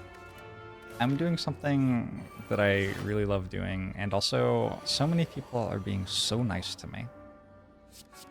It is remarkable. As a streamer, you come to understand that not everybody is going to be nice to you here on the internet. But I gotta say, like, at least recently, most people are being really nice. So, I don't know what I did to deserve that, but whatever it was, way to go me. And thank you to you all.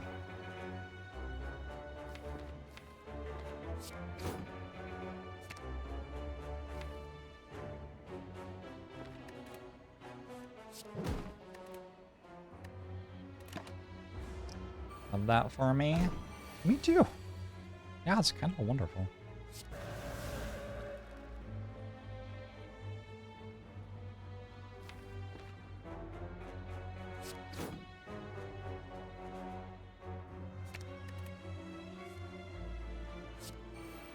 You think people who would be mean-spirited just don't show up because it's a charity event? Maybe.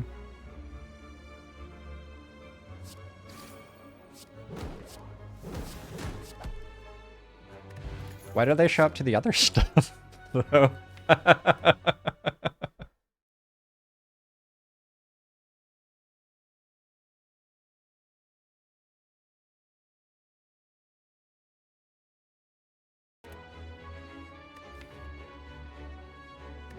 think I'm taking Inner Peace over Scrawl because I need another calm entry so much.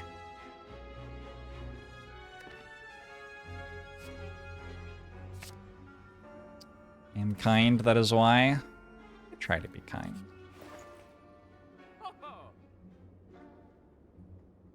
And I think a Tantrum? Tantrum with double talk to the hand? Yeah, that seems good. Okay. This deck's picking up a little bit of steam.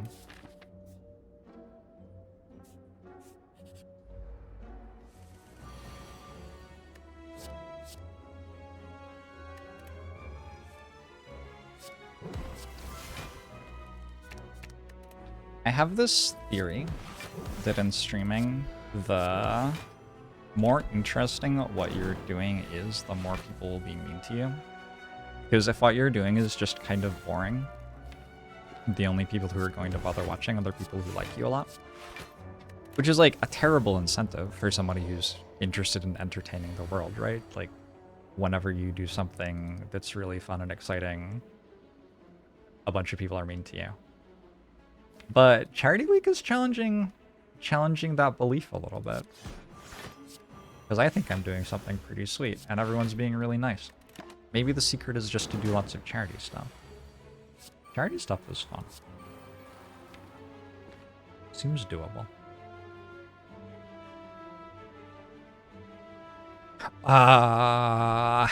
Every card in my hand enters Wrath, it appears. It's a bit scary. Well, there's nothing. Nice. Not that easy.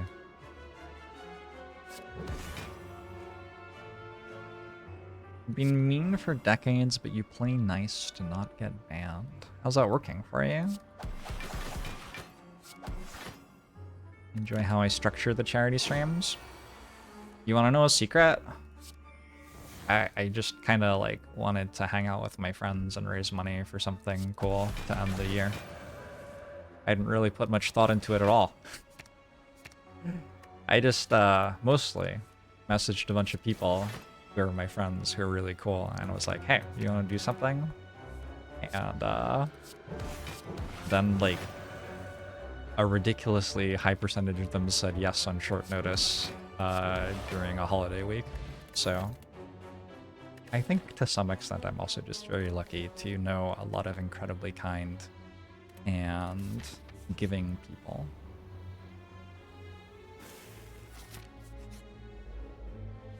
I mean, I went out of my way to know them, I guess, so some of that is deliberate. If you want your life to be full of kind and giving people, that is something that you can get deliberately for yourself by finding those people and treasuring them.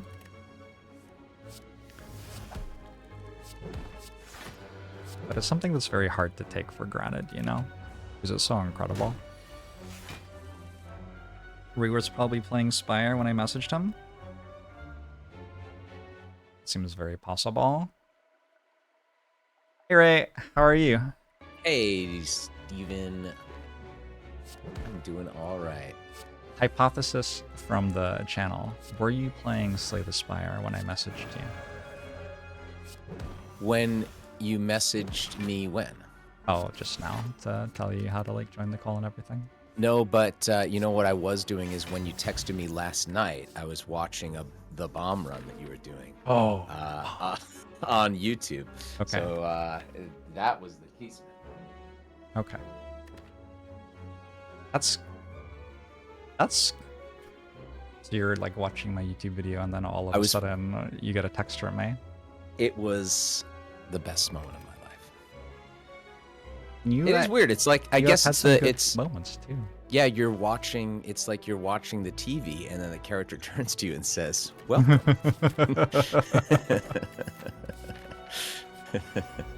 Should I? So you're going to share your screen here, right? Yes, I can do that. And if you would like to share your webcam, I can capture it and give it to the channel. Let's see how it's looking these days. And we do not have to talk about the game at all, but if you want to, we definitely can. It is up to you. I very much enjoy talking about the game. All right, cool. I remember the last time I was on your stream, I had no idea how Discord worked, and now it is where I live. Yeah. You use Discord for work, yeah? We're not live, right? We are currently live. We're currently live? Fantastic.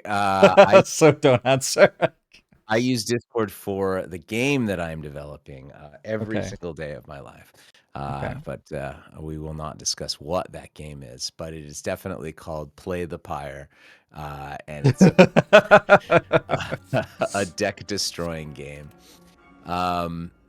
Wait, then how can I see chat for your chat? Or they're going to show up on this, are they on your I guess they would, screen? yes. Or you could I can go, also open the window. That was such a chill announcement that I've joined your stream. I am so tired. This is day 5. I've been doing 8 to 10 hours every day, and I've been sleeping 4 hours a night. So your sleeping schedule is insane to me. I don't know how you do it. Schedule is a very generous word, Ray. Here we go. Yeah, if I seem more chill than usual, it is largely tired. You're also playing Watcher, which might explain the tiredness. This looks like a great deck already. Wait, you guys are at 9,000. You're almost freaking there. Yeah? Absolutely amazing. If we get there, I just make the number bigger. You can't actually. It's like the endless scroll in social media. Actually make it. Yeah. Here's some things that... Ray, do I like cat girls? No. But I don't shame on people for liking cat girls. This is not a thing. It's just not my kind of thing. The kind of girls I'm into are named the Watcher and Silent. These are my ladies. Wait. I need to figure out. I am a dog boy. That is true. I need to figure out how to put this so that the frame rate's better. Oh, wait, I'll put it over here. Because I don't need to see myself. I want a full screen. I'm going to pop out this. Okay, perfect. I'm ready to go. Hey guys. My name is Ray. I'm a voice actor. Slay the Spire is my favorite game of all time. I've put in around 1,000 hours myself, and through the magic of watching and listening to the JORBS Spire chats and Spire logs, I have become a Pokemon master, just like Dr. JORBS here. Are you full A20s? Full A20s on mobile and on PC. I played wow. it, started all over again on mobile again. Beaten the game many times. It is. I am not as good as you, as consistent as you. Look at that. Look at that. Oh, this is one of these runs. You've got a fully upgraded deck, 24 card watcher deck. This is amazing. I have an apotheosis and a lesson learned, right? I got them both. Amazing. And man, the hardest thing is saying the names of cards. I find that when I think about them abstractly, I always think of the art first, and then I have to think of the actual name of it. But the 0 cost draw 2 upon entering Wrath. What the heck is it called? Rushdown. Everybody knows it. Rushdown. It's a Rushdown deck. Oh, and I have to make sure my background is okay. Yeah, it's all good stuff that people can see. Yeah, it's fine. What was I gonna say? I love this game. It's my favorite ever. I have absolutely nothing to do with the creation of this game. The reason why I'm here is because during COVID, JORBS was making his own. And you have a mummified hand. Unbelievable. JORBS was making his own. This is just. Oh, it's Ascension 10. That's right. You're also Ascension going through 10. the Ascensions. Okay, That makes it there we go. easier, but honestly, it would have been a watcher run either way, right? It's a watcher run either way. Yeah. I did. I reached out to JORBS. I was a fan of his streams, or not of his streams. No, I'm actually not a fan of his streams. Only of YouTube JORBS.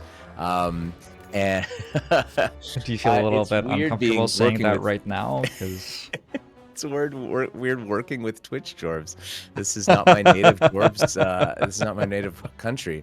But I reached out and said, hey, you're making your own modded character. You said you needed voice actors, and I am happy to do that for you. I love your stuff. And lo and behold, I got to do a whole bunch of voice work. And I came on your stream that year at one point to talk about the mod. We played a little bit of Wanderer and of Cull a little bit. Super fun, and I got to read a lot of copy pasta. So I think if you guys want, we can absolutely do reading of copy pasta. I can talk about being a voice actor if you have questions about it. I can talk about Slay the Spire lore. you're a Slay the Spire lore expert. I love all of the little things here and there, the little nods. Unbelievable. With a lesson learned, you're just so fast. Is it like is going down the Ascensions like working out and you just shift to baby weights? You're lifting heavy weights and then suddenly you put up a 5-pound dumbbell and go, oh my god, this is so easy. It's been surprisingly hard. I've lost 2 runs so far. Wow. And yeah, I was surprised at how capable the game is of killing you, even at low difficulty. Which I think speaks to how good a game it is. It is an extremely good game, and also even at the lower difficulties, it's not like the things change that drastically from Ascension to Ascension. It's the big ones are, I found unfavorable events was so hard that like really changes the game, and the double bosses are like the 2 main difficulty shifts, and the other ones are just like, okay, I get less gold or enemies attack for slightly more, but some of these difficulties are drastic and sudden. I think that double bosses changed how I played the game so much that I'm not actually expecting it to be that big a deal, because I feel like I just always build a deck that can handle double bosses now. And I still am. Exact- Like, those are the decks that I know how to make, kind of. When I was working my way through Ascensions on mobile, that was the craziest thing is to get yourself out of the mindset of getting double bosses anyway, and realizing, oh yeah, I don't have to, but you do anyway. This is an incredible deck. What are you at for right now in your Ascensions? And is this the last day? This is number 10. This is day 5 of 7. Wait, is that right? Or is it 6 of 7? Oh Hold yeah, on. Diamond Easy. Ascender's Bane is absolutely a game changer, making Yeah. Clash unplayable, completely invalidating an Oh. entire card. There's a section of the Slay the Spire population which believes Clash is actually pickable in Guardian Acts now. It's all the rage. We don't have balance updates or anything, so, you know, you have to get up in the morning for something smaller than that. And yeah. Harder Elites is pretty insane. Nobbers Clash wins games, says I am Rando. Thank you, Hoppy One. Some of the characters I voiced, you guys might know me from. Do a lot of anime and video games. The ones that I'm known for these days are Uzui from Demon Slayer, Sukuna and Choso from Jujutsu Kaisen, Noctis from Final Fantasy 15, Bruno Bucciarati from JoJo's Bizarre Adventure, and if you guys, I think your fans here are much more of the people who play lots of games. So I really enjoy some of my prouder credits are things like Genichiro in Sekiro Shadows Die Twice. Or that one's a great. Did you play that one, Jorbs? No, but it's like kind of on my list. On my list yeah. is to get into the Souls-likes, but Oh, wow. I have never played one yet in my life. So this year I downloaded and installed Elden Ring, and I just looked at it, and it was like too intense. I couldn't start playing. You really do have to rethink everything when you do those Souls-likes. It is its own. The rules are its own rules and systems, and it is disorienting at times. Oh wait, did you get? I missed it. No, your Tantrum is still unupgraded. You didn't get full Lesson 24 learned? full lesson learned. Washed up. Is it just one? Vigilance as well. Oh, we'll never. Unless you Okay, lesson we learn can the lesson heart learn the and this heart. one. Exactly. Okay, perfect. All right. We're taking requests here at JORBS.tv. We need a full lesson learned deck. We need to make the Apotheosis unplayable. One of my favorite things that I've seen of yours is the pinned tweet on your Twitter profile, where Yes. you talk through all the different characters that you have done. Well, not all of them, but a lot of them in their voices. I thought that was so cool. It was really fun, yeah. My response to a lot of other voice actors who are doing the same thing. My quote-unquote demo reel, yeah. And I think it turned out really, really well. That was definitely a fun passion project. Taking damage for the lesson learned. Thank you, Jorbs. I feel like it's okay. I have a toy ornithopter too. Oh, fantastic. And three potions. What if I didn't lesson learn Oh, right now? Would you shit. be okay with that? We're okay. I got it. Don't worry. You're playing it's your greatest hits. We're taking all the shovels. We're digging all the time. Oh, aren't you also doing a thing where you're drafting decks based on the chat? If we get to $10,000 donated, like right now, the next run would be that. I'm doing that every $10,000 or $5,000. I'm doing that every $5,000. So we did a defect one. Chat picked, I think, 3 claws, and I removed 2 of them.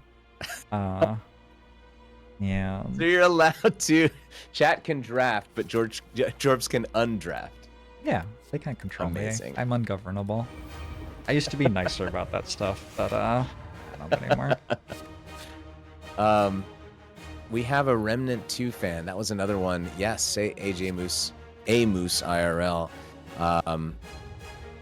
Yeah, that was one of the things about all the games that we work on is we put in the same amount of love and passion with the super popular stuff as we do the unpopular stuff. And Remnant was one. I really enjoyed working on that game, and I'm really glad that you played it.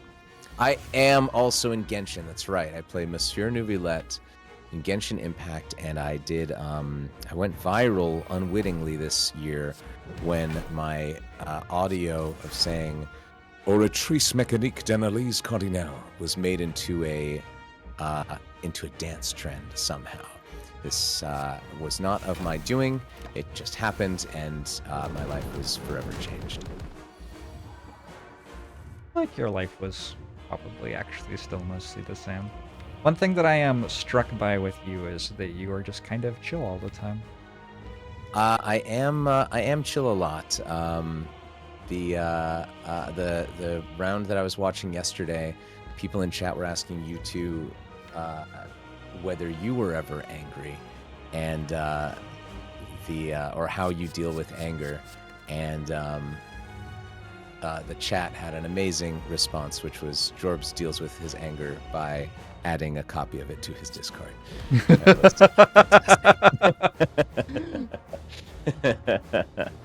I was reading chat. Did you... Wait, we're at 23 cards.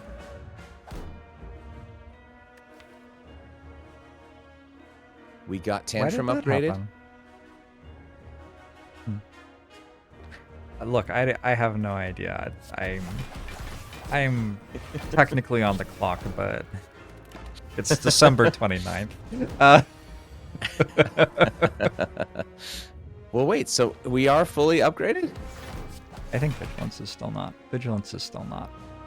Tantrum is, but Vigilance is Vigilance, not. okay. And We I got already Vig- played. okay. I already played Lesson Learned this fight, right? You weren't looking. But I wasn't didn't, looking. I didn't was dare to distracted tell by you. chat. Jorbs with his 5D chess over here. We have Nightbot with some sort of copy pasta. It's very naive of Ray Charles to sing a song favorable about the United States of America, when in fact there are several things that are not great about the United States of America. Not a great look, Ray. Stir-fried penguin. What? Do you have any response to the allegations, Ray?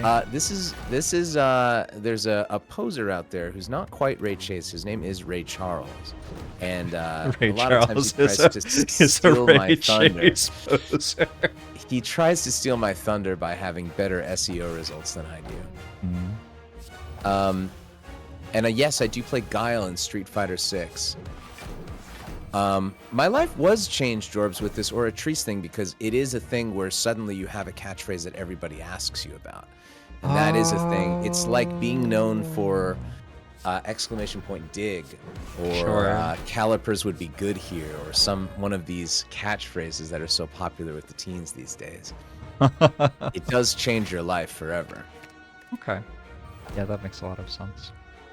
You know what I can do is, here we go. I can put my stuff over here. I got a nice computer. I switched from a laptop to a desktop. The last time you were on the channel, you were in a closet that looked like it was not enjoyable to be in. It was Yeah. very, very hot. That was my COVID closet where we recorded all of the time. Yeah. And it was very, very hot in there. And Julia stopped by. Yeah. I believe she might stop by today too. That would be awesome. Julia is Ray's wife, who is also an incredible voice actor. She's great. Teens love! Exclamation mark dig.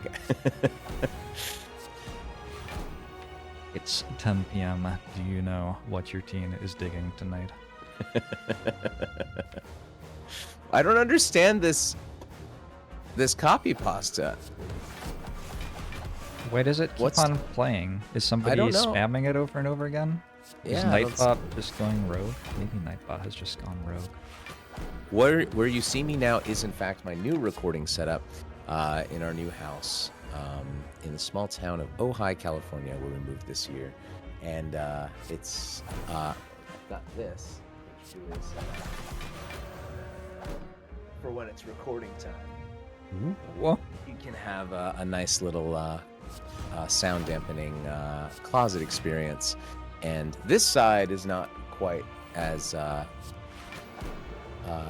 done up as the other sides and the roof, but I've got lots of this green absorbing foam on the other sides of the other place. So I do my recording here, which really helps. How shall we do it, Ray? Empty Fist or Sands of Time? How would you kill someone? So well, not someone. I but have corrupt I art. have card art from one of my characters that I've played. Indignation is a reference to the character Gendo Ikari from Evangelion, so you must use Indignation and then Sands of Time for a little Salt Bay. Oh, you're gonna draw two. Is the beta art the reference? That or? is definitely not the reference. That's the reference. That's the reference. Yeah. So you must use that, and then Sands use of the Time. Sands of Time, The Salt Bay? the Salt Bay ending. Right, nice. I need to donate. Oh, are How we do I- going to do a chat run? Is that... How do I dono? It's $1,000 where is a little the- steep. It's where I'll the do sub button is, usually. We could do a chat run if you would like to do a chat run. We can just do that on request. for you. Donate to charity. I'd allow it.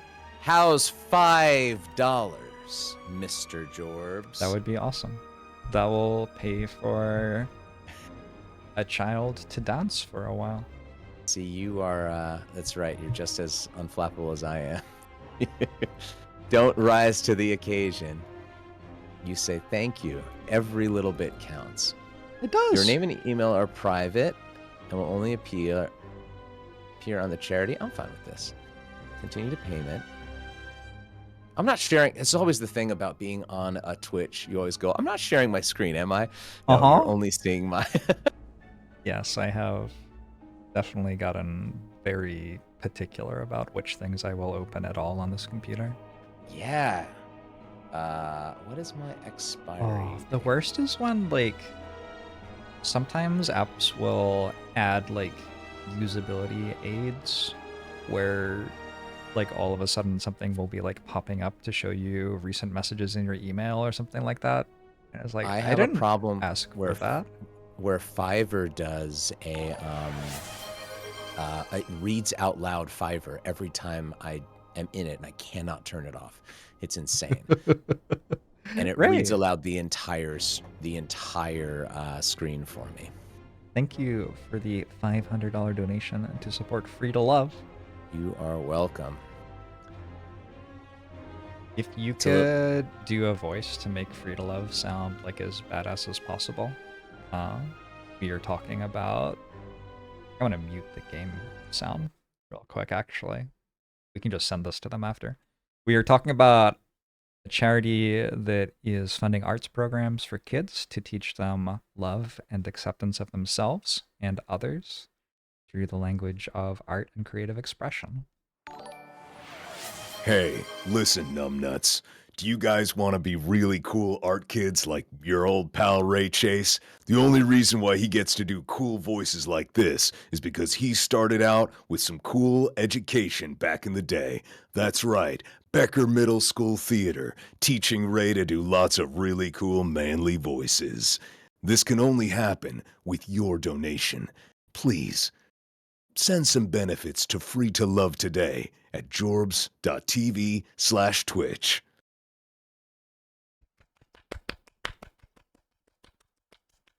Yeah, That's how you do it. I think you could do it professionally. I only started because, man, if I didn't have arts in schools and after school activities and a way to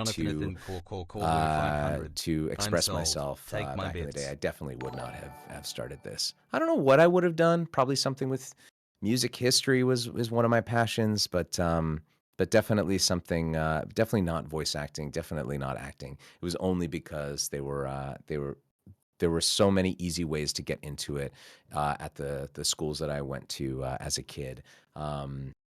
And being an artist is so damn vulnerable. Putting yourself out there for ridicule and mocking it all the time, and when you're starting out and you suck at it, you need that like the happy people who tell you to keep going and keep trying and keep working on your craft. The positivity when you're first starting out is super important. I think this is a great one. Hey, and let's talk about your book. We're not doing this through the old channels, are we? This donation experience. Oh, no. This is is your own way. Twitch Excellent. has a way to do it. They have partnered with PayPal Giving Fund, I think is what it's called. And so this is actually just going direct to the charity through Twitch's interface without any additional transaction fee being added. Perfect. It's just the bare minimum that PayPal will take for a transaction. Fantastic. Yeah, okay, it's an that's excellent way awesome. to do it. Excellent way to do it. I heard that they changed their name. Soft Giving changed their name. They're still out there. Yes, You can have it. I don't remember, but they're still awful as far as I can tell. They were suing some people for defamation because the people said what they did. You know how it what goes. the actual thing is? Unbelievable. If saying what you did defames you, that's kind of on you. That's kind of on you, isn't it? If you guys want the other reason that I forget this sometimes, that I've worked professionally with JORBS is through his audiobook for Before We Go Live. So listen to the audiobook if you want, or support JORBS by buying his book and listening to his Tales of Woe with nefarious charity stream organizations. Known as Soft Giving, they're now known as something else. You did an excellent job on that. Thanks. I messaged my publisher because you're going to be on to ask how I was meant to promote the audiobook. Apparently, premium Spotify subscribers in selected territories, including North America, UK, and he thinks Canada. This is a very professional, a very professional show we're running here. Wait, didn't he say North America? Yeah, North America and so that I think Canada. Which I mean, look.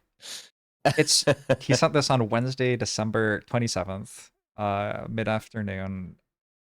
That I got an email at all is flattering. Good. Anyway, you can read the book for free if you have premium Spotify in those locations. And if you read it for free with your premium Spotify, I get paid. Well, he gets paid, and then he sends me a check eventually. And if you don't have premium, you can still buy it. Oh my God, on Spotify. I have it. And it's also available on Audible. This is me. That's you. What the hell? Whoa, that's really weird. I'm listening to it now. It's very bizarre. That is you. That is you. You can just go straight onto Spotify. It's 6 hours and 45 minutes of unedited Ray Chase. I did it all in one take. Yep. It's the best audiobook I've ever I didn't actually send him a copy of the book. I just kind of told him the broad strokes and let him improvise. I found a weird thing yesterday because I've been an Etsy fan for a long time and I needed to buy some stuff. It's Ironclad level 10. Ascension level 10. We're gonna get an Ascender's Bane. We are gonna get an Ascender's Bane, and we're gonna turn on chat drafting. So that chat can pick the cards. Chat drafting. Oh, I need to restart my game client. We're going to restart the game client, and then I'm going to turn on chat drafting. So Soft Giving is called Brandfluence now. Yeah, Boo that's to the one. Brandfluence. Awkward. I'm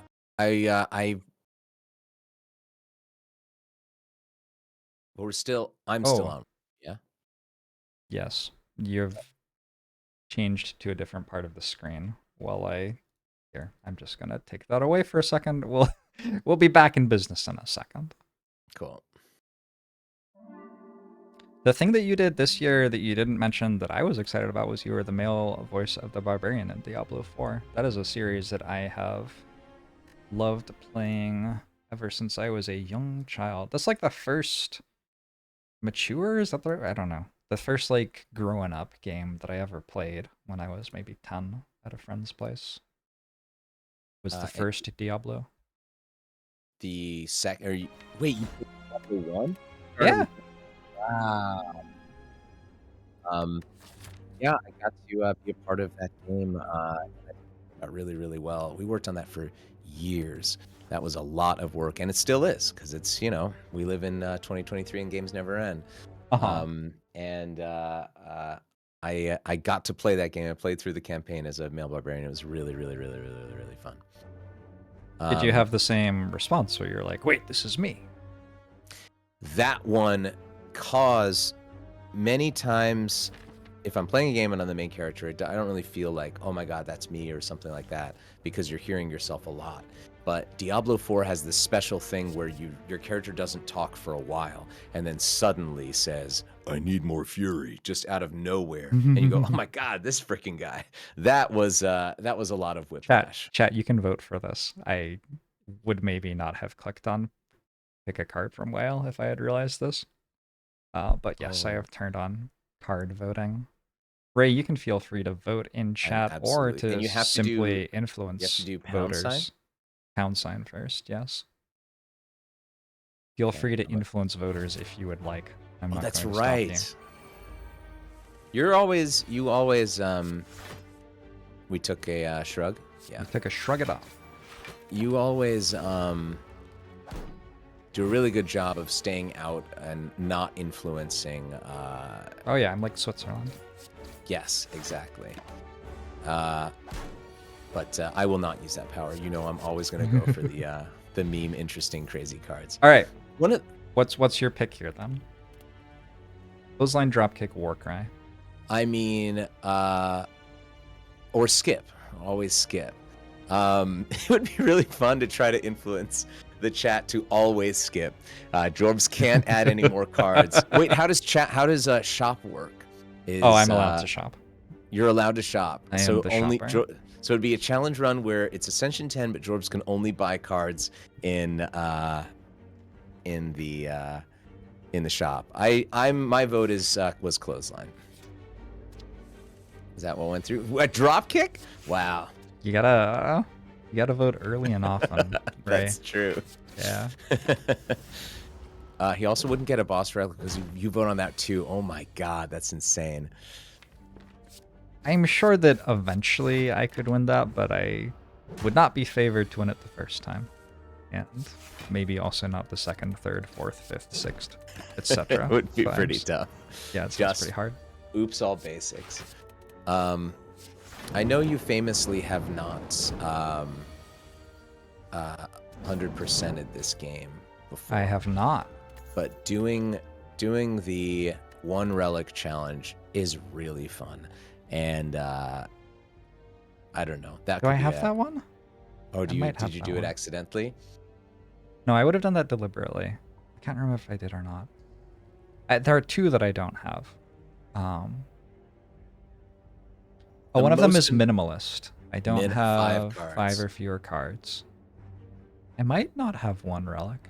Thing is, for a long time, I was playing with mods that were canceling my ability to get achievements also. So I think I might have had a minimalist deck, but not had the ability for the achievement to go through. The minimalist one was my last one that I got because it is so RNG based. You just have to have to keep playing over and over again until you get one where you can get that many removes. It is hard to ensure that happens. A vote for skip is a vote for chaos. Chaos. Flame barrier huge. 5 or fewer cards is great on Watcher. Oh yeah, I think I got it before Watcher came out. I guess minimalist. Oh sure, it's a bit easier on Watcher, might be doing. I have to ask you, Ray, what you've been happy about this year in gaming and in online spaces. That is the theme of the interview. We can go far afield from there immediately, but that is the only question I prepared. So please. Here's what I've been happy about. Let's talk. I'll do some real talk here. Okay. There's a game known as Genshin Impact, which I've played a little bit, but definitely not the kind of game that's on the scene for probably a lot of people in your chat, probably for yourself. I think it's a game for people who are looking for that kind of lifestyle. It's an MMORPG, is that right? It's a gacha game. Is it an MMO? I guess so, right? Because you can play with other people on it. And I guess it has a lot of the things where it has like lots of Radiant quests and it's a live service Breath of the Wild. That's it, Mayoshi. Open world game. It's not quite an MMO, but it's got a lot of the hallmarks of it with quests that repeat. Did you get a lot more than 6 HP at that end? What happened? No, it's only 6.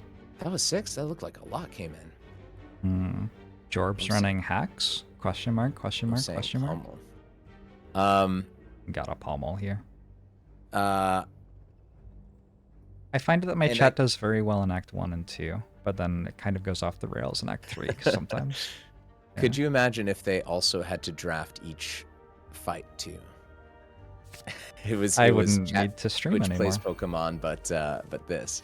You could commentate, maybe. Jorbs would give commentary from the side saying, well, here's my advice. Disparaging commentary. I was in this game called Genshin Impact, and from what I had heard from other voice actors who were in this game is quite possibly the most popular game of all time, question mark, just in terms of like how much support it gets, how much people talk about it, how many people play it, and for sure how much money it makes. And from what I heard was when you're in this game, yes, it's very popular, but the fan base can be really, really difficult and toxic and hard to be a part of because it's the kind of there's so many fans. You get a lot of the more ridiculous ones who follow your every move, who say lots of really bad things. You know, when you bring it out to 1 billion people, things are going to go awry. But what I am grateful for is worked on this game. I went out. I had a cool character. I gave it my all, and I didn't get any. I feel like it was not toxic at all. I felt like it was a very welcoming, wonderful community. People were, on the whole, really, really nice, and I didn't see the toxicity that a lot of people were talking about. So that, to me, is my grateful moment, my grateful online moment. I've had nothing but love from the Genshin community. Cool. What was your character like? My character was cool. This guy. His name is Monsieur Nouvelette, and he's. This is okay. Yeah. This is the Oratrice Mécanique d'Analyse Cardinal guy. We got Courier from that. We did get Courier. This will make my shops stronger. Which gives Jorbs more say. I'm gonna be the sole vote for Warcry. I think about the raid chases in like 5 different categories plus tweaks. That's like my, as a little baby raid chase understander. And Monsieur Novelette is in the smooth talking villain category in my head, based on voice. Okay. He's down here. I feel like he's close to Sire Denathrius, who's a lot more English. Which is that smooth talking villain. Nouvelette is not a villain. I think a lot of people thought that he was going to be a bad guy based on what he looked like and sounded like. He's not. He's a soft boy. He is really, really, really dear. He has some absolutely beautiful moments where he's super vulnerable and charming and wonderful. Not a bad guy, even though he might sound like it. Oh, look at that. 2. You've got 2 rares here, and there's only one choice. You have to take that double tap. You have to take that double tap. It's so good right here. You can play drop kick twice in a row if the enemy has vulnerable. It's so good. You can play it twice in a row if it doesn't have vulnerable too. It just doesn't do as much. Wait, if you do twice in a row, it wouldn't even do anything. Hilarious. Is it a shop time? I think it's shop time. Oh, I mean, I think the rule is you have to. Do we get to vote on Oh all yeah. of these? Yep. Wow. Good luck. Have fun. Wait, but can we see all 5? Nah. Just Nah. We're just gonna do it live. Oh, no. We're all gonna find out together. All right. Clash Gang, rise up.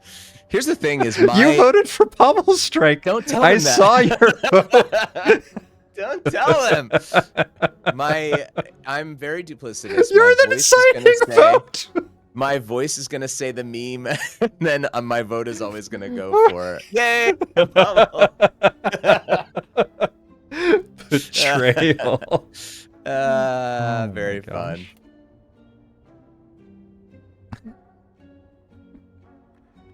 Oh wait, now I have to think of our deck too. You can mouse over the deck on Twitch to see all of the cards in it if you are on Twitch, if not you on are Discord. watching on Twitch. Ah. Yeah, you cannot on the Discord, that is true. But if you mouse over here or click on it, I guess, I'm not sure. You'll get to see a full deck list. Amazing. I was more Wait, telling the viewers. When did you get ceramic fish? Was that in a chest? Oh, in the game. I think it was from Gremlin Nub just now. We killed a Gremlin So Nub. we're making money. We're printing money. With Oh this yeah, orrery. absolutely. This is fantastic. Do not. Man, we really. Do not press skip anymore this round. That's for sure. We should have. We should have leaned into the perfected. We've been offered perfected like 6 times already. Yeah, I'm Could've had an surprised. amazing deck. Yep. Well, something deck. Okay. Wait, what were we talking about? Oh, there were 2 things that I was grateful for. You were saying, or positive experiences. Actually, legitimately, I really like Infernal Blade. I just think it's fun. I'm voting for it. I'm putting my money where my mouth is. What was I gonna say? There were 2 things you were asking. One was online communities. What was the other one? In streaming? My other In positive- gaming. In gaming. A positive experience in gaming? Yeah, like when you came and played board games with me. I mean, Intent. that was. I think about that every day. It was really. I think fun. about the key games still. That was The quite upsetting. It didn't work. Oh, it did not work. No, none of us got it at all. We were so Um, upset with you. If you do guys not don't know, people who understand how to play the key game. there is a game. The late great Billy Kometz taught a lot of us voice actors, and specifically Pro ZD, who I heard it from, where you play. I'm skipping. We gotta inflame. It's a game that he knew from working on cruise ships. A great time waster. And if you guys know what it is, you know how much fun it can be. And I introduced it to Jorbs and my sister, and it was an abject failure. I lost many friend points. My sister no longer talks to me. It's all over. No happy flower. Well, we're going to another shop is the thing. Oh, that's true. Yeah. Another Yeah, that was a good an time. experience gaming. It's been such a long year and such a crazy good year for gaming. I feel like I played a lot of great games. I really enjoyed Brotato from your from watching your streams. That was one that on the outside doesn't look very interesting. You're like, what is this nonsense? Just Vampire Survivors. But man, that was really fun. I very much enjoyed that. How It's much also did hard to you end up remember playing? what you. It's hard to remember what you played. How many did I gold? That's what the people want to know. 1, 2, 3, 4, 5, 6, 7, 8. I golded 8, or what is it? Danger 5'd 8 of the Tatos. Nice. And then beat it on all of them at different levels of difficulty. Who was your favorite? Do you have a favorite?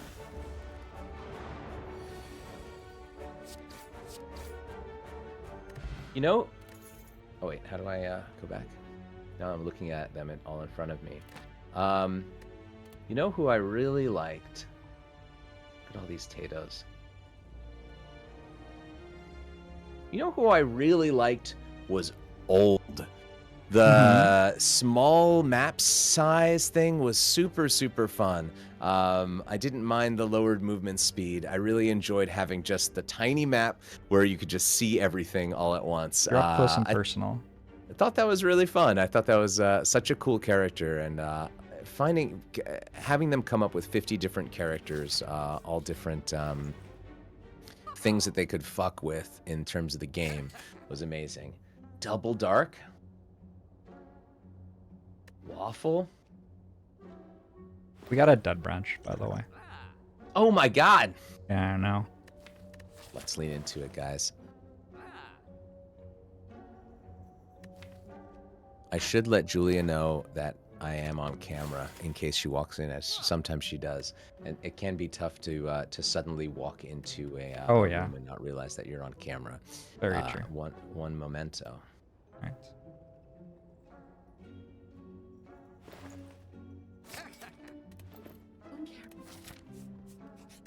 Sometimes I forget that I'm on camera when I'm streaming.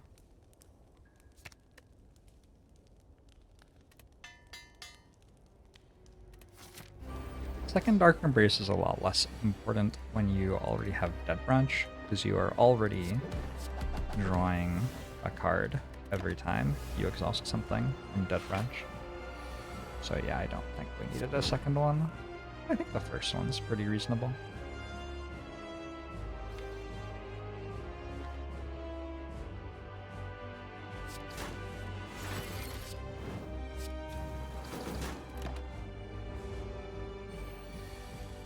Am I just used to being on camera now?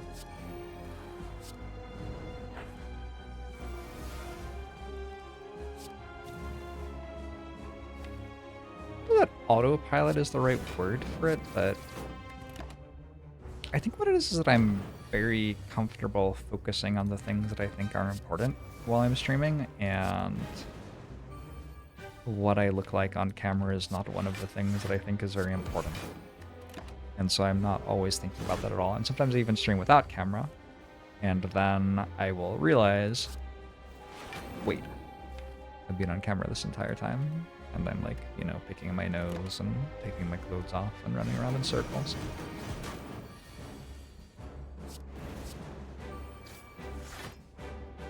Yeah, you were.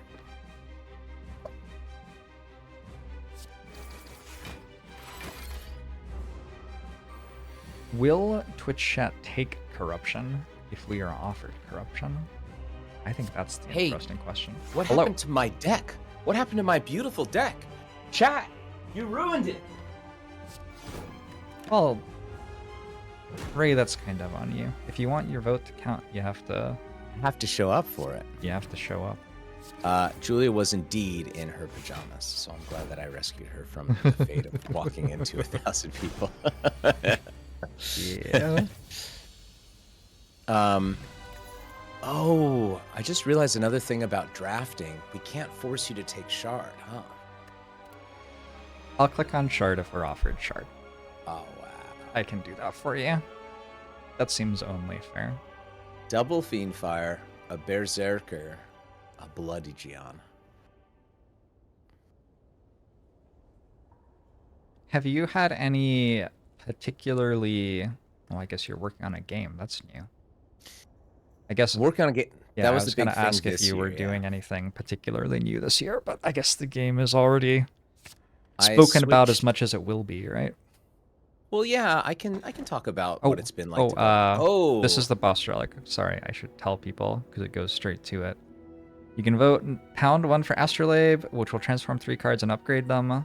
#2 for Black Blood, which will heal 12 instead of 6 at the end of combats. Or #3 for Mark of Pain. Gain energy at the start of your turn. At the start of combat, shuffle 2 wounds into your draw pile.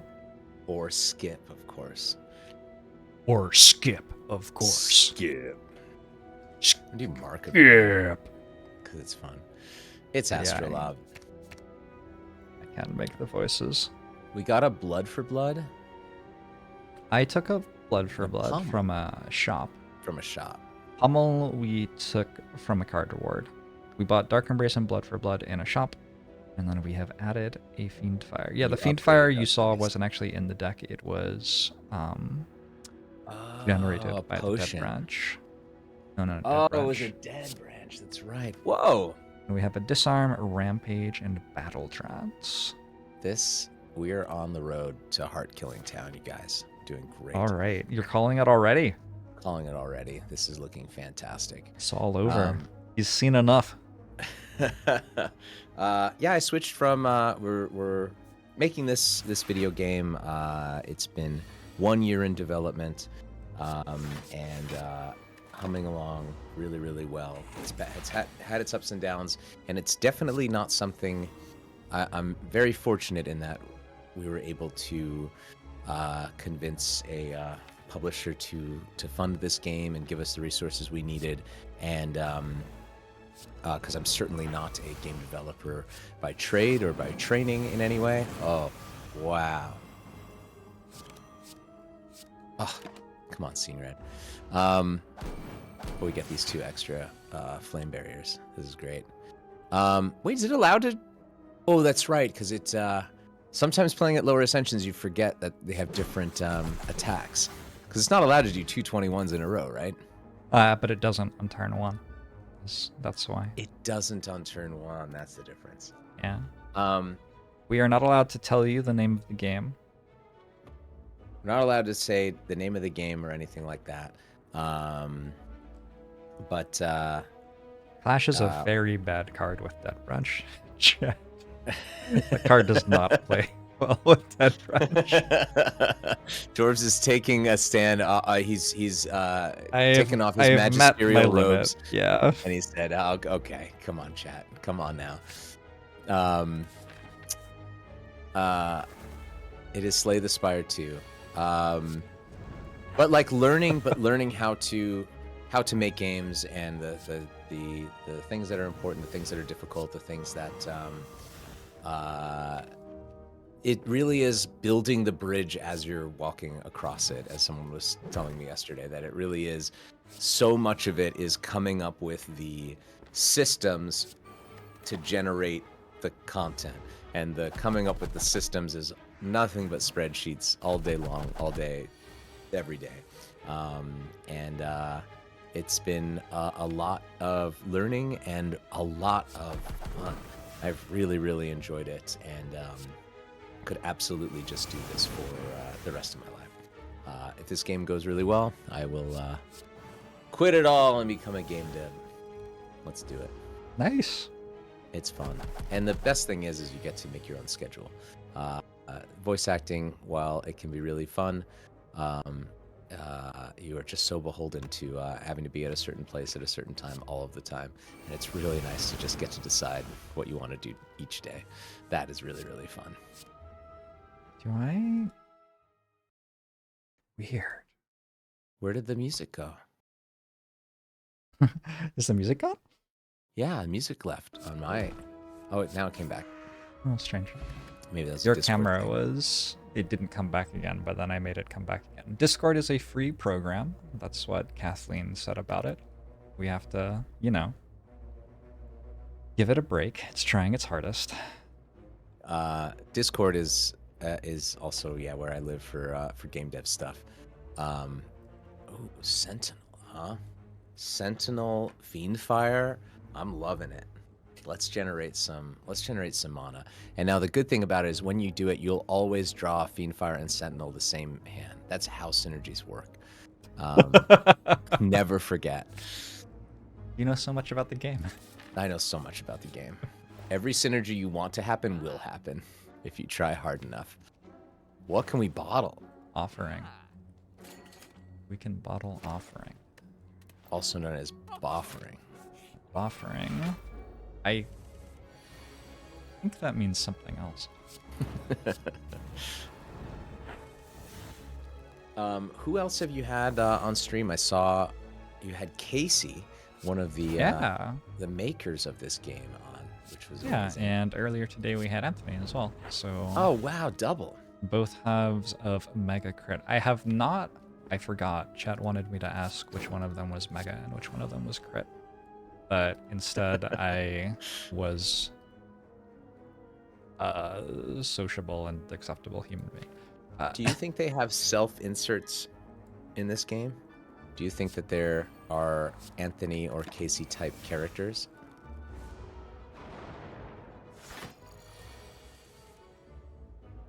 Oh gosh, that is such a good question.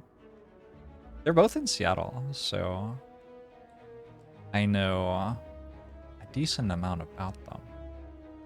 Now here, next chat, time you this come is here, when we you should. draw Fiendfire and Sentinel the same hand, just like that. Every time, works every time. I would love to meet them, Yeah. but I also feel like it would be, meeting your heroes. It can be really difficult sometimes because you're just too starstruck. You don't know what to do. It's definitely how my relationship with you started out. It's crazy to meet somebody that you see on the TV and get to see them in real life and go, I'm actually doing this. The only reason why I'm able to get through this stream is because I'm not thinking about it, but afterwards I'll think about it a lot. You think that they're Ronwid? That's a really good idea. I do think Ronwid is one of those names that sounds like somebody's named backwards, but it isn't. I do know that Nilry's Waffle is named after a guy whose name was Nilry, who used to make waffles in the office. I know that In the lore. Mega Crit office? Well, I don't think they had a Mega Crit office yet. I think it was like an Amazon office or something. It was Amazing. It was prior to the Mega Crit thing. Because when they made Spire, they didn't have office space. It was... I don't think they did anyway. How could you? We at Sassy Chap Games definitely do not have office space. Sassy Chap Games. Sassy Chap Games LLC is making your next favorite game. I believe it. I ask because doing the self-insert thing is so easy, and it can be. Oh, is there a self-insert of you in your game? There's definitely a self-insert of myself in this game, along with others. But it's so, when you have so much lore to do, it can be so much easier. Whoa, going for the cleric kill first. Wow, this is amazing. This is flexing. This is real flexing here. When you have so much lore to do, it can be so much easier to not come up with an idea and just put yourself or a reference to somebody that you know into it. Mhm. And I just wonder, with so many characters in this game and so many events and things, if any of them were just, they looked around their room and looked into a mirror and said, me, okay, I'll be in it. PC said that he wrote the lore, like he'd start with a feeling and then he'd try to kind of like rewrite something that evoked that feeling. Yeah. So I got the sense that he wasn't writing lore based on like people he knew necessarily, but maybe there's some lore about what it feels like to be around a person he knows. How do you come up with noodles? How do you do that? That is a great question. What a I stressful feel like event. I feel like they did so much. They just did so much right. Hit everything out of the park with this goddamn game. It just is the best. That there's so many. All of these events, we can talk about good or bad events or ones that we like to see, but they're all interesting. They all have a good and a bad side. Like just game dev balance. Like even the events that make you feel the worst, there's always that one run where it's really, really awesome and it feels fantastic. That's just amazing. So hard to do. And it's so easy to fall into a trap where you can make the game feel harder by making it hard or cruel or unbearable, and they did balance so well. My personal favorite. This turn's actually kind of hard. My personal favorite thing in Slay the Spire is when I transform into a card that I don't think is very good and have to work out how to use it to win the run. Yeah. And it is incredible how often you can find some way to use really anything in this game. Everything, yeah. Amazing. And you guys were talking about how good the UI feels with this one. That like a game like Monster Train where it's like clearly they're going for like a more professional Hearthstone build where everything is really nice and all the effects are really good. It's a little bit slower and it doesn't feel quite as good. Casey was talking about that he had they had built this in like Flash or Java or something crazy. Java. It's in Java. Java. Yeah. I wonder if that has something to do with it, where it had to be so lean in order to do stuff, and that's why things just feel so fast and good. I think it's that Casey is just an absolute genius and cares a huge amount about doing what he does well. And he did the UI for the game. I will play any game that Casey makes for the rest of time because I feel extremely confident that it is going to bring me into a feeling of playing a game that he's trying to evoke and do so almost seamlessly. And that to me is a huge part of the magic of Slay the Spire, that it can do that. You heard it here first, guys. Jorbs is not interested in playing Anthony's next game. Amazing that he would just come out and say this.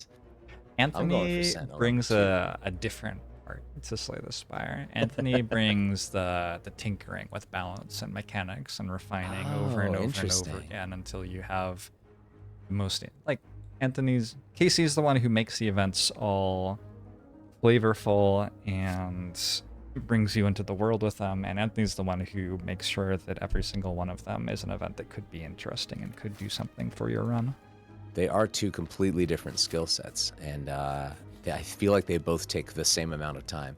Coming up with the thing and then tinkering with the thing until it works is so much work, each of them. Yeah.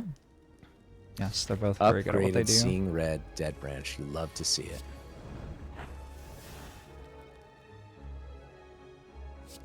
I'm playing Infernal Blade just for you. Thank it you. Worked. It was a good drop pick. Oh, we got Sentinel.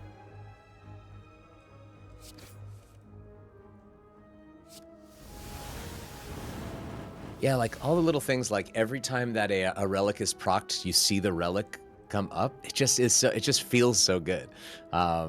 They could have just made it where it just happens once, and you go, "Oh, Dead Branch was procced," but seeing it happen 1 million times in a row is just so nice. And every sound is something you could listen to forever. I feel like that is a particularly high compliment from you because you care more about sound than anybody I know. You are so interested in sound. I am really interested in sound. I can't say that I'm good at it. I'm good at the talking part, but the making sounds is really tough. I don't know where a lot of these things even come from. Huh. Do we have Barricade in our deck, or that was something that we... That was a Fiend Fire plus Sentinel kind of angle, yeah. Amazing. This is a one run. Let's go to the next run. Just abandon run, huh? Do you find that you lose interest once you feel like the run is won? Are you about the struggle or about reaping the rewards of the labor? I feel like I still play it all the way through, even if it's won. I play a lot of my Spire. The reason why I started all over again on mobile was because I'm on planes a lot, and it's a great way to have time just completely go by very, very quickly. So even if it's a one run, if I'm on a plane, I'll play it all the way through. But I think one of the reasons why my win rate isn't great is because I'll always take the meme cards or the silly events or the things that I've never seen before. Like I'll always do colorless cards at Niao just to get some weird new card. Necronomicon, amazing. We got a spicy run here. Just to force some new understanding of the game. Play a Chrysalis deck or something like that I've never won on once. I think it can be really, really fun. Is this lethal? No. I guess I can't play Bash. Because we're at Red Skull, right? I think that's lethal. Might not have had to play Pommel Strike. Plays twice. Unbelievable. Unbelievable. These poor clueless gremlins just showed up to the battle and had to retreat on turn 1. Didn't even get a shot. I'm still going for Havoc. It's fun.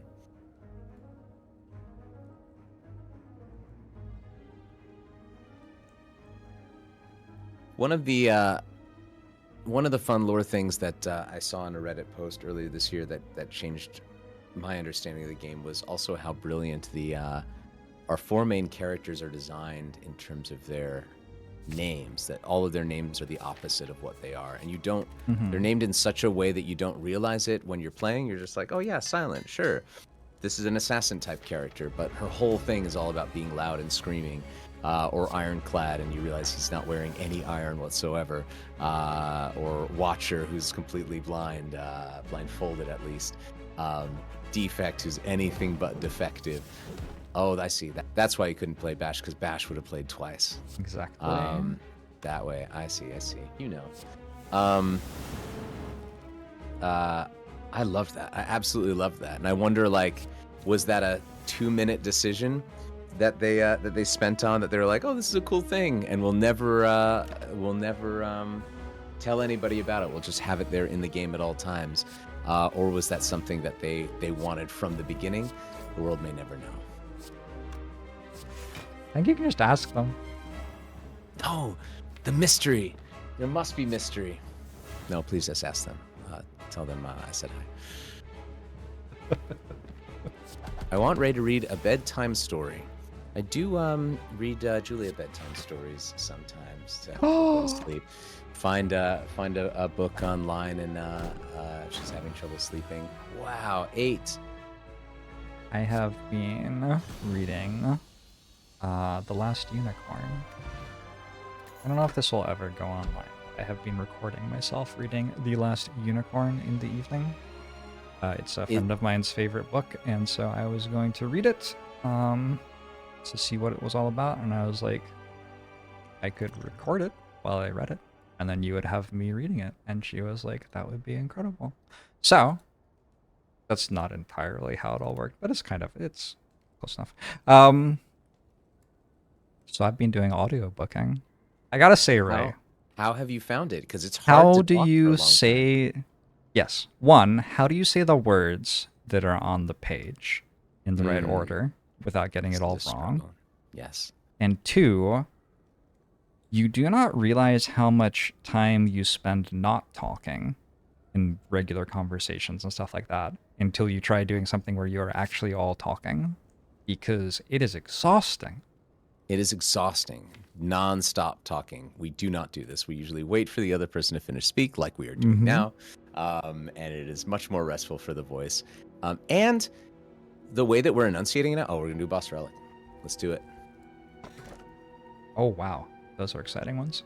We have Runic Cube. Whenever you lose HP, draw 1 card. Snecko Eye. At the start of your turn, draw 2 additional cards to start each combat confused. Pandora's Box. Upon pickup, transform, all strike, and defend cards. We don't have many strike and defense left. I don't think that we do. Astrolabe, I'll right? look real quick. 3. We have 3 defense left. And yet Pandas is going to win. It's close. Oh, It's man. very close. It's very close. This is why I went every vote Runic Cube. counts. All right. With the, I'm gonna. with the Sometimes pain. you just say things. Oh, I can't find your vote in there. No, I'll just believe you. I'll just believe you. I'll tell the truth. I voted Cube because of pain. I thought that'd be fun. Yeah, I think it would be fun. What was I gonna say? With reading stuff out loud, do you play an instrument? I play a variety of instruments. Yes. I feel like it's like with reading music where you don't necessarily read you can read a measure at a time, but a lot of the times, my God, look at that, unbelievable. You'll read a measure at a time, but I did $, didn't count.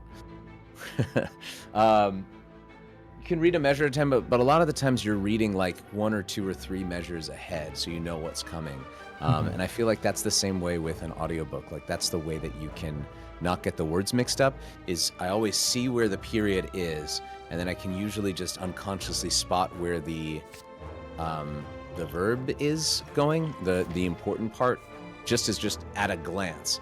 And so that way I can like keep the flow of the sentence in my head, even if I don't know where the sentence is going or what I'm going to be saying. Having that in the back of your mind is just something that I do kind of unconsciously. I actually, when I was I forget these things that you do when you're kids naturally that you don't even realize are very important, and have nothing to do with what everybody else is doing with their lives. But for some reason, when I was a kid, I would take the Goosebumps books and I would read them out loud on the way to school to my mom and my sister, for no reason. This was before even thinking about being a voice actor, knowing what even that was. It was just a thing that I enjoyed doing. I liked sharing the stories, I guess, to them and doing the voices. I think that really helped, just doing that for years before that was even a thing. I forgot. It's one of those distant memories that you're like, why the hell did I do that? But I guess it was worthwhile. It was a lot of extra experience doing stuff.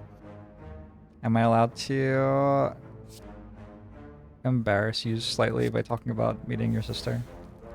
It's like nothing please. bad, Oh I yeah, don't she think. had lots of good stories about me as a kid. Yes, exactly. Like, you present yourself as such a completely normal human being, Mm-hmm. and Present the opposite word. I'm I'm not word here. not saying that you're not exactly, but meeting your sister, she had so many stories about you as a kid. Yep.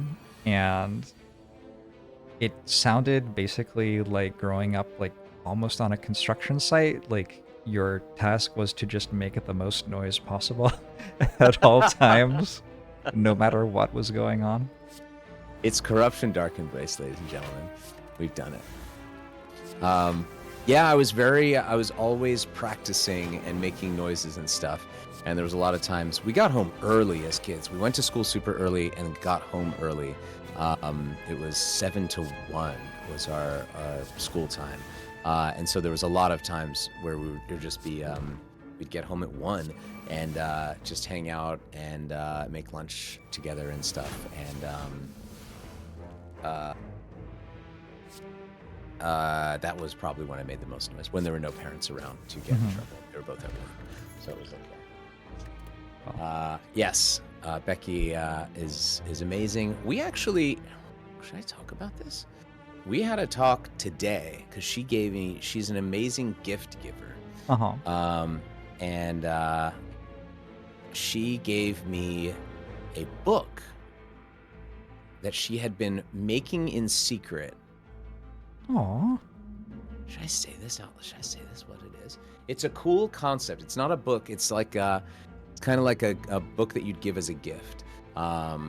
Like one of those Life's Little Instruction books from back in the day, or what's one like a gag gift. It is Julia in her pajamas. Amazing. Should we talk about Brittany's book in front of everybody? Hi, Julia. It's just amazing. It is incredible, but I don't want her to get in trouble if somehow. Yeah. Because the company is specific. Yeah, yeah. I don't want her to get in trouble. Okay, cool. But, long story short, It's really cool. And his sister created. I mean, everyone who has ever worked in a corporate office ever would buy these and laugh at these and love these books. They are so amazing. I had a long talk with her to convince her to maybe start actually making these things for her. And she might do that. We'll see what next year brings. Are you just streaming Slay the Spire? No, I'm watching JORBS play. Oh, amazing! He's so fast. He's very fast. He's a professional. Well, there you go. Also, you haven't seen me play, but I'm pretty fast too, girl. Honey, I have seen you. Girl, I I'm have so... seen this man pick up Slay the Spire and literally emerge like a mole from his tunnel 6 hours later going, what a great game! And there was an earthquake and the dog threw up. And he was like, what? I came in to ask if you want your dinner or if you want to wait.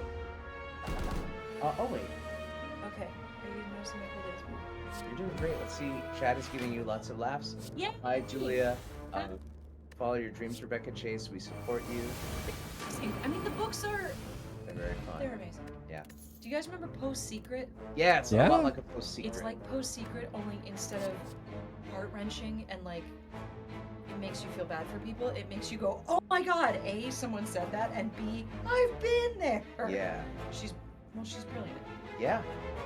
basically. I'm excited for it. That's really cool. Yeah. Drip says it's really cool. Yay.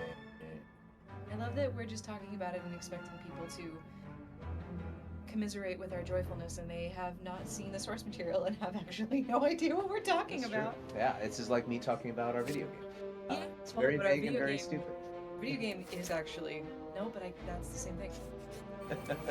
So guys, in Very frustrating conversation. August or September of next year. That we can't talk about. Oh, I love you.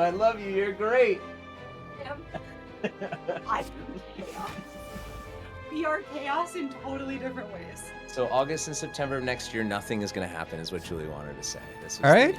Talk about that. I'm gonna buy a new pair of shoes. Julie's going to buy a new pair of shoes. Like Nice. yeah, though. Yeah. Well, I'm quite excited about that. Pretty Now, boots. by you saying that, you did get Grizzly Cheeks to subscribe. You're welcome. Thank you. That's I the whole reason can- I came in. I can Grizz send the cheeks. over. Grizz, where's the camera? What up? I can send over the royalties. Here we go. Bye, Julia. Bye. Oh, corruption. Well, that was lovely. Nice to see Julia again. She's fantastic. I gotta come to your like whatever thing someday. You said that you might be able to come out, but it is annoying on the con schedule. You lose all of your weekends, which is usually when most people are free to actually hang out. So it's a bummer. I would a lot of my board game nights were on the weekends too, but we'll make hay while the sun shines and do a million cons. I think I'm on the hook for 30 or so next year. Oh my It's gosh. nuts. Yeah. All over the U.S. or outside the U.S. as well? 2 outside of the U.S. once, everything else domestic. Part of it is by design because when you're doing so many, the international travel can really. Wait, we got a prismatic. When the hell did that happen? Oh shit! Man, wife comes in here and distracts me. I missed the prismatic. Oh my god, absolutely cool-headed. We're gonna get Blizzard synergy in this deck somehow. It's gonna be incredible. So a lot when we were looking at this next year, we made room for a lot more cons that were closer to home because it can take a lot out of you traveling every single week. It's a lot. Wait, it's Prismatic plus question card. Amazing. Yeah, I bought both. So we get twice as many. Unbelievable. That was just for the fans. Well, it's for me too. Yeah, you're in the Look fans. at that. We've got ourselves an orb slot above Ironclad. Will it ever be evoked? The new challenge is evoke the orb slot. Wait, did we get the cool-headed? I think assumed so. that we did. Yes, we did. Okay. Chat, let's try to evoke it. Our deck Oh, is and we got indignation. yes. I would say our deck is rapidly getting worse. So, if you would like to not die pretty soon, you know. We can enter Wrath. We have no way of getting out of it, and we have this pain still. Yeah, unfortunately, I couldn't remove the pain. Oh, wow. I use Elixir so infrequently. I always thought it was exhaust 3. But it isn't. Let's choose any number. Yeah. Oh, you're trying to see if we can kill this turn? Because otherwise there's no way out of Wrath. Man. This Look seems at like you. it makes actual thought. You're in the game right now. This is really interesting. It's the prismatic runs where you just go, what the hell is going on? What are our possible things that we can do? And we have Snecko. It's maximum chaos. I don't Wow. think you got it. I don't see it. Maybe chat would know.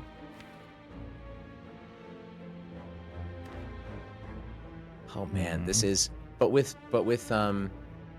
Dead Branch, you don't get prismatics. It's always going to be ironclads, right?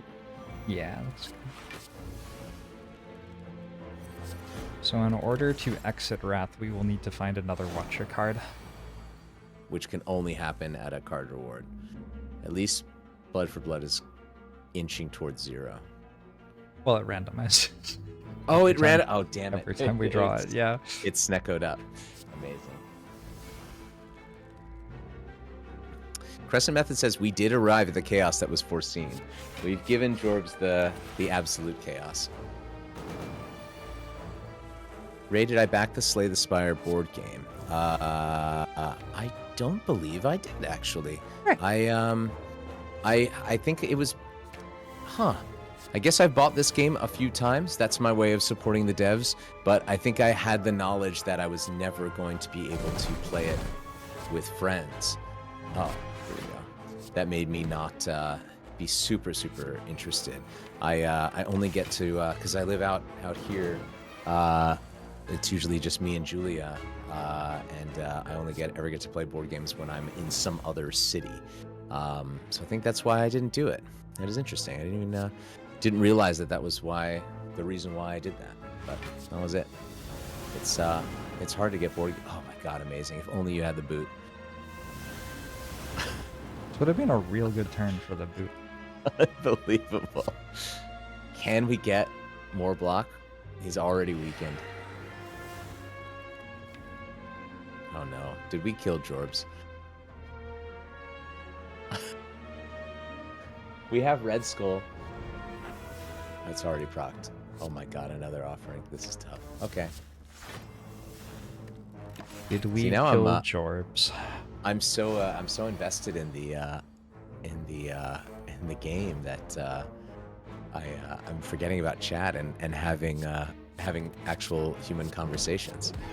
It's Jorbs managing his anger. Darkstone. All right. What about... Well, we already talked about the things that we're not allowed to talk about for the coming year, I like- suppose. I feel like hologram might be okay. Did you I end feel up like seeing Oppenheimer? I did see Oppenheimer, and it was Julia's one of her favorite movies of all time, and she bought the 800-page book and has already finished it. Book is Last week 800 she figured it pages. out. Yeah, she actually finished it. She went Oppenheimer mad. She loved it. So that's been a part of our lives for a while. Did you ever end up seeing it? Yeah, I watched it recently. I also enjoyed it a lot.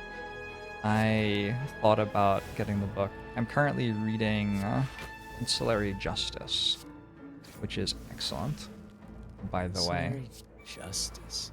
Well, I guess I just finished that trilogy, and now I'm going to read the other 2 books in the same universe. It is about basically an android that goes rogue and is put in a position to decide how the world should work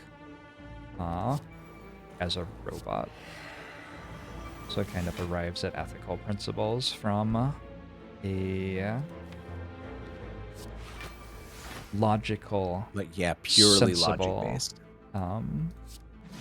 Yeah, it's very soothing to read in the current world where sometimes it seems like the stuff we're doing doesn't all make sense. It's a lot of it just we're doing it because we've always done it that way. This sort of traditionalist aspect where you just go, why? This doesn't make any sense. But Reptomancer is dead. Or is that not played twice? So many It is played twice. times. Beautiful.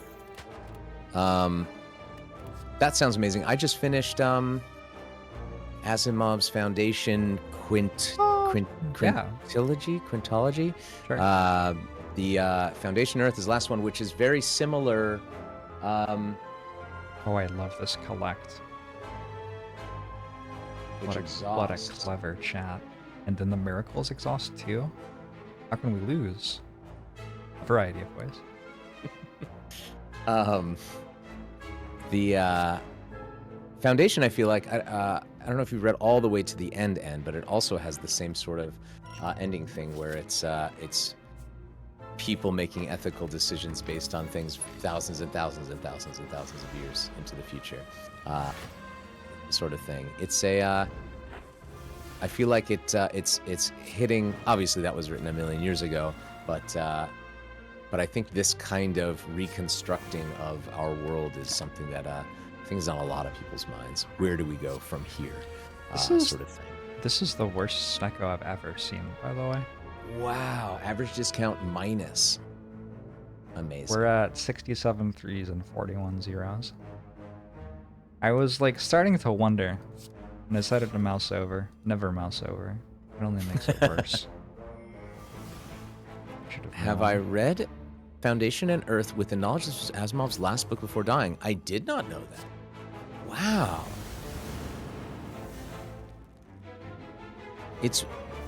That was the last one. But wait, I thought then he wrote the prequels after that. Or was that one of those things where the someone else was entrusted the lore and stuff like Dune or something like that?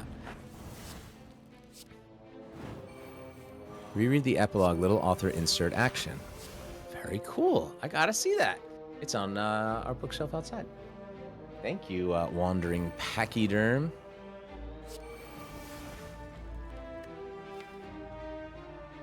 Oh, and then you can get the miracles back with Exhume.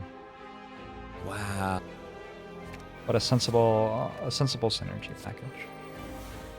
Clever thought there to shout out, and I can do it again. Another thing that I've learned from my short time with game development is how important it is that things function as you expect them to. Mm-hmm. And it means doing a lot of extra work to tell everything to do it as you'd expect them to do, because nothing in game dev inherently does anything. Artifact charge. Do you have anything? Nothing that interacts with artifacts. Because Red Skull is just a straight up buff.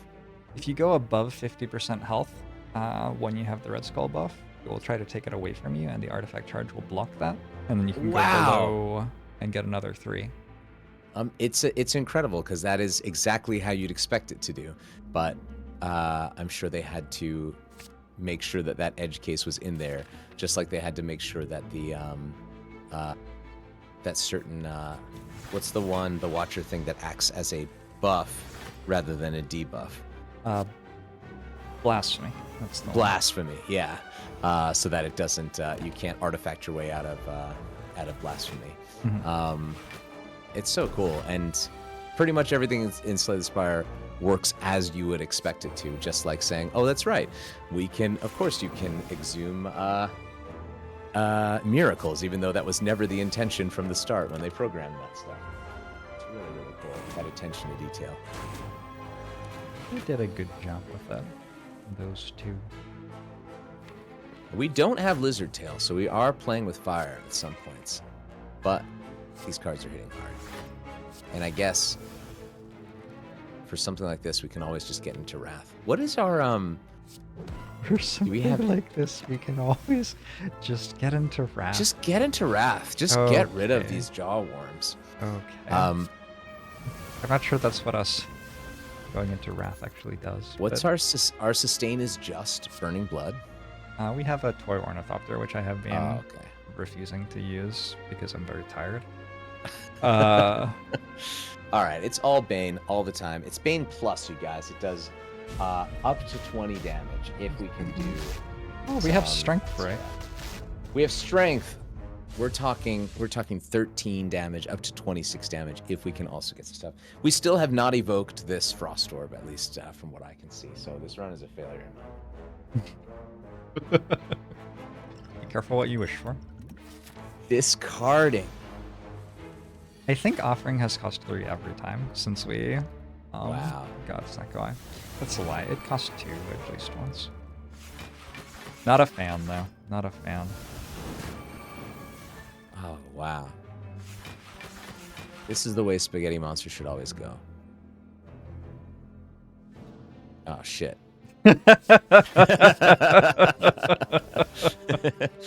Bloodletting. We keep losing HP. It's also weird because when your cards are created, they're unaffected by Snecko Eye. Mhm. So this bloodletting actually costs correct amounts. Oh boy. Wow. Wow. Figured The we could magic. use some health there. Absolutely incredible. Flannel Violin is late. It's okay that you're late, Flannel Violin. We'll start the stream. Flannel Violin has a new child this year. Wow.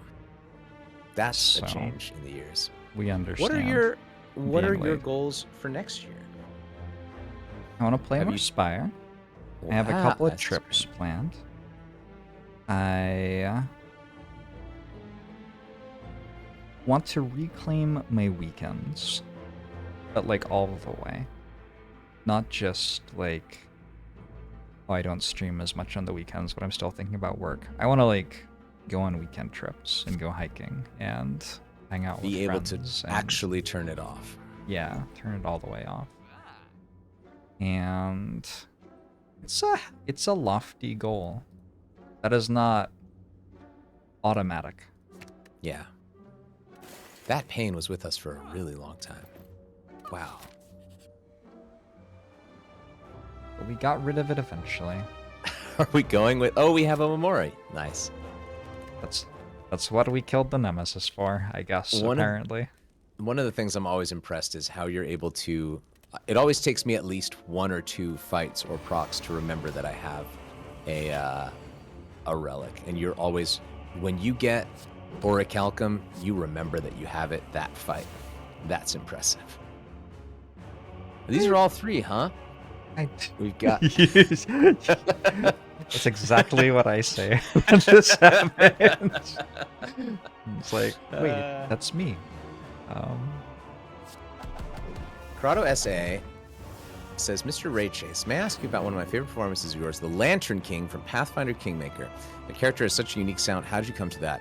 That is one of the few, I think there's only 2 characters that I play that are my real voice, and one is Master of Masters from Kingdom Hearts, and the other is Lantern King, where I'm just talking. It's just my normal voice, just a little bit heightened and a little bit more playful.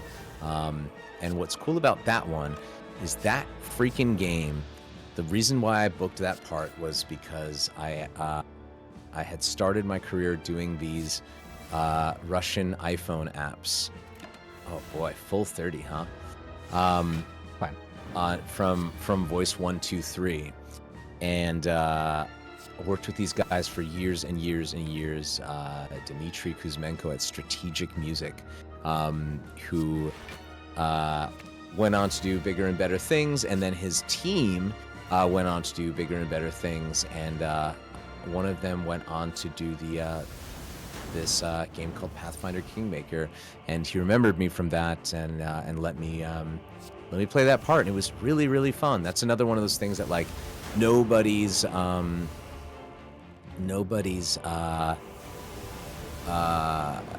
at cons knows me from that, but it's still something that's out there that I know means a lot to people. And so whenever I hear somebody talk about that role, I put a lot of heart into it, and it meant a lot to me personally too. So thank you, Corrados SA. And Food Court Cosplay says, I like Ray's voice in Fallout 4. I did work on Fallout 4, but I was removed from the game. And I think that game came out like 7 years ago at this point, right? I think we can... Something like that. I think the statute of limitations is... You want to air some over. dirty laundry? It's not dirty laundry. I think it's... I think I'm okay with saying this. Who I played in Fallout 4 is Elder Maxon, one of the main characters in that, who is from Fallout 3, who's canonically 20 years old, because he's 10 years old in Fallout 3. And they voiced. I did the voice. I was a lot younger, and they wanted me to have a very young, sort of snotty, bratty personality. I did that. And I think what happened was they put it into the game and they were like, this guy sucks. He is canonically 20, but him leading the Brotherhood of Steel feels really bad. Nobody probably wanted to side with him. I sure wouldn't. And so I think they went with another guy who is in his 40s.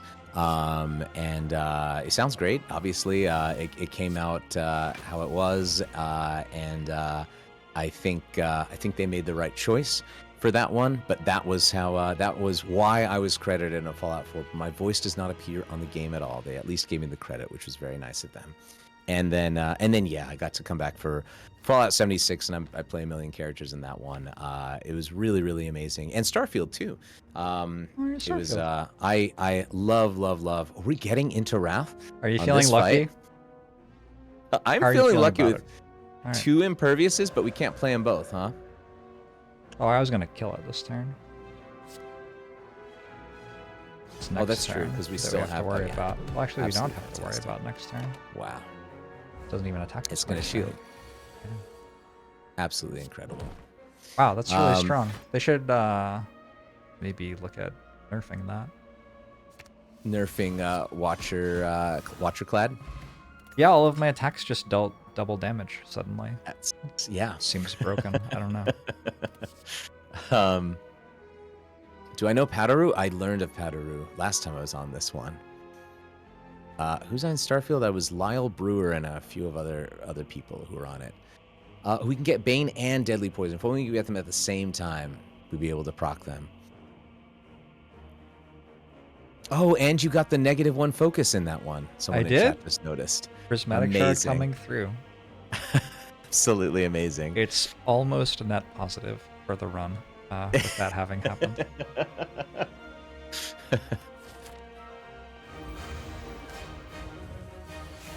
Would you say... Oh, of course, I'm just great here. Would you say that there is a role that you've had this year that was the most challenging or pushed you to expand the craft the most? That's a good idea. I always have my I haven't updated in a while. I keep all of my bookings and roles and stuff in a little spreadsheet here. Something this year that caused me to push the craft. There's a show called Pop Team Epic. Don't know if you're aware of it. It's very bizarre. It's an anime that has lots of like absolute crazy animation. They do all these weird things where they have they cast it stars these 2 women, but they're always played by any gender, and every single episode they change the voice actors for it. It's absolutely insane, and that one definitely I had to I played one of them, the little one. I don't remember her name, Popuko or Pipimi or something, and that was really, really hard to do. It was a very difficult show to work on because of the way that it is presented, and I really had to bring my all to that one. It was really hard. It's like a skit show, yeah. Oh, thanks, S. Rabelier. I was Popuko. Thank you, Kalu. What is your plan for this heart fight, Jorbs? I'm sorry, you wanted me to make a plan? Is it just... Y'all have been picking the cards the entire time. Is it just hoping for the best? Oh, Limit Break. This is it. Perfect. Perfected Strike. Wrath. It's all done. It's all over. This is fantastic. You want me to enter Wrath right now? Enter Wrath right now. We have Lizard Tail. We do not. We should have Lizard Tail. That would have been a good idea. I have a feeling that we have it. have thought of that earlier.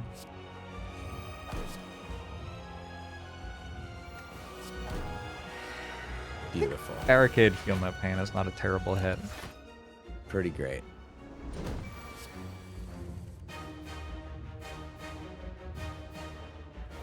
Oh, I'm listening to I'm on Jorb's Twitch stream, but I am hearing the game music. Are you playing other music right now? Fascinating. I am listening to jazz myself, You're listening to but jazz. the Fantastic. game music goes to the To the Discord. Apparently, it goes to the Discord. Yeah, I Oh. didn't know that. I guess I didn't know what music you were getting. It is the classic Slay the Spire music. We have a Frost Orb.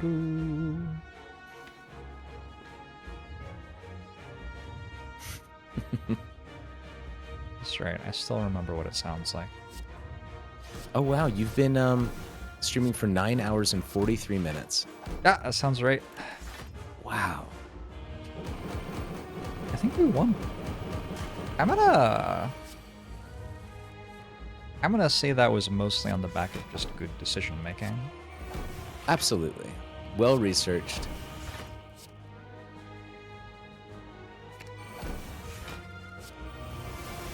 $69 damage. 69 damage 69 times. GG. You know what? I've never noticed the heart background. That was the first time that I actually looked at it. It is just a blank room.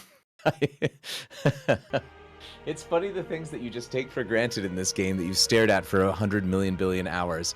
And the whole entire heart fight just takes place in a blank room. It's just a wall and a floor and zero decoration. I wonder if that was them at adding Act 4 late in development and going, I don't know. Can you read as much of the credits as possible? Like whose line is it anyway style or something? Slay the Spire. Whose line is it anyway style? I can scroll up. Would they You read know, the they credits? like at the end they'll like read as much of the credits as they can as they scroll, basically. That's all I was Do they do doing. funny voices and stuff? Like a I feel little that- bit, yeah. It's Slay the Spire. The development and design was by Anthony Giovanetti, Casey Yano, but the operations and metrics by Danielle Jenkins and Jake Rabinowitz. Don't forget Mob Aspire inserting themselves in third place here. They didn't work on the game. Keoek T. Larson Test 447, you should be ashamed. It's the game! Keoek Test 447 and RNG Fix, Nichilas, and Forgotten Arbiter. All of you people should be ashamed putting yourself up before everybody else. Run History Plus Modago, Be Ye Nekaida. Slay the Relics Explorer Lord Addy is coming in here and lording himself all over everybody, including voicemail service. And STS Lib Keoact and Achievement Disabler RSLs. And now we're back with music and sounds Clark Abood, the voice talent Tamara Ryan, Michael Schwalbe, and card portraits and event art, Annalise Dorta, promo and background illustration, Bruce Brenna East, you did amazing. The character animation, it's Julio and John, the two animators, Julio Duque Montero and John Sandler, no relation to Adam. Chinese simplified localization was by Sound of Mystery and is Iris Raphael, but Chinese complicated localization is Professor Boans and Angry Fox. The German localization, it took a lot of Germans to localize this game. We got Joshua Joseph on Weekend. We got Dustin Skrelpod Christian. We got Christoph Decknud Hartmann. We've got Jonas Trodler, Hong Kong Coma, Molly Koi Koi 13 Magnus Up Man. What's up, man? It's the Dutch localizers are up. Gremlin Leader is Jealous Steinman Nate Ditto. Gremlin Knob is Charlie Alcas. Yeah. Gremlins are Oscar Cousin Mariscan, Lisa Leitner, Joris Mort Bogers. Joris Mort Bogers. That's an amazing name. Esperanto localization, Vincent Bablismoj Utelbost, Spencer van der Meulen. We had two Esperanto, and it's over. They've frozen on me. Oh, no, it's back. Finnish localization, Joss, Juhana Utu, and Murasaki number 6571, and Zalman, and French localization, Xavier Blago, Tuban, Malik, Derisevsky, Leonarski, Thomas, Elgarine Ferry, Vincent, Hennet, Bartu, Alexandre, Joshi Colbert, Vincent, Missing No Shiny, Larson, Nikki, Quasahar, Dehoot, Julian Rapatero Pedro, Bobby Tagara, 2-point cut. No, I missed it! And it's all over. I couldn't do it quickly enough. The French, Much like everybody in Fontaine have Should given I- me too much trouble. Did you know you can scroll in the credits? It's over, but I failed. I didn't. Oh, When I okay. do audiobooks That was myself, the end I of have the it on run? auto scroll, and if I can't do it in time, I have to start the book over from scratch. It's impossible. That's nice. Iron Man audiobook reading. Honor Yes, mode. exactly. I actually really like It's that. amazing I how love that for much, you. How many takes did you do for my book? I did. Do I actually have it? I could actually find that out for you. It's on my book. It's because I narrated it at the cabin. I'm gonna go to the cabin this weekend. And I will send you the number of takes that I did for your book, because Alright. each one is a separate audio file, and I just have to count the audio files that actually Alright. showed up. Wonderful. It's amazing, looking at these credits, that the actual game dev, aside from localization, was really just like 8 or 10 people. Oh yeah, it was not a large team. Absolutely amazing. And so many localizers Mm-hmm. for all of these Localization things. is hard work. Yeah, well, because it all still has to fit on the card and stuff like that. And there's a whole lot of references and weird things in this game, like runic capacitors, that you just go, what is that? Does the word runic even exist in other languages? How the hell does that even work?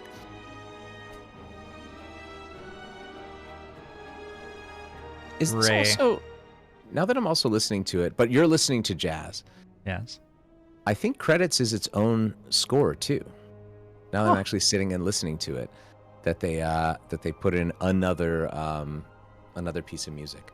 I'm afraid to look up the OST because I feel like it's under an hour of music that I've listened to so much. To actually see it all as one block of music and go, that's all I've been listening to this whole time, would be absolutely insane. Our Julia has been getting into Suika game, and they only have one track, one 3-minute music track, and we've been listening to it nonstop for the past couple of days, and it's a lot. Does she listen to it while she's not playing as well? No, thankfully. Okay. Have you played the Suika game? I have not. It is It has been recommended. very fun and very fast. I feel like you would get all that there is to be done in an afternoon, and you can move on with your life. It is a very fun afternoon, though. Okay. Maybe George, in a are year you- or so. Are you falling asleep? Can I let you go to sleep now? Yeah, It's I was been 10 thinking we should hours. wind down. Any closing thoughts? I have been asking, because I got asked this question, I thought it was a good question, a challenging question, which made me think. I've been asking, what, if you could have people take one thing away from what you do in the world, what would you like them to take with them?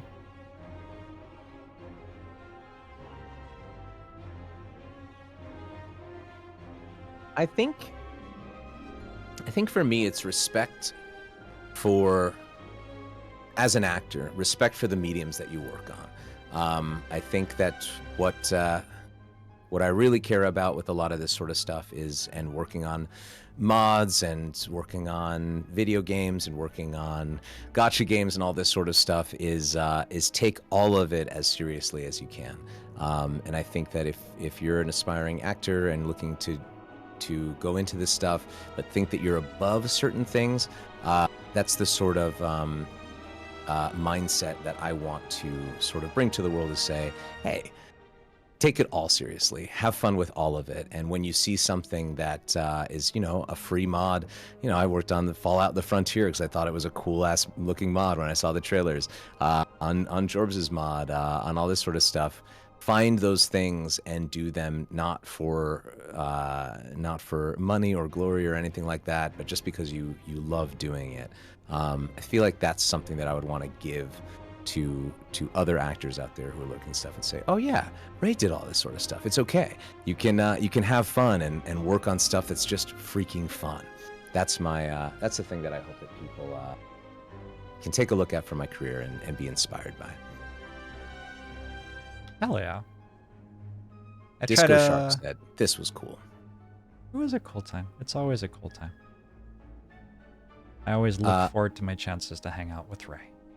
It's super fun. I'm really glad that I got to be a part of this. I hope this gets onto YouTube, which is where I actually prefer to live. I hope that I get to see you again next year. That's the hope. If my travels bring me out to Seattle land. I will work something out. Yay! I am sure. Thank you so much for joining me and for your $500 donation to Free2Play. Of course, we're almost there, but you have tomorrow to get to 10,000, right? I have two But more you'll days. raise it. I You have 2 more days. We're You'll get doing excellently. Enjoy your dinner. It's waiting for Cheers. you. Yeah. Good And night, I'm just guys. gonna wind down here. Night, Ray. Bye.